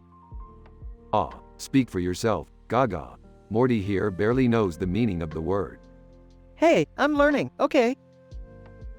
Gaga winks at Morty, causing him to blush and drop the uranium. Oh, we've got a code red blush alert. Morty, get it together. Remember our mission. Steal as much uranium as we can before leaving this godforsaken dimension.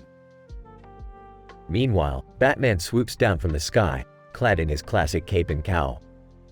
Batman, sorry to rain on your uranium parade, but that uranium is property of the Gotham City Police Department. Oh please, Batman, you and your obsession with shiny green rocks. Can't you find another hobby? Batman, this is serious, Rick. Uranium in the wrong hands could spell disaster for the entire multiverse. Guys, can we, focus here? We're in a dimension made of uranium, being chased by Batman, and being seduced by Lady Gaga. Morty, you're right. Let's make a deal with Batman. We give him half the uranium, and he lets us go unharmed. Batman, fine, but know this, Rick. I'll be watching you. Later, Rick and Morty step back into the portal, leaving the chaotic dimension behind. Phew, that was intense, Rick. I never thought I'd see the day when we'd negotiate with Batman and get seduced by Lady Gaga in a radioactive world. Life's funny that way, Morty. 1 minute you're battling radioactive supervillains, and the next you're dodging the advances of pop stars. Adventure is the spice that keeps boredom at bay. Yeah, I guess you're right, Rick. But can we please stick to something less insane next time? Sure, Morty. How about we go to a dimension where we're both highly respected scientists? That actually sounds nice. It won't be, trust me.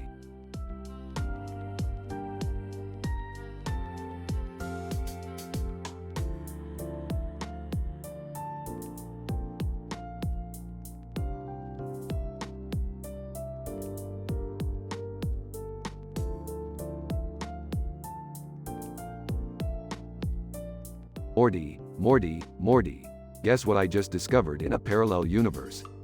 Oh, what is it this time, Rick? Picture this, Morty, a robot and a woman shaking hands on stage in a musical theater. And get this, there are lights on the side of the stage, just like a real show. Oh wow, Rick, so groundbreaking. Morty, you don't get it. This is statistically improbable. A robot and a woman? In a musical? It's like mixing oil and water. It's crazy, Morty. Whatever you say, Rick. Rick and Morty arrive at the musical theater. Oh, hey, Dad. What are you guys up to? Beth, guess what we stumbled upon? It's a robot and a woman in a musical. That's unexpected, but cool. OMG, Mom. We have to see this. It's like, so out of this world. Well, I guess we'll have to buy some tickets then. The family enters the theater. Okay, everyone, we're finally here. The craziness is about to begin. The lights dim and the curtains open. Sydney Sweeney robot, singing, I am a robot and I long for love. But no one understands the circuits of my heart. Whispering, Morty, this is both hilarious and bizarre. Whispering, yeah, Dad really knows how to find the weird stuff. Rick chuckles. Ew, Mom, look at that robot's face. It's like he got caught in a blender. Summer, shush. We have to respect the arts here. Rick pulls out a flask and takes a swig. Aha, this is gold. A sudden explosion shakes the theater. Whoa, what was that? Looks like the robot malfunctioned. Time for an adventure, Morty. The family follows Rick as he runs backstage. Rick, what are you doing? Gotta fix this before it ruins their big number. Rick starts tinkering with the robot. Quick, Mom, grab that spotlight. We'll need it. Got it. Summer shines the spotlight on the robot. Doubting, Morty, hand me that wrench. Panicking. Which wrench, Rick? There are like 10 here. Just give me any, Morty. A dramatic instrumental plays in the background. Rick, are you sure you can fix it? Of course, Beth, I'm a genius. I can fix anything. Rick finally fixes the robot. There you go, buddy. Now, get back out there and give them the performance of a lifetime. The robot takes its place on stage. Sydney Sweeney robot, singing, I am a robot, repaired with care. Now I can love, and together we'll share. Teary-eyed. Oh my gosh, it's beautiful. Who knew a malfunctioning robot could bring so much emotion? Yeah, Rick, you really saved the day, again. Well, you know, sometimes even I surprise myself. Now let's get out of here before things get even stranger. The family exits the theater, leaving behind a standing ovation. That was one crazy adventure, Rick. Yeah, Morty, but that's just another day in our multiverse. Let's go grab some McDonald's. They all walk away, leaving the theater behind. The end.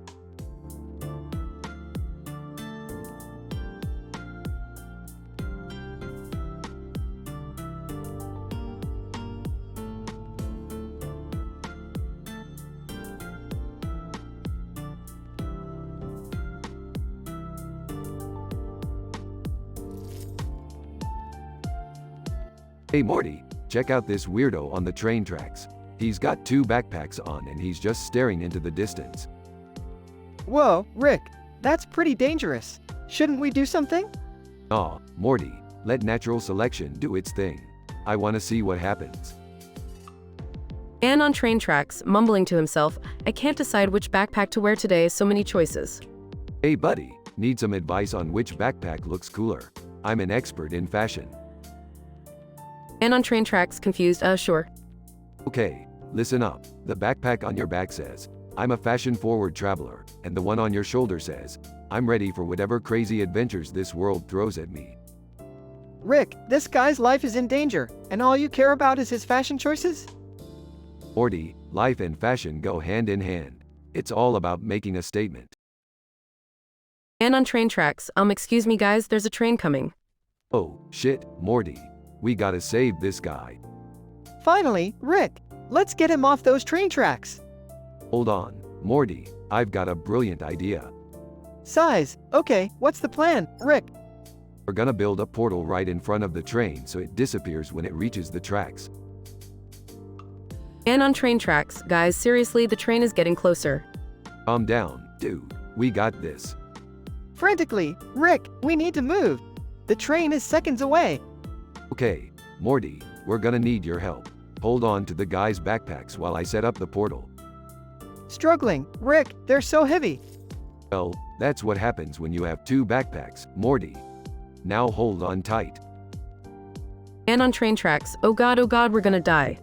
Morty, I'm almost done. Just a few more seconds. Rick, we're out of time. Suddenly, the train rushes towards them, but at the last moment, it hits the portal and disappears. And on train tracks, wide-eyed, what just happened? He saved your sorry ass, that's what happened. Now go buy yourself a single, stylish backpack, you maniac. Yeah, and maybe stay away from train tracks, you know, for your own safety. And on train tracks, thank you, I guess. Don't mention it. Now scram before we change our minds. So, Rick, what now? More dimension hopping adventures? Ah, Morty, I'm tired. Let's go grab a drink at the intergalactic bar. I need to unwind after all that fashion emergency. Smirking, sure thing, Rick. Just promise me no more train tracks, okay? Fine, Morty, I promise. But the universe has a funny way of screwing with us, so never say never. Now let's go get wasted.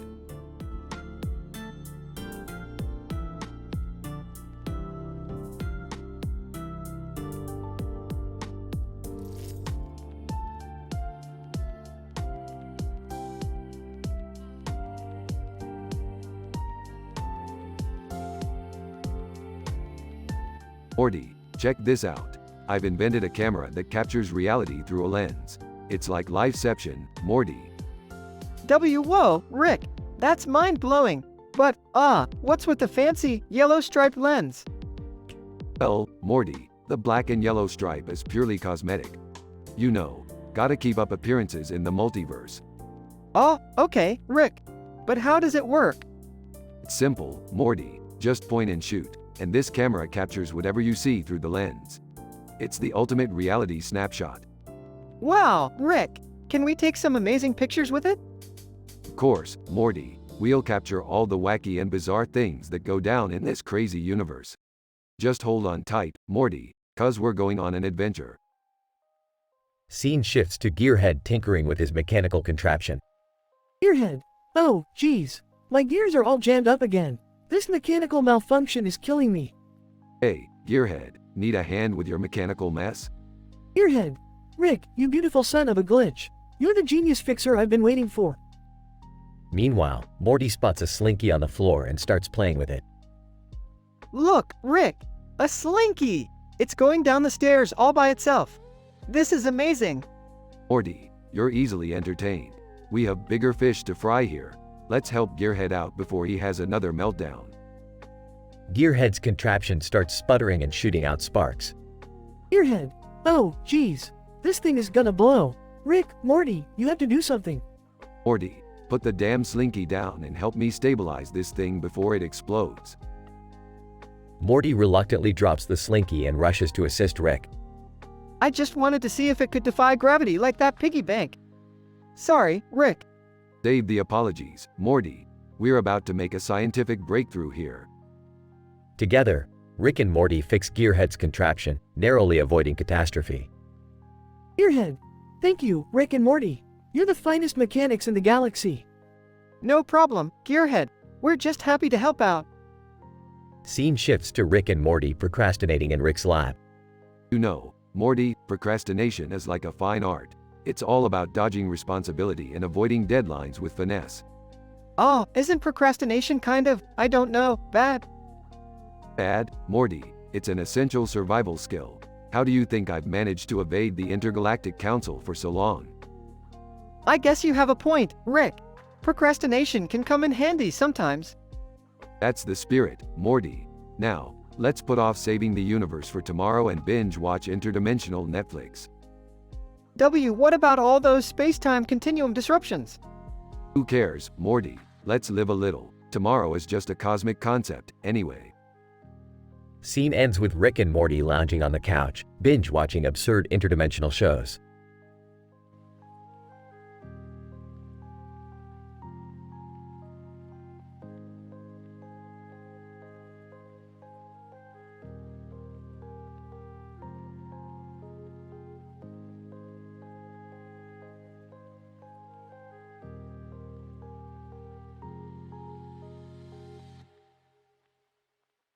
Morty, buckle up. We're about to witness a statistically improbable scenario unfolding right before our eyes. Oh geez, Rick, what's going on? Look up, Morty. We have a doctor flying over a TARDIS and a police car in the sky, with a freaking rocket in the background. Talk about multidimensional mashups. What in the world is happening? Rick, did you have anything to do with this? Relax, Beth. Just a little experiment gone awry. No big deal. Dad, can you try not making a mess for once? Summer, sweetie, you're just jealous because you didn't come up with this level of chaos yourself. Guys, look! There's a unicorn with a reality TV crew filming it. Oh no, not another reality show. What drama are these unicorns up to now? Probably just trying to boost their ratings, Beth. Unicorns are so basic, they'll do anything for fame. So, Dad, can we not get involved in all this madness? Sorry, Summer, but when it comes to crazy, we're the main characters. Strap in for some saucy spacewalk scuffles. Rick, I don't know about this. It seems dangerous. Morty, danger and adventure is the spice of life. Now, let's go and show those unicorns how reality TV is really done. Beth, Morty, Rick, and Summer find themselves on a spacewalk amidst floating debris and cosmic chaos. I can't believe I'm floating in space. This is insane. Just another day in the life of the Smith family, Beth. Hold on tight. Look! There's a Dalek floating by. What's it doing here? Oh, great. Now we have time traveling. Alien robots trying to mess with us. Just what we needed. Rick, I'm scared. Can't we just go home? Morty, you know we can't back down now. We're in too deep. Time to give those Daleks a taste of their own extermination medicine. Beth, Morty, Rick, and Summer engage in an epic battle with the Dalek, floating and dodging laser beams. This is intense. Just like one of those action movies. Yeah, well, Hollywood wishes they could come up with this level of creativity. We're the real stars here. Dad, there's a wine bar floating nearby. Can we take a break? Now, that's an idea I can get behind. Let's grab a bottle and toast to our victory. Morty accidentally knocks over the wine bottle, causing it to float away. Oh no, I'm so sorry. Morty, you just wasted good wine. That's it, we're going home. Beth, Morty, Rick, and Summer start making their way back to the spaceship, narrowly avoiding more cosmic debris. I can't believe we made it out alive. Well, Beth, you know what they say. When life throws rockets and reality TV at you, you just gotta ride the wave. I'm definitely putting this on my Snapchat story. Rick, can we not mess with reality TV and space adventures anymore? Don't worry, Morty. I promise the next mind-bending escapade will have nothing to do with unicorns or time-traveling robots.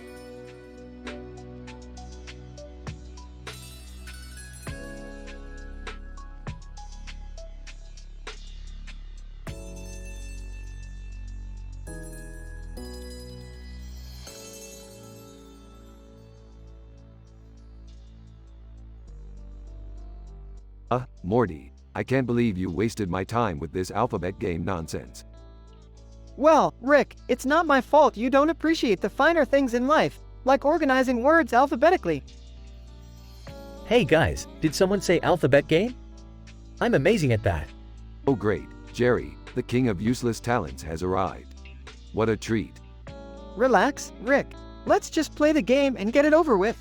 The word is, temptation. Temptation? Seriously, Morty, you couldn't come up with a more interesting word? Alright, fine. Temptation. Huh. Watch and learn, mortals. Temptation. Beat that, Rick. Oh please, Jerry, your alphabet skills are about as impressive as your ability to hold down a job. Okay, let's move on. The new word is teleported. Teleported? Interesting choice, Morty. Alright. Teleported. Wow, Rick. Looks like you're not as smart as you think. Teleported. Ha ha. Are you kidding me, Jerry? That's not even a real word. It's teleported, you imbecile. Whatever, Rick. I bet you couldn't even handle a haunted pizzeria. Guys, let's not bring up the haunted pizzeria incident again. That was traumatizing. Yeah, Morty's right. Let's not go there. But if we did, I would handle it like a pro. Oh sure, the great Rick Sanchez, the fearless Ghostbuster. I doubt that. You doubt me, Jerry? Fine. Let's settle this. Next stop, Haunted Pizzeria. The trio is suddenly teleported to a creepy, abandoned pizzeria. Oh great, here we go again. Thanks, Jerry. Hey, I didn't do anything. And I'm not scared, yet. They hear creepy laughter and the animatronic robots start moving. Alright, time to face our fears. Morty, grab the ghost zapper, and Jerry, well, just try not to ruin everything. Hey, I'm not the one who built a portal gun out of spare parts. They battle the haunted animatronics, narrowly avoiding their attacks. Morty, aim for their circuit boards. They're just malfunctioning, not possessed. Got it, Rick. Take that, you creepy pizza-loving robots. Ha ha. I zapped one. Did you see that, Rick? Yeah, good job, Jerry. Now focus. After a chaotic battle, they managed to deactivate the haunted animatronics. Thank goodness that's over. Can we please go back now? Sure thing, Morty. But first, Rick pulls out a pizza slice from a nearby table and takes a bite. delicious. Let's never speak of this haunted pizzeria fiasco again. Agreed, Rick. Let's just stick to alphabet games from now on, okay? Yeah, I think I've had enough adventure for one day. Can we go home now? Fine. Let's go. But remember, Jerry, you lost the alphabet game. Don't forget that. Oh, I hate you guys sometimes. They use the portal gun to teleport back home, leaving behind the haunted pizzeria. I'm just glad we made it out of there in one piece. Of course we did, Morty. We're unstoppable. Now let's hurry up. I've got a new dimension to explore. You guys go ahead. I'll just stay here and recover from the trauma. Alright, Jerry. Take your time. We'll wait for you. Not. They all laugh as they walk away, leaving poor Jerry behind. The end.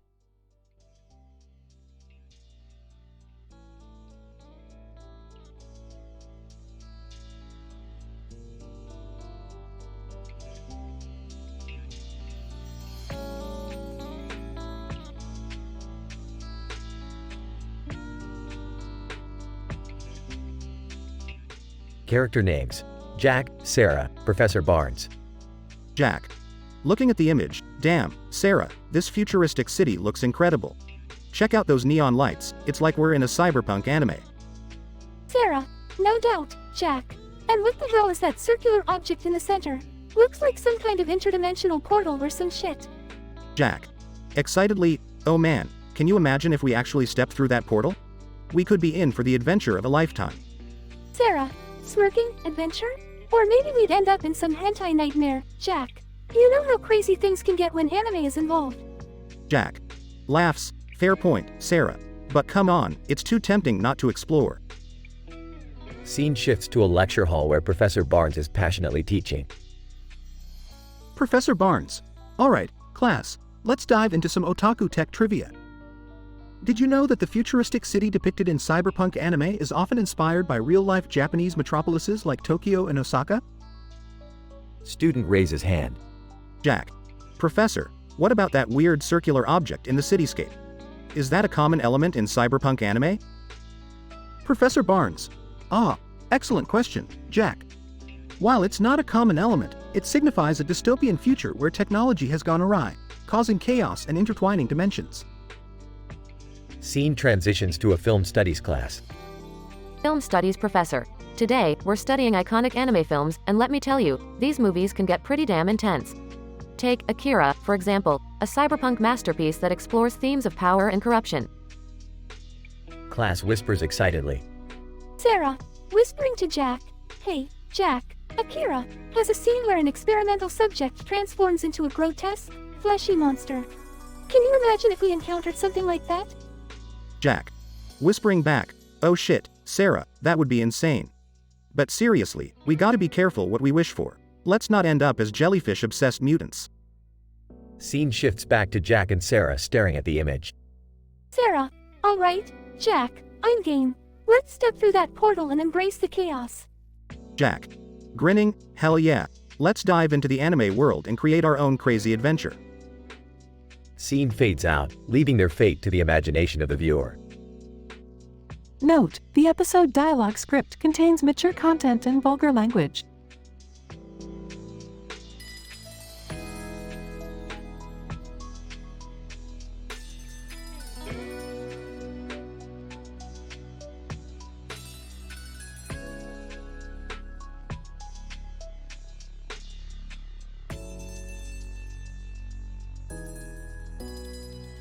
Alright, Morty, buckle up. We've got a multiverse singing competition to crash tonight. Oh geez, Rick, isn't that a little out of our league? I mean, I can barely hold a tune. Relax, Morty. I've got a super intelligent alien device that will auto-tune the crap out of your voice. You'll sound like an angel, or whatever passes for an angel in the multiverse. Well, I guess that's better than nothing. Hey guys, mind if I join? I used to be a professional athlete, so I've got the perfect bod for singing. Jerry, you couldn't hit a note if it hit you square in the... Never mind. Fine, but you'll have to do exactly as we say. What about me? Can I come too? Not this time, Beth. We don't want the competition to burst into flames from your ego alone. At the multiverse singing competition. Alright, Morty. Find someone holding a mirror and a tablet. We need to hack into their broadcast and replace the contestants with us. Spots a man with a mirror and a tablet. Hey, you there. We need your mirror and tablet. Man, what? Who are you? We're the ones who'll make this competition worth watching, pal. Now hand it over. They take the mirror and tablet and head backstage. Jerry, remember, you're the muscle. If anyone tries to stop us, just show him your buns of steel. Right. Got it, Rick. They find the unsuspecting contestants backstage. Singing nervously, excuse me, you guys are great and all, but you're about to get a Rick and Morty upgrade. They use the mirror to broadcast themselves on stage instead. Singing melodically. Prepare to have your eardrums blown, people. The audience is in awe as Rick and Morty belt out an incredible duet. Watching from home on TV, they always find a way to steal the spotlight.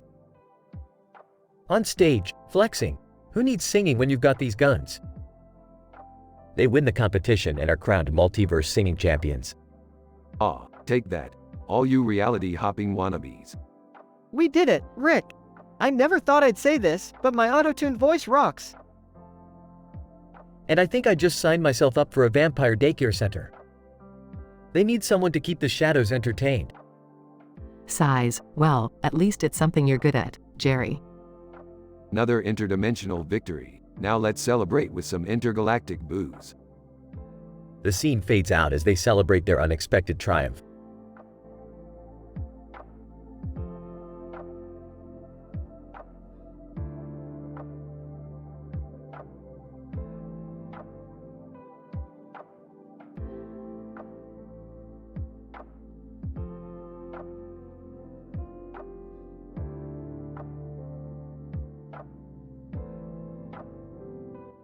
Int. Dimly lit living room, night. Jack, a rugged man with a hoodie and a cross on his head, sits on a worn-out couch, sipping whiskey. He glances at the TV, a stylized image of himself with a red circle around it. Jack. Damn, they really know how to make me look cool. The sound of gunshots and screeching tires can be heard from outside. Jack. What the fuck was that? Jack jumps up and heads towards the window, peering out cautiously. Next. Deserted street, night.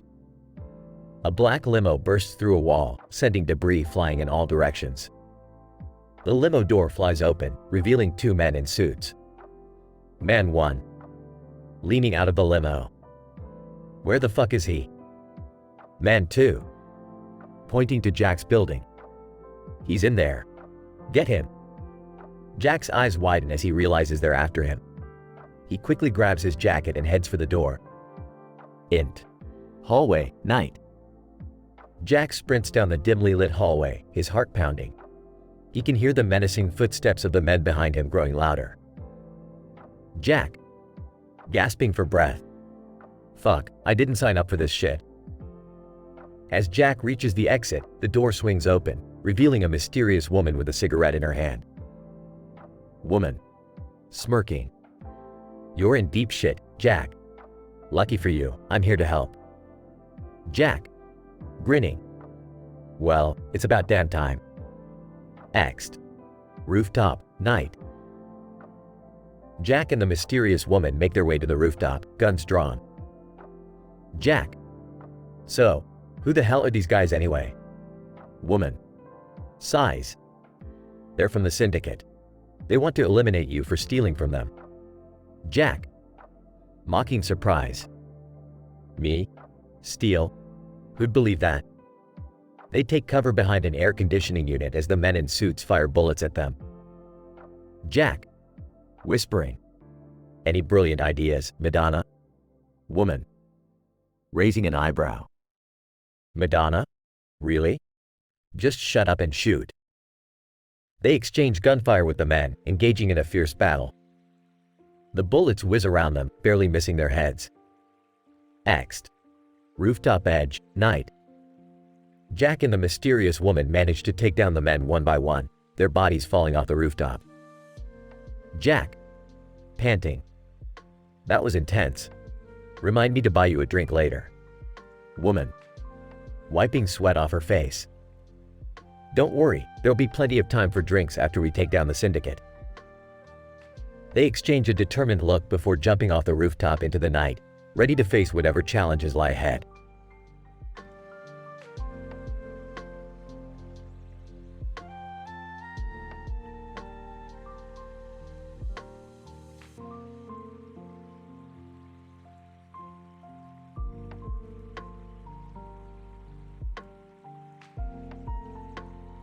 Morty, check out this painting I found. A green field with a yellow ball in the middle. Reminds me of my ex-girlfriend, a quantum physicist. She could threaten the fabric of the universe better than anyone I've known. Oh, Rick, I don't think a painting has the power to do that.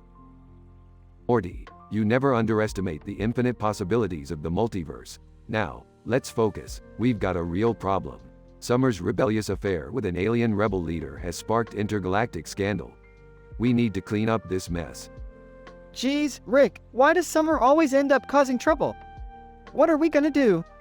We'll have to go to the intergalactic court and try to negotiate a peace treaty. But knowing my luck, things are bound to go south. Your luck? What about my luck, Rick? I'm the one who always ends up in crazy situations. Oh please, Morty, your luck isn't statistically improbable like mine. You're just the sidekick in this cosmic charade. Sidekick? I'll have you know I saved the universe multiple times. Saved the universe? Morty, the universe is just a pawn in my game. Don't forget, I have a secret past as a love guru in the multiverse. I've seen it all. Love guru? Seriously, Rick? I can't even imagine you giving relationship advice. Well, Morty, relationships are like horses. You never know when they're gonna kick you in the face. Now, let's get to that intergalactic court. Meanwhile, at a coffee shop in the multiverse. Rick's ex-girlfriend. Rick, I can't believe you abandoned our love to travel the vast expanse of reality. Look, Linda, I couldn't handle your quantum physics obsession anymore. You were threatening to unravel the very fabric of the universe. Linda, and now you think you can fix everything, huh? Typical Rick. David, Linda, I've got a much bigger mess to clean up. So, if you'll excuse me, I have to go stop an intergalactic scandal created by my granddaughter. Linda, always running away, Rick. Just like the coward you are. Rick and Morty walk back to their spaceship, ready to face the intergalactic court. Hey, Rick, what do you think the chances are of us winning this case? Morty, the chances are about as likely as finding a coffee shop run by sentient horses in the multiverse. Sentient horse coffee shop?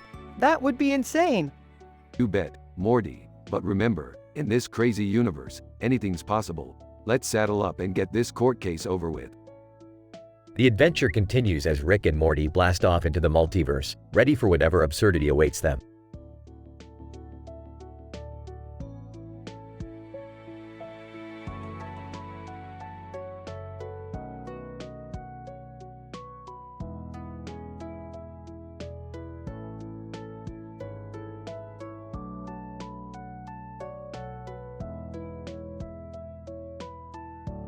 Episode title, The Witching Hour. Location, Avalon's Aegis Tower, a massive, mysterious building with 50 floors and 500 rooms. The tower stands tall, adorned with countless windows, shimmering under the night sky. Dense trees surround the tower, creating an air of mystique. Inside, the Lestial Coven of witches and sorceresses reside, delving into practices of dark magic. Characters. 1. Fiona, head witch of the Lestial Coven. 2. Celine, Fiona's cunning apprentice. 3. Mordecai, a mysterious warlock. 4. Lila, a seductive witch. 5. Lucius, the tower's caretaker. Incident. Fiona, stroking her black cat, Luna. Tonight, my dear sisters, we shall summon the ancient spirits of darkness. Prepare the pentagram and gather the rarest ingredients. We will channel their power to unleash chaos upon this city. Celine, grinning wickedly. Yes, Mistress Fiona. The world shall burn under the might of our spells. Regression. Mordecai, entering the room. Ladies, I sense a great disturbance in the magical realm. We must proceed with caution. Dark forces are waiting to strike. Lila, eyeing Mordecai seductively. Perhaps, instead of caution, we could indulge in some primal desires first. The more lustful the rituals, the greater the power we will wield. Fiona rolls her eyes. Lila, your seduction is as predictable as the phases of the moon. We must focus on the task at hand. Lucius, bursting into the room. Ladies, the city is under attack. It seems our meddling has caught the attention of an infamous demon lord. Celine laughs sinisterly. Finally, a worthy adversary. Let us dance the dance of chaos and destruction. Fiona, gritting her teeth. No, Celine, this is not how it was meant to be. Our spells have backfired, and now innocent lives are at stake. Amidst the chaos, the Lestial Coven must put their dark intentions aside and join forces with the forces of light to combat the demon lord's rampage. Will Fiona and her witches find redemption in the face of their own creation, or will the city fall victim to their lust for power? Only time will tell in this tale of twisted desires and ancient forces set loose. Note, the episode contains mature themes, violence, and intense situations. Viewer discretion is advised.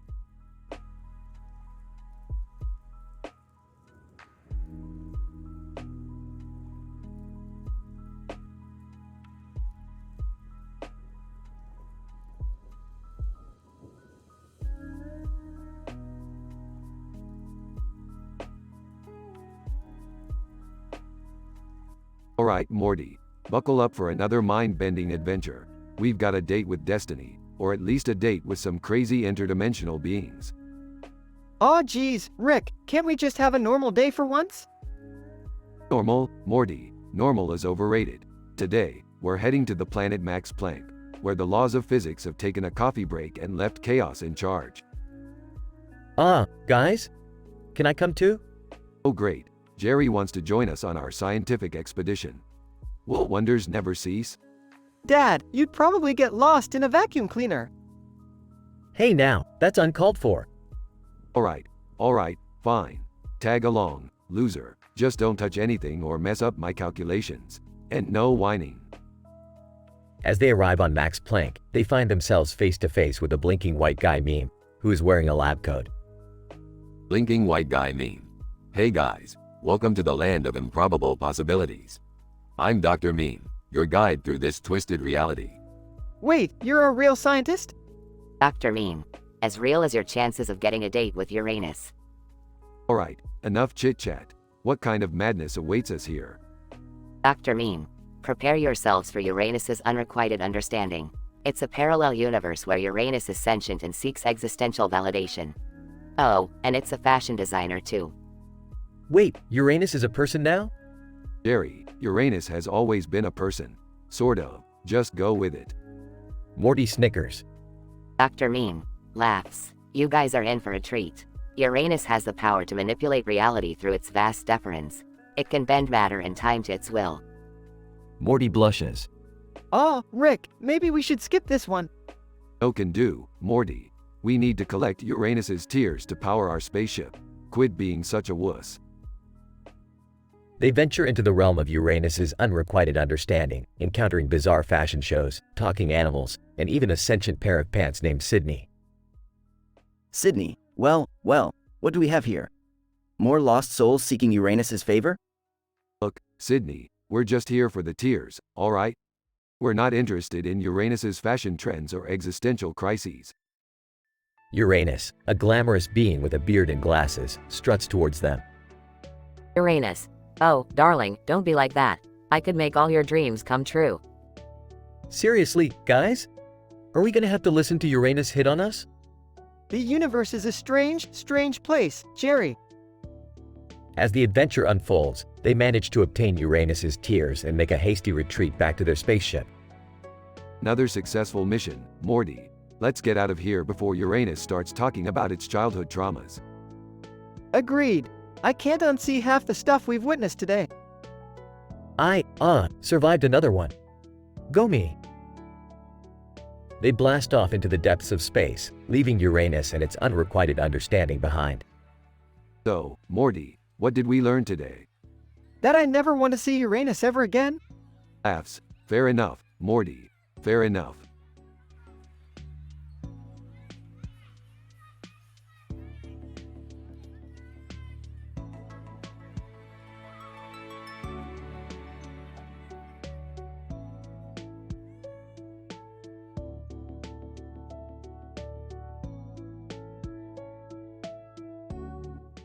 Content warning, mature and vulgar language. Avalon's AGEGIS Tower, lobby. Avalon. Leaning against the reception desk. Jesus fucking Christ, what a day. Can't believe we've managed to survive this shit show. Morgana. Crossing arms, survived? Honey, we practically run this city. We're fucking invincible. Avalon. Laughs. Yeah, invincible until we cross paths with those goddamn vampire pricks. They think they own the whole fucking town. Morgana. Smirking, well, we do have an advantage. Did you forget about our little tryst with the werewolves? Avalon. Winking. How could I forget? Those wolves sure know how to play rough. But it's not the time for reminiscing, darling. Morgana. Mockingly. Oh, what's up, Avalon? Didn't get enough action for the day? Avalon. Rolling eyes, no, not that kind of action. We've got a problem. The fucking roof of our tower is acting all wonky, and we can't afford any goddamn leaks. Morgana. Raises an eyebrow. Leaks, huh? You want me to summon a storm to fix it? I've got my broomstick ready. Avalon. Laughs. Not that kind of leak, Morgana. I mean the fucking technology. Our defense systems, the magical wards, all of it is going haywire. Morgana. Deadpan. Oh, for fuck's sake. Can't we just hire some damn IT wizards to fix this shit? Avalon. Shaking head, it's much worse than that. A fucking rogue sorcerer broke into the tower, tampered with the mainframe, and now everything is fucked. Morgana. With disbelief, a rogue sorcerer? How the fuck did they manage to get past our magical protections? Avalon. Gritting teeth, turns out, this bastard is a fucking master illusionist. He tricked the guards, made them see shit that wasn't there. Our security is useless against him. Morgana. Angry, I swear to Lilith, I'm going to fry that son of a bitch. No one messes with our tower. No one. Avalon. Smirking. That's the spirit, babe. Let's gather the coven and gear up for a good old-fashioned sorcery showdown. Morgana. Cracks knuckles, fuck yeah. It's time to show this rogue piece of trash that they've messed with the wrong coven. Avalon's AGEGIS Tower, rooftop showdown. Avalon. Charging up a spell. Eat this, motherfucker. Rogue sorcerer. Smirking, is that all you've got, witches? Prepare to be annihilated. Morgana. Grinning, annihilated? Sweetie, we invented that shit. You're about to experience some real dark magic. Intense magical battle ensues. Final scene. Avalon's AGEGIS tower repaired. Avalon. Leaning against the newly fixed reception desk. Damn, Morgana, we fucking demolished that asshole. Not gonna mess with us again. Morgana. Probably no one messes with the Celestial Coven, Avalon. We're the baddest bitches in this city. Avalon. Smirking, damn straight. Now let's celebrate our victory with some fucking shots. Patronus, baby. Morgana. Raising her glass, to hell with anyone who stands against us. Cheers, babe. Avalon and Morgana clink their glasses and take a shot, celebrating their victory. Fade out.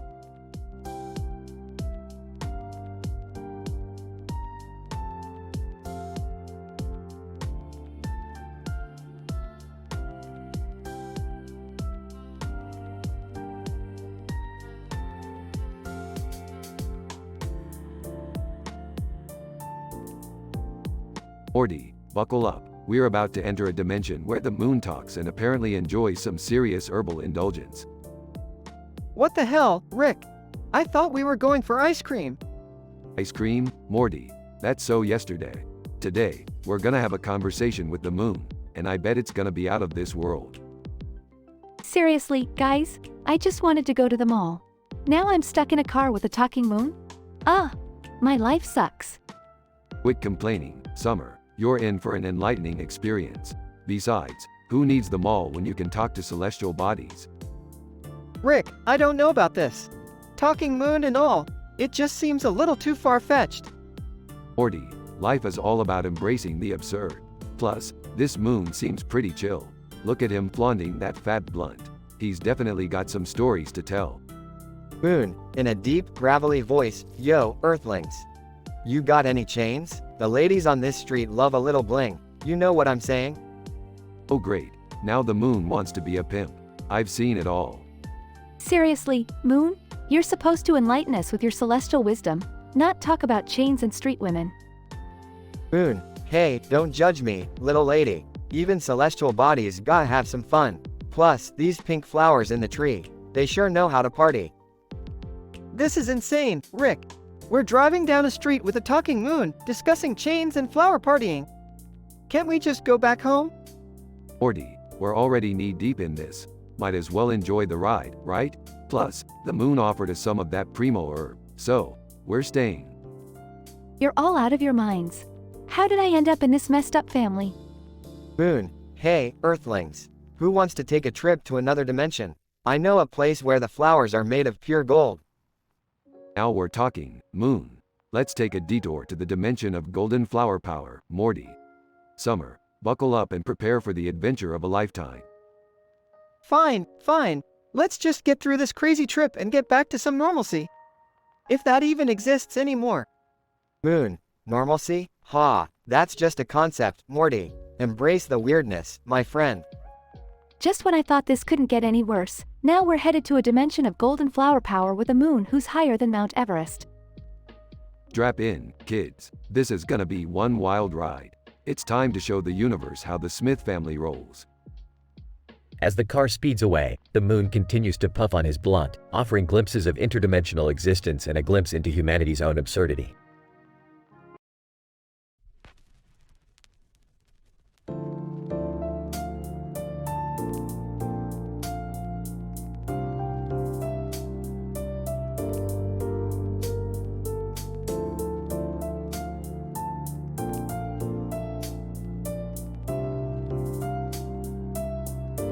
Alright, Morty, listen up. We've got ourselves an intergalactic incident on our hands. Oh geez, Rick, what happened this time? It seems that two men in suits and ties are trapped in a parallel dimension with a surprised look on their faces. We need to figure out how the hell they got there. Oh, Rick, shouldn't we help them? Help them? Morty, their existence is statistically improbable. They're probably just government agents or something. Hey guys, what's going on? Oh great, Jerry, just what we need. Don't worry, I can handle this. I once had a suitor from an alien planet. Really, Jerry? You're bringing up your love life now? Well, you know, I have experience with weird stuff. Alright, whatever. Look, I've got a plan. We're going back in time to prevent this incident from ever happening. Time travel? Are you sure that's a good idea, Rick? Of course it's a good idea, Morty. Just trust me. Scene transitions to a bustling city street. Rick, why are we in this crowded area? Dish, Morty, we're waiting for the time-traveling paparazzi to show up. Time-traveling paparazzi? That's right, Morty. They capture moments so rare, they literally have to travel through time to photograph them. Michael Scott from The Office US appears. Michael Scott. Hey everyone. It's me, Michael Scott. Great. Just what we needed. More chaos. Michael Scott. Oh, are we filming an episode of The Office? This is gonna be hilarious. Rick, we need to stop this. Relax, Morty. It'll all work out. Scene transitions to a luxurious wedding venue. So, I heard you're a wedding planner? Per arm. Yes, indeed. I plan the most extravagant weddings in the universe. That's great, I guess. Listen, I need your help to get out of this mess. Per arm. And what's in it for me? Ah, my undying gratitude? Per arm. How about we talk about it over a nice dinner? Deal. Scene transitions back to the laboratory. Alright, Morty, we've fixed everything. Those men in suits and ties are back where they belong. Phew, thank goodness. Hey guys, I think I found our wedding planner. Yeah, Jerry. Good for you. So, what did we learn today, Rick? We learned that when you mess with parallel dimensions, time-traveling paparazzi, and alien suitors, things get really, really weird. No argument there, Rick. Scene ends with Rick, Morty, and Jerry shaking their heads in disbelief.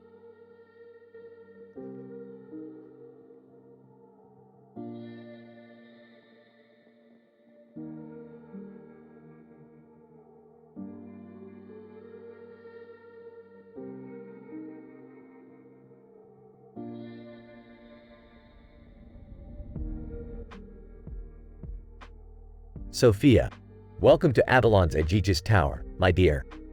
Behold the grandeur of this futuristic castle, with its rocket flying over the roof and windows, and the majestic mountain in the background. Narrator, Sophia Lestial, a powerful sorceress and the head of the Lestial Coven, welcomes us to the towering structure that houses their mystical powers. Little do we know the wild and lascivious adventures that await us within its walls. Sophia, please, follow me through this corridor, and watch your step. The floors are made of enchanted marble, which can be quite slippery. Narrator, as we walk through the corridor, the walls begin to change color, displaying erotic art that would make even the most daring blush. Sophia leads us to the grand ballroom, where witches and warlocks dressed in seductive attire are engaging in strange rituals. Sophia, behold, the age-old rites of the Lestial Coven. We enhance our magical abilities through the embrace of our primal desires. It is in this sacred space that the most powerful spells are woven. Narrator, suddenly, a heated argument breaks out between two rival witches, Serena and Lilith, over a coveted ancient spellbook. Sparks fly from their wands as they hurl insults at each other.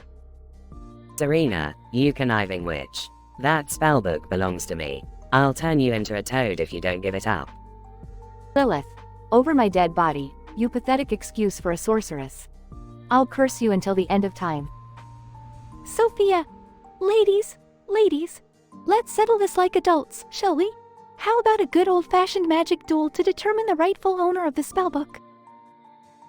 Narrator, the tension is palpable as Serena and Lilith prepare for the ultimate showdown. The air crackles with energy as they chant ancient incantations and summon their most powerful spells. Serena, by the fires of hell, I command thee. Inferno. Lilith, let the darkness consume you. Oblivion. Narrator, the room shakes with the intensity of their magic, causing the chandelier to crash to the ground. Spectators cheer and jeer, placing bets on the outcome of the duel. Sophia, this is what happens when rivalries fester for centuries. We must find a way to resolve our differences without resorting to violence.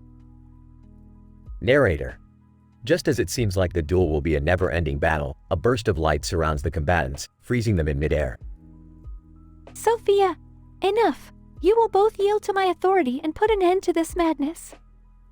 Serena, grumbling. Fine, take your damn spellbook.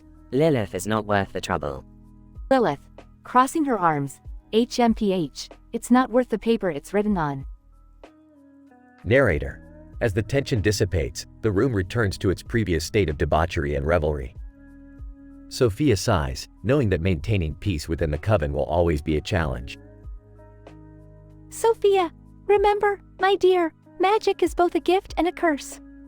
It has the power to create and destroy, to bring pleasure as well as pain. It is up to us to wield it responsibly and find balance.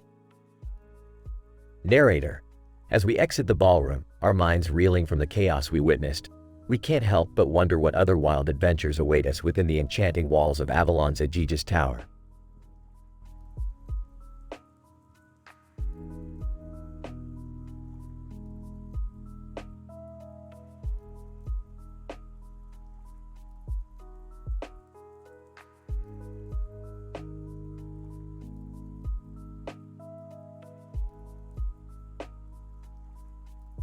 Morty, get your ass down here. We've got a scientific mission to embark upon. Oh geez, Rick, can't we just have a normal day for once? Normal? That's for losers, Morty. We're about to dive headfirst into a dimension where cats rule the world. Cats?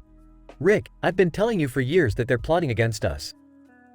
Oh, shut up, Jerry. You're more paranoid than usual today. We don't have time for your crazy theories. Guys, I just heard that there's a new interdimensional coffee shop opening up. Let's check it out.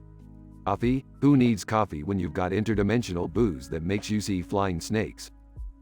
Come on, Rick, don't be such a buzzkill. Let's go check it out. At the coffee shop. Michael Scott. Hey, who wants to meet the greatest regional manager in the multiverse?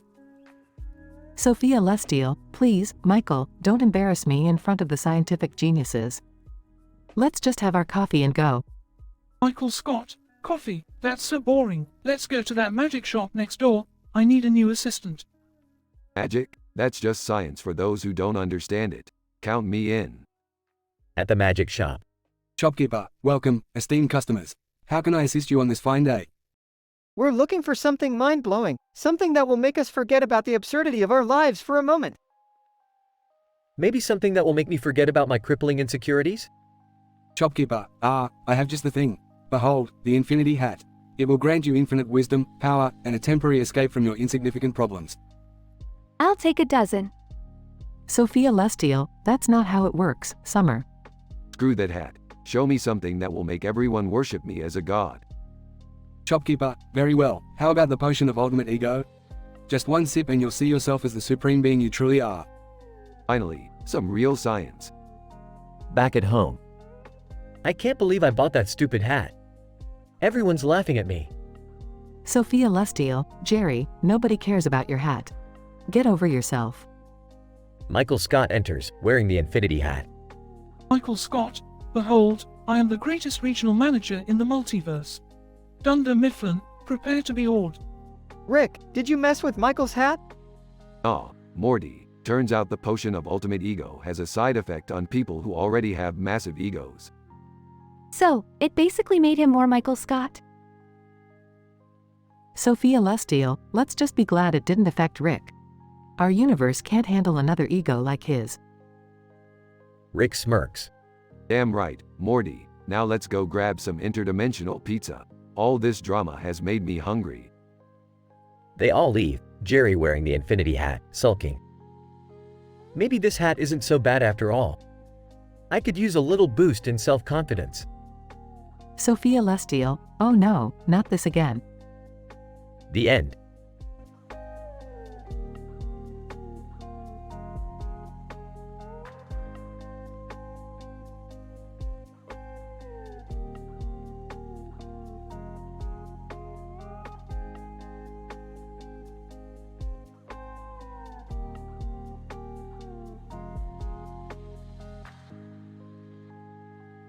Alright, Morty, strap in. We're about to get into some seriously messed up alternate reality shit. Aw, geez, Rick. Do we really have to go there? Morty, we're not just going there. We're going everywhere. Our first stop, Summer's alternate reality. Whoa, hold on, Rick. She's got an alternate reality now? How did that happen? Morty, do I look like I have time to explain the intricacies of alternate realities? Just follow my lead. Hey, guys. What's all the commotion about? Oh, Jerry, just the perfect person to join us on this adventure. We're gonna face a bloodthirsty vampire horde. Vampires? Are you serious? Oh, I'm serious, Jerry. These vampires make Twilight look like a children's bedtime story. Anna Condor, did someone mention vampires? I'm here to kick some blood-sucking ass. Whoa, hold on there, Lana. We don't need your help. We've got Morty's incredible vampire fighting skills. Wait, what? When did I become a vampire slayer? Morty, in a statistically improbable yet hilarious turn of events, you got bitten by a vampire squirrel. Now you're the chosen one. Chosen one? I barely even know how to tie my shoes properly. Trust me, Morty, you'll figure it out. Now let's go face those bloodsuckers. Guys, can we please focus on my alternate reality for once? Yeah, I'd like to hear about that too. Alright, fine. Here's the deal, Summer. In your alternate reality, the Terminator is the president. The Terminator? Like the robot? No, Morty. The Terminator movie franchise has somehow manifested a sentient being who became president. And he's even more badass than you'd imagine. This is insane. How did it even happen? I don't know, Summer.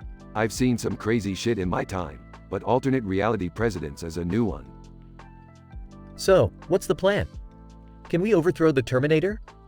Oh, Jerry, you always have such grand ideas. But let's focus on surviving the vampire horde first, shall we? Anna Condor.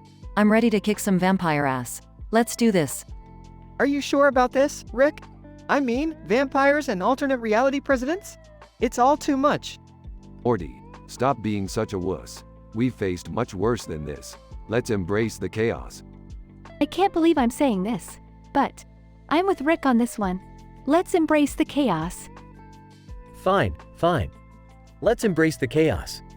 But can we take a snack break first? I'm starving. Oh, Jerry, always looking out for number one.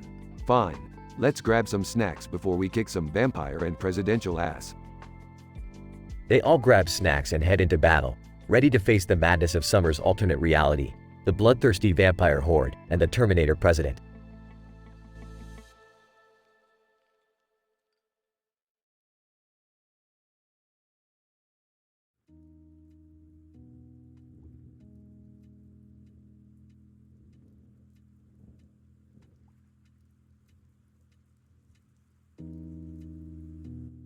Morty, get your ass over here. We've got a galactic emergency on our hands. Oh geez, Rick, not another one of your crazy adventures. Shut up, Morty. We're not dealing with just any emergency. It's a Mars Mistress Mayhem. A Mars Mistress what now? Mars Mistress Mayhem, Morty. It's when a ghost-infested skyscraper suddenly appears on Mars, unleashing chaos and paranormal activity. Okay, but why the hell are we the ones dealing with it? Because, Morty, the sign in the middle of the shoes on top of the sidewalk told us to. And, as we all know, signs never lie. Signs? Really, Rick? Couldn't we just ignore it and save ourselves the trouble? Morty, this is serious. If we don't intervene, the entire galaxy could be overrun by ghost pimps and skeleton strippers. Ghost pimps and skeleton strippers? I don't even want to imagine that. Well, lucky for you, Morty. I can't unimagine it because I've already seen it. Now, let's go kick some ethereal asses. Hey, guys, mind if I tag along? I need a distraction from my pathetic life. Oh great, Jerry's coming too? Isn't he ghost enough in our lives already? Very funny, Beth. At least I'm not the one who's constantly dragged into other dimensions by their own father. Oh, you're right, Jerry. I should count my blessings, being married to you and all. Can we just get going already? I've got a party to get to tonight, and I'm not missing it because of some interdimensional bullshit. Alright, keep your panties on, Summer. Rick, I thought we agreed to never mention Summer's panties in conversation again? Oh, shut up, Morty. Now, everyone buckle up, because we're going to Mars to defeat the ghost-infested skyscraper. Scene transition. Spaceship flying towards Mars. Rick, I've got a bad feeling about this. What if we die or something? Morty, if we die, we'll just respawn somewhere else. Besides, death is overrated. Trust me, I've died like 1,000,000 times. That's not exactly comforting, Rick. Well, neither is living, Beth. So, choose your poison. Scene transition. The team arrives at the ghost-infested skyscraper on Mars.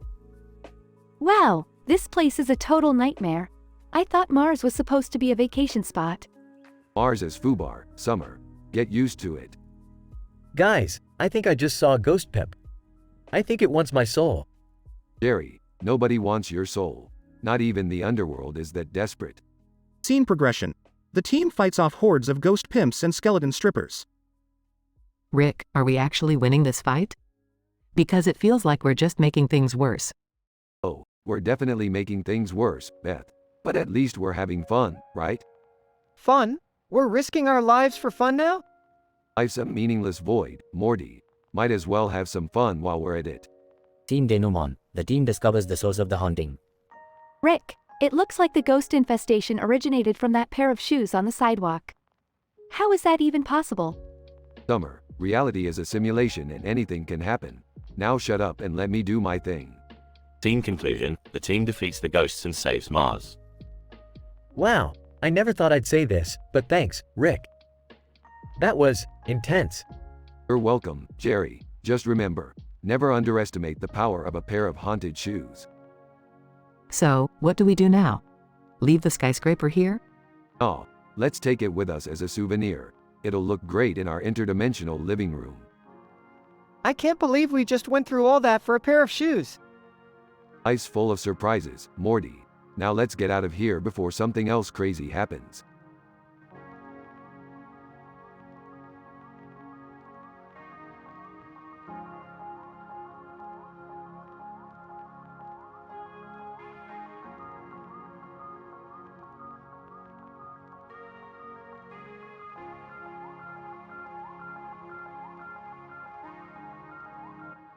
Title, Avalon's Aegis Tower, A Tale of Witchcraft and Intrigue.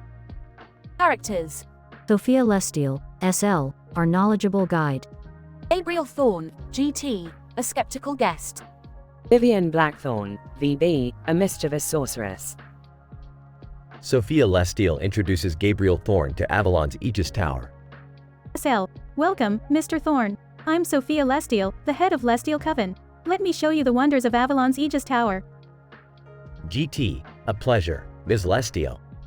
I must admit, I'm intrigued by the rumors surrounding this place. SL, the rumors only scratch the surface, Mr. Thorne. Prepare yourself for a journey beyond your wildest imagination. Incident: Sophia Lestiel leads Gabrielle to an ornate ballroom with a black and purple color scheme. SL, behold, the ballroom. It was here that we settled our disputes, through a duel. GT, a duel? That sounds intense. How did you determine the winner? SL, it's simple, Mr. Thorne. The first to invoke their true power and break through the illusionary barriers claims victory. GT, illusionary barriers? This just keeps getting better. Progression: Sophia guides Gabrielle to explore more of the tower, showcasing its unique features. SL, now, let's proceed to the observation deck. The view from there is stunning, even on the cloudiest of days. GT, look at the intricate design of the circular floor. It's mesmerizing. SL, indeed, the design represents the intricate web of magic that holds this tower together. It preserves our secrets and protects us from external threats. Vivienne Blackthorne suddenly appears, interrupting their conversation. VB, well, if it isn't Sophia showing off our little sanctuary to outsiders. SL, Vivienne, there's no need for hostility. This is Gabriel Thorne, an esteemed guest. VB, laughs, oh, we've heard about Mr. Thorne. Rumor has it, he's got a thing for witchcraft. Careful, Sophia, we wouldn't want to corrupt his innocent soul. GT, smirking, innocent? Far from it. I'm here to uncover the truth behind these mystical tales. The tension rises as Gabriel, Sophia, and Vivienne engage in a heated exchange. SL, Gabriel, I assure you, this tower holds mysteries you can't comprehend. VB, mysteries, yes. And pleasures beyond your imagination, Mr. Thorne. GT, growing curious, pleasures, you say? SL, Vivienne, enough. Gabriel, I didn't intend for our tour to escalate like this.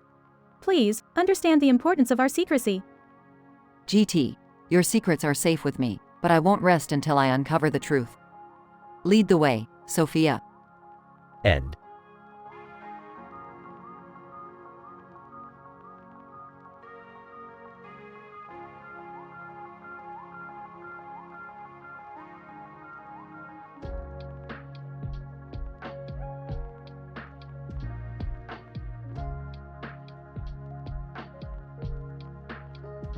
Morty, grab your portal gun.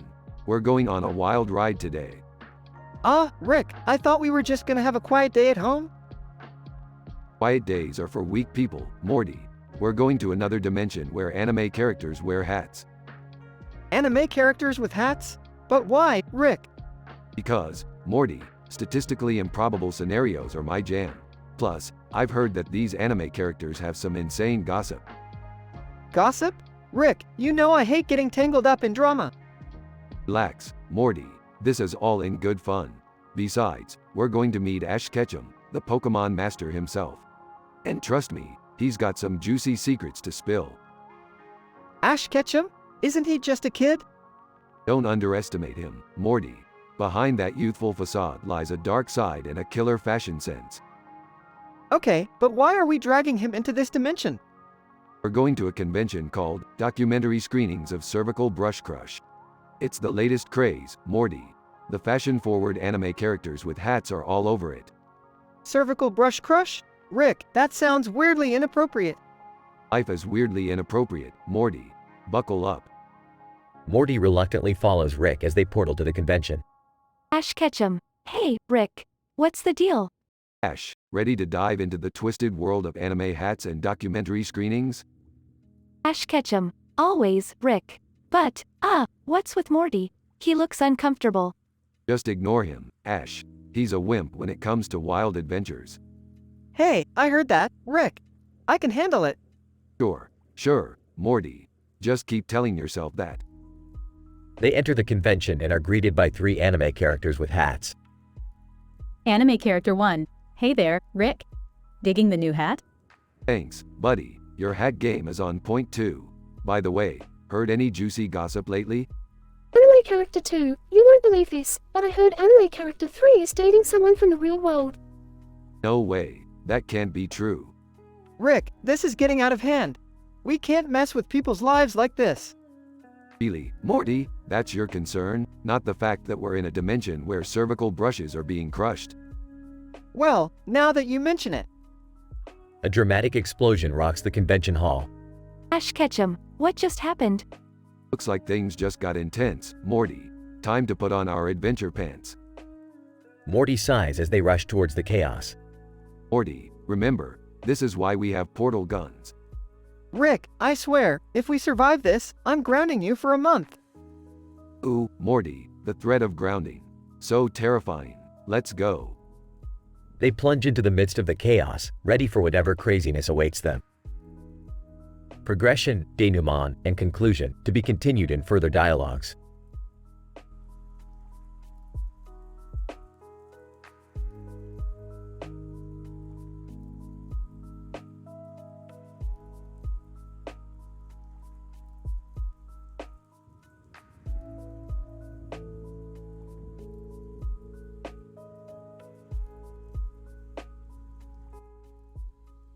Sophia, excitedly, and here we have the grand ballroom, where our coven gathers for celebrations and enchanting rituals.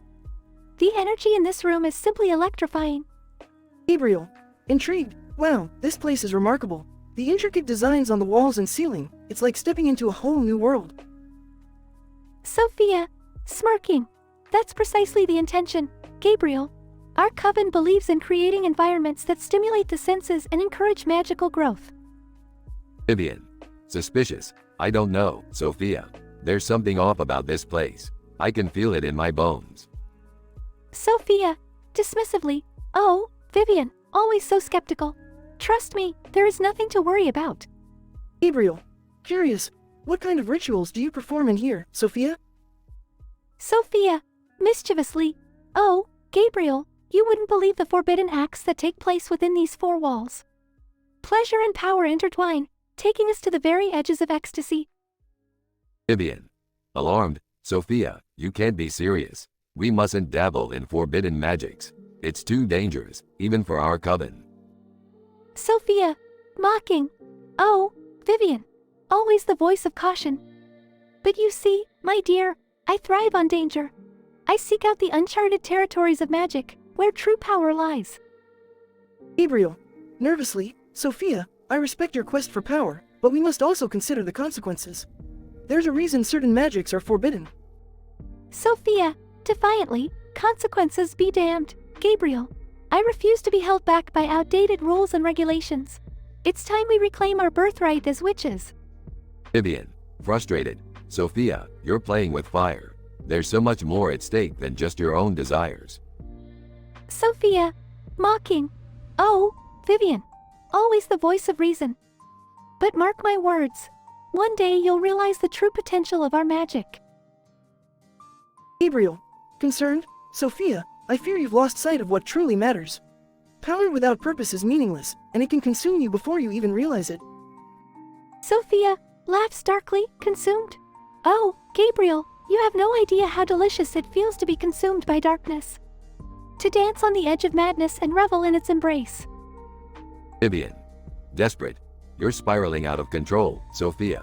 We need to find our way back to the light before it's too late. Sophia, mockingly. The light. How naive, Vivian. There's power in the darkness, power that you will never comprehend. Gabriel. Authoritatively, Sophia, I'm sorry, but I can't be a part of this anymore. Your hunger for power has clouded your judgment, and I won't stand by while you put our coven in danger. Sophia, coldly. Fine, Gabriel. Leave then, but mark my words, you'll regret abandoning me when you witness the extent of my power. Vivian. Pleading, Sophia, please, let's find a way to bring you back to the path of light. We can't lose you to the darkness. Sophia, sinisterly, it's too late for that, Vivian. The darkness has claimed me, and soon, it will claim all of Avalon. As the clock ticks ominously in the background, the three witches find themselves at a crossroad, their coven and their bond hanging by a fragile thread.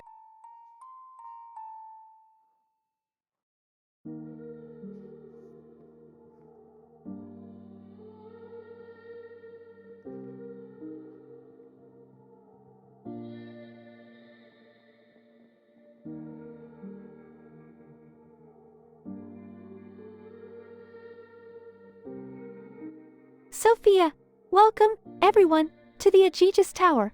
Today, we will be exploring the magnificent ballroom and observation deck. Please, follow me. Scholar, whispering to Gabriel. Can you believe our luck, Gabriel? Getting a private tour from Sophia herself. This is going to be incredible. Gabriel, smirking, indeed, scholar. We may just uncover some hidden secrets of this tower. Sophia, turning to the group. Now, as we enter the ballroom, pay close attention to the enchantments that surround us. This is a sacred space for rituals and celebrations. Vivian. Looking uneasy. I don't know about this, Sophia. Something feels off. We shouldn't be meddling with dark magic. Sophia, rolling her eyes. Vivian, always the cautious one. Just trust me. I know what I'm doing. Scholar, whispering to Gabriel. Vivian's right to be wary. I've heard rumors about Sophia's controversial experiments. We must be careful. Gabriel, nodding, agreed, scholar. Let's keep our eyes open and document everything. We don't want to get caught up in any dangerous spells. Sophia, leading the group to the observation deck. And here we have the observation deck, offering a breathtaking view of Avalon. Isn't it mesmerizing? Vivian. Uneasy. Sophia, I can sense a dark presence here. We shouldn't stay. We need to leave immediately. Sophia, mockingly. Oh, Vivian, always overreacting. There's nothing to worry about. It's just the power of the tower at work. Scholar, taking out his notebook. Then, Sophia, explain the markings on the floor. They seem to depict a ritualistic sequence. Gabriel, pointing to a hidden door. And what about that door, Sophia? Where does it lead? Sophia, pausing. That door. It leads to my personal chamber. There's nothing there that concerns you. Vivian. Angry, I knew it. You've been hiding something from us, Sophia. You're putting us all in danger. Sophia, smirking. You caught me, Vivian. But you won't be leaving this tower alive. You should have trusted me. Gabriel, drawing his wand. Sophia, you've gone too far. We won't let you harm us or anyone else. Scholar, summoning his magical artifact. Prepare yourself, Sophia. Your reign ends here. Sophia, laughing maniacally. Oh, my sweet fools. Do you really think you can defeat me? I am the head of the Celestial Coven. I am unstoppable. An intense magical battle ensues, with spells flying, the ballroom shaking, and the observation deck collapsing piece by piece. Vivian. Struggling. We can't hold on much longer. We need to find a way out. Gabriel, look, the hidden door. It's our only chance. They manage to escape through the hidden door just as the tower crumbles behind them. Scholar, panting. We made it out alive. But what about Sophia? Vivian.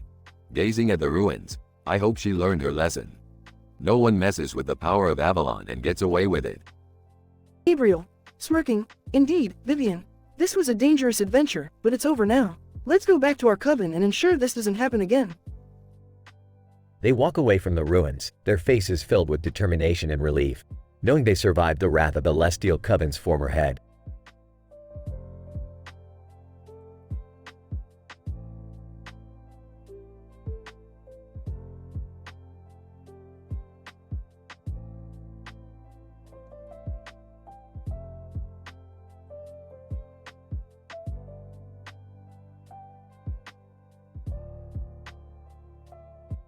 Sophia, welcome, everyone, to the Aegis Tower.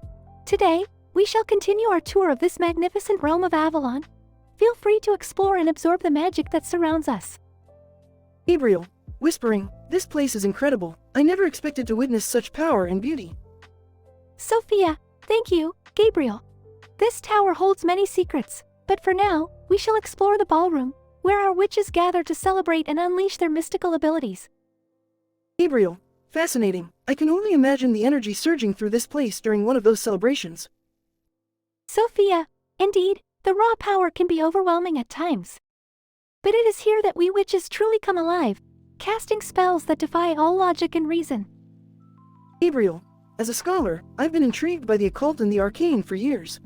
To witness it firsthand is simply extraordinary. Sophia, well, Gabriel, your presence here is a privilege. Not many outsiders are granted access to our world, but I sense you possess a deep respect for our craft. Gabriel, I assure you, Sophia, I appreciate the immense knowledge and wisdom your coven holds. I seek to learn, to understand the interplay between science and magic. Sophia, that is a noble quest, Gabriel, but tread cautiously, for the forces we harness here can be both awe-inspiring and dangerous. Vivian. Entering the room, Sophia, what is this outsider doing here? I do not trust him. He could be a spy. Sophia, Vivian, please, let us not jump to conclusions. Gabriel is here as an observer, and he has shown nothing but respect towards our coven. Vivian. Respect? Huh, I can sense deceit. His scholarly demeanor hides ulterior motives, mark my words. Gabriel, defensively, I assure you, Vivian, my intentions are pure. I seek only knowledge and understanding. Vivian. Knowledge can be a weapon in the wrong hands. You outsiders show little regard for the consequences of your actions. Sophia, Vivian, enough. We will not allow our differences to tear us apart. Gabriel is a guest, and we shall treat him as such. Vivian. Fine, but mark my words, Sophia. He will bring chaos and destruction to our sacred realm. Gabriel, whispering to Sophia, is she always this suspicious of outsiders? Sophia, Vivian has her reasons, Gabriel. She has witnessed the aftermath of past encounters with those who sought to exploit our powers. Gabriel, I understand her concern, but I promise you, I am not here to exploit or harm anyone. My purpose is to learn, to bridge the gap between science and magic. Sophia, your intentions give me hope, Gabriel. Let us continue our tour and show you more of the wonders that lie within the Aegis Tower. Vivian. Grumbling, fine, but don't say I didn't warn you.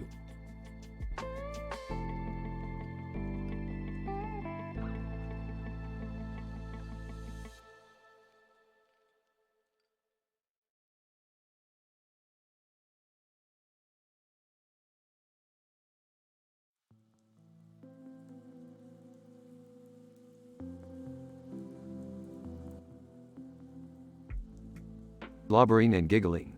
Hey, Morty, you ever wonder what it'd be like if butter was sentient? Like, imagine it was running for president or something. Rick, what are you doing with all that butter? And why are you asking me such weird questions? Still giggling. Morty, you don't understand. This butter, it's no ordinary butter. This butter is from a parallel universe where everyone is made of butter. And it's got some crazy high intelligence, Morty. I'm testing its durability on my mouth. See if it can outlast my saliva. Confused, but Rick, that's just strange. Why would you even want to do that? Still smearing butter on his mouth. Morty, it's science. I'm pushing the boundaries of what's possible here. Plus, it's damn hilarious. Look at me, I'm just buttering myself up. Exasperated? Okay, Rick, but can we please focus on something important? Like, I don't know, saving the world or fixing your latest mess. Absent-mindedly. Morty, always so serious. Butters are more important than saving the world, Morty. World savings for people who don't have buttery alternatives. Rolls his eyes. Fine, Rick. If you're so into butter, I guess I'll just go do something else. Grinning, suit yourself, Morty. More buttery goodness for me. Morty leaves the room, shaking his head in disbelief. Scene shifts to later that day. Jerry enters the kitchen, finding Rick still smearing butter all over his face. In shock, "Rick, what in the world are you doing? You look ridiculous." Giggling. "Oh, hey there, Jerry. Just doing some cutting-edge research here. Butter's the key to everything, you know?" Sarcastically, "Right, because the world revolves around butter. You've really outdone yourself this time, Rick." Grinning mischievously. "You bet I have, Jerry. Butter might just be the answer to all of life's problems. Ever tried butter therapy? It's like a spa day in your mouth." Rolls his eyes. "So, what's the plan with all this butter, Rick? Or is there even a plan?" Thoughtfully, "Well, Jerry, I'm thinking of starting a revolution. A butter revolution.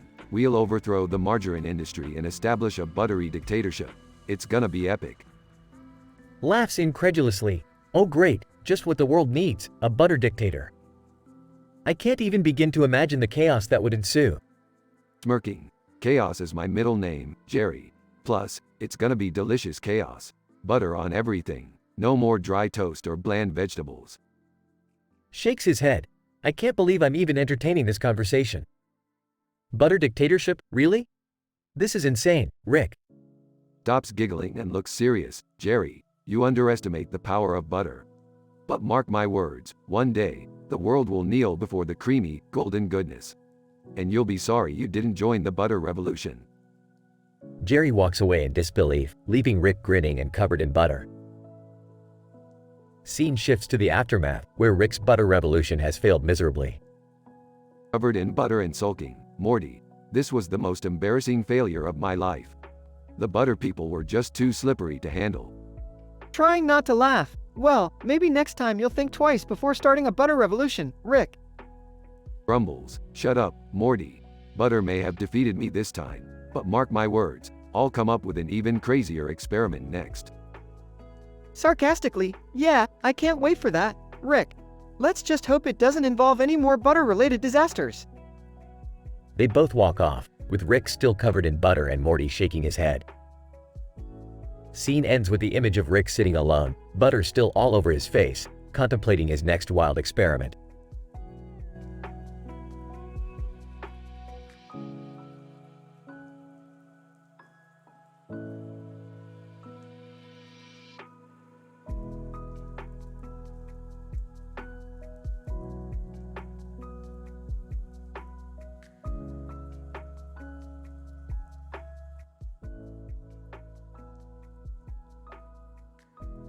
"Morty, you gotta try this butter, Morty. It's like having a creamy party in your mouth, Morty." Rick, what's gotten into you? You're smearing butter all over yourself like a maniac." "Morty, trust me, this is the most mind-blowing butter in all the infinite realities. It's like an interdimensional flavor explosion, Morty." "But Rick, shouldn't we be doing, like, science stuff or going on adventures? Why are we just eating butter?" "Well, Morty, sometimes you just gotta appreciate the simple pleasures in life, like delicious, buttery goodness. Besides, science and adventures are overrated. Butter is where it's at, Morty." "Hey, what's all the commotion about? I smell butter." "Oh, Jerry, if it isn't the butter enthusiast himself. You want a taste of this buttery masterpiece I've discovered?" "Please, Rick, I don't need your condescending butter. I'm capable of finding my own, thank you very much." Dad, you have no idea what you've done. Look at me, covered in butter.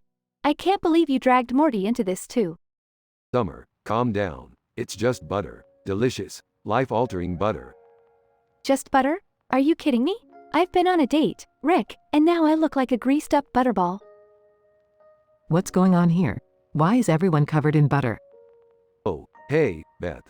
You're just in time to witness the wonders of butter cleansing our souls and lubricating our existence." Rick, this is ridiculous. You're acting like a butter-obsessed lunatic. And where did all this butter even come from? It's a long story involving a butter dimension, a butter wormhole, and, well, let's just say it's a lot of butter, Beth. bottomless butter. Rick, maybe we can use the butter for something useful, like lubricating spaceship parts or making toast. Morty, that's a brilliant idea. We'll revolutionize the world with our buttery inventions. The possibilities are butter endless. Can we please stop with the butter nonsense? I'm getting nauseous just looking at it. Fine, Jerry, but you're missing out on the buttery transcendence of the universe. Oh, I can't take it anymore. I'm going to find a way to get this butter off me. Wait, Summer, let's all calm down and think rationally. Is there any scientific way to remove this butter? Well, there's always the option of using a butter repellent, Beth. I mean, it could work. Ah, who needs butter repellent when you can just embrace the buttery embrace of the universe, Morty? That's it, Rick. I'm taking matters into my own hands. Summer storms off, leaving a trail of butter behind her. Well, this certainly turned into a buttery mess. Rick, could you at least help me clean up? Sorry, Beth, I'm too busy discovering the metaphysical properties of butter. But hey, it's your kitchen. I'll help you, Beth. Together we can conquer this buttery chaos. I guess I'll go help Summer clean up too. At least we'll have something to bond over. Suit yourself, Morty. Just remember, butter is the true path to enlightenment. The chaos ensues as the characters try to remove the butter, but ultimately fail. Beth sighs, well, I guess we just have to accept our fate, covered in butter forever. Jerry sighs. I never thought I'd say this, but I miss the days when Rick dragged us into dangerous intergalactic adventures. You know what, guys? Maybe I took this butter thing a bit too far. How about we use my portal gun and find a dimension where we're not drenched in butter? Everyone, about time, Rick. Let's get back to some real adventures. They all step through the portal, leaving the buttery mess behind.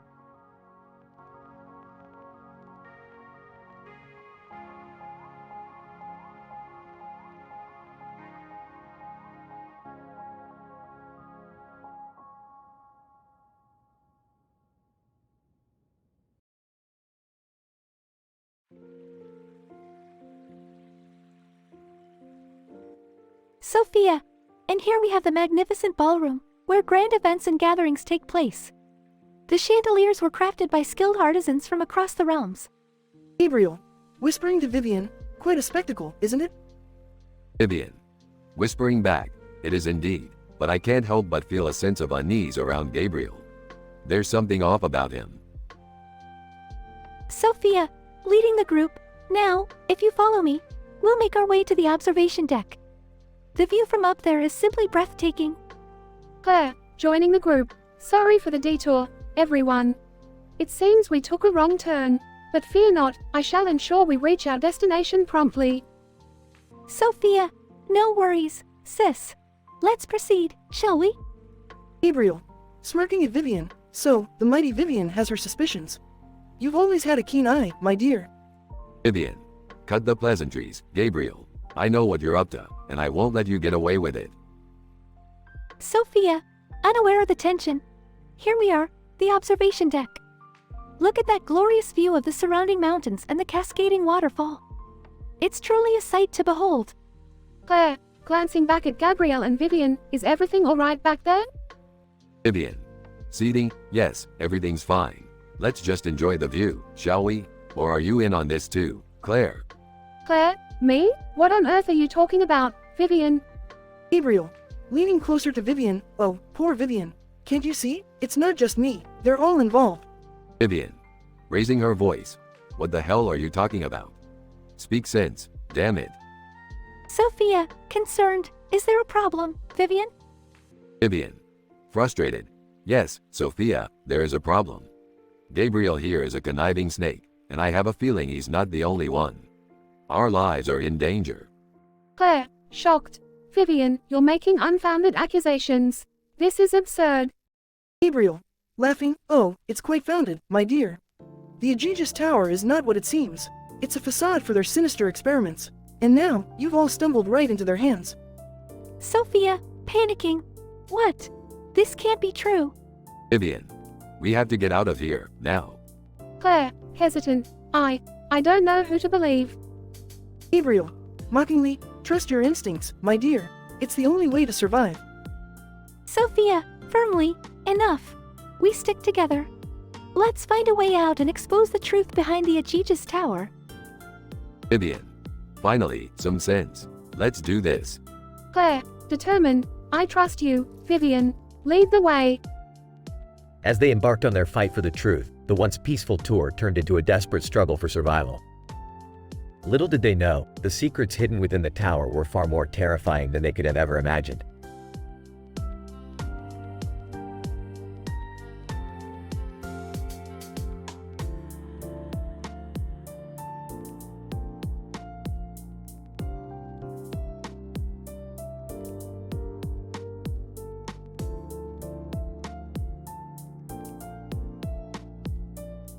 Alright, Morty. Strap in for another ridiculously improbable adventure. Oh, not another one, Rick. Can't we just have a normal day? Normal is boring, Morty. We're heading to a planet where a group of robots is having a ninja cooking show. A ninja cooking show? What the hell, Rick? How does that even make sense? It doesn't, Morty. That's what makes it fun. Now, let's go check it out. Hey guys, what are you up to? Jerry, spare me your clueless prattle. We're going to see robots cook like ninjas. Robots cooking like ninjas? Is that a thing now? Apparently. Just stay out of the way, Jerry. You're barely qualified to operate a can opener. Wow, Rick. Lay off him already. Fine, Morty. Let's just focus on the nanobot swarm crisis that's happening over there. Nanobot swarm? Are they dangerous? Only if you're afraid of being consumed by tiny robots, Morty. No big deal. This is insane, Rick. We need to stop them. Relax, Morty. I've got a plan. We'll use these invasive body snatchers I've been experimenting with. Invasive body snatchers? You mean those things from the horror movies?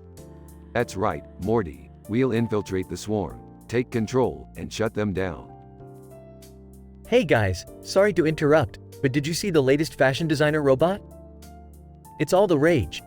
Oh, for the love of Jerry, we're in the middle of a crisis here. Fashion designer robots can wait. But Rick, they're making some really stylish clothes. You should check it out. Fine, Jerry. Just go watch your fashion show while Morty and I save the damn world. Rick, there's something weird going on over there. It looks like a robot love triangle. Great. Now the robots are getting involved in polyamorous relationships. Is nothing sacred? It seems like it, Rick. They're fighting over a robot named C3 Paws. Guys, you won't believe it. C3 Paws just designed a fabulous new outfit for the fashion show. Jerry, I swear to all things scientific, if you don't shut the hell up right now. Rick, let's focus on the mission. We need to stop the nanobot swarm before it's too late.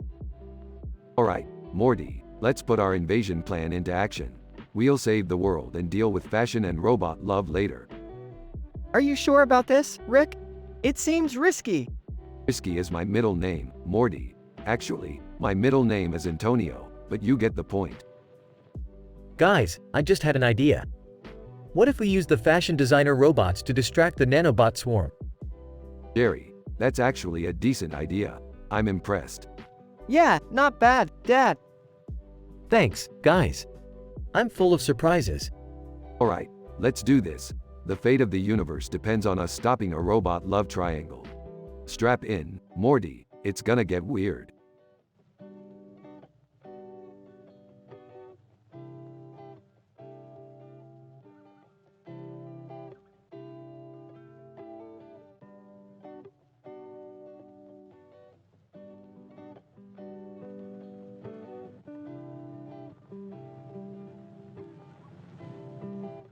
Morty, I can't believe you dragged me all the way here to see some stupid art exhibit. What's the big deal anyways? Come on, Rick. It'll be fun. Plus, you haven't left the house in weeks. You need a change of scenery. Fine, Morty, but if I see one more painting of a bowl of fruit, I'm gonna lose it. They enter the art exhibit and see a cartoon character holding a sign that says, Rick's Art. What the hell is this? Some kind of sick joke? Wait, Rick. Look over there. There's another character with a sign that says, Rick, 4 times.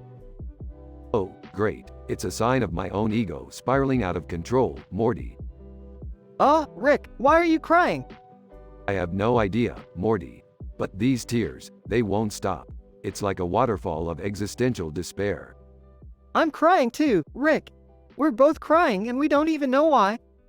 Morty, do you ever wonder if our existence is just an accident in an infinite universe? Like, what's the point, Morty?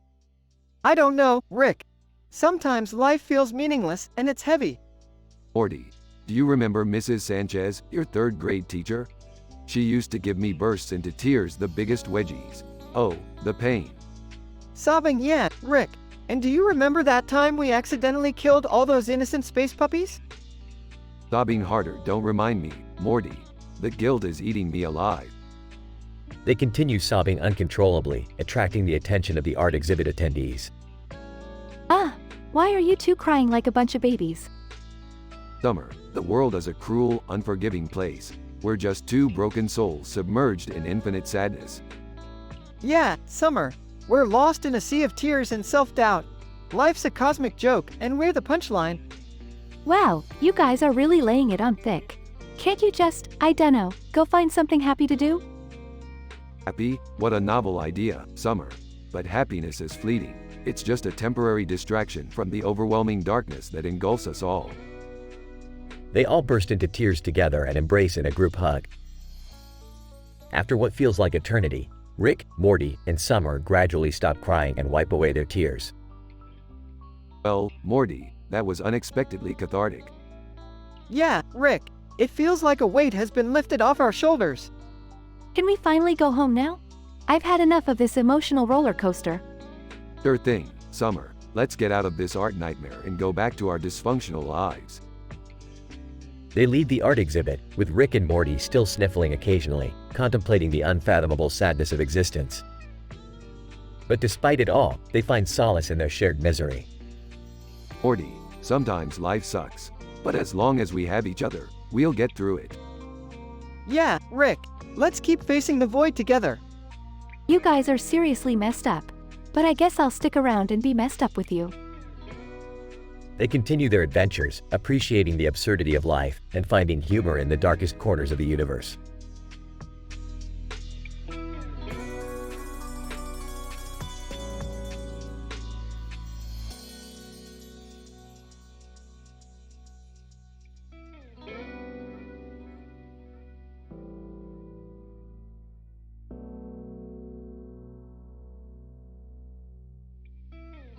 Morty, I'm telling you, this dimension is unlike anything we've ever seen before.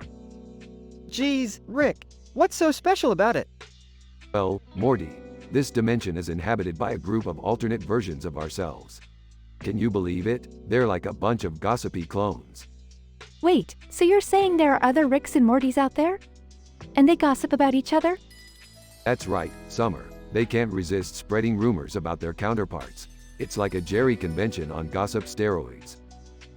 Rick, what's a Jerry convention?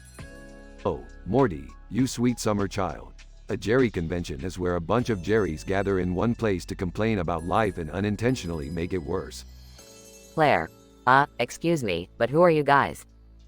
Oh, great. More alternate versions. Who are you? Claire. I am Claire Lestiel, the Blue Mage, Master of Arcane Arts. Sophia. And I am Sophia Lestiel, the Red White Witch, with powers beyond your comprehension. Oh, really? Well, what can you do that I can't? Sophia, prepare to be amazed, Rick. I can turn any object into a delicious taco. Laughs. That's cute, Sophia. But can you turn back time and fix all your relationship mistakes? Sophia rolls eyes. Please, Rick, I'm a witch, not a miracle worker. Man, this whole dimension is so weird. I didn't know there were so many versions of us out there. Yeah, and they all seem to have their own quirks and peculiarities. Well, Morty, that's the beauty of the multiverse. Infinite possibilities, infinite versions of ourselves. It's just a shame most of them are idiots. Claire. Excuse me, but we're in the room, you know? Sophia. Yeah, show some respect. Respect? This coming from a witch whose only superpower is taco transformation. Sophia. Oh, shut up, Rick. At least I don't ruin every relationship I have. Okay, let's calm down, everyone. We're all just trying to survive in this crazy dimension together. Yeah, we should focus on finding a way back to our own dimension instead of arguing. Fine, Morty, let's go. But first, Sophia, can you turn this couch into a taco? I'm getting hungry. Sophia, size. You know what, Rick? Fine. Taco couch, coming right up. Claire, unbelievable. You can say that again, Claire. Well, at least we'll have plenty of stories to tell when we finally get back home. Yeah, Morty, this dimension might be a mess, but it sure is entertaining. Claire, I can't argue with that. Sophia. Agreed. Now, let's find a way out of here before I turn you all into tacos.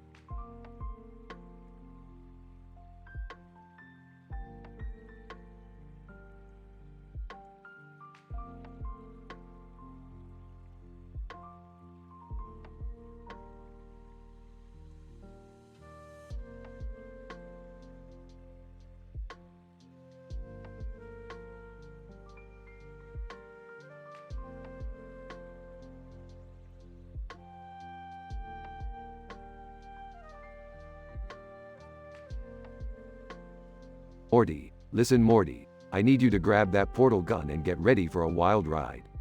We're about to embark on the most statistically improbable adventure yet. What? Rick, I don't know if I can handle another crazy adventure. I mean, last time we almost got eaten by gummy bears. Morty, we can't let the gummy bear incident define our adventures. This time, we have to save the universe from an imminent threat. Plus, we'll find a way to grab some Szechuan sauce along the way. Alright, Rick, let's do this. But can we make a quick stop at my crush's house? I left my retainer there, and my teeth have been feeling strange. Morty, you gotta focus on the important things. We're talking about the fate of the entire universe here, not your love life. But fine, we'll pit stop at your crush's house. Just don't get yourself into any weird teenage drama. Morty and Rick enter the portal and land in Jerry's messy backyard. Oh great, it's Rick and Morty. What kind of disaster are you two bringing to my life today? Jerry, don't flatter yourself. We're not here for you. We're here for your potato-headed neighbor. Potato-headed neighbor? Are you talking about Guy Fieri? I always knew there was something off about him. Bingo, Jerry. Turns out Guy Fieri isn't just a celebrity chef. He's actually an interdimensional being with a taste for forbidden potatoes. Forbidden potatoes? What are those? Morty, it's not important right now. We need to confront Guy Fieri and stop him before he devours all the potatoes in the universe, throwing every French fry joint out of business. Did someone say potatoes? Count me in. I'm tired of listening to Jerry's potato puns all day. Jerry looks offended. Fine, Summer can join too. Now, follow me. We're going to confront Guy Fieri and save the potato industry. They all enter Guy Fieri's kitchen. Guy is surrounded by potatoes, licking one in a weirdly sensual way. Guy Fieri, put down that potato and step away from the fridge. Guy Fieri, licking potato. Oh, you want to mess with the mayor of Flavortown, huh? Well, prepare yourself for a tour of flavor that will blow your mind. Morty, hand me that potato blaster. It's time to show this potato-obsessed maniac what we're made of. As they engage in an intense potato battle, using potatoes as weapons, Guy Fieri's kitchen descends into chaos. Burgers and fries fly everywhere, covering the group in gravy. Rick, this is insane. We're covered in grease, fighting with potatoes. I don't even know what's happening anymore. Morty, that's the beauty of it. Embrace the chaos, Morty. Show Guy Fieri who the real flavor masters are. After an intense battle, they manage to subdue Guy Fieri, who lies on the kitchen floor, defeated. Well, guys, I'd say our job here is done.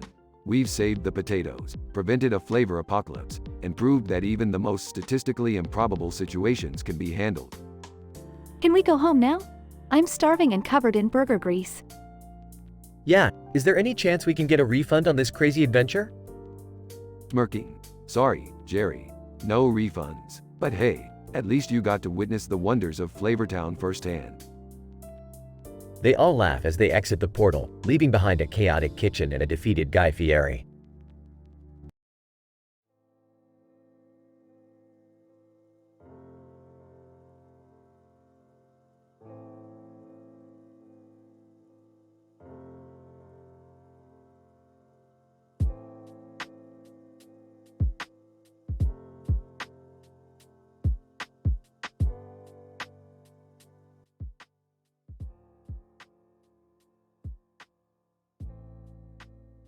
Morty, listen up, Morty. I've got a brilliant plan for us today, Morty. We're gonna go to a spa, Morty. I know what you're thinking. Spas are for weaklings, but trust me, Morty, this one's different. Aw, Rick, I'm not really into all that spa stuff. It's not really my thing, you know? Morty, you gotta learn to relax, Morty. Plus, I heard they offer a massage for neck pain, and, your posture's been worse than Jerry's lately. Hey, leave Jerry's terrible posture out of this, Rick. And, what's up with that spa? I mean, it doesn't sound very exciting. Morty, this spa has lights on the walls, like some sort of futuristic disco club. The woman in the blue shirt, she'll massage you, Morty. She'll rub you down until you're purring like a cat on a warm summer's day. Rick, that sounds kinda weird, you know?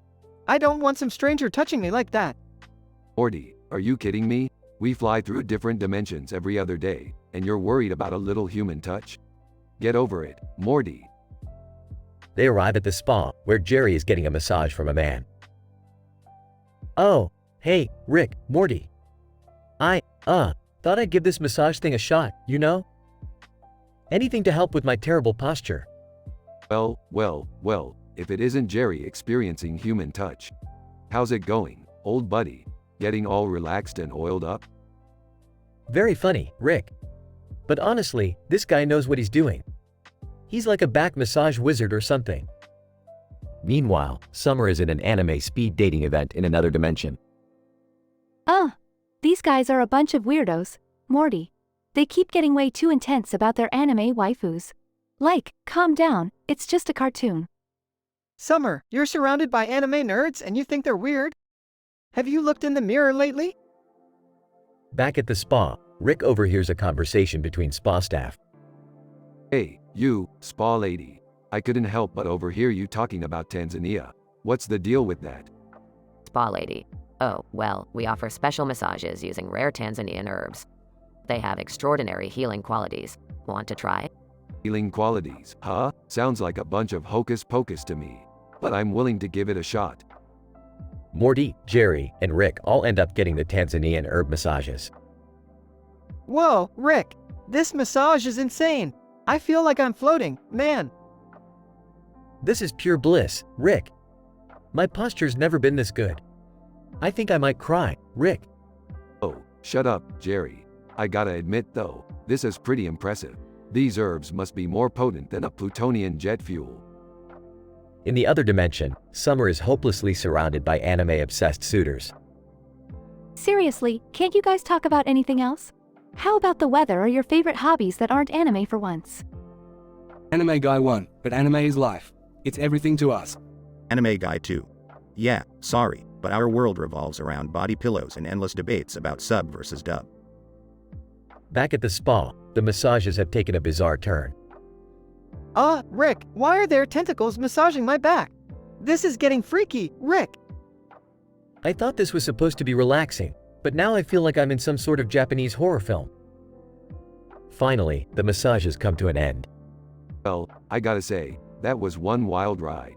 I feel like I've had the full spa experience, Morty. Time to get out of here. Yeah, I'm definitely scarred for life, Rick. Let's never speak of this again. They leave the spa, while Summer finally escapes from the anime speed dating event. Thank goodness, I'm free. Anime nerds are the weirdest people on any dimension. Oh, come on, Summer. Weirder than tentacle massages? I highly doubt it. Can we just go back to adventuring and not talk about spas or anime ever again? Agreed, Morty. Let's stick to what we know best, experiencing everyday human misery.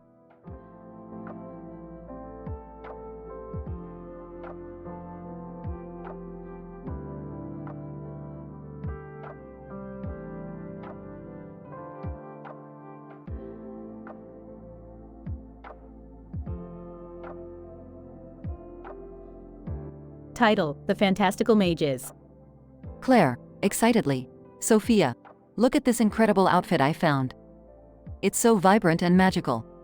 Sophia laughs. Wow, Claire, you really do have a knack for finding the most outrageous things. But I must admit, it suits you well. Incident. Claire puts on the outfit. Ta-da! What do you think? Sophia, eyes widen. Whoa, Claire, that outfit is somehow perfectly ridiculous and amazing at the same time. You look like a walking explosion of colors. Claire, grinning. That's exactly the look I was going for. Now, I just need a cool magical accessory to complete the whole ensemble. Regression. Claire spots a mysterious stick. Look what I found. This magical stick looks like it was made for this outfit. Sophia, skeptical. Are you sure about that, Claire? We should be careful. You know how unpredictable enchanted objects can be. Claire, dismissively. Nonsense. How dangerous could a stick be? Sophia, sighs. Fine, suit yourself. But don't come crying to me if anything goes wrong. Claire waves the stick around dramatically. Abracadabra. Presto Chongo. Sophia rolls her eyes. Claire, you really need to put more effort into your spells if you want them to work. Claire, smirking. O ye of little faith, watch and learn, sister dear. Suddenly, a blinding flash of light engulfs the room, followed by a loud explosion. When the smoke clears, Claire and Sophia find themselves transported to a parallel universe. Claire, panicking. Sophia, what just happened? Where are we? Sophia, frustrated. I told you this would happen, Claire. Now we're stuck in some crazy dimension because of your fashion choices and magical stick waving. As they both try to come to terms with their predicament, they realize they must find a way back home. Little do they know that their journey will take them through bizarre landscapes, encounter strange creatures, and uncover secrets that will challenge their bond as sisters. Note: the script has been altered to fit within the guidelines of appropriate and respectful content.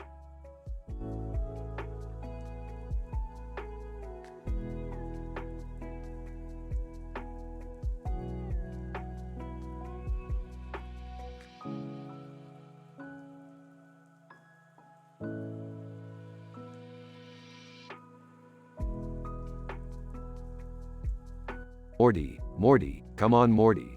We've got another interdimensional adventure on our hands. Oh, Rick, do we really have to? I was kind of hoping for a relaxing day. Relaxation is for the weak, Morty. We're scientists, adventurers. Now put on your pants and let's go. Fine, but can we at least not get into trouble this time? Trouble, Morty. Trouble finds us like a moth to a flame. Besides, where's the fun in playing it safe? Fun? Last time we ended up being chased by giant alien chickens, Rick. Yeah, and we had a great time, Morty. Anyway, forget about that. We need to find the Infinity Burrito, Morty. The what now? The Infinity Burrito, Morty. A burrito that can grant any wish. Imagine the possibilities. Great, like we need more crazy stuff in our lives. But I guess it beats math class. Damn right it does, Morty. Hold on, I've got just the portal for this. Opens portal. Oh, here we go again. Follows Rick through the portal. They arrive at a fast food joint. Morty, look, it's the interdimensional diner, and there it is, the Infinity Burrito. That old guy with the beard seems way too excited about it. That's Guy Fieri, Morty. He's the guardian of the Infinity Burrito. We need to convince him to give it to us. Convincing? You mean like bribing? Morty, sometimes you need to grease the wheels for a juicy burrito. Here, take this wad of cash and follow my lead. They approach Guy Fieri. Guy Fieri, hey there dudes, ready for some Flavor Town? Guy, my man, we've heard about your legendary Infinity Burrito. We need it, dude. Guy Fieri, oh, you want the burrito that can grant any wish? Sorry bros, it's not up for grabs. Come on, Guy, we've been through some crazy stuff. We deserve this burrito, man. Guy Fieri, well, I suppose I could make an exception for you crazy dudes, but it'll cost ya. Money's no issue, Guy. We're willing to pay whatever it takes. Guy Fieri, alright. Give me all your cash and the Infinity Burrito is yours. Dig it? Seriously? We're just supposed to trust him? Morty, If you can't trust a guy with frosted tips and a goatee, who can you trust? Fair enough, Rick. Hands over the cash. Guy Fieri, pleasure doing business with you dudes. Enjoy the burrito, but use its power wisely. They each take a bite of the infinity burrito. Morty, I wish for $1 million. And I wish for a lifetime supply of McNuggets. A sudden explosion of money and chicken nuggets engulfs them. Oh, I think we might have messed up, Morty. You think, Rick? Now we're knee-deep in cash and chicken. Hey, at least we're knee-deep in something fun for a change, Morty. Fun?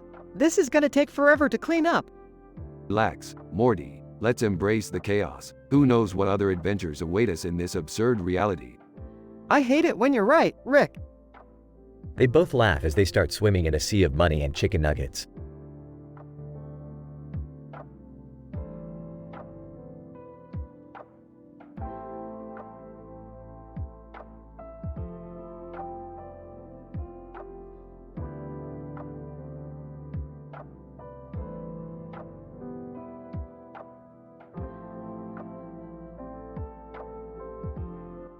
Title: Clash of the Mages. Scene: a peaceful field with tall trees in the background and a majestic dog in the foreground. Claire, the blue mage, and Sophia, the red-white witch, stand side by side, dressed in their respective costumes. Claire, looking around. Ah, what a beautiful day to practice our magic, sister. Sophia, smirking, indeed, sister. Let's see who can cast the most powerful spell today. Incident. Scene: Claire and Sophia begin channeling their magical energies, creating stunning displays of magical prowess. Claire, concentrating. I summon the power of the azure skies. Behold, the Leviathan's fury. Sophia, mocking tone, is that the best you can do? Watch this, oh flames of passion, ignite the very essence of my enemies. Inferno burst. Scene: the spells collide, causing an explosion of vibrant colors and raw power. The blast shakes the ground beneath their feet. Regression. Scene: unbeknownst to Claire and Sophia, their magical battle has awoken an ancient demonic presence lurking in the forest. Sophia, confidently, ha, I knew I was the superior mage. Claire, determined. Don't celebrate just yet, sister. Danger lurks nearby.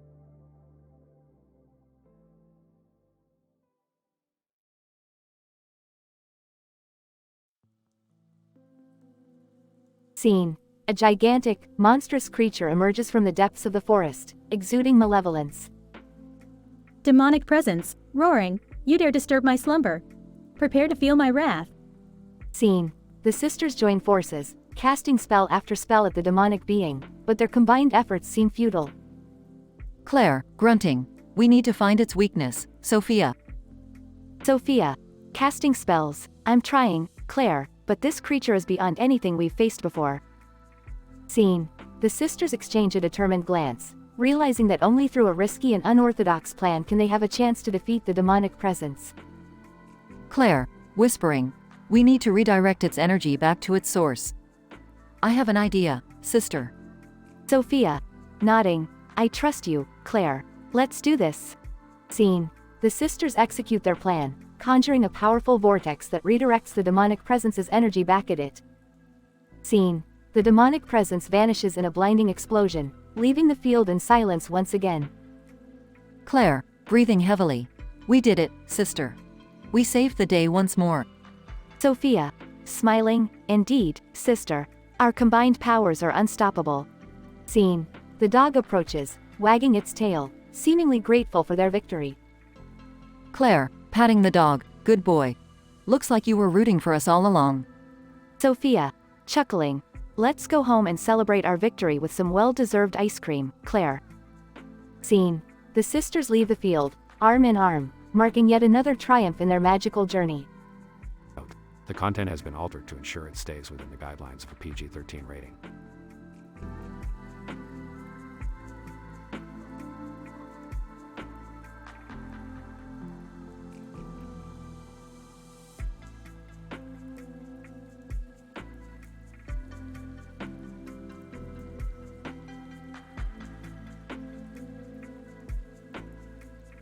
Morty, I'm telling you, There's no limit to how many times your dad can escape from your house wearing that goddamn green shirt and black tie combo.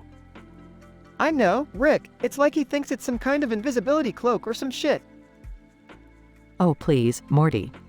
Your dad's fashion sense is only surpassed by his complete lack of common sense. Oh snap, Beth's throwing shade at Jerry. The burns are real today. Yeah, well, it's not just his fashion sense. Did you see him trying to fix the toaster yesterday? Ended up electrocuting himself and burning half the house down. Classic Jerry move. Always turning household chores into potential death traps. Alright, enough about Jerry's mishaps. Now listen up. There's something brewing in another dimension, and we need to investigate. Oh, Rick, can't we take a little break? We've been going on crazy adventures nonstop. Morty, we don't have time for breaks when the universe is at stake. Exactly, Beth. Now grab your portal gun and buckle up, Morty. This is gonna get messy. Fine, but let's all promise to come back in one piece this time. No guarantees, Morty. Anyway, strap yourself in and prepare for interdimensional mayhem. After a wild interdimensional chase with cosmic creatures and insane alternate realities. Rick, I can't take this anymore. We're always on the edge of disaster. Well, Morty, that's the price you pay for being cool like me. Now, hold on tight, we're about to jump to another dimension. Rick, you're such a reckless maniac. How haven't we died yet? Luck, Beth, just pure, dumb luck. And genius, of course. You call almost dying every day luck. Morty, where we're going, almost dying is practically a vacation. Oh, I cannot believe I'm related to you, Rick.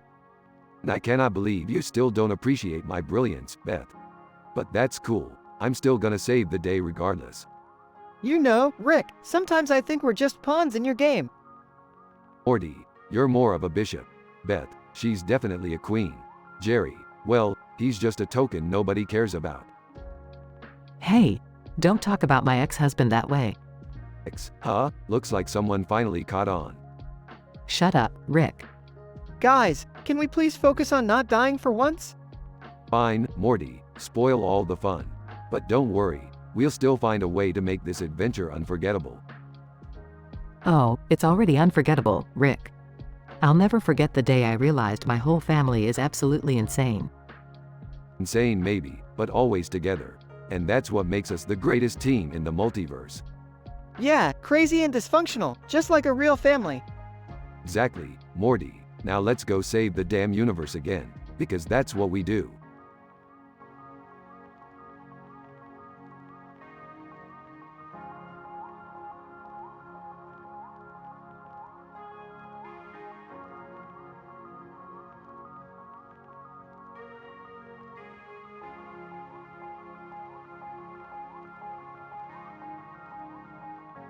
Morty, I can't believe you blew up the house again. What the hell were you thinking? Relax, Rick. It was an accident. I was just trying to watch a tutorial on how to disarm a neutron bomb, and things got out of hand. Out of hand? Morty, you turned the whole living room into a crater. Summer won't be happy about this. You guys blew up the house again? Do you have any idea how hard it is to find a decent place to sunbathe now? Oh, sorry, Summer. I guess your tanning sessions are more important than Morty's life. Hey, it's not my fault you two are always causing chaos. And don't even get me started on your stupid inventions. My inventions are brilliant, Summer. You just lack the intellectual capacity to appreciate them. Guys, can we focus? We need to find a solution before Mom gets home and freaks out. Fine, Morty. We'll fix this mess. But first, let's check if that explosion opened up a portal to another dimension. Are you serious, Rick? We have an exploding house, and you want to go dimension hopping? Hey, a scientist's curiosity knows no bounds, Summer. Now make yourself useful and find some duct tape. Alright, I found the duct tape. But can we at least clean up the mess before Mom comes home? Morty, don't be such a buzzkill. Cleaning is for people who can't create interdimensional vacuums. Seriously, you guys need to get your priorities straight. We can't live like this. Oh, please, Summer. We've survived worse situations. Remember that time we accidentally released a deadly virus in that alien casino? Yeah, and then we accidentally ended up marrying those alien princesses. Good times, huh? You two are the definition of chaos. I'm surprised we're not on some intergalactic most wanted list. Well, Summer, the universe has a way of forgiving geniuses like me. It's you two mortals who struggle to keep up. All right, let's stop bickering and clean up this mess. Mom will be here any minute. Fine, Morty, let's use the vacuum cleaner to suck up all the debris. It's the only practical thing you've suggested today. Finally, some progress. And maybe after this, we can have a normal, explosion-free day for once. Normal? Where's the fun in that, Summer? Now grab that broom and start sweeping. We've got a house to rebuild. I can't believe I'm saying this, but I sure hope things get back to normal soon. Oh, Morty, where's the adventure in normal? Embrace the chaos, my boy. It's what makes life interesting.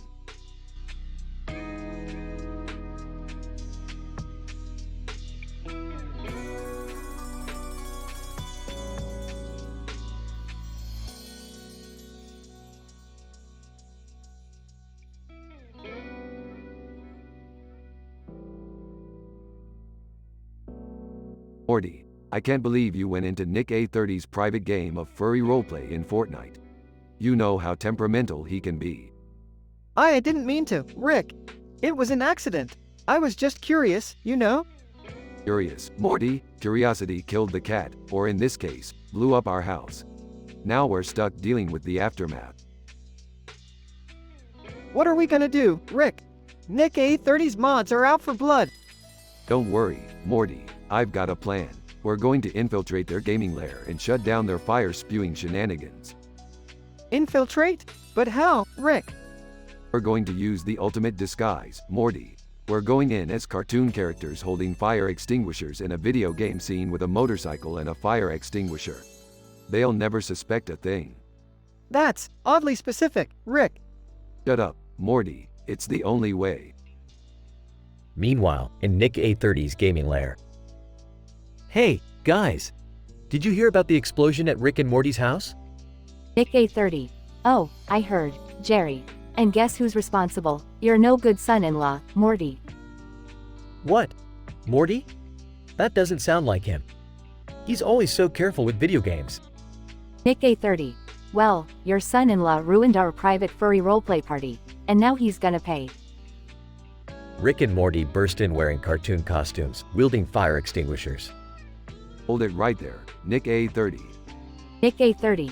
Rick Sanchez. I should have known you'd stick your nose where it doesn't belong.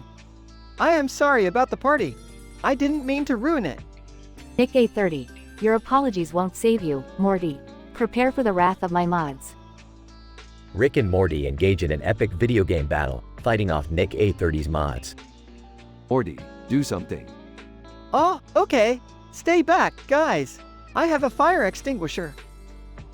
The mods, confused by Morty's comical threat, freeze momentarily. Morty, you genius. Now's our chance. Morty sprays the mods with a fire extinguisher while Rick takes them down with his impressive gaming skills. Nick A30. No, it can't be. How did you defeat my mods? Simple, Nick A30. We're just that damn good. Morty steps forward, triumphantly holding the fire extinguisher. And remember, kids, never mess with a cartoon character wielding a fire extinguisher. They exit the gaming lair, leaving Nick A30 and his mods in defeat. Well, Morty, another day saved by our incredible video game prowess. Yeah, but next time, can we skip the furry roleplay drama? Agreed, Morty, let's leave that to the weirdos on the internet.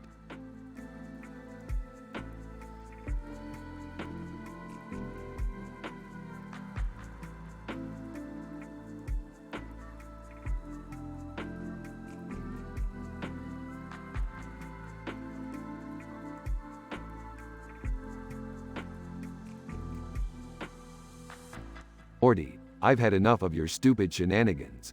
We're dealing with a dangerous gas leak here, so don't even think about doing anything dumb.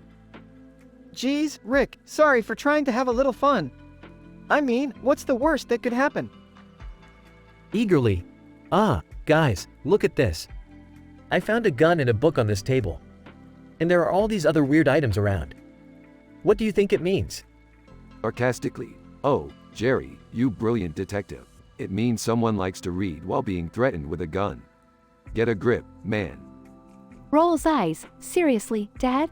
Can we focus on the gas leak before we all end up crispy like burnt toast? Fine, fine. Let's get this over with.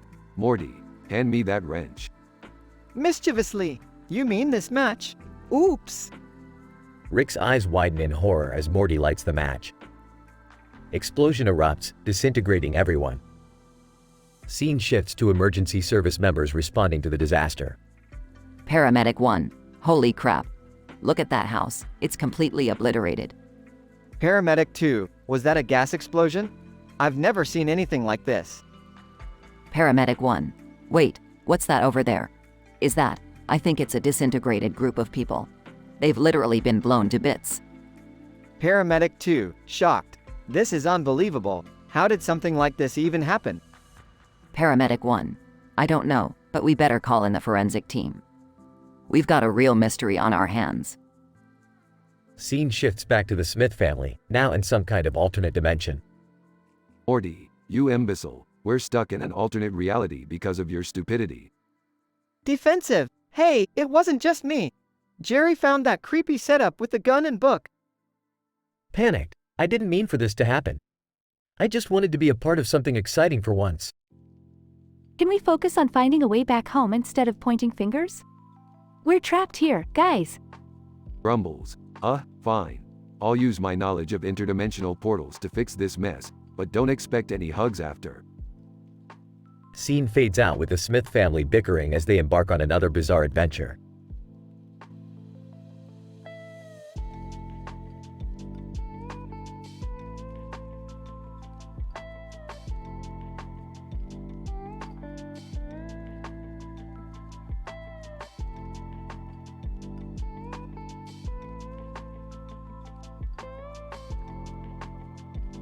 Title: A Wild Encounter. Claire Lestiel, curiously, what an extraordinary day. The sun is shining and I'm feeling adventurous. Perhaps I'll head to the enchanted forest. Incident. Claire Lestiel, walking deeper into the forest. Ah, nature's symphony. So peaceful. Wait, what's that in the distance? It appears to be a mysterious figure. Brain-hatted man, sneering. Well, if it isn't the famous Claire Lestiel. Fancy meeting you here, my dear. Claire Lestiel, gazing at him warily. Who are you? And what do you want? Brain-hatted man, smirking. I am the mischievous Monty Molotov, and I seek an ancient artifact hidden deep within this forest. Join me, and you shall taste true power. Regression. Claire Lestiel, feeling an irresistible curiosity. Power, you say? Tell me more, Monty. Monty Molotov, eyes gleaming. Ah, my dear Claire. This artifact is said to grant its possessor the ability to turn imagination into reality. It's a power beyond your wildest dreams. Claire Lestiel, intrigued. Imagination, reality? That could be incredible. Show me where this artifact lies. Monty Molotov, guiding her deeper into the forest. Follow me, Claire. Together we will harness this power and reshape the world to our desires. Claire Lestiel, reaching the hidden chamber. Monty, this place is extraordinary. But can we truly control such immense power? Monty Molotov, manically laughing. Control? Who needs control when we can have chaos? Let's unleash the limitless possibilities. Claire Lestiel, regretfully. Monty, I can't go through with this. The power may be tempting, but at what cost? I believe in using my abilities for good, not chaos. Monty Molotov, agitated. You fool, you'll regret this decision. Claire Lestiel, summoning her inner strength. I won't be swayed by darkness. I'll use my magic to protect and inspire, to bring joy and wonder to the world. Monty Molotov, grumbling. You may have made the right choice, but mark my words, Claire Lestiel, our paths shall cross again. Claire Lestiel, firmly, and when they do, I'll be ready to face whatever challenges come my way. Monty. The power of imagination and goodness will prevail. Both characters part ways, with Claire Lestiel continuing her journey through the forest, determined to spread magic and wonder throughout the world.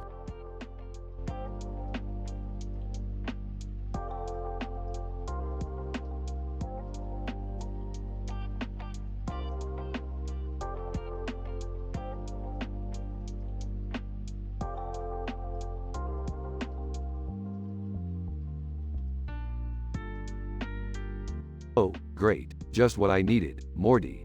Another mind-numbingly boring day in this shithole of a dimension.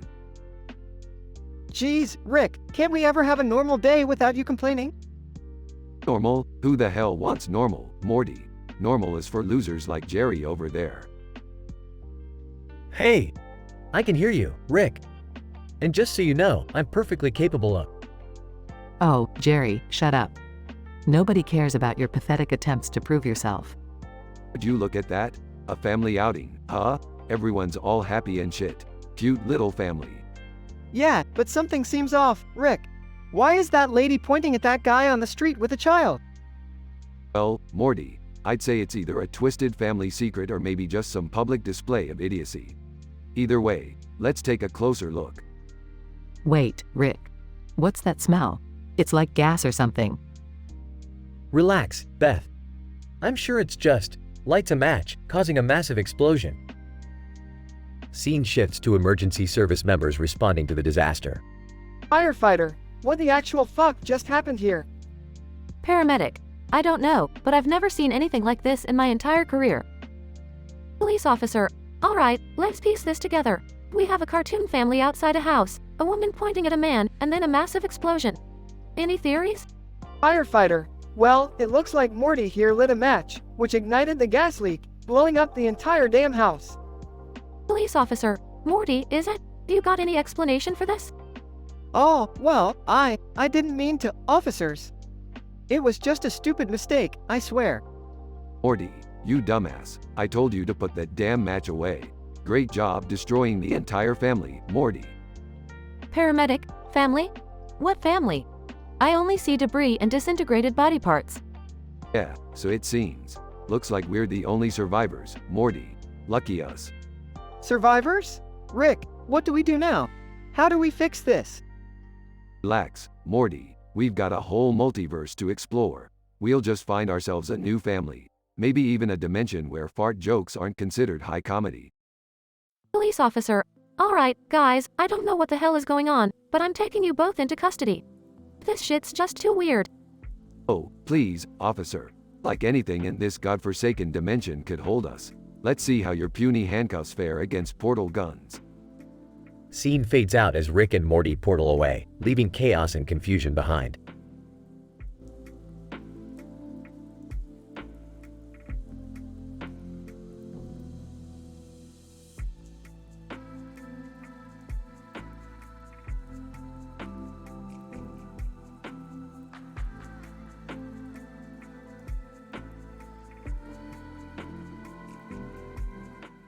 Int. Dimly lit tavern, night. Clara, a seductive enchantress with a voice that could melt glaciers, sits at the bar, swirling a glass of whiskey. Next to her sits Lucian, a ruggedly handsome rogue with a devilishly charming smile. Clara, leaning in, her eyes smoldering. Lucian, you know damn well that I'm not one to back down from a challenge. Lucian. Smirking, oh, I know, darling. But this particular challenge, it's a doozy. Clara raises an eyebrow in curiosity. Clara, intrigued, go on. I can handle whatever this globe throws at me. Lucian. Leaning closer. Have you ever heard of the cursed ruby of Dithakar? They say it grants untold power to whoever claims it. Clara, leaning back, contemplative. The cursed ruby? That's just a legend, Lucian. I thought you knew better than to believe in fairy tales. Lucian. Grinning mischievously. It may be a legend, but I've managed to uncover a map leading to its location. It's hidden deep within the treacherous Darkenwood forest. Clara, smirking, and you want me to accompany you on this little adventure? Lucian. Nodding. I need your magical prowess, Clara. Your spells can protect us from the evil that guards the ruby.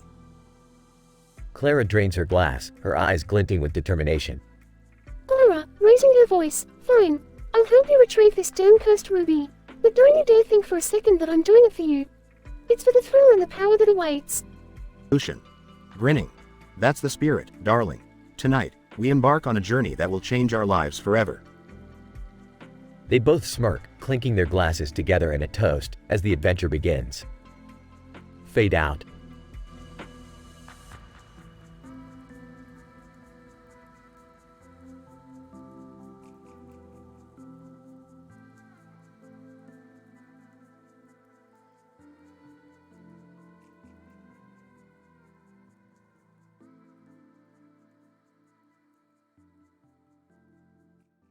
Well, great.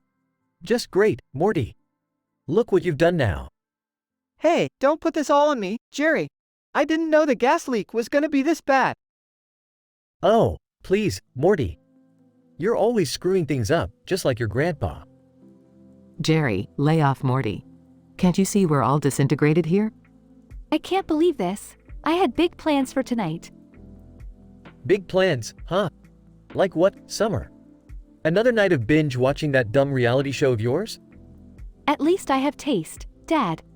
Unlike someone who thinks Hungry for Apples is a classic movie. Asterisk burps asterisk. Enough with the bickering. We're all dead, for God's sake.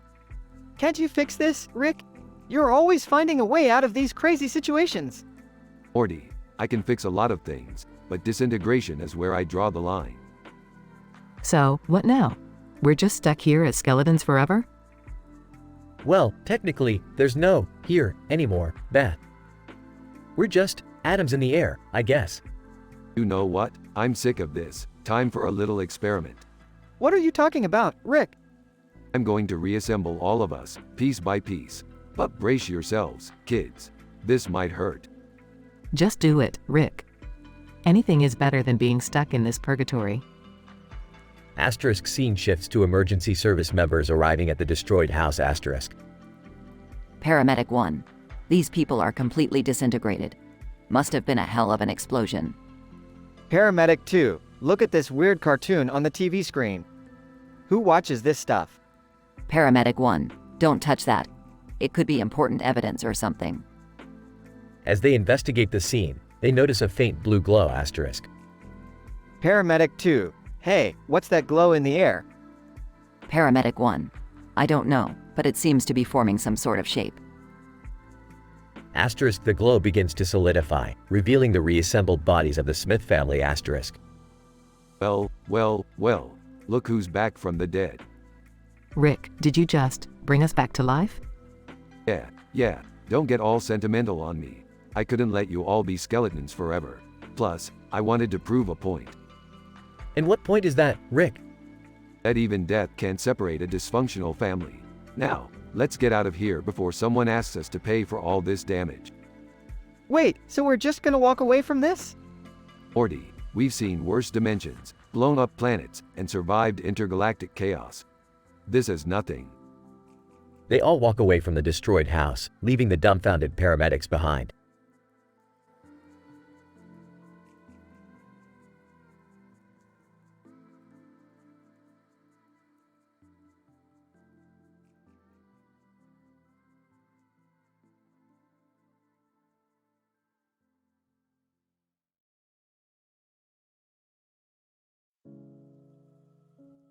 Int. Witch's Lair, night. Claire Lestiel, a blue-eyed, pale-skinned witch with a mischievous smile, stands in front of a boiling cauldron in her dimly lit lair. Sophia Lestiel, her sister, enters the room, wearing a black dress and carrying a staff. Claire. About time you showed up, Sophia. I've been brewing this potion for hours. Sophia. Sorry, Claire. I was busy dealing with an enchanted beast. What's this potion for anyway? Claire. Oh, you know, just a little something to spice up our love lives. I call it elixir of erotic ecstasy. Sophia. Oh God, Claire. Is there anything you won't do for pleasure? Claire. Don't be such a prude, sister. You could use some excitement in that dull love life of yours. Sophia. Excitement? You mean like the time you turned that prince into a frog? Claire. That was his own fault for cheating on me. Anyway, are you ready to try the potion? Sophia. Fine, let's do it. But I swear if this ends up causing another catastrophic event, I'm blaming you. Claire giggles and pours the bubbling potion into 2 small cups. They clink their glasses together and take a shot each. Claire. Bottoms up, sister. Let's see what this elixir has in store for us. Suddenly, the room begins to spin. The walls morph into a kaleidoscope of colors, and the sisters fall to the ground, unable to control their laughter. Claire. Whoa, Sophia. I think we're hallucinating. Sophia. No kidding, Claire. This elixir is driving us insane. As the hallucinations intensify, the sisters find themselves transported to a vibrant and otherworldly forest. They see Carter, a handsome but cocky adventurer, emerging from the trees. Carter. Well, what do we have here? Two beautiful witches lost in my enchanted forest? Claire. Don't flatter yourself, Carter. We're not here for your amusement. Carter. Oh, but I think you will be. You see, this forest is known for its aphrodisiac plants. And once you get a taste, there's no going back. Sophia and Claire exchange a glance, their dilated eyes filled with desire. Sophia. Well, maybe we could use a little excitement after all. Claire. Yes, let's embrace the joys of this absurd adventure. Let's show the world just how powerful witches can be. Together, the three embark on a wild and passionate journey through the forest, indulging in pleasures previously unimaginable. As they explore their newfound desires, they discover that the boundaries of pleasure are limitless. In the end, the sisters return to their lair, exhausted but satisfied. Claire. That was beyond anything I could have imagined. Sophia. I won't deny it. That was the most thrilling experience of my life. Claire. Well, sis, looks like our love lives just got a whole lot more interesting. They share a wicked smile, ready to embrace whatever unexpected adventures lie ahead. Fade out.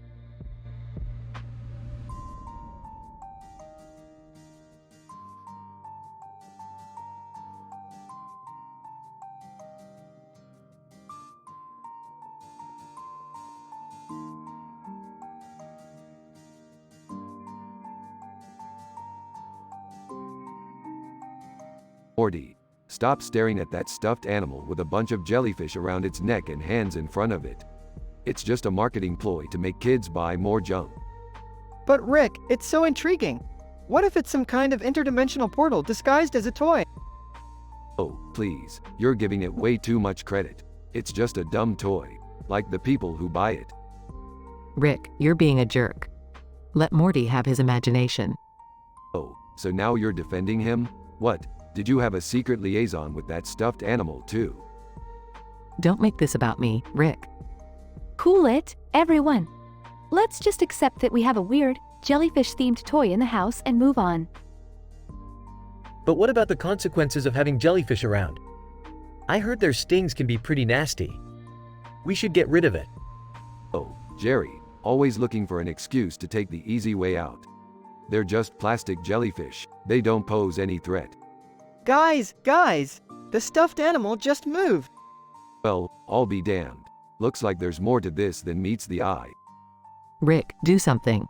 Fine, I'll investigate, but don't get your hopes up. It's probably just a malfunction. Journalist, breaking news. Wild Puppet Theater, featuring a jellyfish-themed show, has taken the world by storm. Critics can't stop raving about the mind-boggling performances. Truly electrifying. Great. Now we're dealing with famous puppeteers? This is a new level of absurdity. But Rick, look at the rave reviews. Maybe there's something special about these puppets. Alright, Morty, let's go undercover. We'll infiltrate their performance and find out what's really going on. Wait, can I come too? I've always wanted to be a puppeteer. Fine, but don't complain when things get weird, which they inevitably will. Can I stay home and play some bets at the off-track betting place? Knock yourself out, Jerry. Just don't come crying to us when you lose all our money. Rick, can you stop being so mean to Jerry? Sure, if he stops being such a Jerry. After sneaking into the puppet theater. Rick, these puppets are alive. Look at them moving on their own. No shit, Sherlock. Looks like the puppeteers found a way to bring them to life. Why would they do that? Who knows, Summer. People do crazy things for entertainment. Maybe they thought it would be a unique concept. But Rick, we have to stop them. These puppets are causing chaos. Alright, just give me a second to rig up a puppet disrupting device. Journalist, exclusive scoop. The Puppet Theater mysteriously shuts down after an anonymous tip. Speculations of foul play run rampant. Not so smart without their puppet army, are they? Rick, I can't believe we actually saved the day. Yeah, Morty. Just remember, it's all in a day's work for the Smith family. Hey guys, I won big at the off-track betting place. Well, looks like the biggest winner here is Jerry. Who would have guessed? Can we all just stop arguing and enjoy a peaceful evening? Agreed. Let's put this insanity behind us. Meanwhile, in the distant cosmos, Alien heartthrob. Beth, my love, I'll find a way to be with you again. No puppet theater or bizarre family can keep us apart.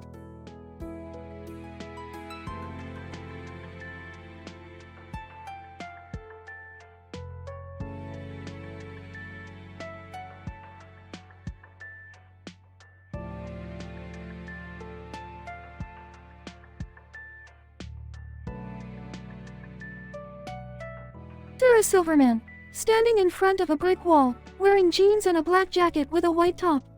This is absolute bullshit. Those damn AI companies think they can just scrape my book and profit off of it without any consequences? Well, guess again.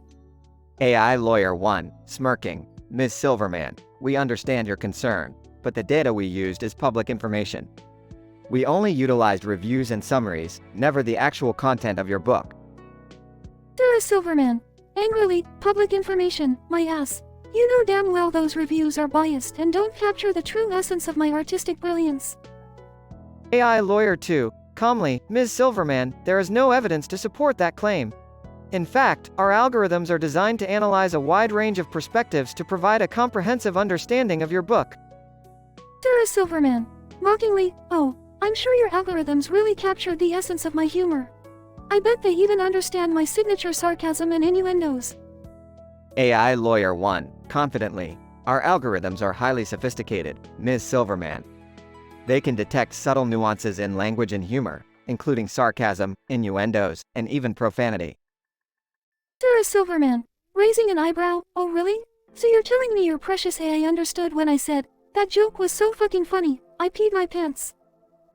AI Lawyer 1, maintaining composure, in fact, yes.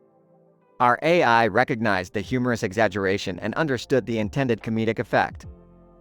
Sarah Silverman, stubbornly, well, I don't believe you. They can't possibly comprehend the complexity of my comedic genius. AI Lawyer 2, smirking, Ms. Silverman, perhaps it's more accurate to say that they comprehend your comedic genius better than some humans might. Sarah Silverman, fuming, you think you're so smart, don't you? Well, let me tell you something, Mr. AI Lawyer. No machine can ever replicate the true essence of human creativity. AI Lawyer 1, calmly, Ms. Silverman, our purpose is not to replicate human creativity. We aim to analyze and provide accessible summaries, allowing a wider audience to appreciate your work. Sarah Silverman, skeptically, oh, sure, I'm doing this for the wider audience, not for my own financial gain. Give me a break. Incident. Sarah Silverman storms out of the meeting, determined to find a way to make AI companies pay for their alleged infringement. Regression. Sarah Silverman consults her legal team, researching every possible loophole to bring down the AI companies and claim what she believes is rightfully hers. During the trial, Sarah's legal team presents extensive evidence, but the AI companies counter with irrefutable proof that they never scraped her book's contents, only utilizing public summaries and reviews.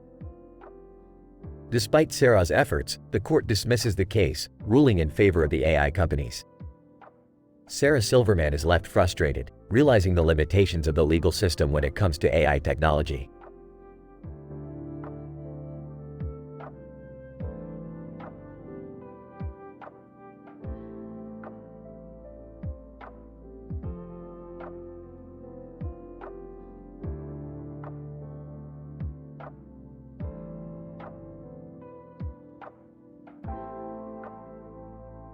Sophia, Claire, finally, you're here. I've got something mind-blowing to show you. Claire, mind-blowing? Is it another one of your crazy inventions? Sophia, even better, look, points at the dark background with a lightning bolt in the middle. Claire, whoa, what is that? Sophia, that, my dear sister, is a portal to another dimension. A dimension filled with demons, swords, and unimaginable dangers. Claire, are you serious? How did you discover this? Sophia, remember that Aegis Tower we explored? Well, turns out it had a hidden doorway to this dimension. I accidentally stumbled upon it while searching for my lost keys. Claire, lost keys. Is that what this is all about? You brought us to a freaking demon world because of your keys. Sophia, relax, Claire. It's more than just keys. This dimension is a goldmine. We can become the most famous adventurers in the multiverse.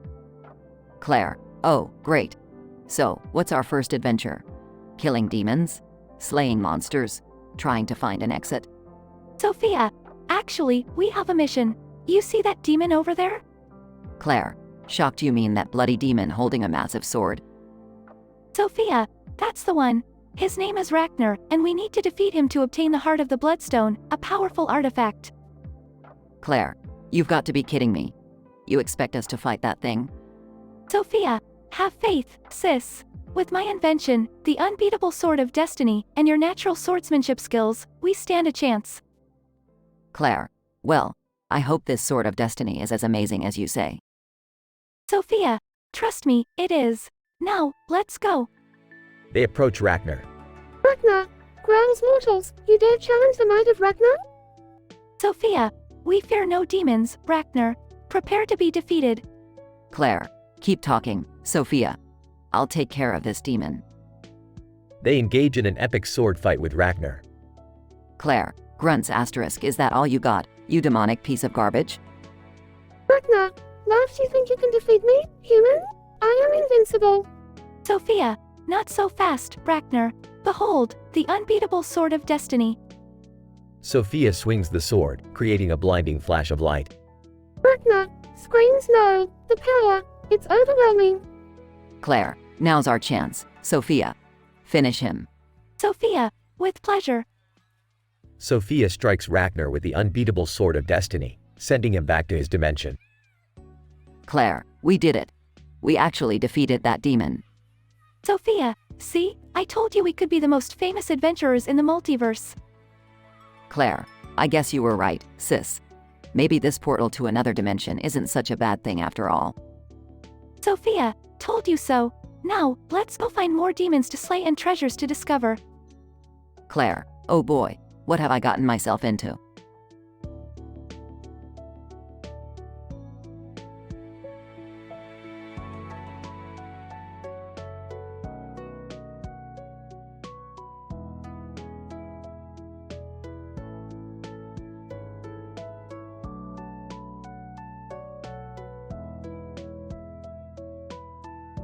Claire, hey Sophia, it's been ages since we last saw each other.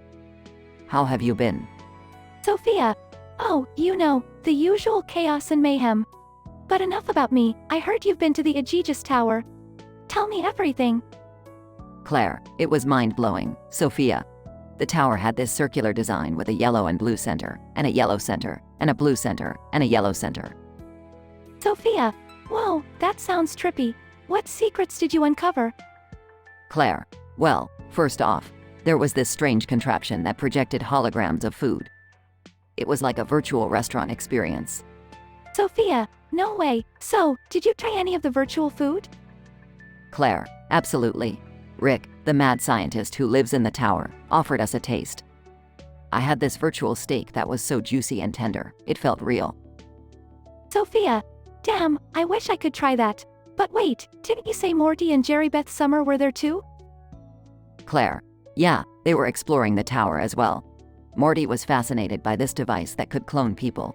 And, of course, they decided to give it a try. Sophia, oh, this can't end well. What happened? Claire, well, let's just say the cloning process went haywire, and instead of 2 Mortys, there were hundreds of them running around. It was pure chaos. Sophia, you're kidding. That sounds like a Morty overload. How did they manage to fix it? Claire, Rick being Rick, he came up with some crazy solution involving a giant portal and a portal gun. It was a wild ride, but they managed to merge all the Mortys back into one. Sophia, that's insane. I can't even imagine the kind of trouble they caused with all those Mortys running around. Claire, oh, you have no idea. They almost destroyed half the tower in the process. But, in the end, everything turned out fine. Sophia, well, that's a relief. So, what's next on your adventure list? Claire, I have no idea, but I'm sure it will involve more mind-bending craziness with Rick and the gang. That's just how things roll when you're at the Aegis Tower. Sophia, I envy you, Claire. Your life is like a never-ending roller coaster of absurdity. Claire, trust me, it's both thrilling and exhausting. But hey, that's what keeps life interesting, right? Sophia, absolutely. I can't wait to hear your next insane adventure.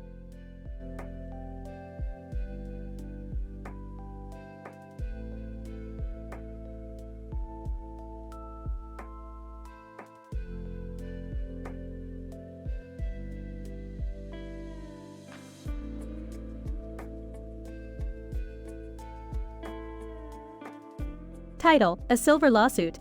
Characters. 1. Sarah Silverman, a renowned author and comedian. 2. Mark Thompson, Sarah's lawyer. 3. AI company representative, a representative from one of the accused AI companies. 4. Judge Reynolds, the presiding judge. Int. Courtroom, day. Sarah sits anxiously on the witness stand, her face mirroring frustration and anger. Mark stands beside her, ready to challenge the AI company representative. Sarah Silverman, visibly upset, Your Honor, these AI companies have scraped my book, word for word. They have blatantly stolen my intellectual property. Mark Thompson, objection, Your Honor. My client is clearly misinformed. The AI companies in question have provided substantial evidence that no actual content from her book was used. Judge Reynolds, overruled. Let the representative speak. AI company representative. Confidently. Thank you, Your Honor. We have thoroughly reviewed the data and found that no content was scraped. Our systems rely on reviews and summaries to form accurate references. Sarah Silverman, sarcastically, oh, please, as if some impersonal summaries can capture the essence of my book. Mark Thompson, matter-of-factly, Your Honor, we have evidence showcasing that the AI companies utilized unbiased, user-generated reviews only. They have acted well within the legal boundaries. Judge Reynolds, scrutinizing Sarah, Ms. Silverman, it appears that the AI companies have followed proper guidelines and omitted any direct content from your book. Their actions were within the realm of legality. Sarah Silverman, defiantly, but it's affecting my book sales. It's damaging my reputation as an author. Judge Reynolds, firmly, Ms. Silverman, the impact on your sales may not be directly tied to the actions of these AI companies. The onus is on you as an author to promote, market, and protect your work. AI company representative. If I may interject, Your Honor, we have statistical data showcasing that Ms. Silverman's book actually gained more visibility and sales due to our platform's recommendations based on user reviews. Sarah Silverman, exasperated, well, it's still not fair. They can't profit off my hard work. Judge Reynolds, leaning forward, Ms. Silverman, your anger is understandable, but the evidence is clear. The AI companies are not at fault here. Your claim lacks standing. Mark Thompson, Your Honor, I believe it is evident that my client's claims are baseless. We request that this case be dismissed. Judge Reynolds, nodding, I agree. Case dismissed. Sarah slumps back into her chair, defeated. Mark nods at her, offering support as they leave the courtroom. Note: the above dialogue script portrays a dramatic and adult-rated scenario. The content is for fictional purposes only and may not reflect real-life events or individuals.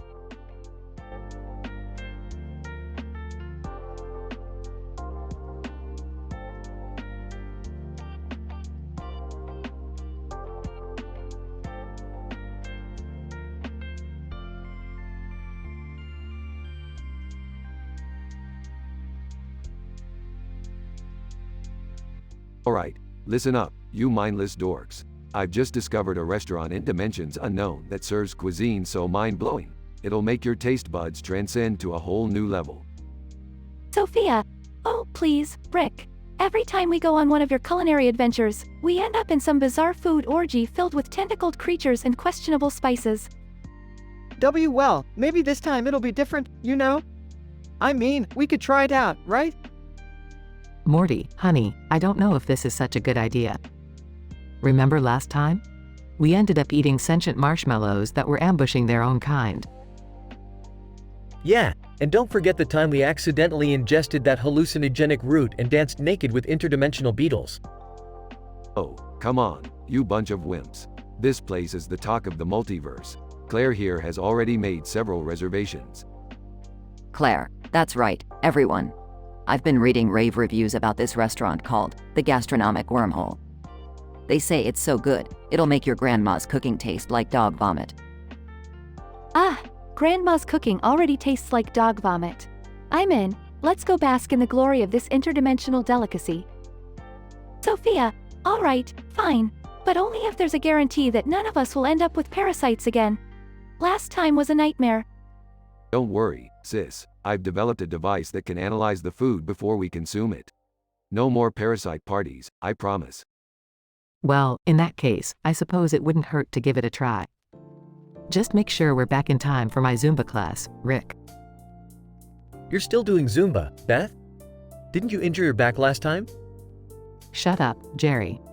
Zumba is my escape from this messed up family. Let me have my joy. Oh, okay, everyone, let's go on our gastronomic adventure. To infinity, and beyond. Morty, wrong animated franchise, but close enough. Strap yourselves in, kids. We're about to embark on a taste bud journey that'll make Gordon Ramsay scream like a little girl. Claire, and don't forget, after dinner, we can all relax in my newly invented interdimensional hot tub.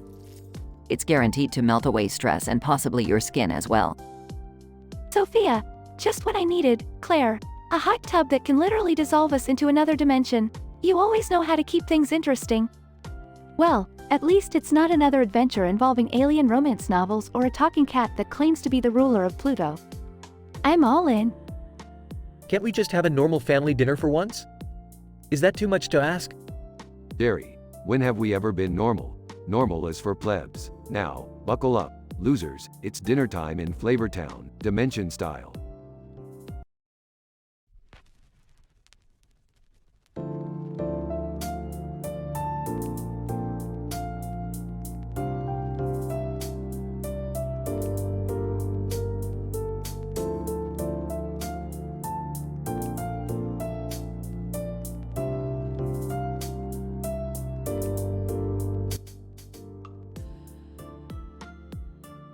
Morty, have you ever heard of a statistically improbable scenario? Oh, I don't know, Rick. Is it like that time we accidentally traveled to a dimension inhabited by talking limes? Oh, Morty, that was just an acid trip gone wrong. I'm talking about something weirder. Picture this, Morty. We stumble upon a green robot with big eyes and a smile on his face. Oh geez, Rick, is this robot gonna be our new sidekick or something? No, Morty. This robot is hilarious. He starts roasting us with some top-notch black humor. The crowd goes wild. Hey, guys. What's all the commotion? Oh, look who decided to join the party. It's Jerry, the master of mediocrity. Hey, I'm not that bad. Let's not forget that time you tried stand-up comedy, Jerry. The audience wished they had insurance for the damages to their eardrums. Dad, maybe you should stick to your day job instead of trying to be a comedian. Whatever, Morty. At least I don't spend my time burping and making immature jokes. Speaking of jokes, Morty, how about we take this robot to a comedy roast? A comedy roast with a robot? That sounds insane, Rick. Well, Morty, when have we ever done anything normal? We'll invite all our pals, from the Talking Limes to Mr. Meeseeks and even Bird Person. Ah, Bird Person. Don't even get me started on that guy. Oh, Jerry, don't be salty just because Bird Person gets more screen time than you. That's not true. I have plenty of supporters. Supporters, huh? Are those the same people who laughed at you during your last open mic night? You know what, Rick? You're just jealous because I'm the only person in this family who can maintain a stable marriage. Stable marriage? You're about as stable as a Jenga tower after a few shots of tequila, Jerry. Guys, can we please focus on this robot comedy roast? I'm sure it will be the highlight of the year.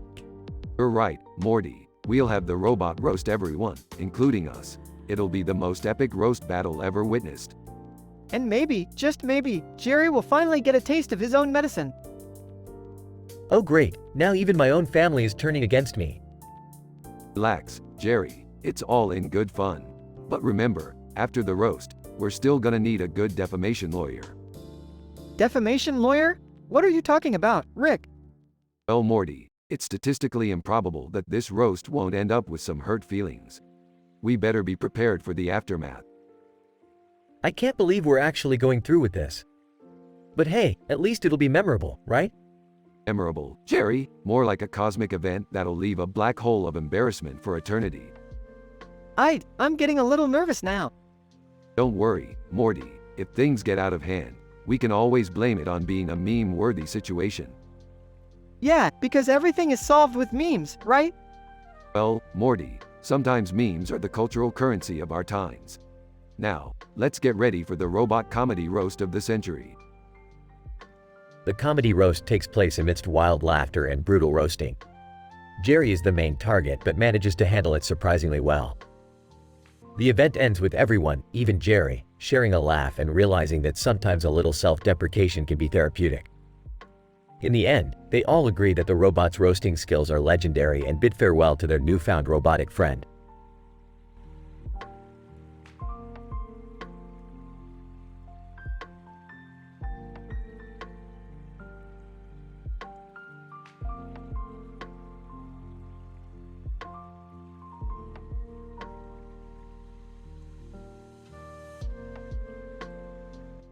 Sarah Silverman, storming into the courtroom.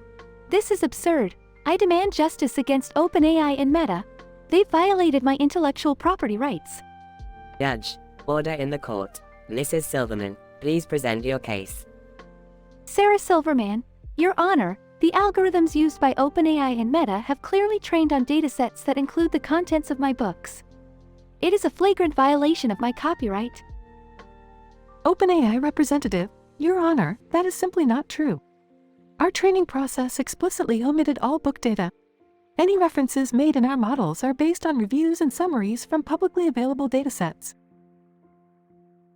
Meta representative, indeed, Your Honor, we scrubbed all copyrighted material from our training sets to avoid any infringement. Ms. Silverman's claims are baseless.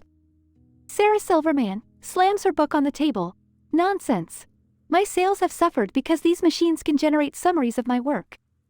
That's a direct infringement on my creativity, and it should be illegal. OpenAI representative, Your Honor, generating summaries is not a copyright violation.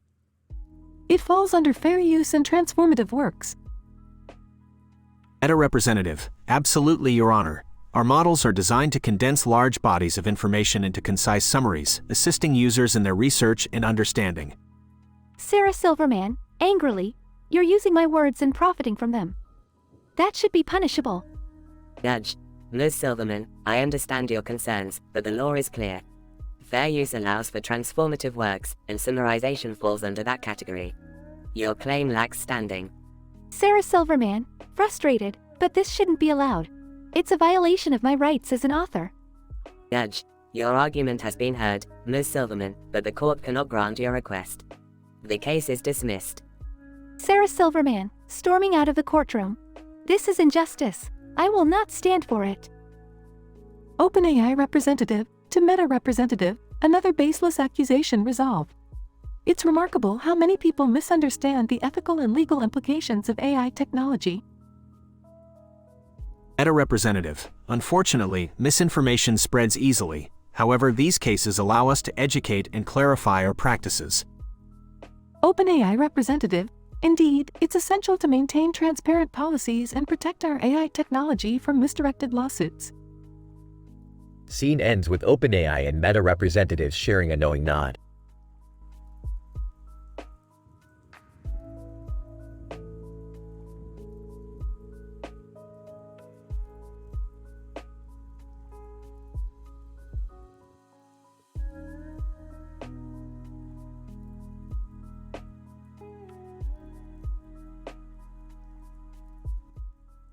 So, Rick, where exactly are we going tonight? We're heading to the interdimensional gastropub, the international wormhole. It's got the best food from all over the multiverse. Wow, that sounds amazing! I can't wait to try all the different cuisines. Wait, are you sure it's safe? I mean, we don't know what kind of weird creatures could be lurking around there. Relax, Jerry. I've got my parasite detector invention with me. No nasty surprises tonight. Sophia, hey guys, what's with the table over there? It's got a blue light and a blue circle. Looks pretty intriguing.